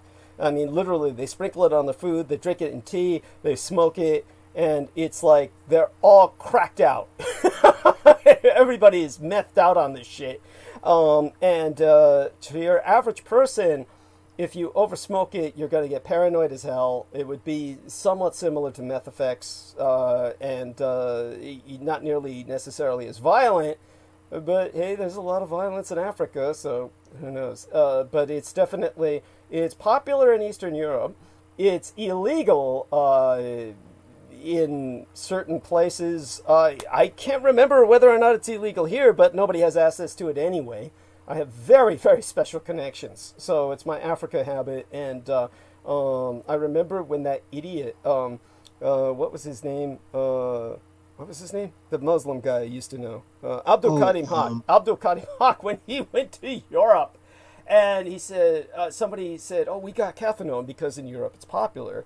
And he was like, Oh, I gotta try me some of that. And of course, talk about stupidity. This is social Darwinism at work. Oh, I'm black. It shouldn't bother me, right? I mean, it's African. He's black. Of course, nothing but good could come of it, right? But of course, he was on pot all the time, right? So he's just had a bunch of pot. He's just smoked some hashish. And then he said, then I started smoking the cathinone. I said, are you fucking crazy? You know, that was like, oh no, that combined with the hashish, and oh, the guy's got asthma. Of course, like many urban blacks, right? So then he goes into, I can't breathe, right? Oh my God, what a surprise. And then it was like, oh, they had to take him to the hospital. And then, oh, the first hospital they brought him to in France was, oh, they were charging him, and it was hundreds of dollars. And it was like, oh, no, I can't come here. Take me to another hospital. I was thinking, well, he can't be dying that bad. I mean, he's able to breathe and protest that he can't go to the hospitals because it's too expensive. So they took him to a Muslim hospital, which was free, because the Muslims will treat other Muslims for free. And so he went there saying, I'm Muslim, and they treated him for free. Later on, it turned out he was an apostate. So it's just, you know, what a shithead. But at any rate, there you go with that. The cat didn't do him any good, but then look what he's combining it with, hashish and marijuana and various other drugs. I mean, this is like, what do people think of when they do these things? Obviously, well, they're not thinking. It's just like, oh, that's it. I'm cleaning my toilet. Let me put in the bleach, the vinegar, the toilet cleaner, and, you know, you produce various chemical nerve agents that they use on battlefields. Like Oh wait, don't forget the ammonia. Thank you. Well, that's just your urine. Just take a piss in the toilet, right? You Multiple create times. Yeah, ammonium hypochlorite. yes, that's it. Yes. Yeah, and you create various noxious gases that just, you know, kill you. And, you know, and they find the body the next day next to a very clean toilet. This is like, you know, what would happen with Abdul Karim Haq in some case like that. What else was I going to say about that? It just brings up so much. But by the way, Derek Talley, are you there? That's it. Yeah, I'm here. Yeah, okay. Both Yep. of you gentlemen, listen to this. Abdul Karim Haq was all upset over Daniel Arola. Of course, a lot of people get upset by Daniel Arola. Like Pac-1 Morales said, Daniel Arola actually pretty much helped center him and save him in many ways. But here comes Abdul Karim Haq, and there was this joke on Daniel Arola's page that is just, it's priceless. And there's this black caricature based on many of the admittedly racist, like white supremacist comics where they usually have black caricatures that just look hideous, and you know, like dinner plate lips and flare nostrum, all the rest of that. So there's this caricature that was used by Daniel Arola, and he had this joke in which the caricature's name, Tyrone, is approached by the black guy from The Matrix, whose name is what? I forget. It's not Neo. What is it? The Morpheus. Morpheus, yeah. He's approached by Morpheus, and Morpheus says, "Take the red pill, Tyrone." And then Tyrone takes the red pill, and then he's like, suddenly in slow motion, and he, instead of bullets flying at him, it's all these sheets of paper, and they're all like arrest warrants and child support demands and job applications and shit. And he's in slow motion dodging all of these things, going, shit, you know, and so when I saw that, I was just regaled with laughter. I was just dying, and Abdul Karim Haq is going, racist, it's so racist. And I'm like saying, you know, that's preposterous. How can it be racist? Obviously, black African American men, not individually, but as a group, are rather notorious for leaving children in the lurch with impregnated women. There are various issues with crime in black neighborhoods. I mean, this is just funny. It's just funny. It's just like, you know, they make stupid jokes about Asians. Back in the days, Japanese used to take photographs everywhere, and they said, oh, what's this sound of click, click, click, click, and bang? It's a Japanese tourist taking pictures until the bus hits them. It's like, you know, stupid jokes like this, you can see that's funny because it's based on a cultural stereotype. It doesn't necessarily translate into racism. So I thought that was really funny. And the funny thing was I was on bandwidth when he was doing this, when he was tripping off this and he was going, racist, racist, and I kept laughing. I couldn't stop laughing. Then I would try to stop. And I would tell him, oh, I'm sorry. I would try to get myself under control, but then I would laugh all over again. Okay, so both of you can tell me, or at least go on about this while I go rinse my mouth from this taste of Coke, because otherwise it, just peels right through the porcelain of my teeth. Is this racist or was that funny? I mean, honestly, at first when I saw Daniel Rolla's cartoons, I was like, I was the same way, but I couldn't help but laugh at it too. I was like, oh man, that's fucking racist, but I was laughing at the same time. Yeah. And I remember there was a time where like me and him didn't like. I was just like angry because of it, and then I started to like. Then I was like, wait a minute. Then I spoke to you, and you were like, okay. So I gave him a chance again, and I was like, I found out this shit is legitimately funny. Thank you. Yes, that's. And he means it. He means it in a way to get people to self-reflect. It's not meant to really slam an entire group of people. So knowing Daniel better now and having given him the chance and seeing he's a good guy, I can say that, yeah, he doesn't do it out of racism. And to some degree, the stereotype does kind of hold a degree of truth to it. Yes, that's I hate to say it. Yes, there are so many people in the black communities who don't have fathers. In fact, it's a new thing now that there are more and more black men who are stepping up and being dads. Right. So yes, which is how serious the problem was that black men had to be vocal about stepping up and being dads. That was the. I remember there was a paid, and this was decades ago. There was a paid campaign. Federally funded, I believe. It was where they were trying to encourage black fatherhood, and they were showing Godzilla with baby Godzilla. Saying, this is what they were showing. This is what they were down to. It's like, see, even Godzilla, doesn't desert his son, and it's like, actually, the best I saw was on a bus stop window. The bus stop window showed this young black guy with these really expensive sneakers, and he's smiling with this ear-to-ear grin. And it was a woman's, family support commercial, and it said, "Girls, if you really want to see how fast he can run, tell him you're pregnant." And that pretty much said it all. It was like, this is Des Oil of Ulay is bringing up generational trauma. I'm not quite sure that justifies child abandonment, but. Maybe he's making an excuse for himself. Maybe that's like, yeah, I had those kids, but it's generational trauma. Generational trauma, man. That's I'll use that one and see if it holds up in court. Well, there is another point to be made, of course, because we did speak earlier on how many black people are arrested just for having marijuana. Yes. Notice having marijuana, not selling marijuana, because the cops arrested the guys who sold it. Understood. But by the way, go on about that while I go rinse my mouth. I'll be right back and make your point, because I think it's valid. And by the way, is basically that could be part of the reason why there there was a problem with there not being that many black fathers. Okay, yeah, point well taken, and disambiguate that as well as that.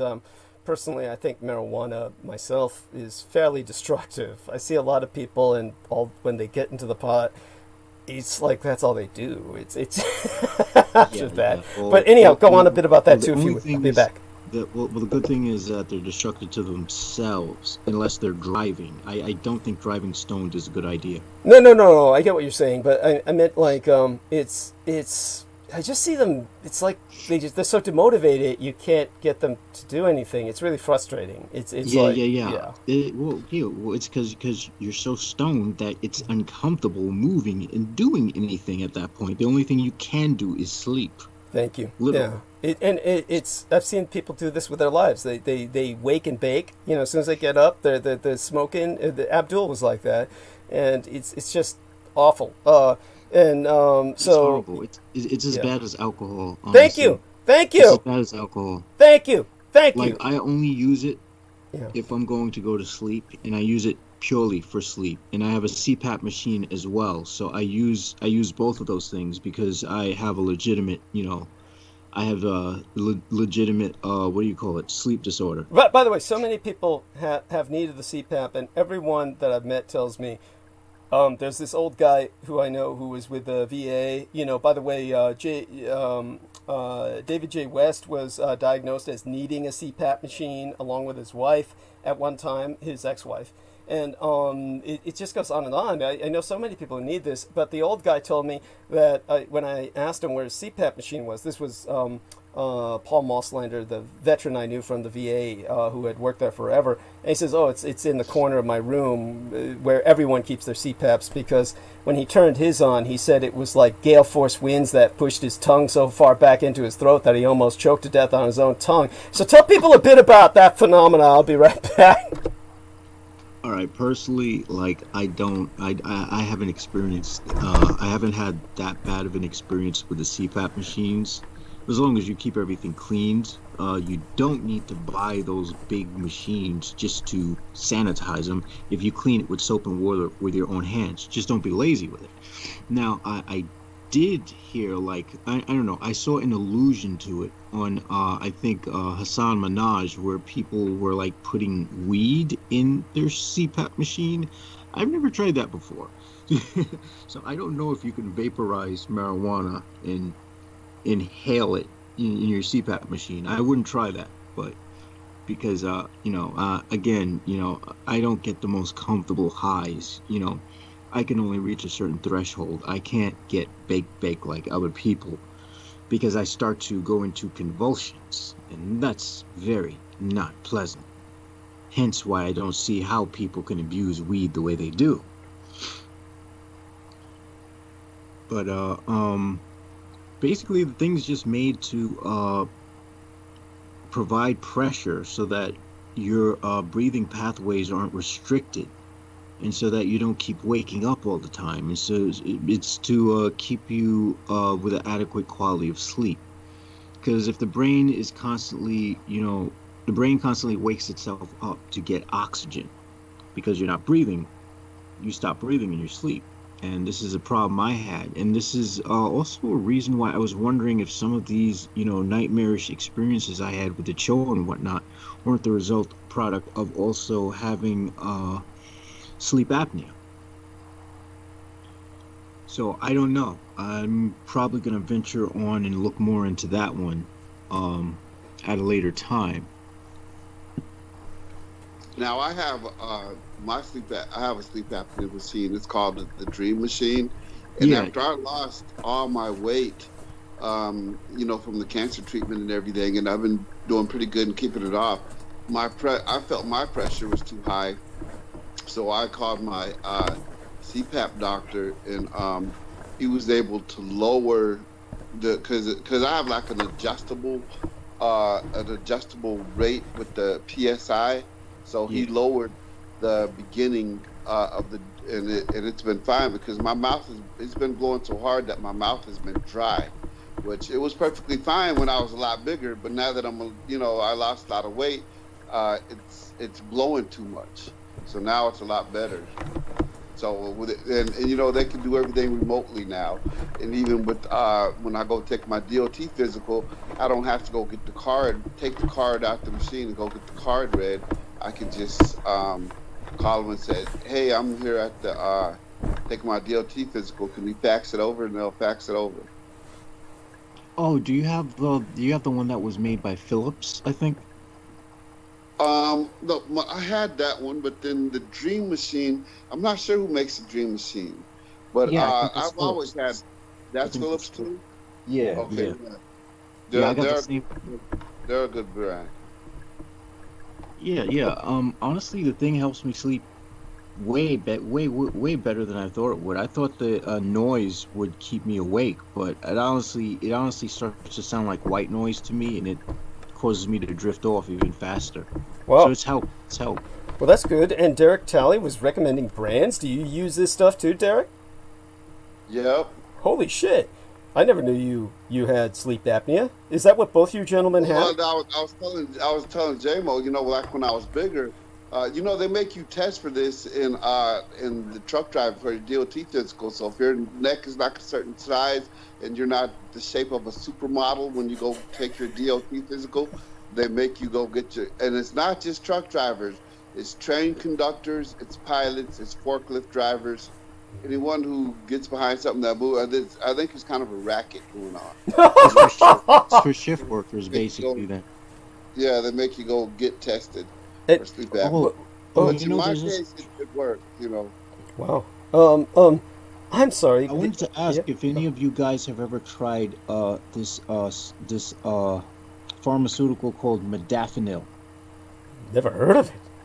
No, All never right, heard. so modafinil is used for like shift workers, and I was prescribed it for a certain amount of time because they were experimenting to see if maybe it would help with the depression, which it did for a while. But what it does is it'll keep you up for like 12 hours, and if you basically they use it for shift workers because when guys are working long shifts, like it allows you to stay alert. So it's kind of like Ritalin in a way. Wow. This sounds like something to check into. All these prescription drugs that are like that, they wind up on the street. So there's different ways to get a hold of them. But yeah, I mean, the last thing I need really is a drug like that because I stay awake pretty naturally. Yeah, and I don't have problems falling asleep, thank God. I'm so sorry so many people have sleep apnea. I mean, that's just... Well, my question for you is this: Do you ever have problems waking up? Like, because do any of you guys find that? Because I find when I wake up, it's like sort of like a corpse. I feel like a corpse that has rigor mortis when I wake up. Oh, it used to be a lot worse for me, but I understand exactly what you're talking about. This is why I tell people I don't really sleep. I die and reanimate.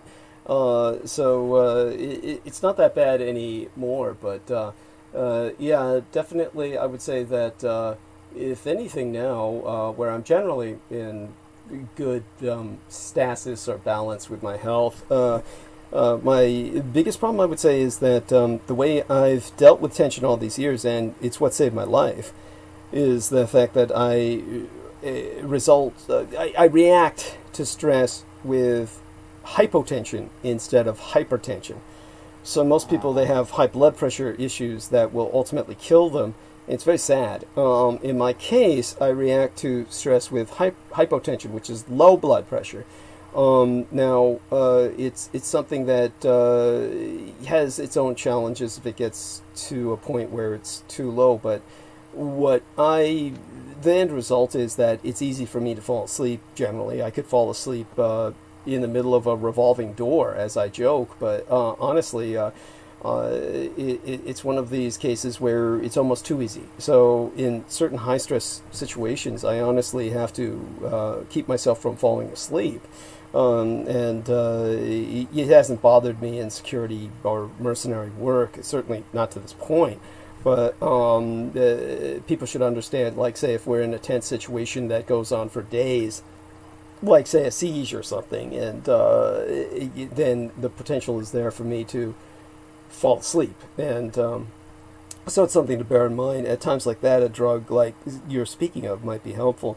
But definitely the whole CPAP phenomenon, I'm just so glad I don't suffer it, but I'm glad both of you gentlemen apparently have come to terms with your machinery and that you're using it. Both of you seem to be using your machinery. Yeah, okay. it helps me incredibly. I use that, and I also have to emphasize taking good amounts of vitamin D. Mm-hmm. Especially if you're a person of color, because we're definitely starved of vitamin D living on the northern hemisphere. Yeah, and mostly indoors these days, and you especially being a basement dweller, essentially. Yeah. I'm actually outdoors I'm outdoors most of the day. I spend like 3 to 4 hours outside just walking. Okay. Literally. All right. That's important. I'm glad you do that. And aside from that, I'll have both you gentlemen for now say goodnight while I go into solicitation mode and then go into monologue for at least a bit. I'm not quite sure if I'll cover everything that comes to mind tonight. I want to address the Red Undead Vampire thing more Wednesday. We've got a little while towards Halloween. Not that long, but I think I'll do that mostly on the night with Peter Moon. Hopefully, we don't get more incoming news by then. We will. God. All right, I'm just going to throw a prediction out there, but I suspect by before Halloween, we'll see a massacre somewhere. No doubt about it. I'm not going to argue. This is like, and I will, of course, bring up a little bit about Apophis again, which Jameson Reese was alluding to. But it's certainly we're in grim and terrifying times, and as I said in my latest transmission, it's just going to get worse. I mean, the situation is bad enough where this is kind of overriding the need to address the Red Undead book. But just so people understand this is truly probably the most banned book I can think of. Now, you can look up books with a reputation like this is the most banned book, but you can usually find copies of those books. There's no copy to be found of Red Undead. And what I'm speaking of is, I feel, not nearly as paradigm destroying, as paradigm shifting, as what Peter Moon and I are dealing with in the other project. So we'll see what happens with that, and certainly we're going to try and work on this and make it happen, and that's the important thing. So there's already been every attempt to derail it imaginable with what happened over this year, but definitely we've come out of it for the better, and one of the more positive things is, of course, establishing a managerial relationship with Selena Khan, and obviously something mysterious is happening with Crystal River. She was going to speak to myself the other night and just kind of disappeared, but she seems to be still around and active online. So I'm not quite sure what happened there.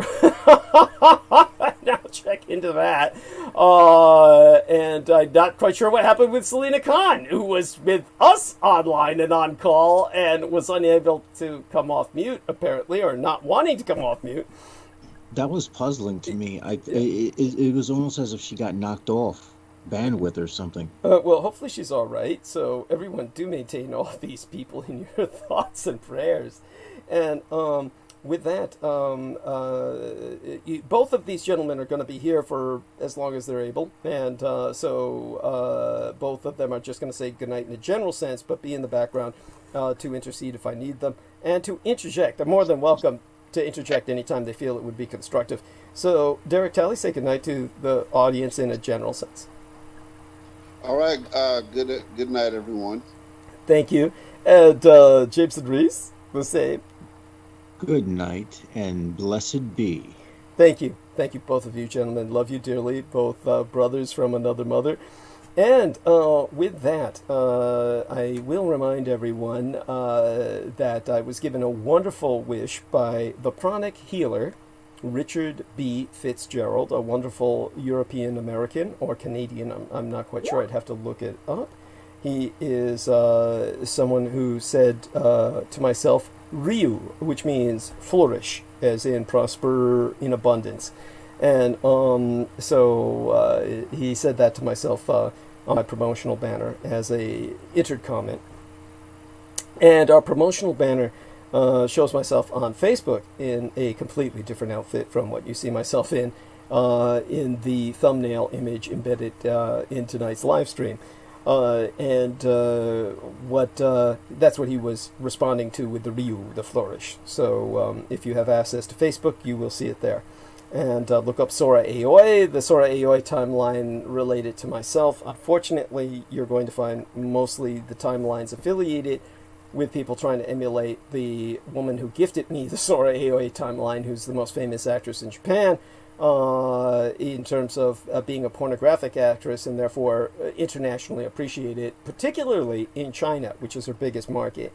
And she's retired, married now, as far as I understand, There's been another very famous conventional Japanese actress recently who killed herself, which is part of a spate of suicides in Japan. Which is not that surprising. Japan, no matter how prosperous or successful the Japanese are, there are a lot of reasons why Japanese people commit suicide, involving a sense of personal honor or having been dishonored, etc.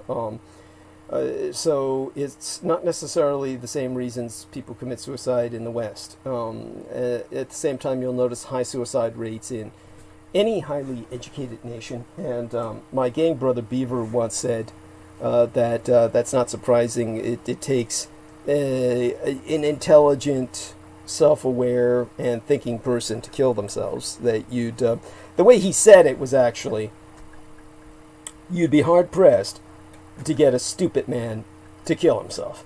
Let's just put it this way. If you're truly dense, then you're not really aware that you're suffering.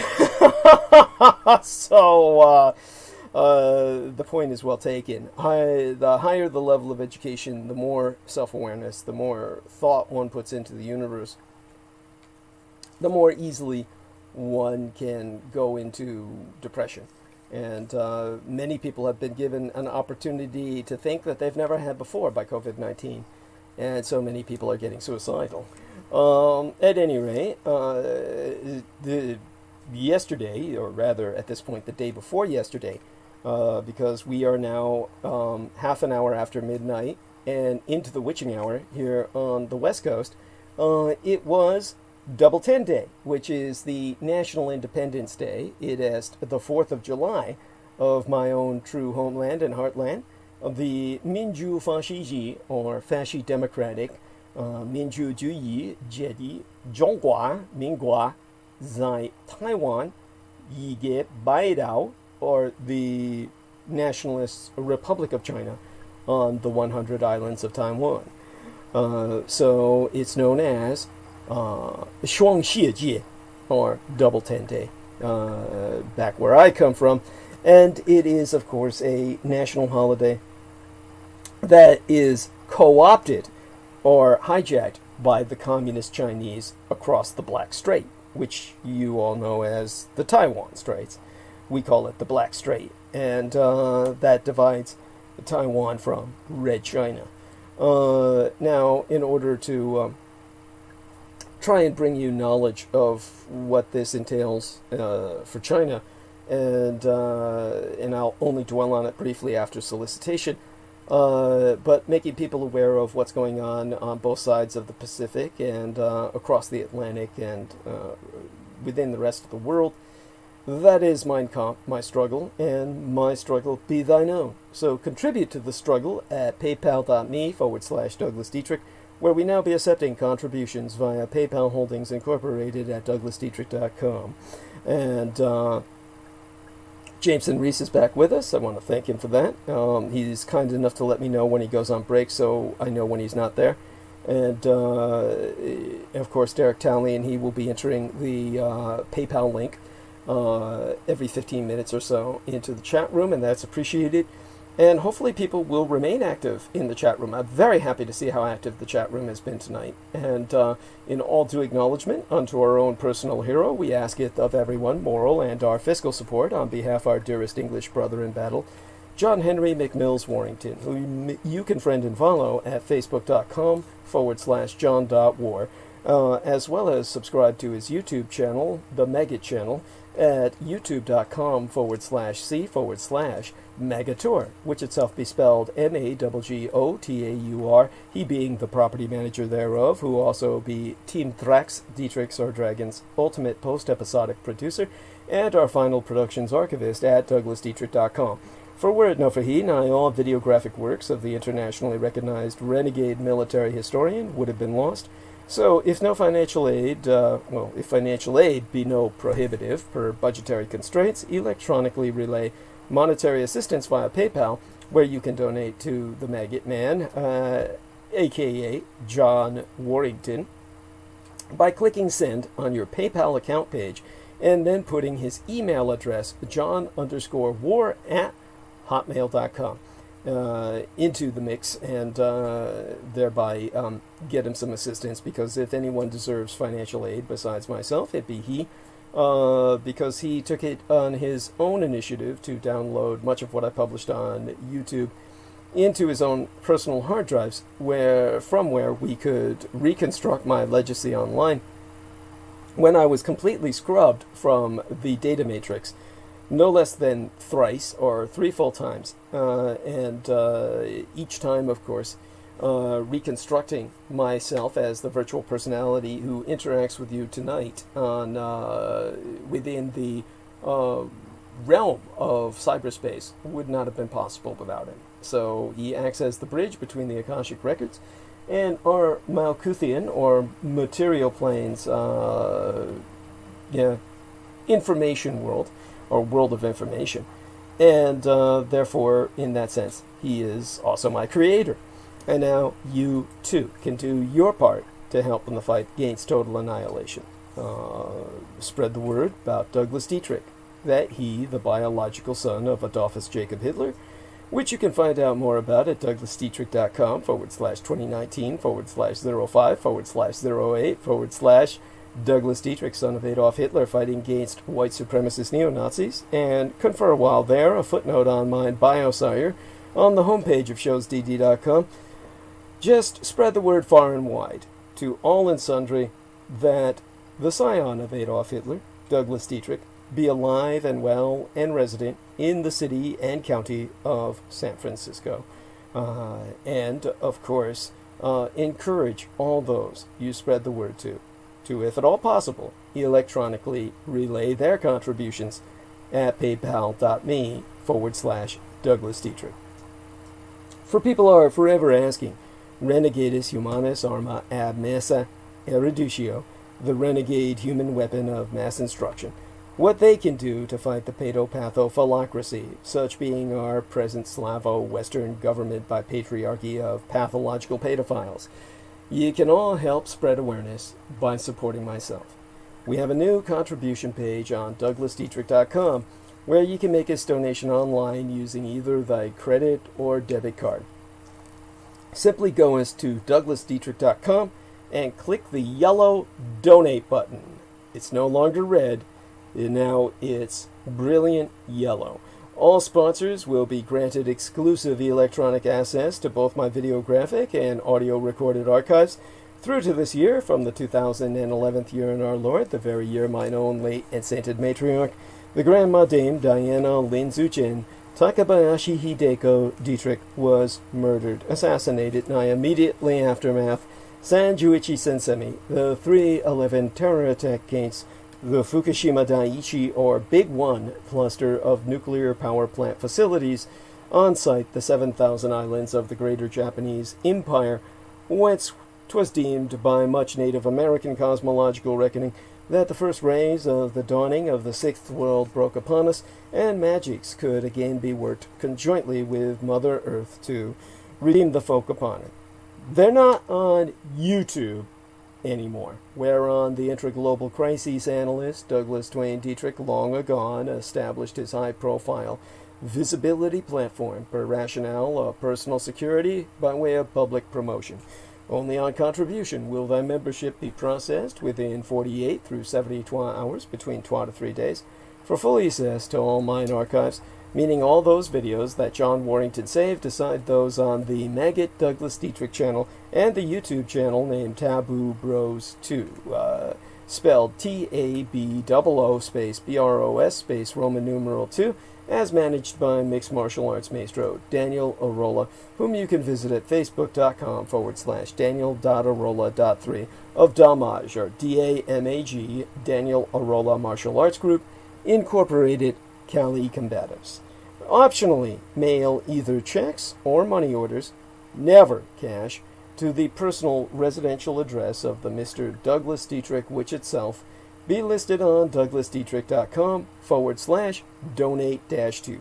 The most important thing being that people regularly donate what they can within their means.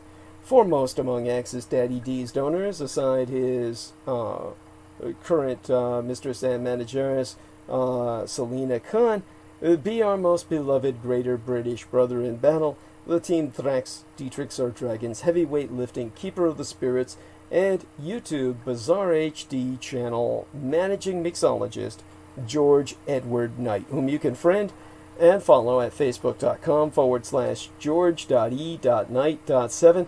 He, of course, being mine own personal hero, who has substantially delivered towards my salvation from the streets, and whose self-produced videos entitled How the United States Won World War I and Why We Are Still Legally at War with the Third Reich both be factually substantiated per mine own expositions. And you can subscribe to his channel at youtube.com/user/bizarrehd, which itself be spelled Bizarehd. On there, you will find trailered his incoming or upcoming video entitled The 1,000-Year Reich in Exile, or the Third Reich's, subtitled The Third Reich's Flugelrad and Hanabu Technology. And so I'll have to talk to him soon about some of the details behind that.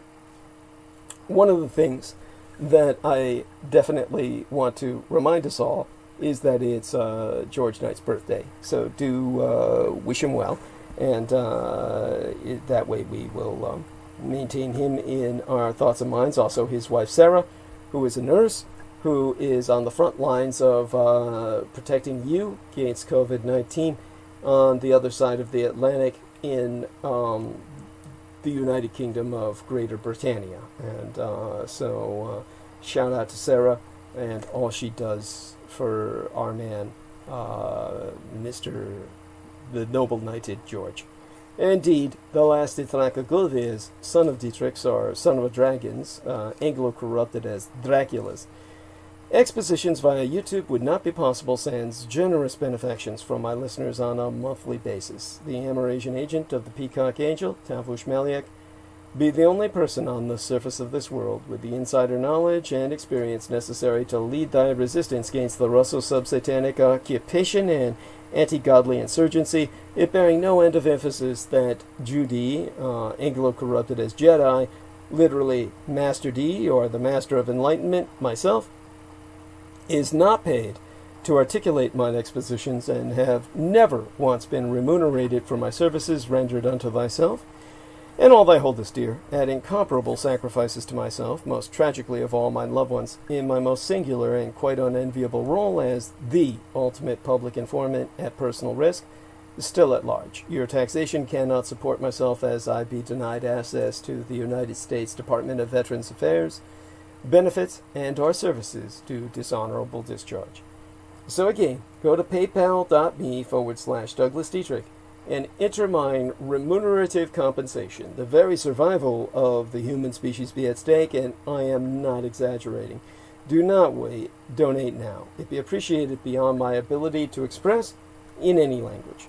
As well, forget not to subscribe to the Douglas Dietrich YouTube channel at youtube.com/C/Douglas Dietrich, and click on that notification bell in order to receive notifications that live streams has started.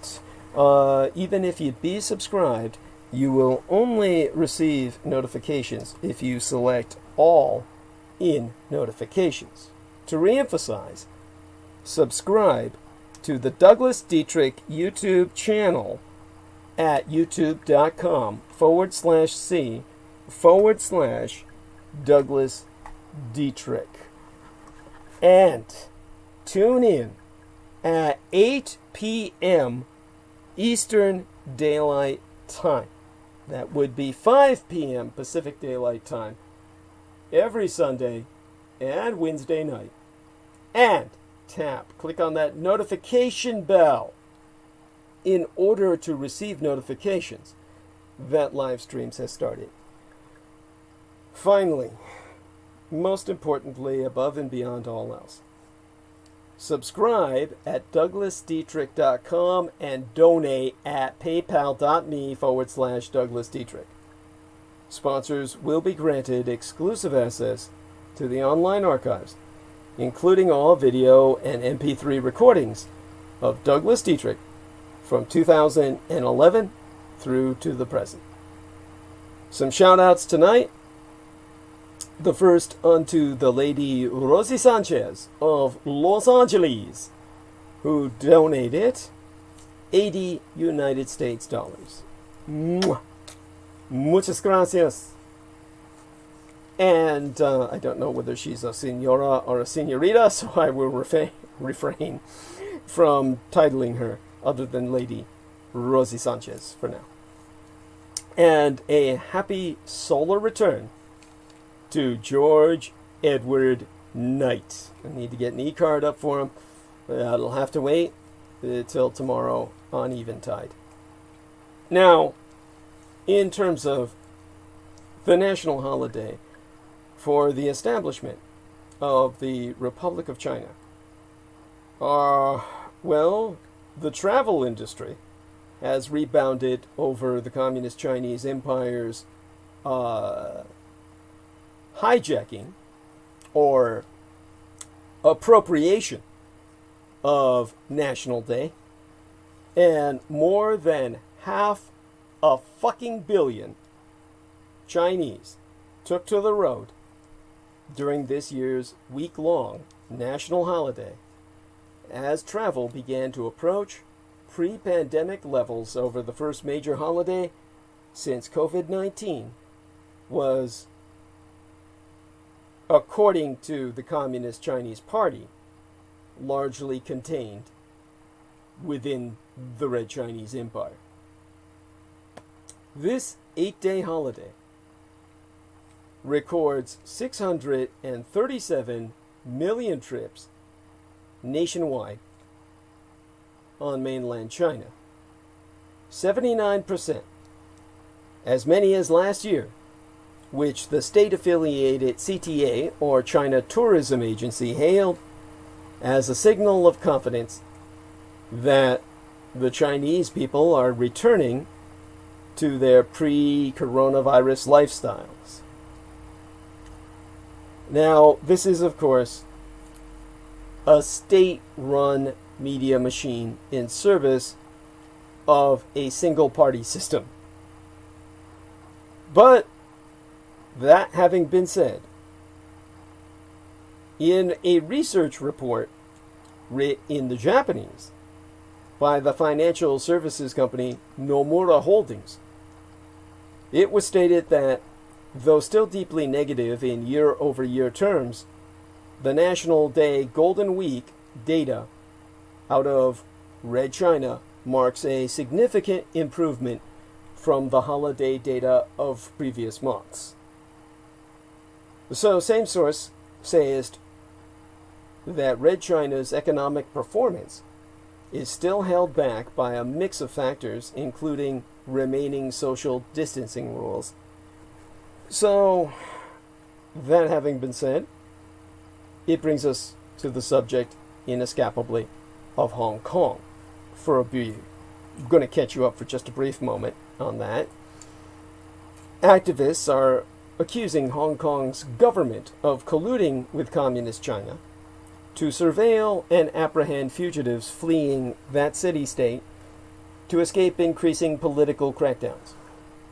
These claims arose after no less than 12 Hong Kongers were caught trying to reach mine own true homeland and heartland, the self-governing island of Taiwan. Most of them were on bail or facing charges related to yesteryear's anti-government unrest. They are now being detained in Communist China and could face serious national security charges that would have them facing execution.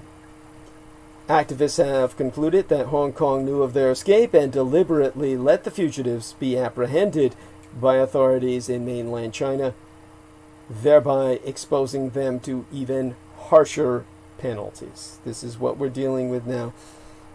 Several prominent political activists have fled the semi-autonomous city-state of Hong Kong over a national security law that criminalizes sedition, secession, and subversion.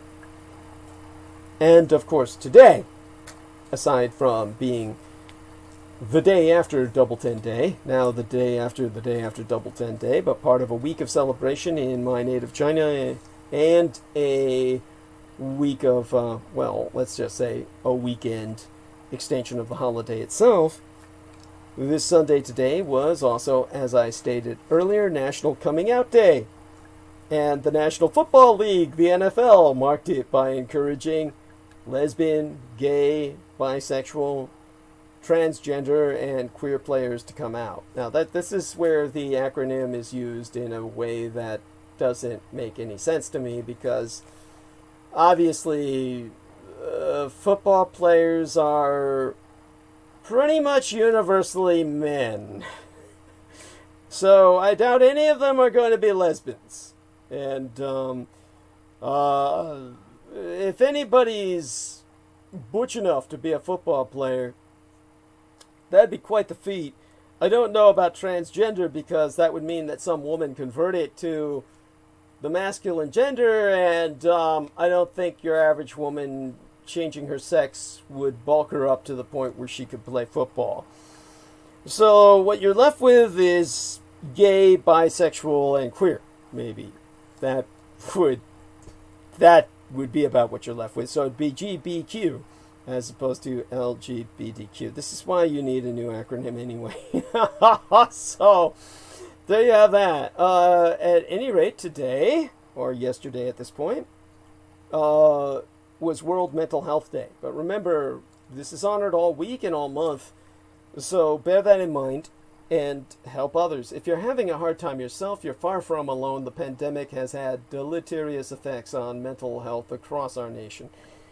And as the implications of the coronavirus crisis have set in, so has angst and worry. So I'll try and provide us some hints, some advisement on how to get past the coronavirus crisis without losing at least too much of your mental health. In summary, fear, loss, economic stress, the angst of a seemingly endless crisis. Coronavirus is taking a toll, not just physically, but on our mental health. So, I've consulted with a number of California mental health professionals, along with my own psychologist, Dr. June Allison Hay, who actually has a hyphenated surname because she married a white guy. She is Chinese, and I've consulted with some of her affiliates as well, not for my personal counseling, but about this topic. They're all happy to consult with somebody who has a public communications forum, because I've always been very open about promoting the fact that people should seek counseling or help whenever you feel mentally taxed or strained, or emotionally so as well. Those are different functions, mentally and emotionally, but they're very intertwined. The world as we knew it a few weeks ago, months ago, I mean to say, well, feels like years by now. Well, remember handshakes. There are children who are now growing up who do not. So our world is upside down. The coronavirus has sickened untold numbers of us, claimed thousands of lives, and shaken almost every corner of society. Fear of the virus leaves us hyper-aware of every sniffle and cough, of the unanticipated limits of our healthcare system, of pre-existing conditions, high-risk age brackets, precarious or crowded living situations. We fear the vulnerability of our own bodies, the invisible risk to those we love, and locked inside our houses, even the mail seems a threat. We face sudden economic stress, vanished jobs, cut hours, the prospect of small businesses closing. We are bracing for weeks or months of missing contact with friends and relatives, or, on the flip side, of having too much contact with them. Some fear racist attacks, like anyone like myself, who's an Asian Pacific Islander American who suffers the statistical increase of these attacks more than any other ethnic group. Others increase domestic abuse. Layered on top of all of this is a patina of angst. How long will this go on? What will our world look like when it's over? How will our lives have changed? Of course, things feel overwhelming. But there are ways to take care of your mental health, outside resources and small tweaks that can help. So, when I've asked experts for guidance to get through this challenging time, one of the things that I've learned is that you need to honor your feelings, but don't let them control you. I'm thinking of Noreen Halpan with the way she exploded in a very violent manner into expressing what she felt. Let's accept it. This moment, for all of us, is very, very hard.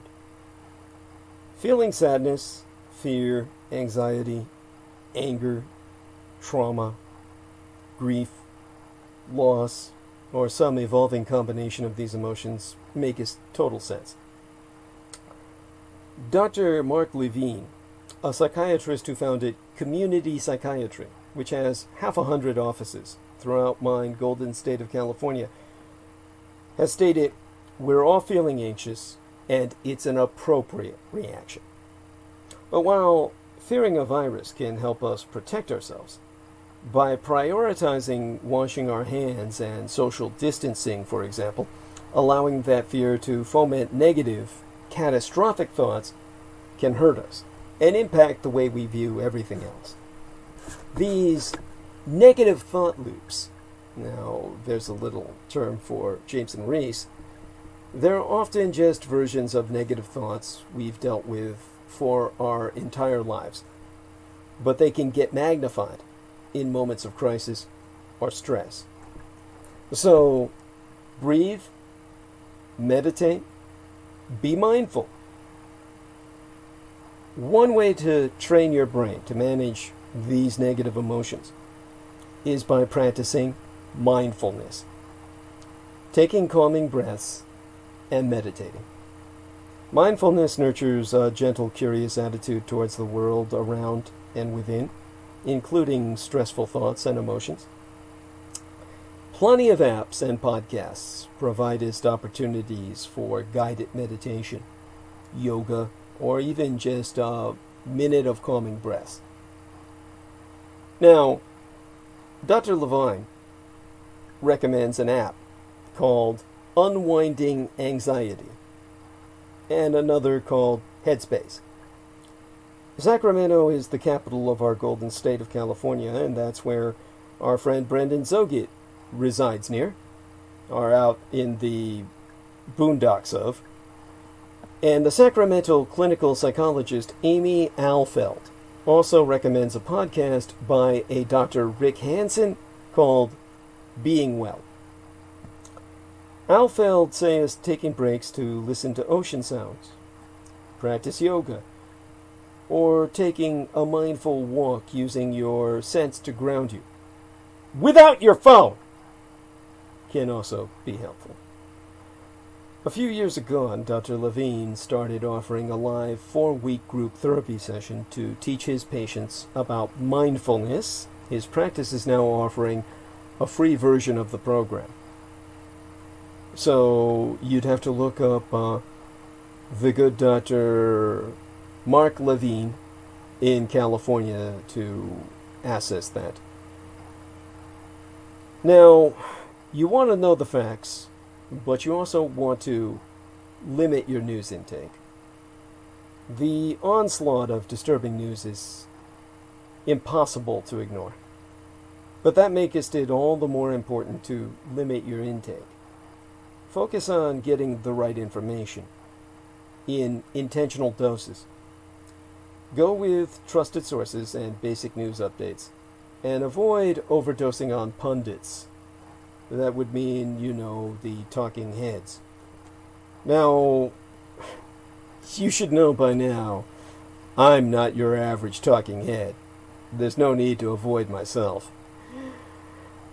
No one needs to watch CNN, or especially Fox fucking News, 24 hours a day.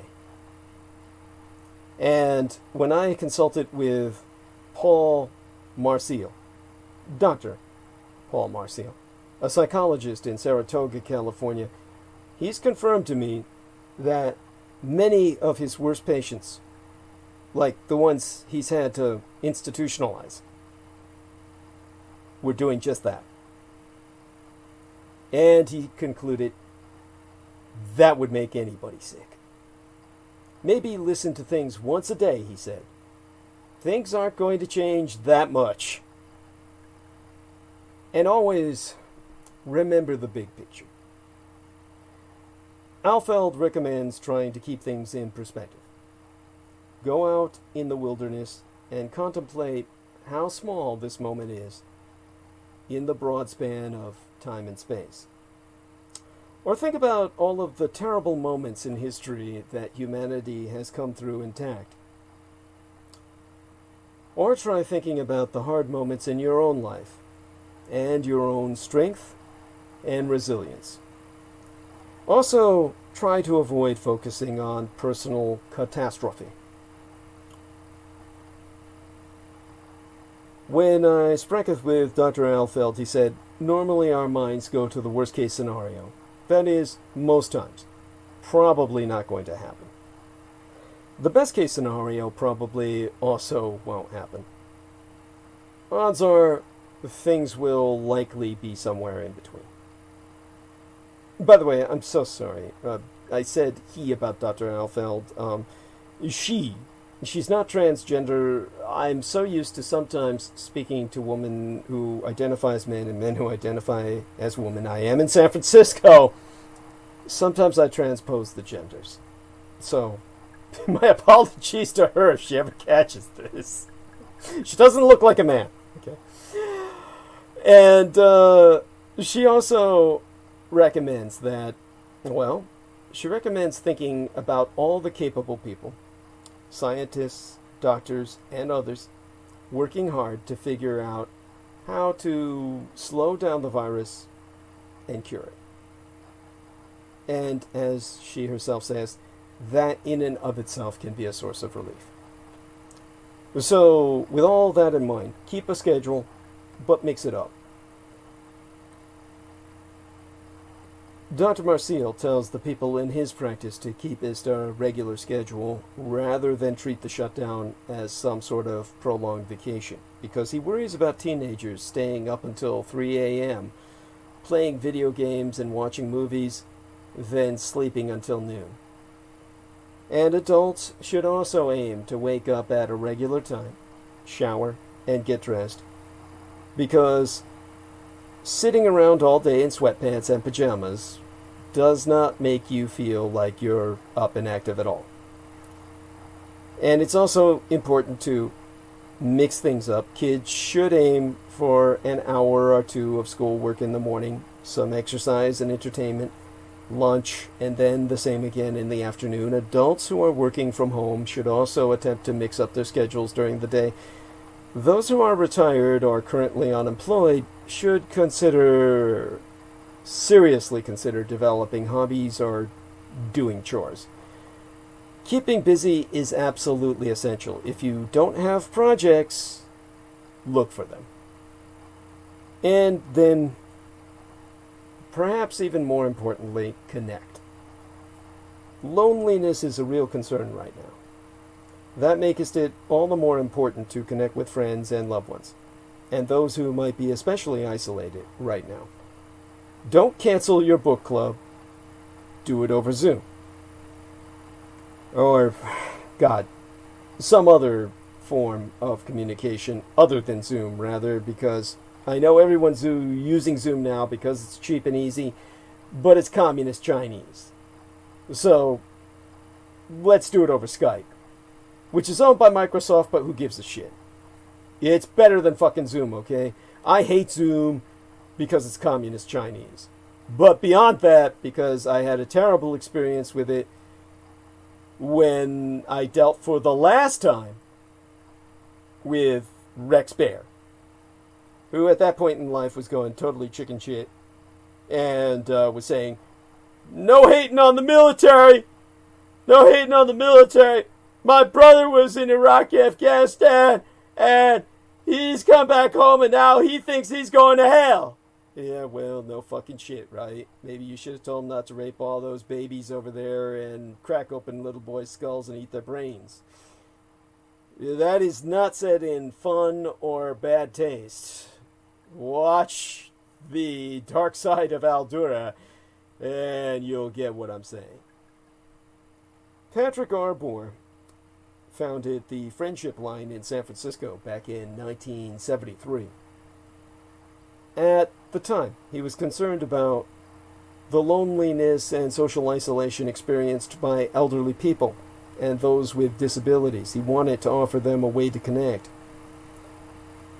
And Arbour, who says staff and volunteers fielded 18,000 calls yesterday last month alone from all over the country, has said, with this shelter-in-place request, I just see the urgency of it now more than ever.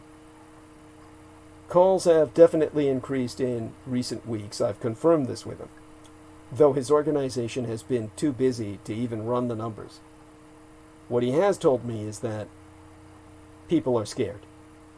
He always starts his calls by validating callers' feelings. And he told myself that, well, he put it like this. He said, I don't present a rosy picture. They would know instantly that I was being false and fake. Well, you certainly don't get any rosy pictures here. But our man, who's done this work, like I said, since 1973, I mean, that's been forever. Patrick Arbour, right here in San Francisco. He lets callers know that he's happy to listen. And some people call several times a week, just for the company. He's also been working to recruit and train volunteers who can field calls from their homes, and encourages others to reach out to people who might be isolated, even if it's just slipping a note under the door of an elderly neighbor with a list of resources, including the Friendship Line and Meals on Wheels. And I guess perhaps in closing, well, not in closing, but in a sense of closure, practice kindness. Finding ways to help other people can make a huge difference in your outlook.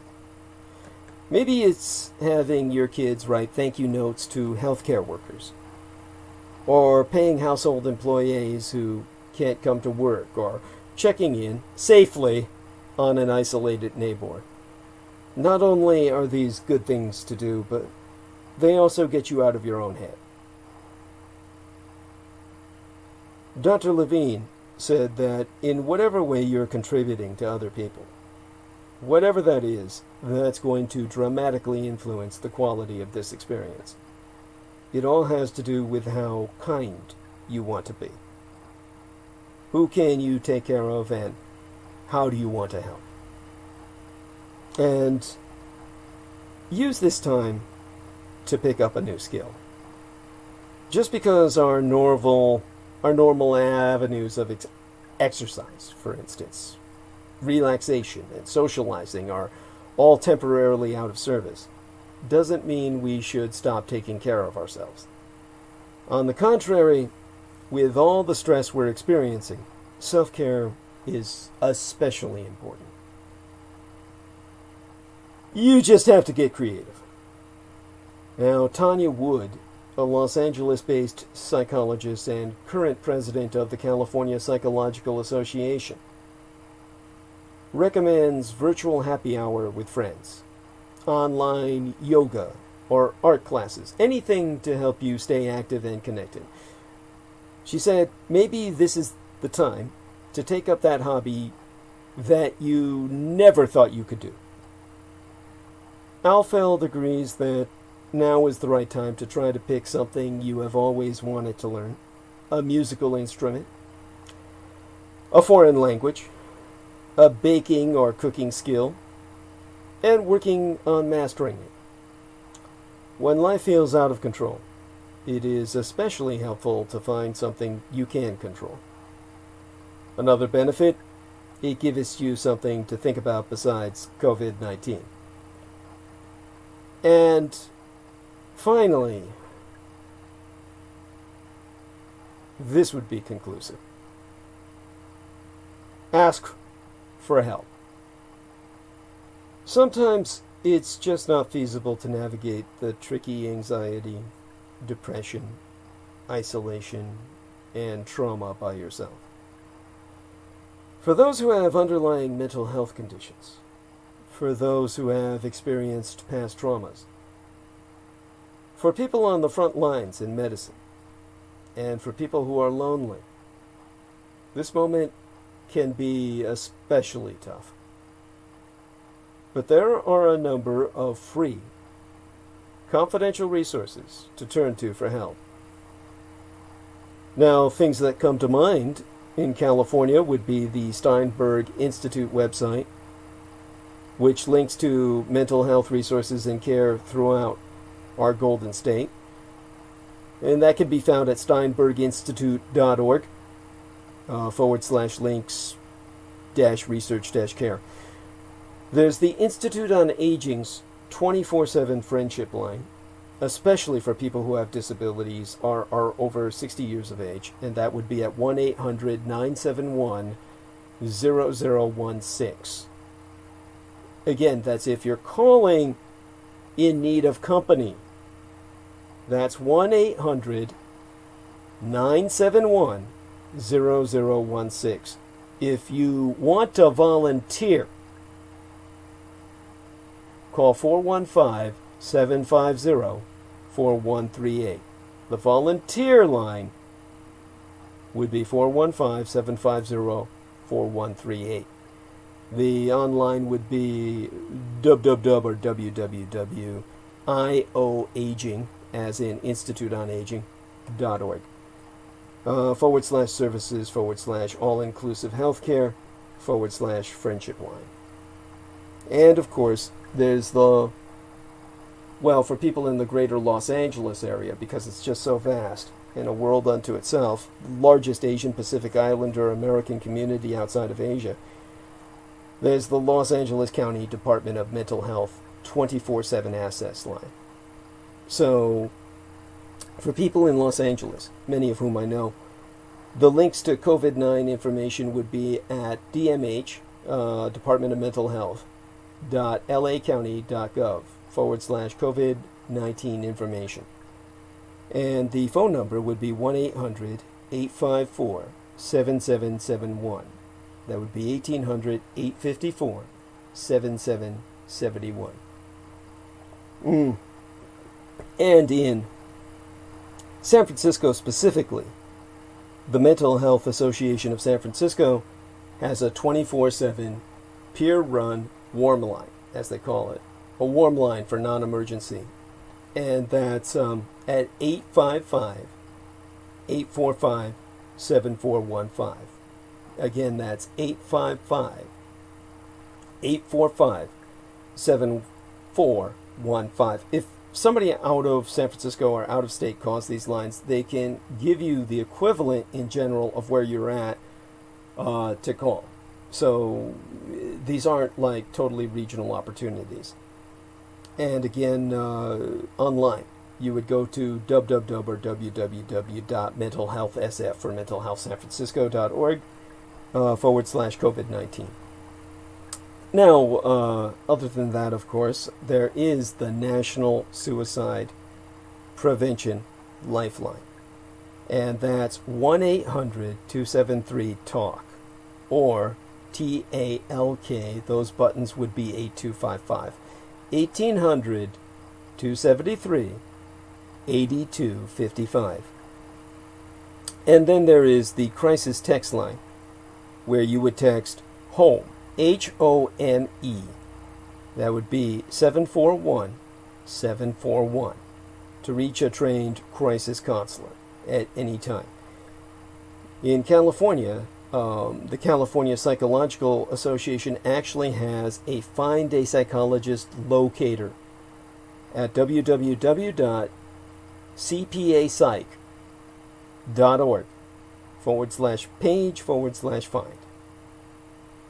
And for the rest of the nation, there's a Psychology Today guide to therapists. That's at www.psychologytoday.com/us or US/therapists. Now, remember, some psychologists will work with people for free or reduced rates if needed, given these challenging times. So don't hesitate. Don't ever hesitate to ask for help. So, just before I get into more newsy items for a bit, going to check into the live chat. I see Miguel Gonzalez. V Sexton says, please do Slender Man. God bless her. Okay, sometime before Halloween, we're around Halloween, we'll do Slender Man, okay? I'll talk a bit about that and the Navy project behind that and what was all the reasoning behind that. That'll take us into areas you'd never imagine. And I might need to publish a little, I used to do portfolios on Facebook.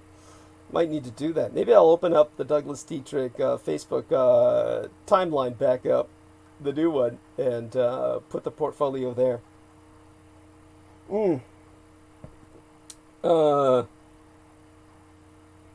Miguel Gonzalez is asking drug questions. I think he's asked drug questions a number of times before about what Aleister Crowley wrote a paper on. The guy to be talking to is James and Reese, not myself.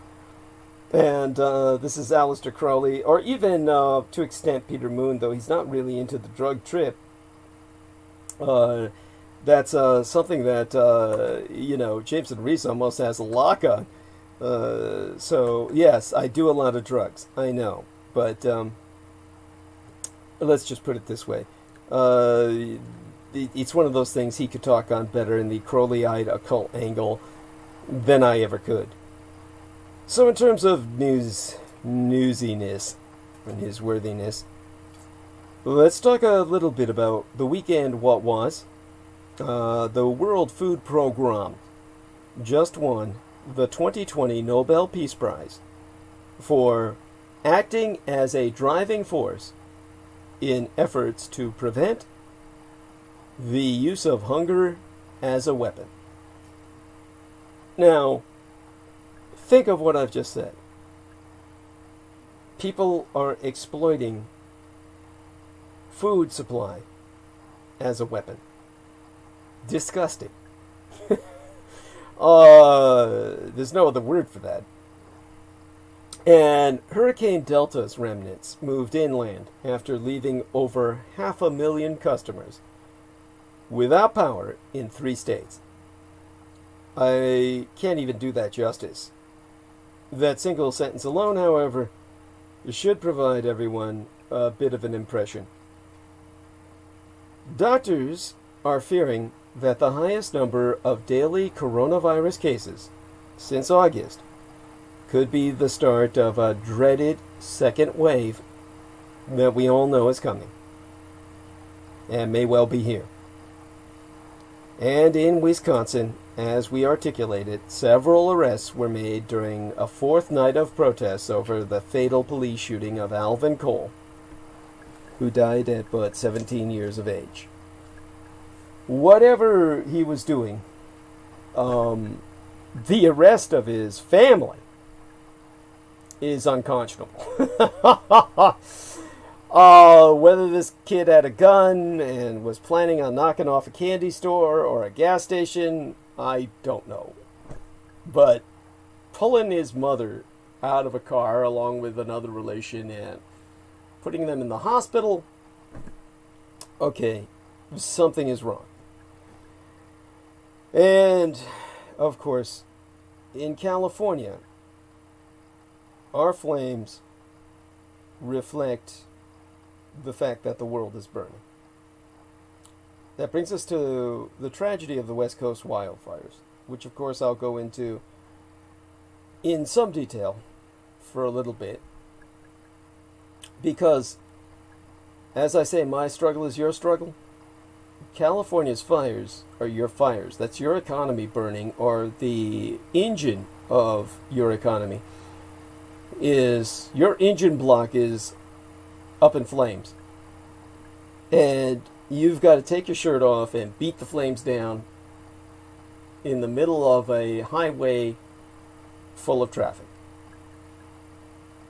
This disaster encapsulates a moment in which both science itself and the everyday rhythms of American life both be under assault. Now, I spraketh before of the Mount Wilson Observatory and of the fire golem, as our man Jameson Reese has called it. These sentient superfires that, in the case of the Bobcat fire, for the longest time, killed nobody and destroyed no property, but single-mindedly leapt over some of the most impossible obstacles. Fire barriers, fire breaks, super ditches, rivers, to head towards Mount Wilson Observatory, which was then surrounded by encroaching fires from multiple directions, coming specifically towards that observatory. Michael Aquino had always wanted to destroy that observatory because in his own prognostications, his visions of the future that he scried from his shewstone, spelled S-H-E-W, or showstone, his crystal receiver, if you will, would save the world by identifying an incoming comet that would then be altered in its course by science. The Mount Wilson Observatory would save civilization. He predicted this as the Apophis incoming bolide that will, in its return, pass through Earth and the Moon, which in the scale of space is threading the eye of a needle. The space between the Earth and the Moon, in context of space, is nothing. So a comet passing between these two celestial objects could easily be disrupted in its course and collide into one of them. Either way, a disaster for all mankind. Which is why international efforts would be put into changing the course of the comet by whatever means necessary. All of that is reliant upon one decisive fact: that the comet be seen in time. And the observatory that would do so, in Michael Aquino's prescient prognostications, was Mount Wilson. He wanted to destroy it so that man would fall. His wife Lilith is carrying on that objective by controlling the fires, the gigafires and the flaminados, the fire tornadoes throughout California to converge on Mount Wilson. Now, for more than a century, for over 100 years, the Mount Wilson Observatory has looked down on Los Angeles from a peak 5,715 feet above sea level, a height that once lifted it above the city's smog. The clear air allowed Edwin Hubble in 1924, the year after my late and sainted Cyrus, the womb matron, my mother, who brought me into this world, was born, to discover that what was then called the Andromeda Nebula was not a smudge of stars in the Milky Way, but a galaxy of its own. And later, to find proof that the universe was expanding, leading to the formulation of the Hubble constant, which describes its rate of motion. The observatory is a cherished monument and a site of ongoing research and discovery. But Yester Septimania, last week, or the week before last, however, the sky above it was a sickly orange, as firefighters fought to save it, along with an array of television and communications towers that also sit on Mount Wilson, from what they themselves described as the supernatural Bobcat fire, which just kept coming back single-mindedly to take out the observatory. On Friday of the week before last, or just last week, this has been going on. They were struggling to hold the flames back with only a few hundred feet to spare. The Bobcat fire has raked across more than 60,000 acres in the San Gabriel Mountains and triggered evacuation warnings for residents of the foothill communities. But it is only one of 41 major fire complexes wreaking havoc in California, Oregon, and Washington state. More than 5 million acres have burned. Some 30 people have died that we know of so far, and many dozens more are missing. Breathing the air of Los Angeles, San Francisco, Portland, and Seattle has been not only unhealthy, but on some days, medically hazardous. The threat to Mount Wilson is a single scene in that larger disaster, but it encapsulates a moment in which both science and the everyday rhythms of American life both suffer under assault. And part of that attack is being led, quite personally, by Donald John Trump. The wildfire crisis is but an aspect of the climatological crisis. Hotter temperatures and changing rainfall patterns have turned swaths of the American West into a tinderbox. But last Monday, in California, Trump told people to trust him. Or was it the Monday before last, when he said that it will start getting cooler, and added, "I don't think science knows, actually." He exploited the trip to bestow the Distinguished Flying Cross on 2 military helicopter crews that had been deployed to fight the Creek Fire, which had scorched 250,000 acres in Fresno, Madera, and Mariposa counties, and at the end of the week before last, was still mostly uncontained. The crew members deserve that honor. They risked their very lives to save more than 200 people trapped by that fire. But the event was also a reminder of how, for Donald Trump, pomp serves as substitute for policy. Of course, the policies he does pursue, such as renouncing the Paris Climate Accord, do real harm, incalculably so. The contrast between Donald Trump and Joseph Biden, who spracketh about the California fires on that same day, but with reason and with urgency, was stark. The question is whether, in November, Trump and the Republican Party, now a cult to his person, which has long blocked any action on the climate, will finally be held to account. The signals are mixed. polls show that addressing the climate crisis remains a partisan issue. That is a tragedy, particularly since Americans no longer have to guess whether climate change will affect them. They can see it in the tracks of burnt-out homes and in the smoke rising from the west, which, week before Yester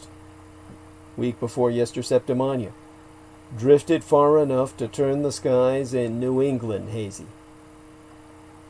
They can register it in the length of time that Hurricane Sally lulled in the Gulf of Mexico before inundating Pensacola and other communities, while at one point 4 other named storms spun along beside it. They can feel it in the hurricane that has left so many without power just now. The hyperkings, the superstorms of tomorrow are manifesting today. Friday before last, with more than 2 months to go in the storm season, the National Hurricane Center used up the last name, Wilfred, on its alphabetized list. There are simply no more names from the classical listing to be had. They have to invent new ones. Greek letters come next, and subtropical storm Alpha was identified by early afternoon into that weekend, and Beta followed within but the merest of hours. Now every year will be another 2020 in terms of a pile-up of calamities. The Economist magazine, in a survey of the climate factors contributing to the wildfires, concluded that people on America's West Coast will have to learn to coexist with more and more frequent fires, or they can move, and indeed, many will be forced to do so. According to a joint project by ProPublica and the New York Times, if emissions are not cut drastically by mid-century, and to an extent, even if they are, for an increasing number of days each year, some heavily populated areas of the country will be too hot or too humid, or both, for residents to even venture safely outdoors. These include parts of Texas and Arizona, but also of North Carolina, Missouri, and Illinois. Meanwhile, cities and towns on the eastern seaboard and the Gulf Coast will confront rising sea levels that may make living in all but the wealthiest places miserable or even unsustainable. Eventually, not even government-backed flood insurance programs will be enough to keep people on land that is being lost to the sea. Farm communities will face a reckoning as well, with many crop yields projected to fall. As for the wildfires, models prove them consuming ground not only in the West, but in such disparate states as Florida and Minnesota. Climate migrants will not only be leaving homes in the global South, they will include Americans crisscrossing the North American continent, the new nomads of North America, new tribes forever on the road, convoys of mobile homes, and vans and SUVs that people live in. In short, the climate crisis is, at last, poised to change the map of American politics. But it will also change the map of America itself. Comparisons have been drawn to the Great Migration, when, from the 1920s to the 1960s, the decade in which I myself was born into this vale of tears. More than 6 million black Americans settled in the northern states, a shift that reshaped urban politics and culture and gave support to the civil rights movement. But that analogy is grossly inadequate. Projections about the demographics of various states may be upended in ways that are simply impossible to predict. People forced out of their homes in a red state, or a blue one, will not necessarily become green voters. Mass dislocation might lead to an environmentalist awakening, or even mobilize Americans to confront issues of inequality. But it could also contribute to a politics of resentment. One can too easily imagine a future demagogue. Trump may not be the last, exploiting domestic climate migrants' sense of betrayal and of fear. Yet the polls show too that voters who do care about the climate, including a majority of younger people, tend to be passionate about this issue. They have the potential to be an ever more powerful electoral force. As with the battle to save the Mount Wilson Observatory, the climate crisis involves choices about what we value. Politics and leadership, not to mention science itself, will matter, perhaps as never before, because of how very wrong things could go in the next few decades, and how much upheaval there is likely to be. As Edwin Hubble might have observed, everything is in motion. There be few constants left. In terms of the week ahead, Christopher Valbo Columbuanos, Christopher Columbus, obviously never discovered America. But he'll still get his annual holiday tomorrow. Over the past few years, some cities have finally ditched Columbus Day to honor others. Mine own Golden Gate at San Francisco, for example, celebrates Indigenous Peoples Day instead. And the Senate Judiciary Committee will begin its nomination hearings for Amy Coney Barrett tomorrow as well. Republican leaders are confident that she'll get the votes for a lifetime appointment to the Supreme Court.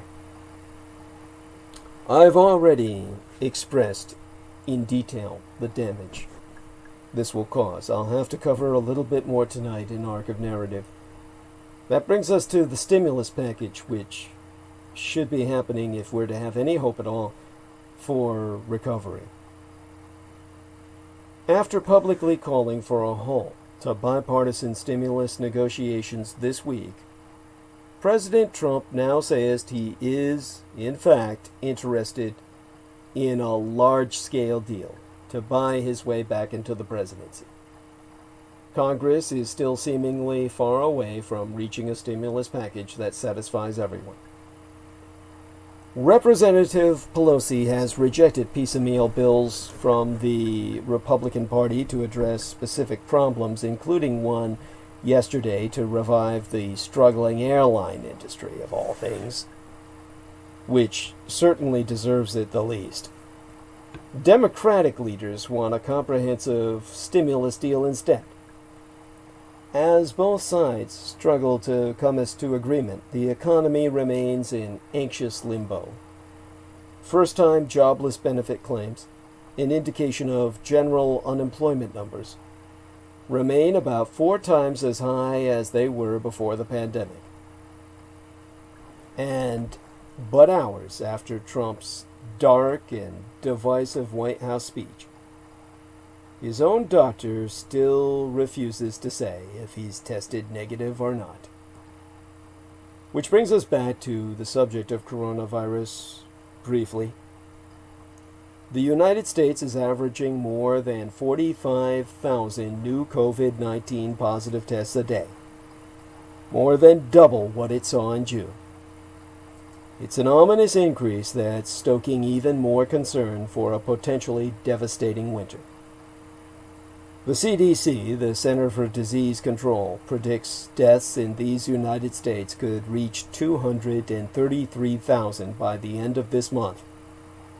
And projections from the University of Washington's Institute for Health Metrics and Evaluation prove more than 2,900 Americans could die daily, nigh 3,000 a day by January. Vaccine efforts are revving up around the world to prevent just such tragic outcomes.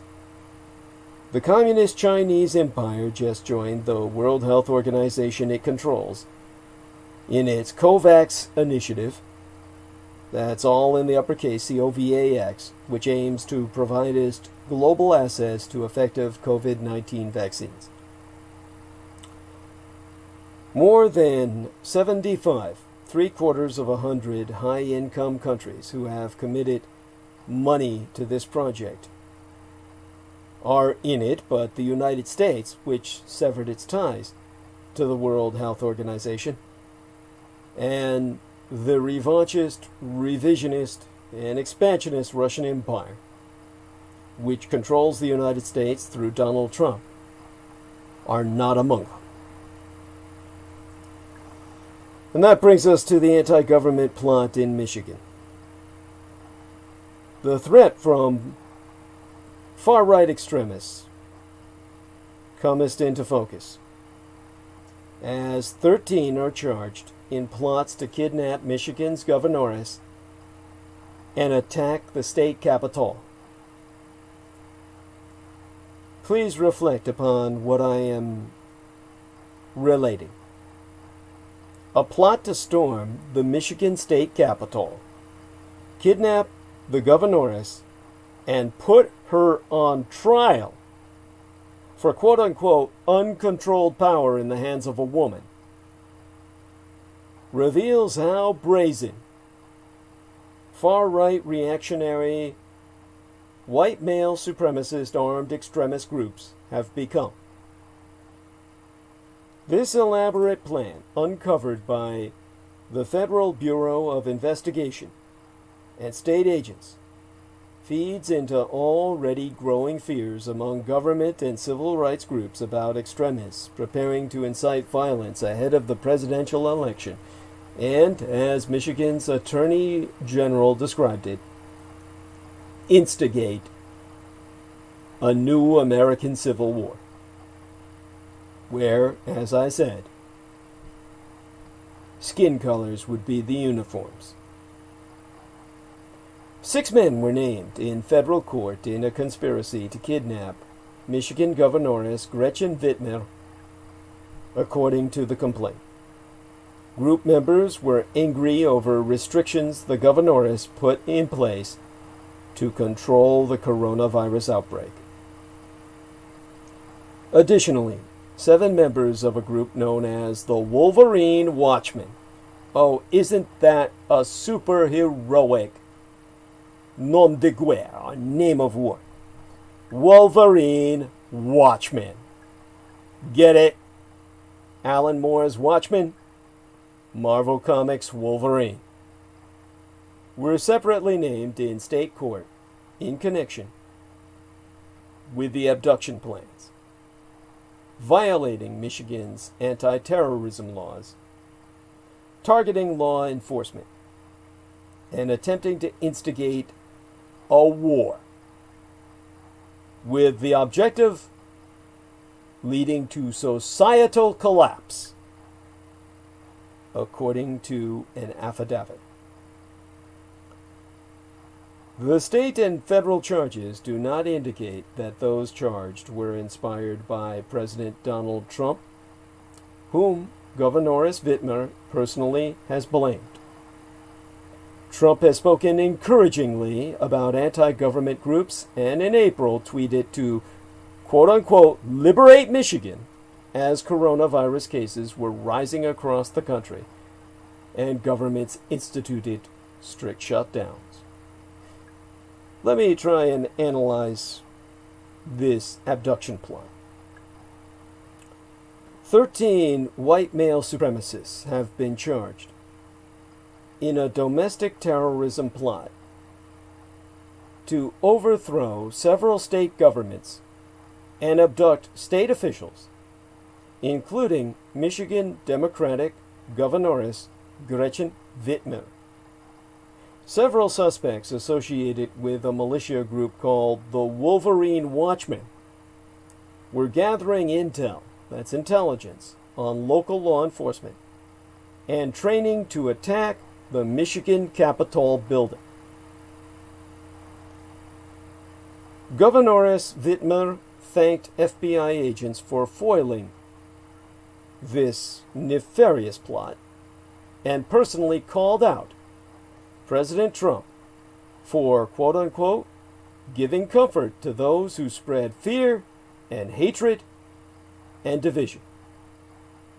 Trump himself and some reactionary supporters have long criticized Governoress Whitmer for her stricter-than-average approach to coronavirus restrictions.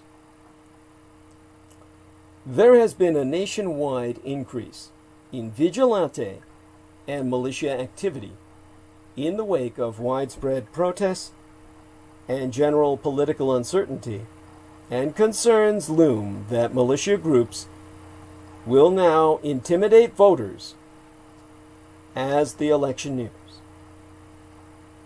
So, I've reviewed what I could in the opening hours while the men dominated the stage and burned bandwidth for me about this situation. We have Michigan extremists plotting to kidnap Governoress Whitmer and start civil war. The question, always ask the right question. Why is Michigan the hotbed for similar groups? People might remember all the way back to the Oklahoma City bombing with Timothy McVeigh and his affiliation to the Michigan militia. Michigan harbors the mother of all militias. And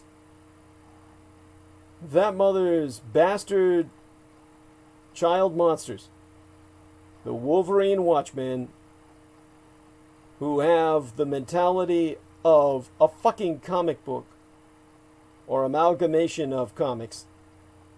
The Michigan group accused of plotting to kidnap Michigan Governoress Gretchen Whitmer and others. That be but one of an estimated 2 to 3 dozen armed Michigan groups that pose this growing threat. Michigan has had a long history of groups of armed men and women which are active in every state. And one of the ladies I consulted was Amy Cooter, a senior lecturer at Vanderbilt University, who has studied them for more than a dozen years. Not as long as I have, but she's had a lot more resources available unto her. And she concludes that modern armed groups date to the early 1990s as a response to perceived fears of tyrannical government propagandized by the Russians. And so, Cooter observes that the state of Michigan has always been a hotbed for militia activity, with a strong presence ever since the early 1990s.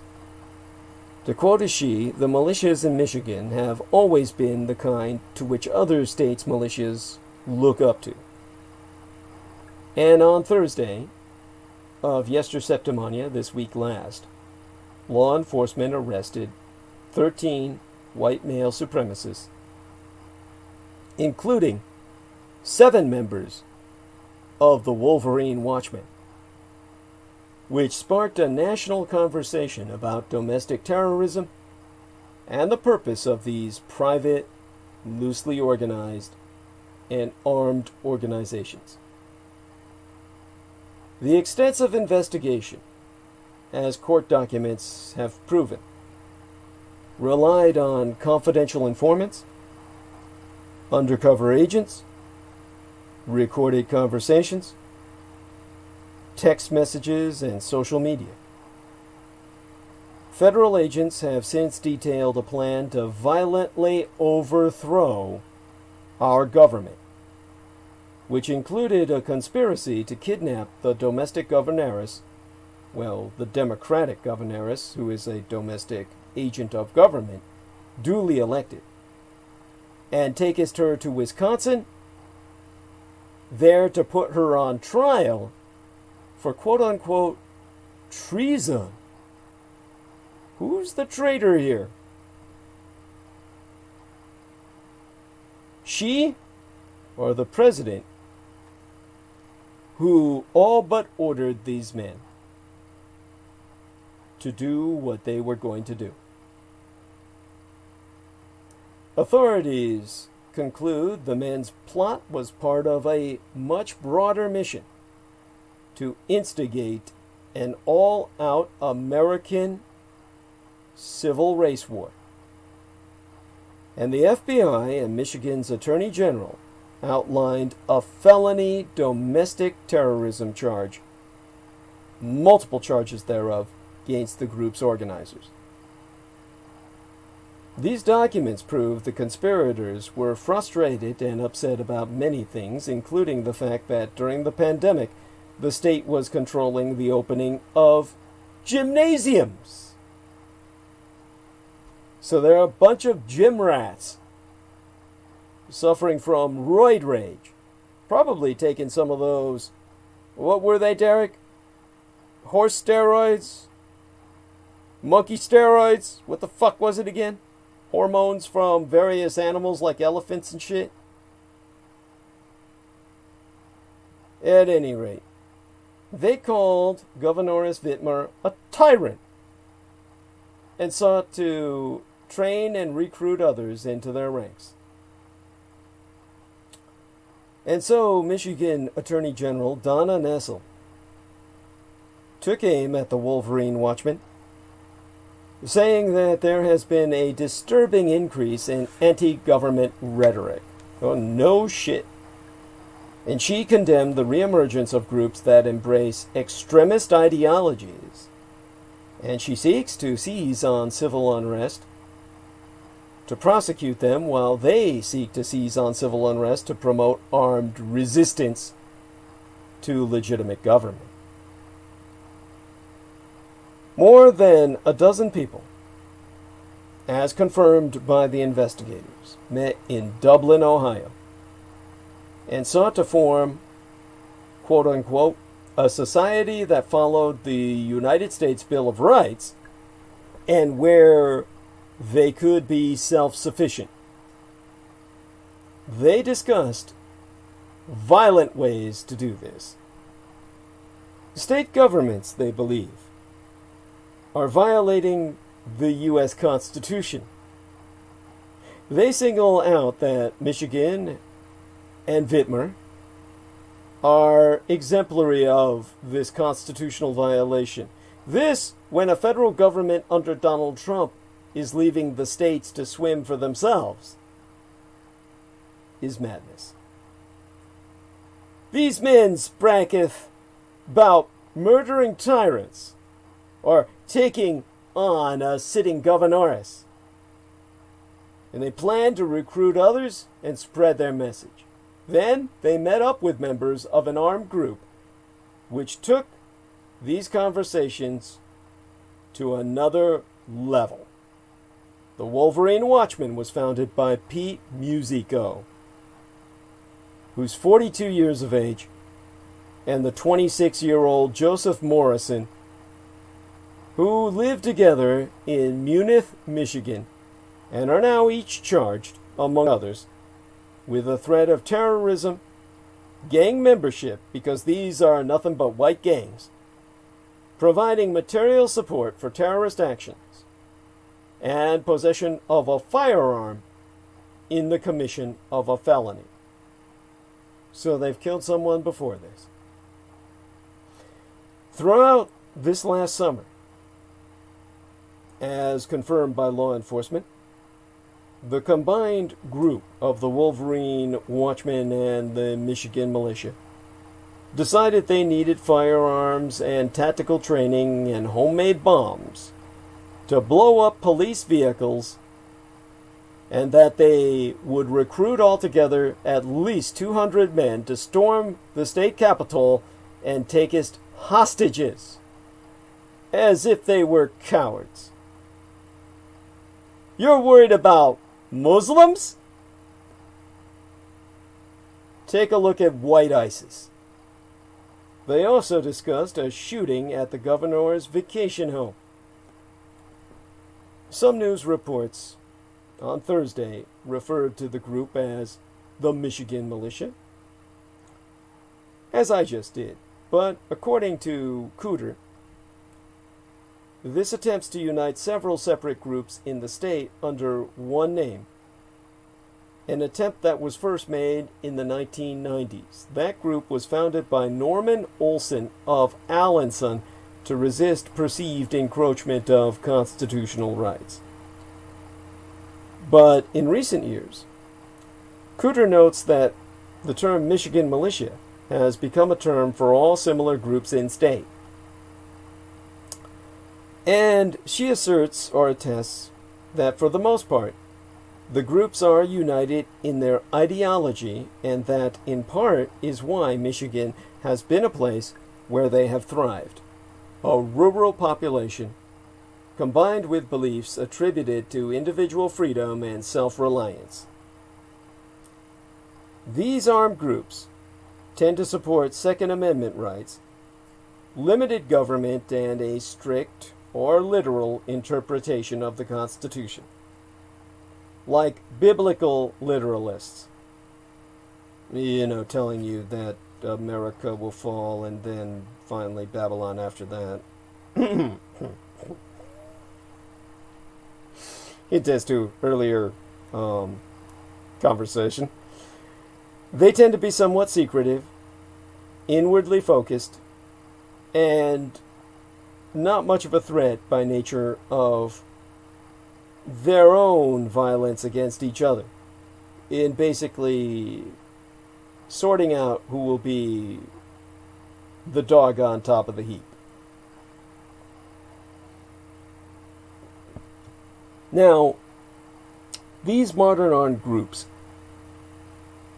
I myself can confirm, came into being in the early 1990s while I was serving as a mercenary in the Horn of Africa, picking up my Africa habit, where people there actually work for khat, or cathano, the cat drug I smoke myself.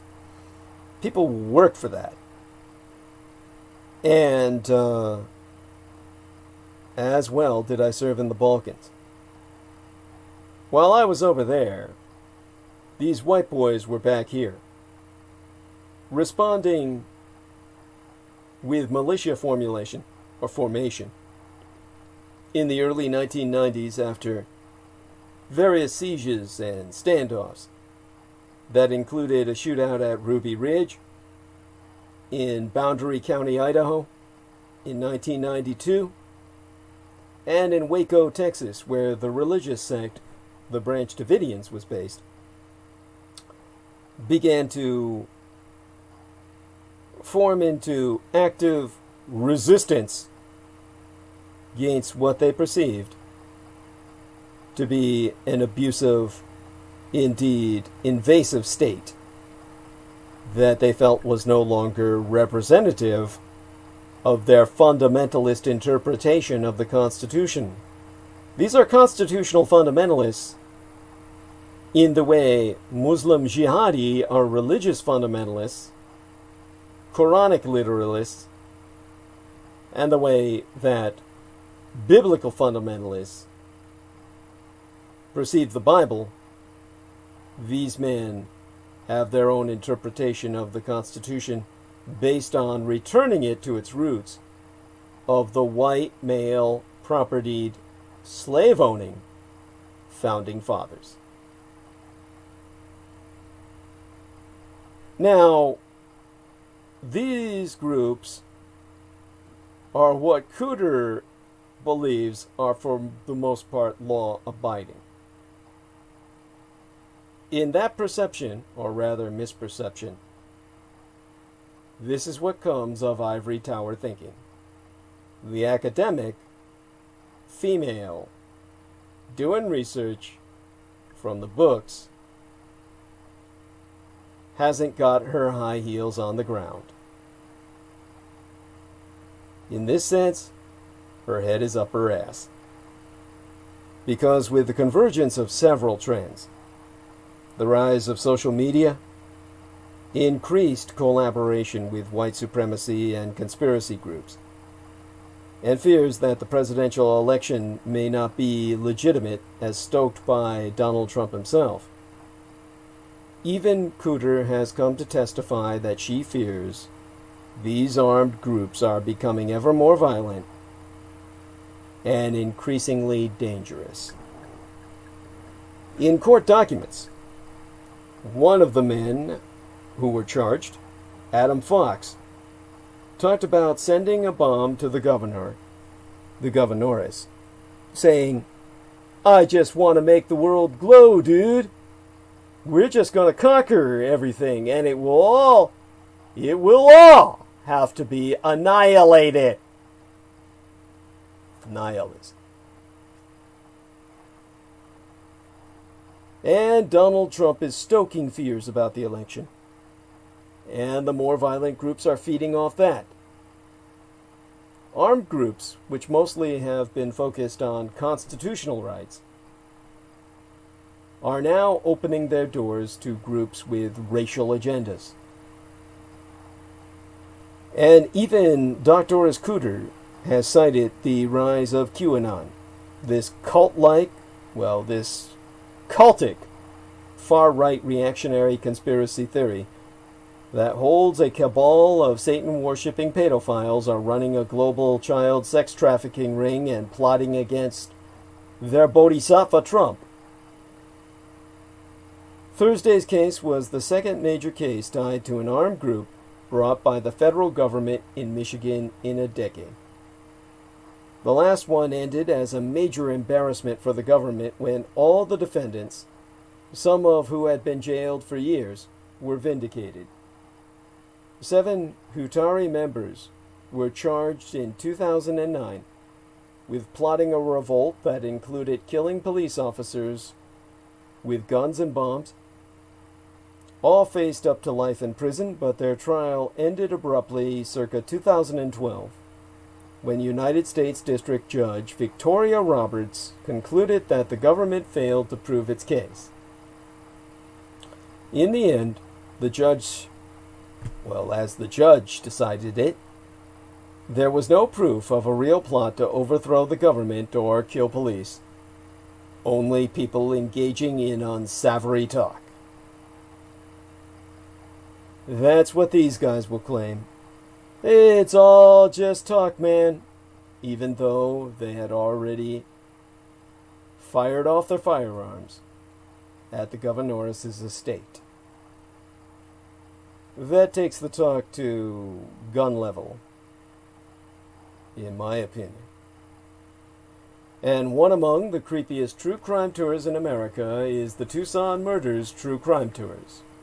The Tucson Murders True Crime Tours provide us historic crime investigation into forgotten lost crimes in Tucson, Arizona. These small private tours are hosted by the Mr. Baron Ben Astenius, a true crime researcher and enthusiast himself who will personally take us to real historic crime locations related to these crimes in Tucson. Relive these events and hear the untold stories behind the stories.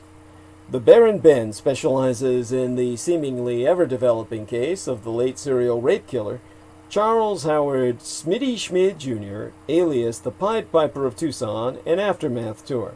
See theunfinishedman.com for, excerpts from his yet-to-be-published book and scenes from film productions he's been working on. But other cases, such as the strange case of Morris Brady, the Dr. George Marvin Tejardine case, and the Red Rapist are also within his repertoire.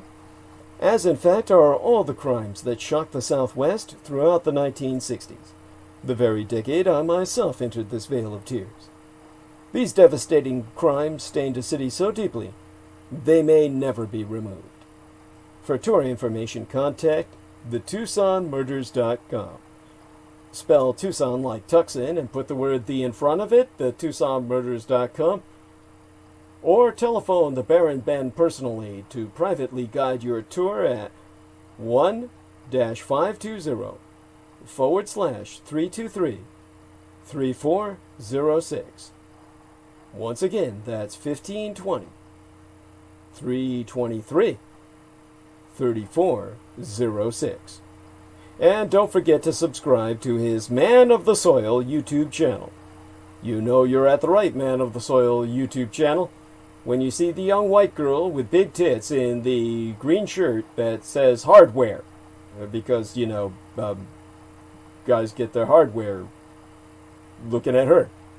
And there you can enjoy, among other sites, the drone footage of, landscape architecture escaped by Ben Estenius and his team at Man of the Soil. Now, all of this violence, this preparation for civil race war, is ironic in the sense that white voters are becoming President Donald Trump's biggest problem as he struggles to keep the job they gave him 4 years ago. Because polling shows that white voters, including those without a college education, who have been the most loyal demographic for Donald Trump based on their ignorance, may deny the president a second term. So, he may not be the white man for the job after all.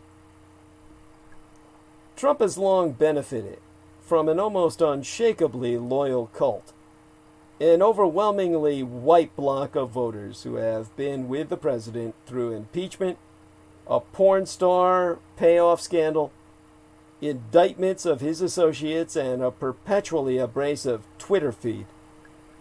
And as recently as a couple of months ago, it appeared the Democrats' best chance of defeating Donald Trump in November would be to mobilize minority voters. After a tumultuous and all too painful year of racial reckoning for the American empire, the issue of injustice emerged front and center.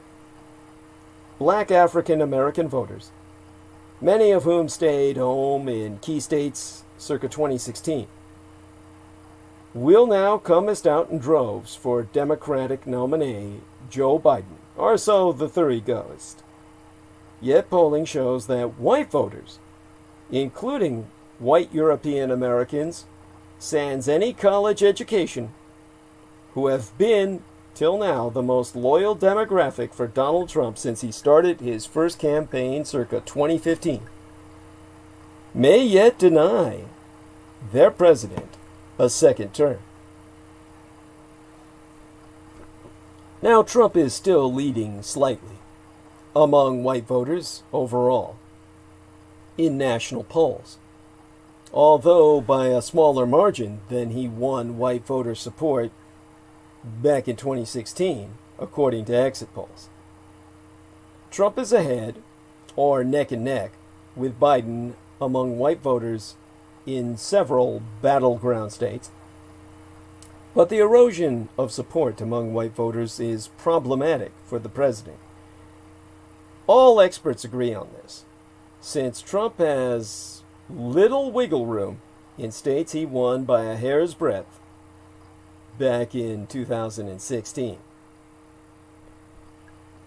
So, the noted demographer William Frey, a senior fellow at the Brookings Institution, has attested that I think it's very important to the outcome next month.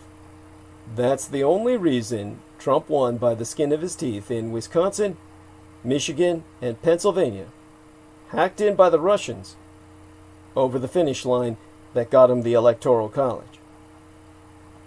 Rural white voters in particular didn't turn out dramatically more in 2016 than in previous elections, but when they did, they voted strongly for Trump, providing the then first-time candidate with the edge he needed to win the White House. Now,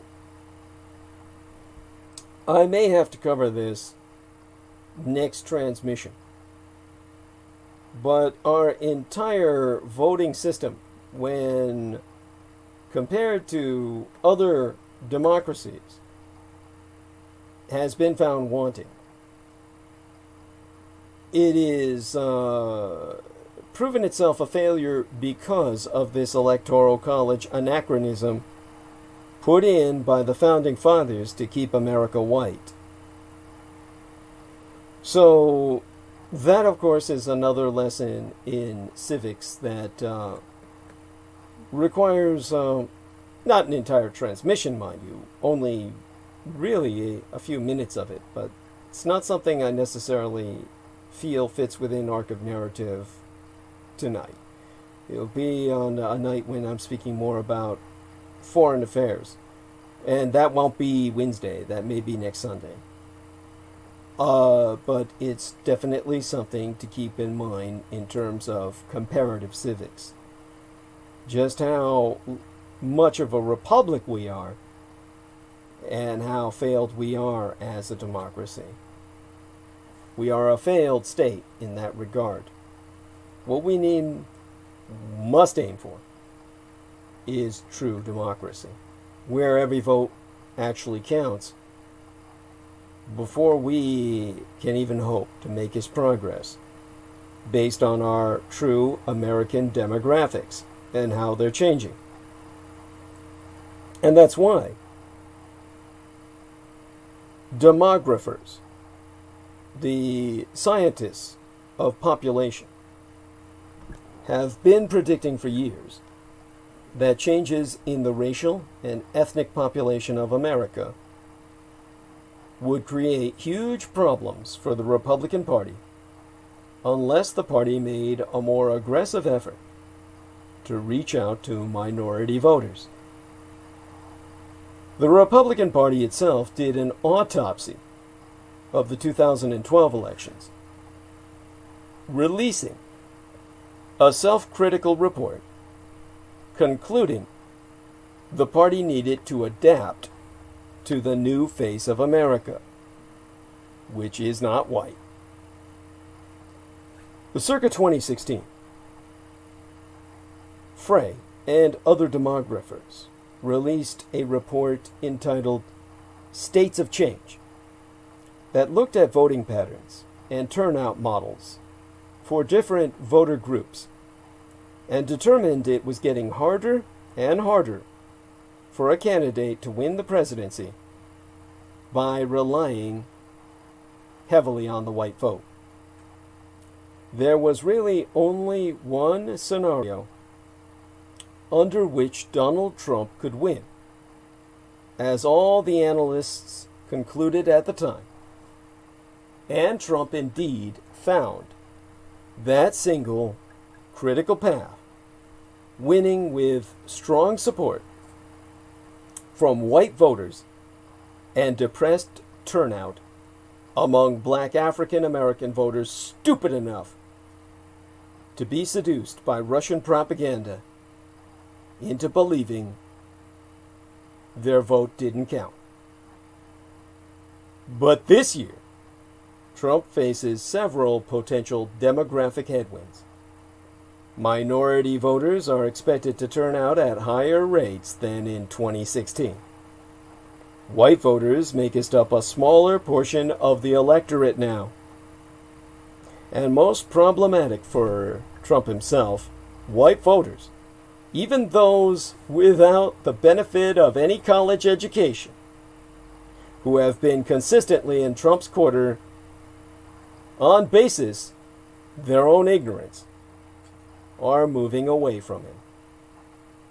In Michigan, Joe Biden is winning the white vote, with 49% backing the former vice president and 47% supporting Trump.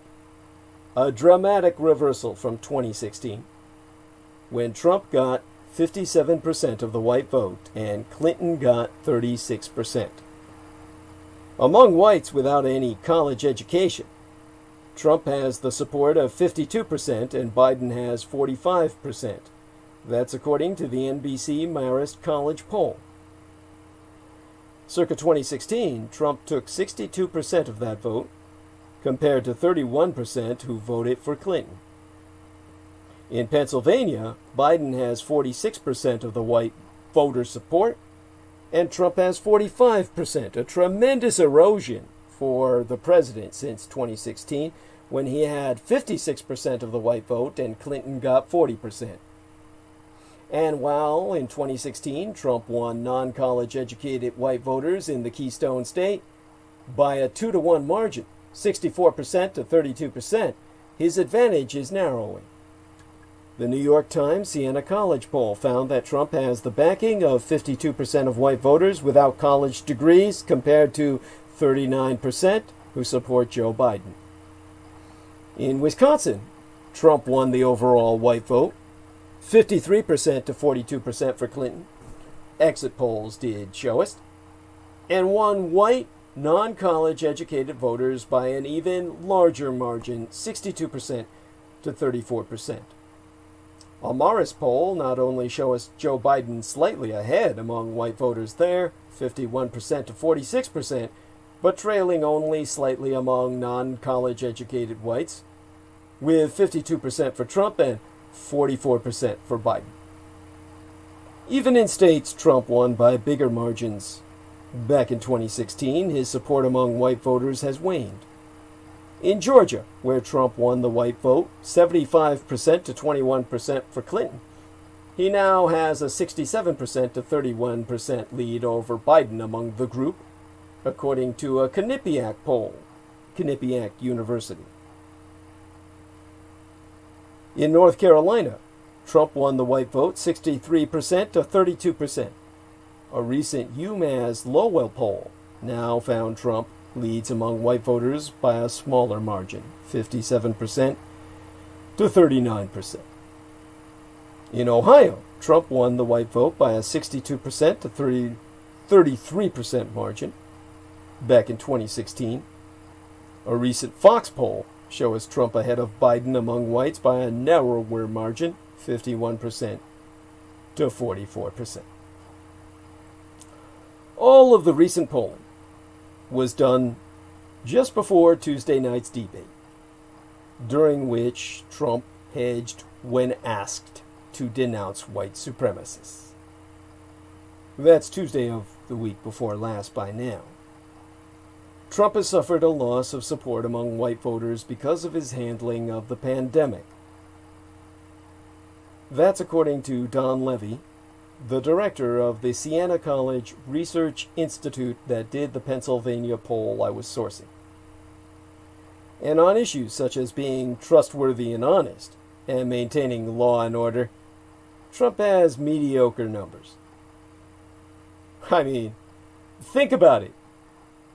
I think our lady, Michaela, not Michaela Grigorich. Oh my God, what's her name? Maria. I got a great meme off of her that said it all. Michaela Nastasia. That honey. Okay. Jewelry designer, who maybe someday I'll serve as one of her models. She did ask me to do that some time ago. I don't know if she's still in the business of making her own jewelry. But she's put up some great memes on this topic. And she said it best when it comes to law and order. It was a meme.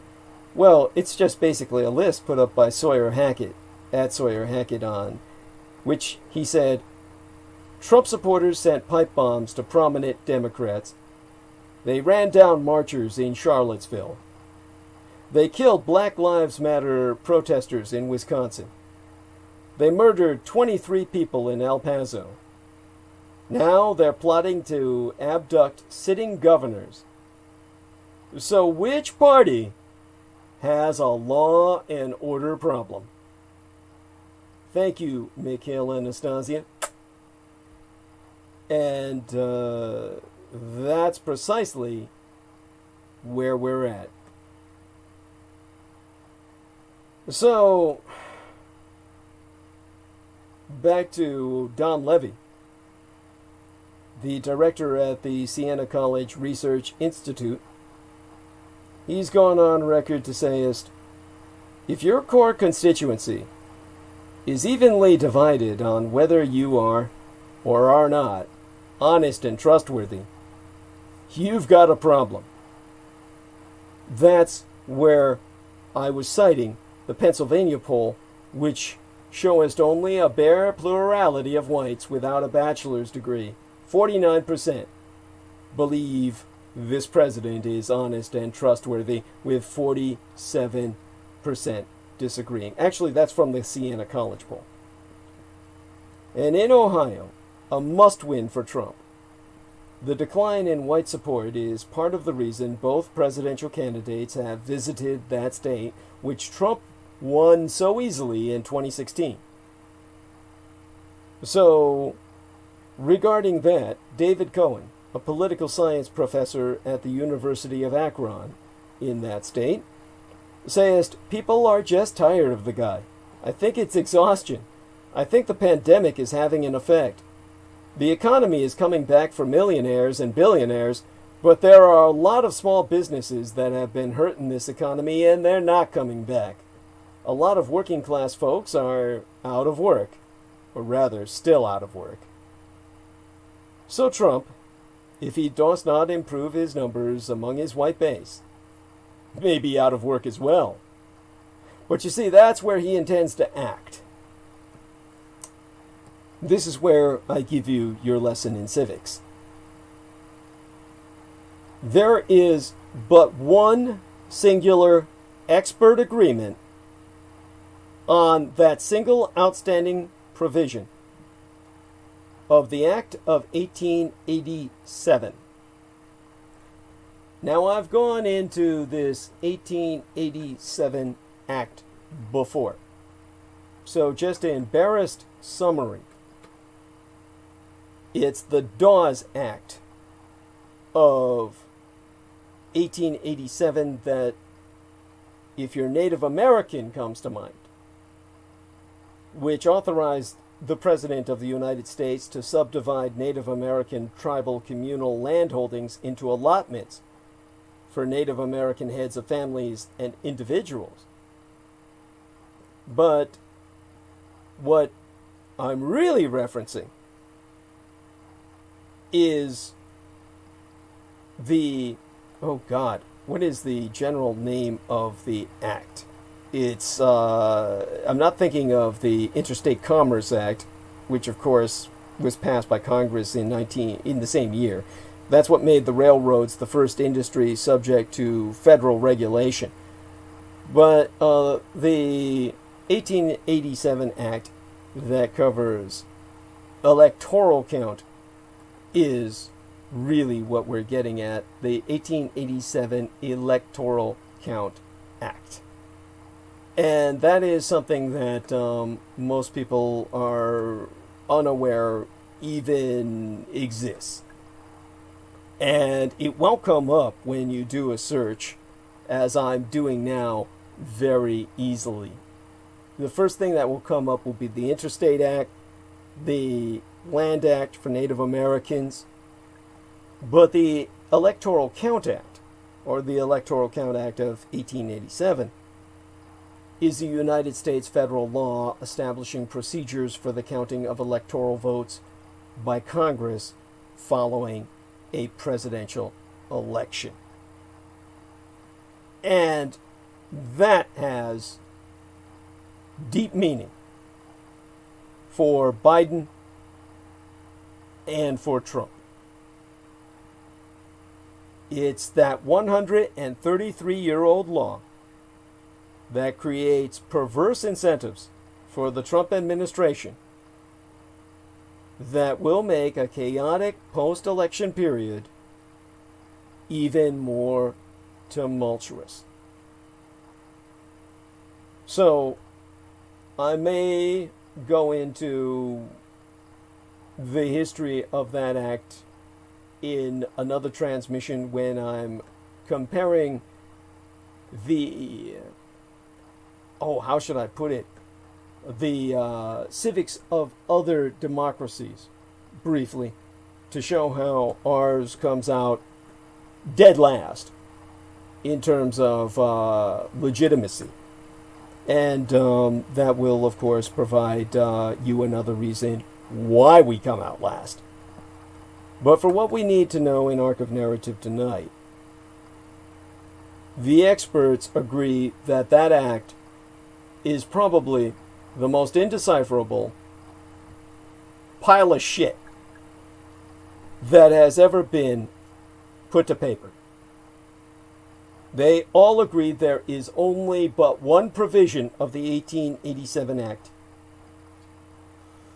that is enforceable on the face of it, meaning something you can actually act upon based on words that form a coherent sentence everyone can agree upon, and that would be the Safe Harbor Clause, which provides that if a state submits its final tally in the presidential contest by 6 days before the meeting of the Electoral College, that decision is conclusive and thus free from all legal challenges. This year, the Safe Harbor deadline is December 8th, what is Pearl Harbor Day, appropriately enough, in Japan, where they're always one day ahead of us. The Electoral College meets in each state capital on December 14th.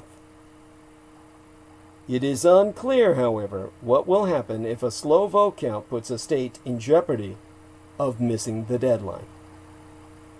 The court's opinion in Bush versus Gore provided one possibility based on Article 2 of the Constitution, which says that the states must appoint electors in such manner as the legislature thereof may direct.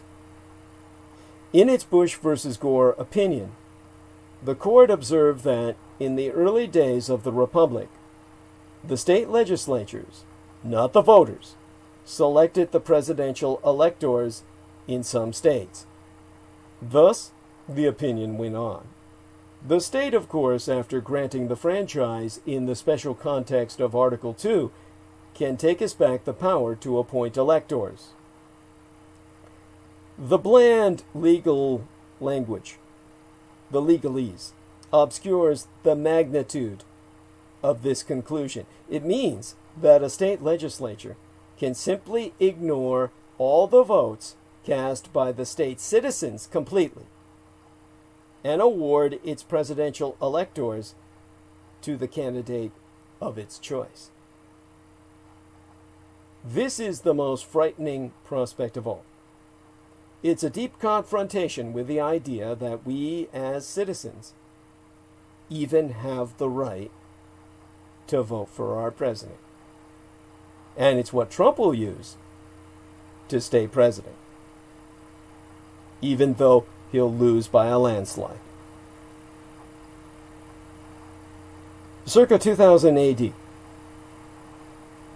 Republicans in the Florida legislature had been planning to invoke this constitutional provision, this very one, if the length of the recount jeopardized the state's ability to submit electors in time to be counted.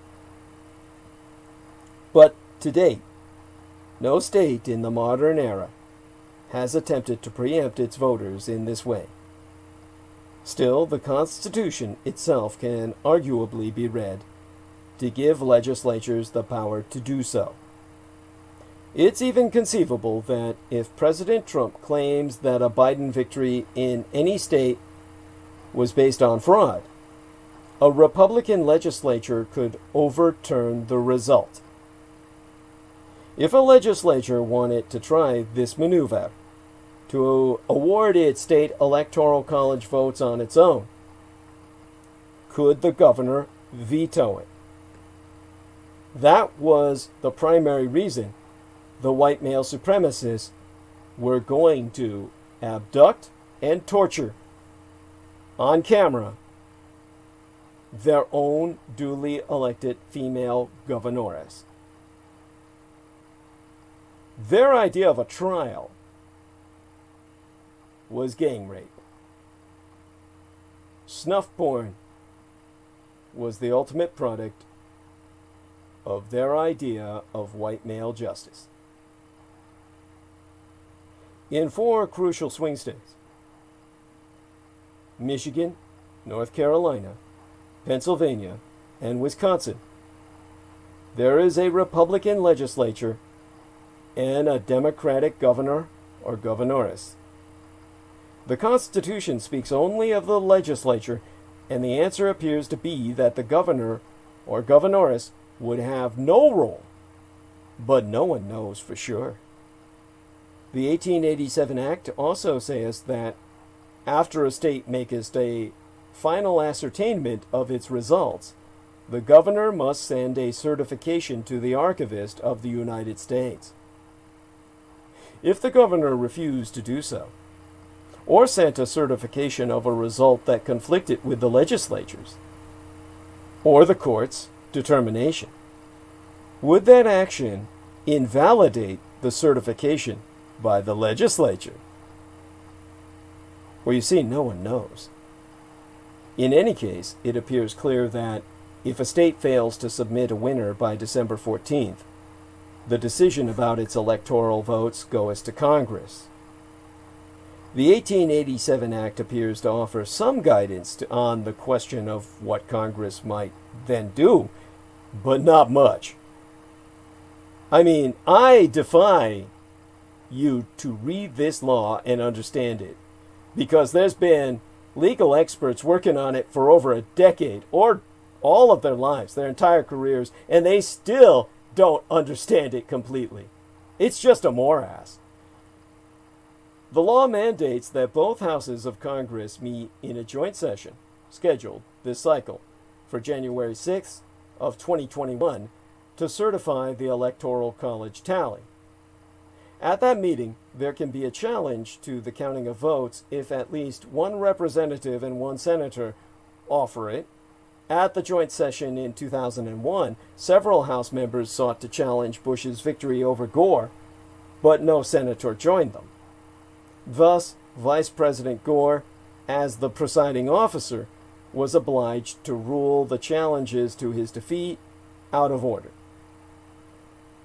Michael Moore, the fat son of a bitch who turned traitor and became a corporate shill, in his documentary entitled Fahrenheit 9/11, included excerpts from the joint session using the failure of even a single Democratic senator to challenge Bush's victory as a symbol of the Democratic Party's spinelessness.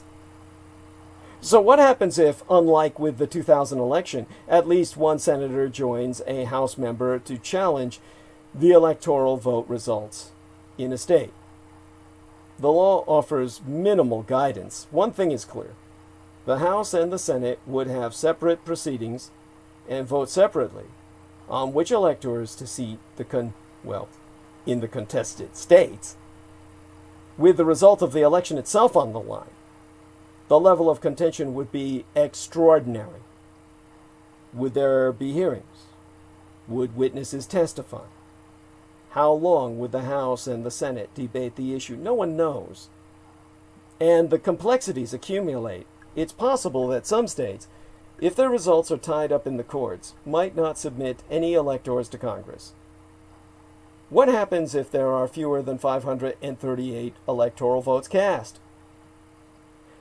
As Charles Stewart III, a professor of political science at the MIT Massachusetts Institute of Technology, did say, do you need a majority of those cast, or do you need 270? That is simply not clear. And what if the House approves one slate of electors and the Senate approves a different one? Since Democrats now control the House and the Republicans the Senate, such a scenario seems possible, even likely. According to Stewart, In the event of a conflict between the House and the Senate over which slate to approve, the Electoral Count Act says that the one signed by the governor of the state prevails. If the Democrats retake the Senate in November, the chances of conflict between the House and Senate will be lessened because this vote will occur after the third of the year, when the new senators will be seated. Another hypothetical: after the House and the Senate rule on the challenges, neither candidate obtains either 270 electoral votes or a majority of those votes cast. Then the final decision would belong to the House of Representatives. The vote in the House would take its place not in the usual fashion by members of Congress, but rather by delegation. In other words, each state would get one vote in the House based on a majority vote of the members of the state's delegation. If it comes to this, the result seems clear. Republicans control 26 delegations in the House, and Democrats control 23. Trump would win the election. Now, sometimes when I think about this stuff, I have to go take a nap because it's so convoluted. Now, there's a veteran Democratic attorney, Bob Bauer, a man not known to be inclined to hysteria. Yet of the upcoming election, he has gone on record to say, "I don't portray the situation as a catastrophe because all that does is scare away voters, but it is true that it is an unparalleled challenge because we have a very frail election infrastructure in the best of circumstances. And now the pandemic is layered on top of that frail infrastructure with weight enough to collapse it into dust."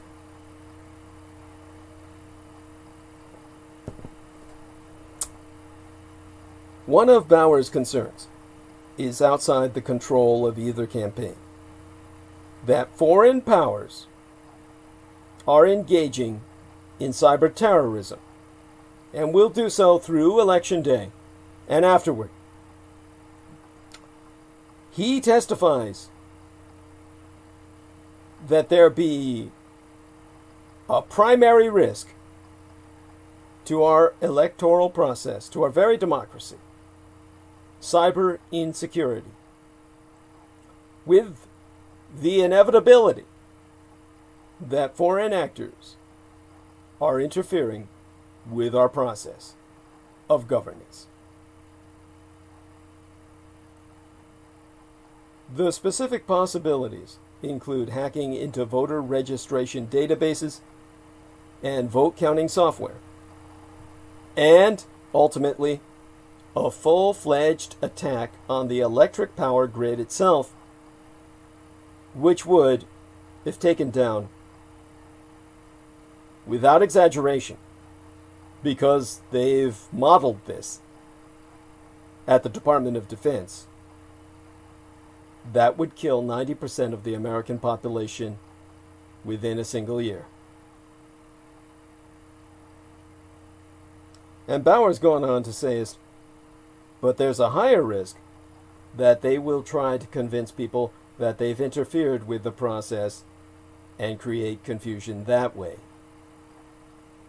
There's an extreme imbalance in party resources when it comes to information about foreign interference, because the president controls the nation's intelligence apparatus.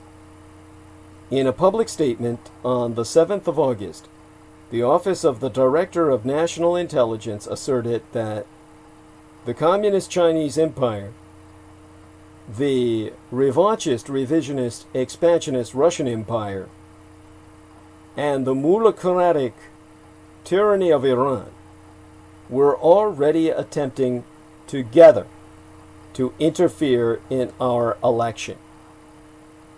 Russia's extensive efforts on Trump's behalf in 2016 have long been documented. And according to the statement I'm citing now, they are continuing unabated and intensified in 2020. To quote from this study, this report, Russia is using a range of measures to primarily denigrate former Vice President Joseph Biden. Other foreign efforts seek to compromise our election infrastructure for a range of possible purposes, such as interfering with the voting process itself, stealing sensitive data, and calling into question the very validity of our election results. Later that month, this was in August, the Trump administration shut down some access to information about these foreign efforts, asserting, without evidence, that there had been leaks in previous briefings. In a series of letters to congressional leaders on August 29th, John Ratcliffe, whom Trump recently named the Director of National Intelligence after his service as a Republican representative from Texas, announced that he would cease in-person briefings about election security, foreign malign influence, and election interference, and instead supply only written reports. Democrats were indignant about being unable to question intelligence officials before the election. And in a statement, Joseph Biden himself said, President Trump, through his hand-picked DNI, chosen for loyalty, not experience, is attempting to deprive Congress of the information they need to do their part. There can be only one conclusion. President Trump is hoping Vladimir Putin will once again boost his candidacy and cover his horrific failures to lead our country through the multiple crises we be facing. And but week before last, Ratcliffe reversed course and agreed to provide some in-person briefings to Congress, but Democrats will still head into this election substantially in the dark about how foreign powers may attempt to manipulate our outcome. And as Election Day approaches, our president has escalated his level of incitement. With the death of Supreme Court Justice Ruth Bader Ginsburg, but a few weeks ago, a battle with the Democrats in the Senate is inevitable. Trump has already moved from allegations of fraud to intimations of unlawfulness and violence. On September 8th, in a speech in North Carolina, he said, "Gotta be careful with those ballots. Watch those ballots, I don't like it. Be poll watchers when you go there. Watch all the thieving and stealing and robbing they do." Trump has advised his supporters to vote twice, once by absentee and once at the polls, to make sure their votes count. This is a crime. He has expressed sympathy for the anti-Black Lives Matter counter-protesters who fired paintballs at their adversaries in Portland, and has defended Kyle Rittenhouse, the pro-Trump cultist vigilante who killed 2 protesters in Kenosha, Wisconsin. Trump also retweeted a prediction that political unrest could lead to the rise of citizen militias around the country. In light of these provocations, it seems that anything short of a landslide for either Biden or Trump will now lead to chaos. It's unsurprising that when the Transition Integrity Project, a group of 100 bipartisan experts, ran a series of simulations, they concluded that the certainty for violent conflict is high, particularly since Trump himself encourages his supporters to take up arms. One Republican, perhaps the one most knowledgeable about how elections really work, has finally decided that Trump has gone too far. Earlier this month, Benjamin Ginsburg, the scourge of the Gore forces in Florida, wrote an op-ed, an opinion editorial in the Washington Post, calling out Trump's baseless provocations about the election. He wrote, and I quote his T, "I spent 38 years in the grand old party's legal trenches. I was part of the 1990s redistricting that ended 40 years of Democratic control and brought 30 years of Republican Party successes in Congress and state legislatures. I played a central role in the 2000 Florida recount and several dozen Senate, House, and state contests." And Ginsburg himself denounces Trump's encouragement of double voting and rejects the president's claim of widespread voter fraud. In his op-ed, he wrote, "The truth is that after decades of looking for illegal voting, there be no proof of widespread fraud. Elections are not rigged." And so, Ginsburg has gone on record to say, "I was a tough partisan and proud of it, but I think it's important for Republicans and Democrats to look at the real evidence of what's happened over 40 years. Unfortunately, Republicans have gotten away from that during this cycle." For decades, Republican candidates depended on Ginsburg for his counsel and his advice, and there is every sign that he, like all apostates from the cause of Trump, will be both ignored and scorned by the president and all his allies. Instead, it will be Trump's party, the Trump cult, that sets the path to Election Day and beyond. So the only sure way to prevent Trump from killing democracy, will there be only one? President Donald Trump himself has refused to commit to a peaceful transfer of power when he loses the election, raising the already blaring alarms over threats to America's democracy to a deafening volume. There be no clearer demarcation between democracy and autocracy than the peaceful transfer of power after an election. Trump has shown us again and again and again that he is prepared to cross that line. Any other president, at any other time in the history of this country, would have had a simple, straightforward answer when asked if he would accept the results of the election. Any other president would have affirmed his respect for the will of the people, the hallmark of democracy itself. But when Donald Trump was asked that question, his response was a shrapnel-filled grenade. Here's what he said, and I quote his T verbatim. "Well, we're going to have to see what happens. You know that I've been complaining very strongly about the ballots, and the ballots are a disaster. Get rid of the ballots. You'll have a very peaceful, there won't be a transfer, frankly. There'll be a continuation." Now, I'll resist the temptation to clean up Trump's syntax in search of a cogent answer. But it is clear that he be signaling, once again, that he has no intention of accepting the results if he loses, when he loses. It is also evident that his months-long effort to claim mail-in ballots are prone to fraud, something experts agree is extremely rare, is designed to hand Trump and his backers a path out of defeat. U.S. Attorney General William Barr has previously dismissed claims that Trump would try to seize power if he lost the election and accused Democrats of fear-mongering instead. But little Billy Barr has also supported Trump's attacks on mail-in voting, and experts fear he will play a crucial role in influencing the outcome of this election. When asked about Trump's comments, Democratic candidate Joe Biden responded with disbelief and asked, "What country are we in?" Biden, knowing how Trump might play the comment, went on to say, "I'm being facetious. What country are we in? Look, he says the most irrational things. I don't know what to say about it, but it doesn't surprise me." The president has made clear that this election is not simply a choice between Trump or Biden.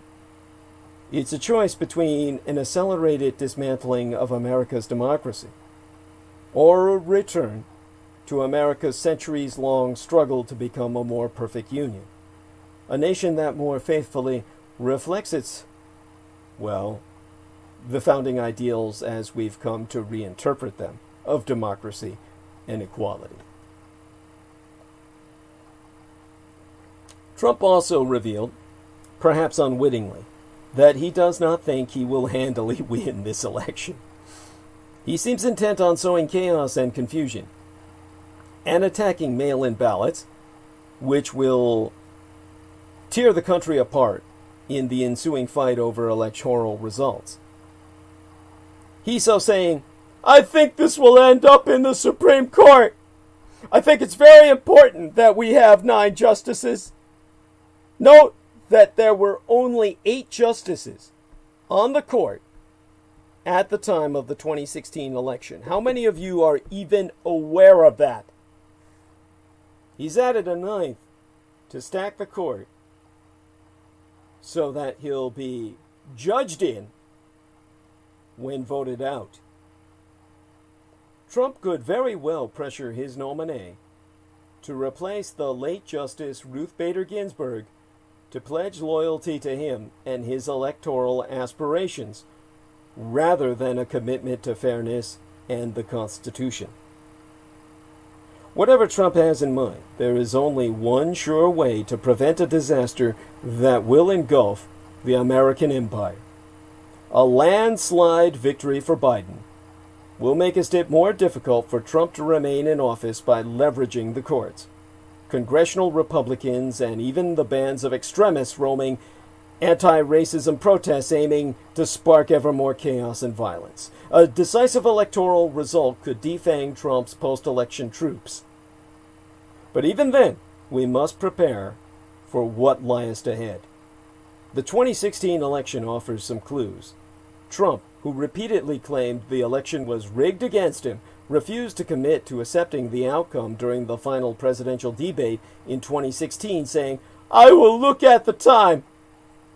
I will look at it at the time. I will keep you in suspense."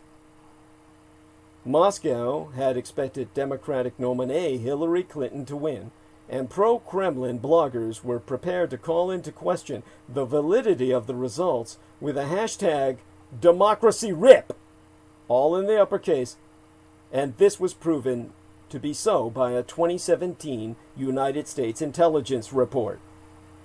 When Trump loses and rejects the election results this time around, he will create the perfect opening for Russia to delegitimize the new American president.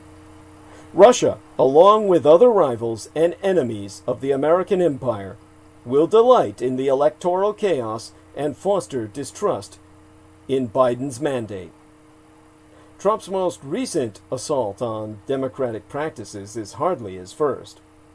The president has broken the most basic democratic norms by attacking the media, praising tyrants, demanding personal loyalty from government officials, turning the Justice Department into a personal political tool, pressuring public health agencies to downplay a pandemic, and stoking internal divisions instead of trying to unite the country.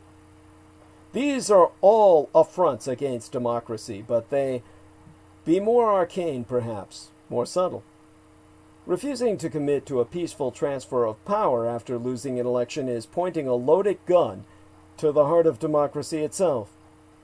Refusing to surrender power is pulling the trigger. Trump has signaled to his supporters, in the streets and in the halls of Congress, that the battle will not end after November 3rd. According to Barton Gellman of The Atlantic, Trump's team is already preparing a legal attack on the election results in key battleground states. Multiple scenarios are possible. Barton Gellman envisions one in which the battle drags all the way to January 20th, with 2 white men showing up to be sworn in. Others have looked at possible outcomes that might follow an election in which Trump has told his followers, who have shown a willingness to do almost anything to support him, that the vote is rigged. We cannot rule out the prospect of violence. Those wargaming the possibilities have also floated scenarios in which states with Republican-led legislatures and Billy Barr to put their thumbs on the scale to help Donald Trump. When the election results were inconclusive in 2000 and the Supreme Court handed the victory to George W. Bush, the Democratic candidate Al Gore decided to accept the outcome for the sake of the country. But looking at the smoldering rage across American cities and the polarization that Trump has deliberately stoked, does anyone think a similar outcome is likely this time? The only way Americans avoid disaster is if they hand Joseph Biden an overwhelming, indisputable victory. Biden must win.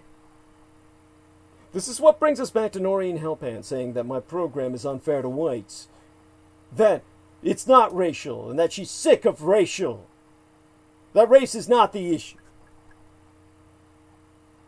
It would be a relief simply to have a president who doesn't abuse the office as a colossal grift. But a new president must also address the failures that have been festering in American life for decades. On the 8th of November, in the 2016 year of our Lord, Donald John Trump, a shady real estate pitchman and reality TV host from New York, was elected the 45th President of the United States, hacked into power by a hostile enemy empire. The distinguishing features of his character, bigotry, deceit, narcissism, were as evident during the 2016 campaign as they be now. But, though many more voters supported his opponent, the Trump presidency had to be endured. Contempt has been at the core of his time in office. Contempt for the Constitution, contempt for truth and dissent, contempt for women and people of color, contempt for champions of civil rights as great as John Lewis and Ruth Bader Ginsburg. Trump's contempt for science and the basic welfare of Americans is so profound that through an enraging combination of incompetence, indifference, and stupidity, he has failed to meet the pitiless demands of a viral pandemic. The national death toll is now more than 213,000. The pandemic has also laid bare the inequities, corruptions, and cruelties of our political life, features that the administration did not originate but which it has magnified and exploited. The lack of universal health care, the shriveling of critical government agencies, regulations, and protections, the persistence of sharp racial disparities in wealth and in health, the unwillingness to deal with the clear danger of climate change, these have all contributed to the dire redefinition of American exceptionalism. In an established autocracy like Vladimir Putin's Russia, Recep Tayyip Erdogan's Turkey, or Mohammed bin Salman's Saudi Arabia, it is nearly impossible to criticize or to investigate the autocrat. In the liminal condition in which we now live, with public institutions threatened but not yet defeated by an elected president, the would-be autocrat must still face the indignities of journalism, legal inquiry, and popular opposition. He must also face an open election. The poll suggests that Joseph Biden currently leads the 2020 presidential race by a landslide. Yet we suffer no delusions. Trump has on his side demagogic skill and ruthlessness, a willingness to break any norm or law in order to win. Nevertheless, we hope that Biden will displace him by a margin that prevents prolonged dispute or the kind of civil unrest that Trump so evidently relishes. Ideally, Biden will have an opportunity to govern with Democratic majorities in both the House and the Senate, which would vastly increase his chances of passing legislation to confront, finally, the nation's array of crises. In March of 1933, as my own biological father Adolf Hitler assumed power across the Atlantic, in the Vaterland of Germania, Franklin Delano Roosevelt approached his first inauguration here, while the American empire was submerged in the Great Depression. It was a dark time of breadlines and Hoovervilles. The unemployment rate was around 25%. At first, Roosevelt's crucial contribution to national solidarity and the restoration of the economy was his clarity and his optimism.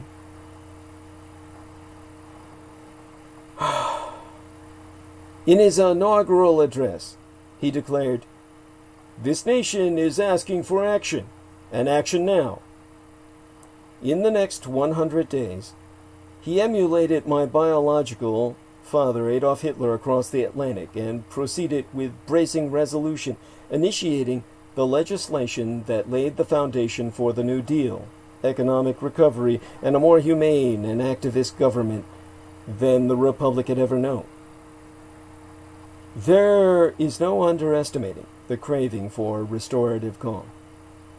It would surely be a relief simply to have a president who is not a chronic liar, someone who doesn't abuse the office as a colossal grift. It would be a relief to see a president, or have one, who is reflexively devoted to democratic institutions and refuses to make common cause with white nationalists, QAnon, and other inhabitants of the lunatic fringe. It is true that Biden is not a transcendent speaker, or even a towering intellect. Yet he has the capacity to convey genuineness and fellow feeling to a wide range of Americans.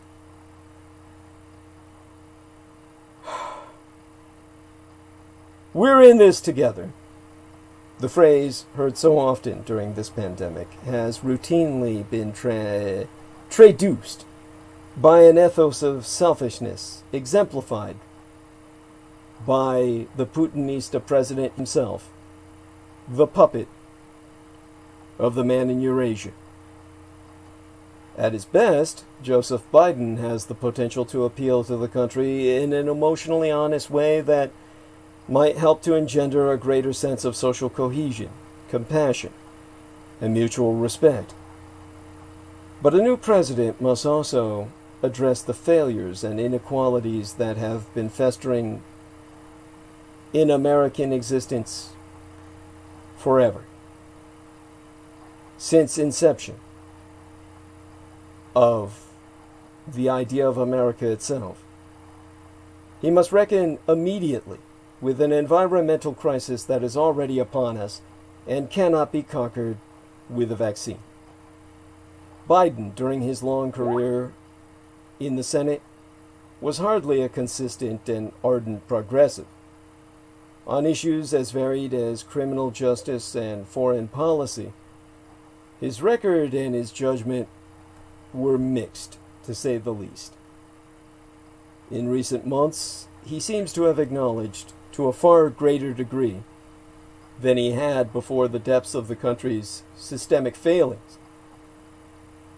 He relies for advice, to be sure, on a great many party regulars, but he has also reached out to politicians like Senator Bernie Sanders, who ran distinctly to his left, and to the wave of protesters for ideas and inspiration.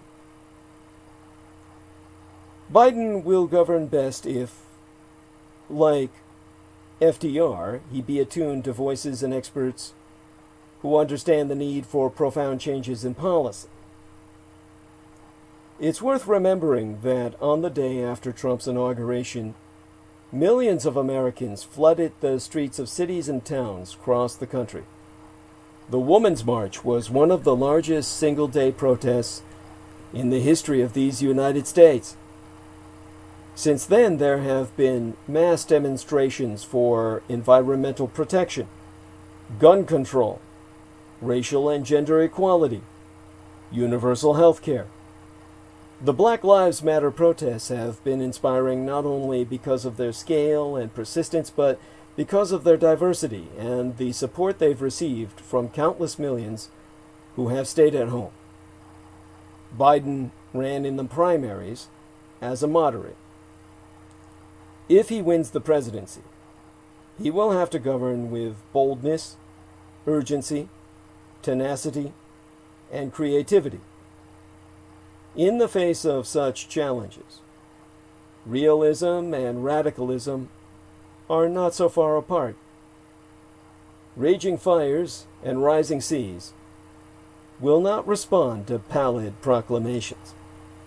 It is encouraging that Biden has lately been talking in specific terms about job creation and industrial policy, voting rights, higher pay for teachers, police reform, raising the minimum wage, ambitious environmental policy, and serious measures to reduce the dismaying gaps in wealth and opportunity. The debate between Vice President Mike Pence and Vice Presidential candidate Senatoress Kamala Harris in Salt Lake City confronted us with the legacy of white privilege and the fact that power is pain, anger, and fear. As we continue to witness the gruesome effects and impacts of COVID-19 and intentional racial harm that is the direct result of decades and centuries of disenfranchisement based on racism, I myself am overwhelmed with a range of emotions and type of grief that I have never experienced before, not because the murders of Breonna Taylor, Sean Reed, Ahmaud Arbery, and George Floyd only. It goes much deeper and further than this. It goes beyond the time and or space allotted in tonight's arc of narrative based on what time we have left when I check the live stream, as we have already been approaching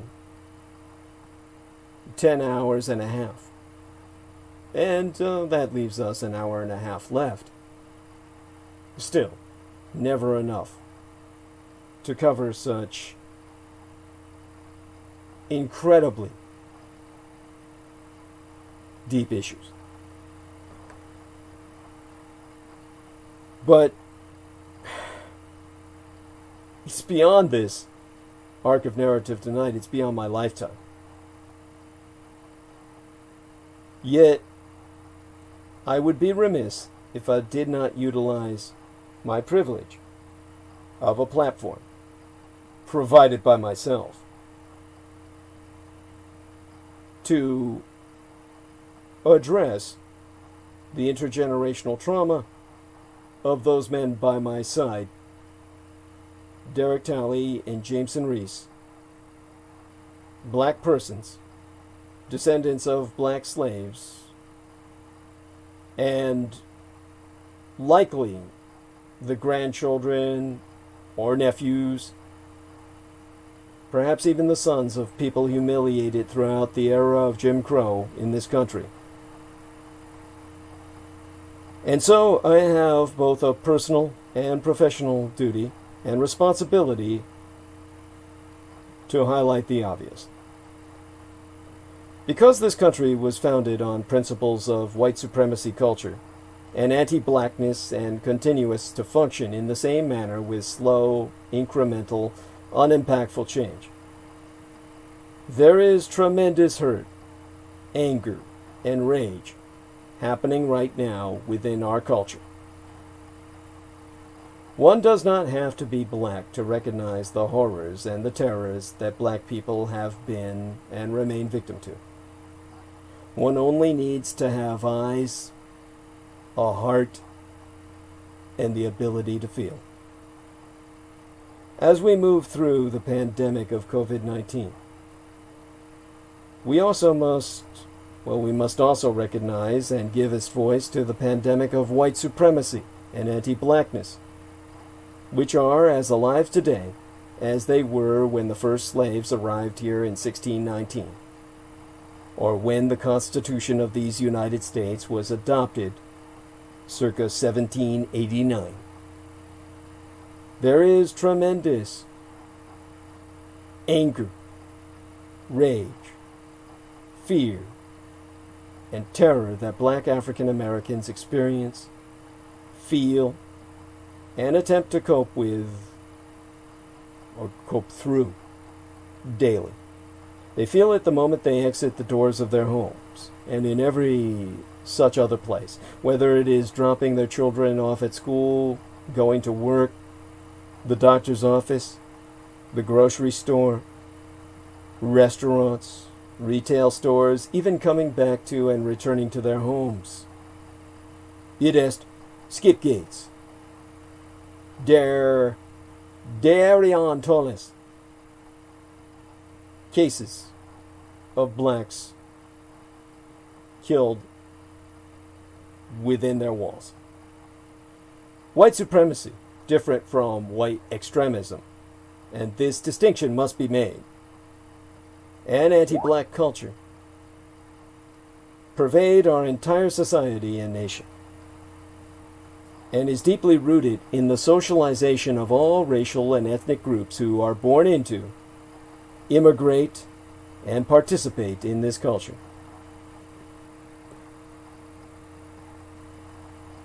Now, Jameson Reese, I do ask of you to review everything you missed while you went on break, because I started into why, at this time that you and I are working in what must be literally 6 a.m. in the morning, your time, are sickened with grief, pain, sadness, and anger. And yes, Jameson Reese personifies anger. Most black people who realize the racial genocide and perpetual degradation occurring in this country are angry. And they be angry for a legitimate reason. Imagine living in a body where your value, worth, and or whether you live or die is predicated upon one predominant visible factor that you cannot hide. And I must add that the majority of blacks would never want to. Imagine how you would feel knowing everyone around you views that trait as deficient, substandard, dangerous, hostile, defensive, and or any other negative, demeaning association that cometh to mind. Imagine every day having to try and push up against the ideas and people, well, what people carry in their minds based upon media, miseducation, books, magazines, historical omissions, those critical omissions, after which I've named my very program, controlled narratives, stereotypes, and stigmas learned throughout their lifetimes, so that you can be seen as less threatening, non-threatening, or the good black, not like the other ones, articulate, and the list goeth on. Imagine having to defend the ways in which you show up in the world. Everything from your worldview, the emotions you feel, actions that do not conform or fit into the social expectations or lens of dominant culture and others who support and align with dominant culture. Imagine any one of these reasons being the reason why someone decides to kill you one day, and living in a society that has been socialized not to care, engage with it, or even worse, legitimize the reasons behind why it happened. They had to be doing something. Imagine waking up to the reality that this could be you. Your mother, brother, sister, father, aunts, uncles, or anyone else in your family. Imagine these reasons defining where you get to live, how well you will do in school, whether or not you get through school, whether or not you are detained, receive a ticket, and or remain in or out of jail, whether or not you get to keep your job, whether or not you get a promotion, whether or not you get written up, terminated, or suspended, whether or not you receive adequate health care, or have access to medical attention at all, and every other experience or event in your life. Imagine. How would you feel? We are going to have to come to grips that black people are not criminals and are not the guilty party in this country or context they be in. The criminals are the people who built a country, our economy, and all its institutions out of the wombs of black women and loins of black men predominantly, to build white power and privilege, white comfort, and all the other comforts white people experience today. And the moment our African American ancestors began to rebel against forced labor, rape, and castration, laws which were created by white men to define the criminality of the black body to further establish, legitimize, and memorialize their captivity, and legitimization of the way in which they would be defined in our cultural context forever. A group designated at the bottom of this culture in every way. Examples of this are highlighted in laws established in Virginia in 1660, 1662, 1672, 1680, 1682, and every such other colony that transitioned into statehood at the end of the 18th century. mapping over into the foundation of this country and the perpetuation of a culture and white institutions that continue to produce laws to ensure culture evolved, materialized, and legitimized in this manner. And the culture that evolved as a result of intentional power and privilege at the expense of black and brown bodies is present in our socio-cultural and socio-economic realities today. White identity was formed with the intention to create a political, economic, and social ruling class based upon skin privilege. The cultural socialization of deficiency, presumption of guilt rests upon the black body, while the presumption of innocence and exceptionalism rests within the identities of white people and people with white privilege. It as those designated by white people as model minorities, like the Jews. As I have shared in many transmissions delivered, and I stand firm on this point, black people did not create, nor have ever controlled, any American institutions, nor have they ever held the political or social capital to influence the type of meaningful and overhaul of change that would change the despair and desperate position they occupy in this empire, and therefore are not responsible for any of the past, present, or future realities to come. The legacies of white privilege and power, anti-blackness, and anti-non-white sentiment remain with us today. They remain with us in every city, county, and state in this country where black and brown people exist. The pervasiveness and rampant abuse is with us here in progressive San Francisco, and in every department, including ours. I do not pontificate this as an emotional, irrational,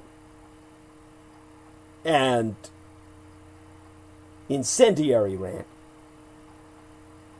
I speak as to this as a recognition and acknowledgement of the pain that I know most of our workforce is suffering through right now, especially black people and people of color who have an experience closely aligned with those of black people. The unrelenting pain is due to both direct and indirect trauma experienced by blacks and all people of color as myself daily.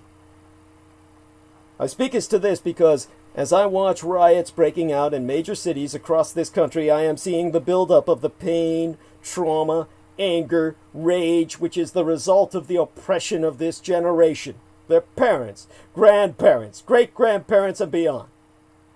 And, like the slaves who resisted, escaped, fought back in every one of the slave rebellions, thousands documented between 1663 and 1865, and the lynchings, murders, and rapes that prevailed throughout Jim Crow, reinforced through attorneys, judges, and police forces who protected white perpetrators. There is one attribute that remained the same. The only choice has been fighting back, which is a legacy that black people specifically have inherited as the stormtroopers of civil rights for us all.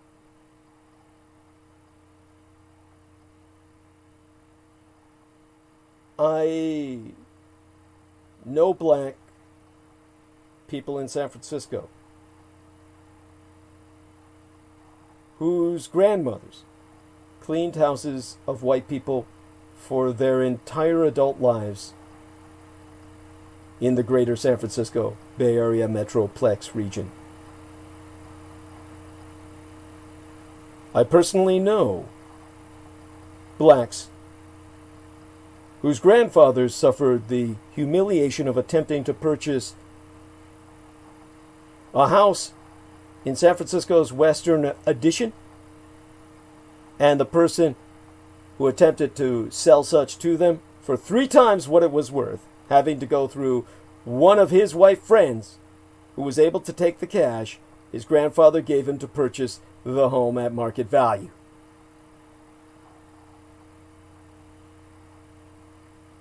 I speak as to this because I knowest that such experiences like those I've just articulated, anecdotal though they be, and anecdote is not data, are still shared across the families of other black African American genealogies that are descendants of slaves and are black people who lived through Jim Crow, and what black person would not be the descendant thereof in America other than an immigrant from Africa.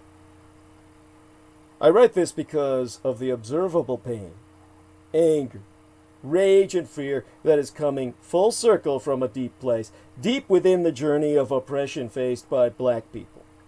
I speak as to this because the eruption of these dynamics is present within our community right here in my Golden Gate at San Francisco. And most of all, I speak as to this as a call to action for everyone to see themselves in this reality, to examine the ways in which you either push, fight against, perpetuate, or comply with the oppression of black and brown people in any form, cater to white privilege, white norms, and or white comfort at the expense of yourself and others, intentionally or unintentionally causing racial harm thereby. And I speak as to this so that we can begin having real, authentic, and transformative interactions to interrogate and change how we operate with each other here in mine own Golden Gate, and serve the diverse communities around us. If you have not thought deeply about this, then this is your opportunity to begin.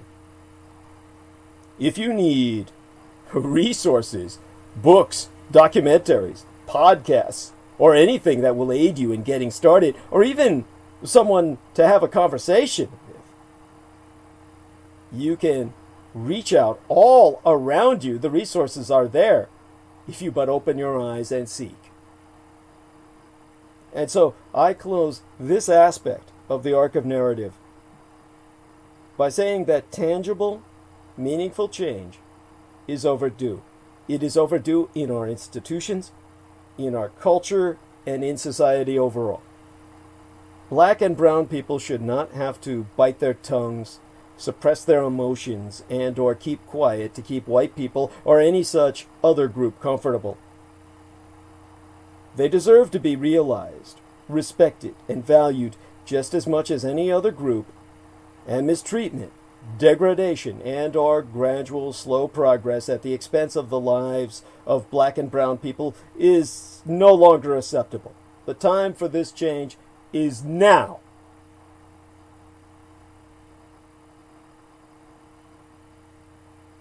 And I personally will not work another day reinforcing my own subjugation or the subjugation of any such other black or brown person.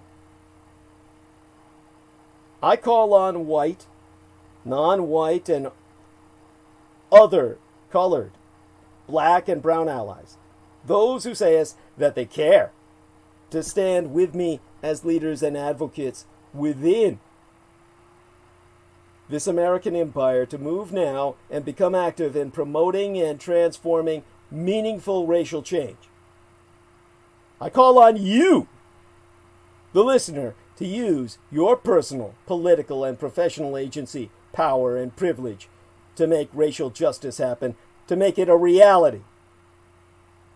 Lastly, I, myself, am exhausted. I cannot help thinking about the families of Ahmaud Arbery, Tatiana Jefferson, Breonna Taylor, George Floyd, John Crawford, Tamir Rice, Sandra Bland, Charlene Lyles, Eric Garner, Oscar Grant, Khalif Browder, Sean Reed, Ake Gurley, Laquan McDonald, Philando Castile, Rodney King, Michael Brown, Freddie Gray, Michael Noel, Kevin Matthews, Betty Jones, Keith Childress, Leroy Browning, Roy Nelson, Jordan Davis, Jordan Edwards, well, countless other black people who have lost their lives unjustly, including millions of black people, free and or enslaved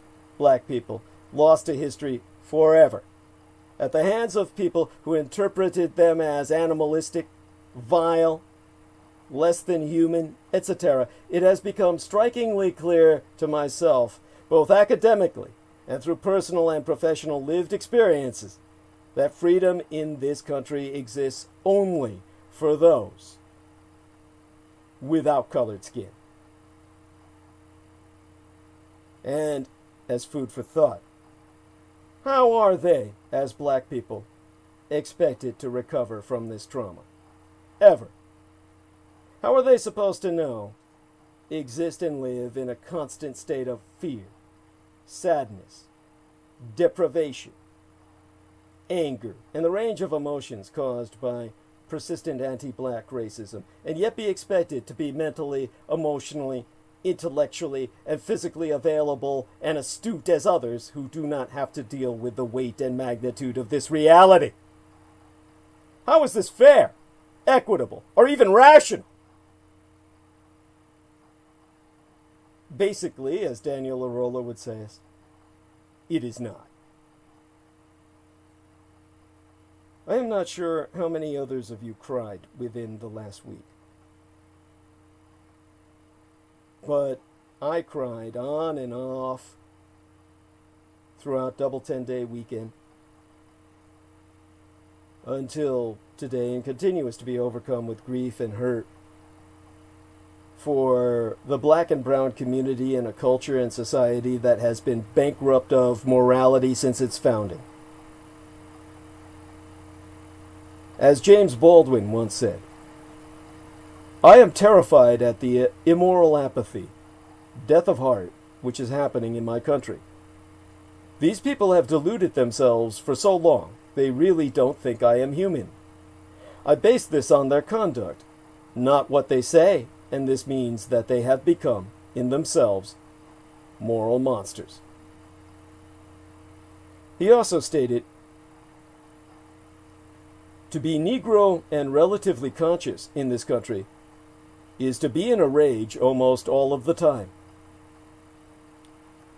This should resonate with any informed person who knows and understands the magnitude, ramifications, and weight of history. This is the absolute truth for black people in this country, admittedly or not, conscious or not. And they don't say it because of the history of harm associated with speaking up or out. The fear of being problematic, playing the race card, losing their jobs, exclusion, isolation, silent mistreatment, and every such other ramification that follows normal, common, justified reactions to perpetual degradation and disenfranchisement. This is my response to Noreen Halphand. And I know that some will say my responding to her when she's not present to respond herself is inappropriate. But it was simply impossible because she does not allow the response by shouting and overwhelming the debate as Trump did Joseph Biden. And it is totally fine that people feel such about me, as that too is a reaction to this symbolic break with status quo conformity rooted in white norms. And some even affiliated with myself will undoubtedly call me out and discuss how inappropriate it was for me to do this after having knocked her off the Skype call, and so on. And yet, it really does not matter because it does not come close to the danger, sadness, helplessness, and hopelessness that I myself and so many who have reached out to me throughout this week dost feel. So I hope that my contrapuntal touches at least one person and causes the beginning of self-examination, as well as radical, non-traditional action of people coming together to organize for meaningful, tangible, and immediate change. This is Mein Kampf, my struggle, and my struggle be thine own. Now, for those of you who say, how on earth can the son of Adolf Hitler, who actually honors his father's history, how on earth can you speak out? Well, they've propagandized it all to hell. But you can look up, even on YouTube, the reality of growing up black in Nazi Germany. An interview with Esther Anumu Fordham. All you need to do is look up growing up black in Nazi Germany. And then there is a YouTube video on Hans Massaquoi, surname spelled Masssaquoi, subtitled Growing Up Black in Nazi Germany. One is a woman, the other is a man. And they'll try and declaim and disqualify all these experiences. And then you've got the man who plagiarizes myself, Mark Felton, turning himself into this historical mini-star, who speaks of black and Arab soldiers serving Adolf Hitler in whatever 15 or 20 minutes he donates to the topic. However, they plagiarize it and try to look like, oh, Hitler was cynically exploiting these people. Filter out the bullshit, the disclaimers, and the notions, and what you have is the fact that blacks grew up in the Third Reich. That blacks served in the military of the Third Reich, who fought for Hitler against your racism, because my biological father was better than any of you.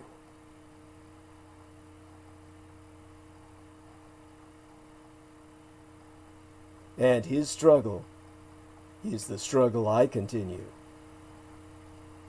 at this time, in this day. And Mein Kampf, my struggle be thine own. Contribute to the struggle at paypal.me/Douglas Dietrich, where we now be accepting contributions via PayPal Holdings Incorporated at douglasdietrich.com. And in all due acknowledgement unto our own personal hero, we ask it of everyone moral and our fiscal support on behalf of our dearest English brother in battle, John Henry McMills Warrington, whom you can friend and follow via his Facebook timeline at facebook.com/John.War. And he's also the maestro of the YouTube Maggot channel, which you can subscribe to at youtube.com/C/Maggotour, which itself be spelled MAGGOTAUR, he being the property manager thereof, who also serves at Team Drax Ultimate, serves as Team Dietrich's or Dragon's Ultimate post-episodic producer, and our final productions archivist at douglasdietrich.com. For were it no for he, nigh all videographic works of the internationally recognized renegade military historian would have been lost.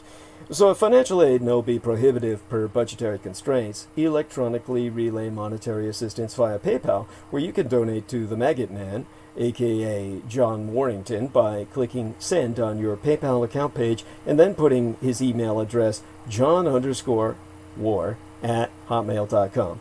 If anyone deserves any fiscal support besides myself, it would be he, since on his own initiative he downloaded the majority of what I produced and published on YouTube, and therefore was able to help me reconstruct my legacy after being scrubbed from YouTube no less than three times. In that sense, he serves as the bridge between the Akashic Records and the material cyber matrix, the data matrix in which, as a virtual personality, I interact with yourselves on the basis of the reassembly of the legacy that would otherwise have been lost forever. So in that sense, well, he's my creator. So now you too could do your part to help in the fight against total annihilation, whether of my legacy or all life on Earth, by spreading the word about Douglas Dietrich, that he, the biological son of Adolphus Jacob Hitler, which you can find out more about at douglasdietrich.com/2019/05/08/ Douglas Dietrich, son of Adolf Hitler, fighting against white supremacist neo-Nazis. Confer while you're there. A footnote on my bio, sire, which is on the homepage of showsdd.com, that, well, just spread the word to all and sundry, far and wide, that the scion of Adolf Hitler, Douglas Dietrich, be alive and well and resident in the city and county of San Francisco, and, if at all possible, convince that all and sundry, far and wide, to electronically relay their contributions at paypal.me/Douglas Dietrich. For people are forever asking, Renegadus Humanus Arma Ab Masa Erudicio, the renegade human weapon of mass instruction, what they can do to fight the pedopathophilocracy, such being our present Slavo-Western government by patriarchy of pathological pedophiles. You can all help spread awareness by supporting myself. We have a new contribution page on douglasdietrich.com where you can make a donation online using either thy credit or debit card. Simply go us to douglasdietrich.com and click the yellow donate button. No longer red, but yellow. All sponsors will be granted exclusive electronic access to both my videographic and audio recorded archives through to this year, from the 2011th year in our Lord, the very year mine own late and sainted matriarch, the Grandma Dame Diana Linzujin Takabayashi Hideko Dietrich, was murdered, assassinated, and immediately aftermath, San Juichi Senseme, the 3/11 terror attack against the Fukushima Daiichi, or Big One cluster of nuclear power plant facilities on site, the 7,000 islands of the Greater Japanese Empire, when 'twas deemed by much Native American cosmological reckoning that the first rays of the dawning of the sixth world broke upon us, and magics could again be worked conjointly with Mother Earth to redeem the folk upon her. They're not on YouTube anymore, whereon the intra-global crises analyst Douglas Twain Dietrich long ago established his high-profile visibility platform per rationale of personal security by way of public promotion.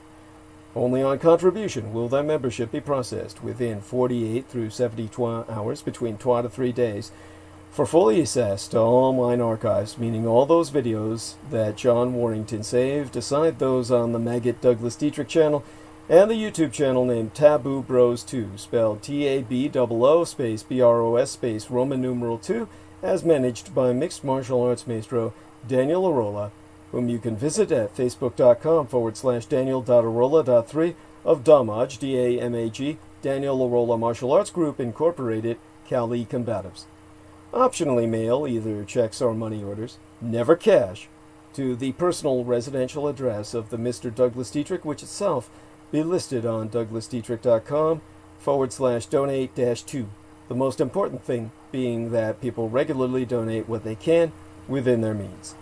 Foremost among Access Daddy D's donors, aside his lady and mistress Selena Khan herself, be our most beloved greater British brother in battle, the Team Thrax, Dietrich's Our Dragons, heavyweight lifting keeper of the spirits, and YouTube Bizarre HD channel managing mixologist George Edward Knight, whom you can friend at facebook.com/George.E.Knight.7. Wish him happy birthday there. I will get him a card tomorrow evening, hopefully. And subscribe to his YouTube channel at youtube.com/user/BizarreHD, which itself be spelled BIZAREHD. He being mine own personal hero, who has substantially delivered towards my salvation from the streets, and who self-produced videos entitled How the United States Won World War I and Why We Are Still Legally at War with the Third Reich, both be factually substantiated per mine own expositions. He is also trailering the third video in his production. He's working on The 1,000-Year Reich in Exile, which be subtitled The Third Reich's Flugelrad and Hanabu Technology, on his Bizarre HD channel. Make certain to review that and encourage him towards final publication of his production, his latest production. third in line. Indeed, the last Dietrich as the son of Dietrich's or son of a dragons, Anglo-corrupted as Dracula's, expositions via YouTube would simply not be possible sans generous benefactions from my listeners on a monthly basis. The Amerasian agent of the Peacock Angel, Tavush Maliak, be the only person on the surface of this world with the insider knowledge and experience necessary to lead thy resistance against the Russo sub-satanic occupation and anti-godly insurgency, it bearing no end of emphasis that Judy, pronounced, well, Anglo-corrupted as Jedi, literally Master D or the Master of Enlightenment, myself is not paid to articulate mine expositions and have never once been remunerated for my services rendered unto thyself and all thy holdest dear, at incomparable sacrifices to myself, most tragically of all mine loved ones, in my most singular and quite unenviable role as the ultimate public informant at personal risk, still at large. Your taxation cannot support myself, as I be denied access to the United States Department of Veterans Affairs benefits and or services due dishonorable discharge. So again, go to paypal.me/Douglas Dietrich and enter mine remunerative compensation. The very survival of the human species be at stake, and I am not exaggerating. Do not wait. Donate now. It be appreciated beyond my ability to express in any language. As well, forget not to subscribe to the Douglas Dietrich YouTube channel at youtube.com/C/Douglas Dietrich. And click on that notification bell in order to receive notifications that live streams has started. Even if you be subscribed, you will only receive notifications if you select all in the notifications. To reemphasize, subscribe to the Douglas Dietrich YouTube channel at youtube.com/C/Douglas Dietrich and tune in every Sunday and Wednesday night at 8 p.m. Eastern Daylight Time. That would be 5 p.m. Pacific Daylight Time. And click on that notification bell in order to receive notifications that live streams has started. Finally, most importantly, above and beyond all else, subscribe at douglasdietrich.com and donate at paypal.me/Douglas Dietrich. Sponsors will be granted exclusive access to the online archives, including all video and MP3 recordings of Douglas Dietrich from 2011 through to the present. A final look at the live stream, where it's still been very active, I'm happy to say. Miguel Gonzalez says, surprised you remembered me. Oh, how could I forget? Drug topics combined with the occult. And, yes. We have some people, one with an unreadable name, vaguely Arabic, probably nonsense, ASDF space FDSA, obviously a reverse of the first, an anagram, an anagrammatic pseudonym, likely occult in aspect, who sayest, with the irredeemable Colonel dead, and Dr. John Henry Hagman no longer under his restraint, how do we prepare for the possibility that the doctor's mind control victims will destroy society? A few years agone, Mr. Dietrich revealed this information when he was on Revolution Radio. Considering the dilapidated state of national stability, would it be possible that the future race war would be the perfect opportunity for the Mad Doctor to unleash his insane plan? Of course, I'd like to hear Douglas's opinion. And Bizarre HD says, just came back on, Douglas. Much unto you. Much love unto you, he means to say. And much love in return, my noble knight. Happy birthday. I'll get an e-card up for you tomorrow, hopefully. Tomorrow evening. Bizarre HD, who is George Knight, sayest, your honest enemy is your best friend. That's why I, myself, and Douglas fight on the side of the Axis. Because your honest enemy is always your best friend. Douglas taught me that. Thank you. And then, of course, we get the man with the ruins. who says, "Hail, the remind Camarade Douglas." This is probably some kind of shill, just because of his overtly tutophiliac tendencies. David der Tartaria says, "Oh God, do you know about Slovenian history, Douglas?" And he says, "Okay, that the guy with the rune nickname and he are Slovenian. Okay, all right, maybe he's not a shill. It's just Slovenian." Which, by the way, voted itself out of existence in the sense that it federated with the Third Reich to provide outlet to the Adriatic, and I think should be part of Holy Roman Imperial Confederation again. By that I mean part of the Germanic realm, the cultural realm. The Slovenes and the Croatians, the Hrvatski, they are Goth Slav as opposed to Slav in the Yugoslav sense, or Slavic in the sense that you find towards the Balkans as manifest in Bulgaria. They're Goth Slav in the sense of the people of the Czech Republic, the Czechy, and the Slovakians, or the Slovaks. So these are Slavs who are ethnically Slav and culturally Gothic. So it is very much a world of its own. As a matter of fact, Maria Michaela Grigorich, God bless her, is Italo-Slovenian. And of course, Slovenia was part of Italy at various times. Certainly Istria and the Dalmatian coast is very Italianized in many respects. So the Italian culture and the Slovene culture, Slovenia is like a Lombard kind of cultural legacy. They're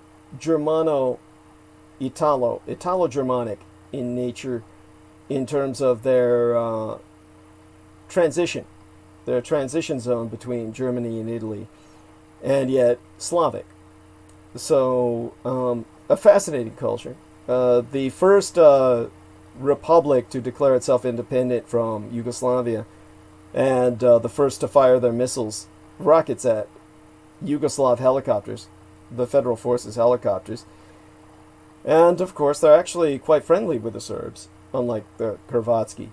There's a kind of, because the Serbs and the Slovenes have never bordered each other and never went to war, they don't really have any animosity or a history of animosity.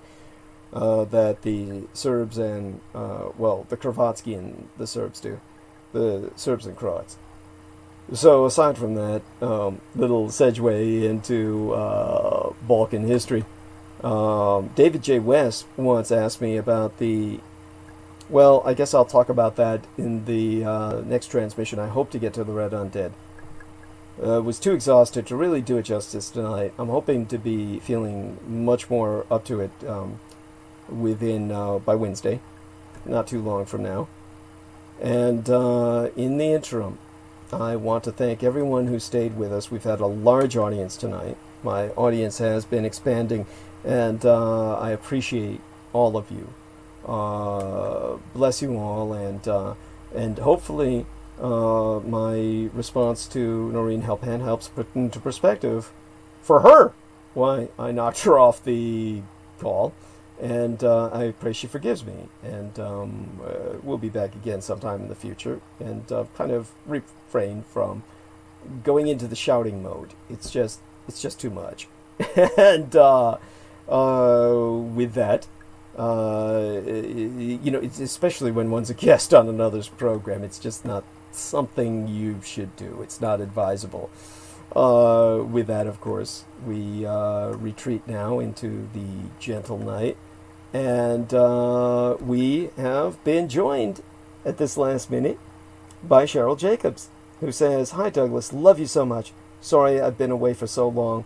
XOXOXOXO. Mwah. Love you, honey."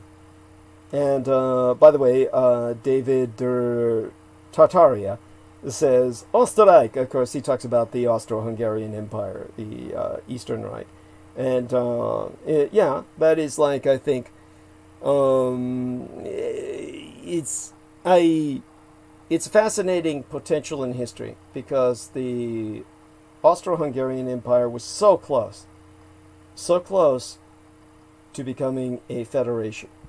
And we were denied that by the Allies at the end of World War I. Cheryl Jacobs says, shout all you want, honey. Thank you, darling. Love you dearly. With that, anyhow, he says, vielen Dank, mein Kamerad. And thank you in turn. So, well then, my love to all our supporters. And blessed be thy week, which is a national holiday week in the Chinese culture. So it won't necessarily be all that with us throughout this week, but, you know, I'll do my best to maintain some semblance of responsibility. And to my listeners, with that, blessed be thy day. And join us, of course, on Wednesday night with Peter Moon.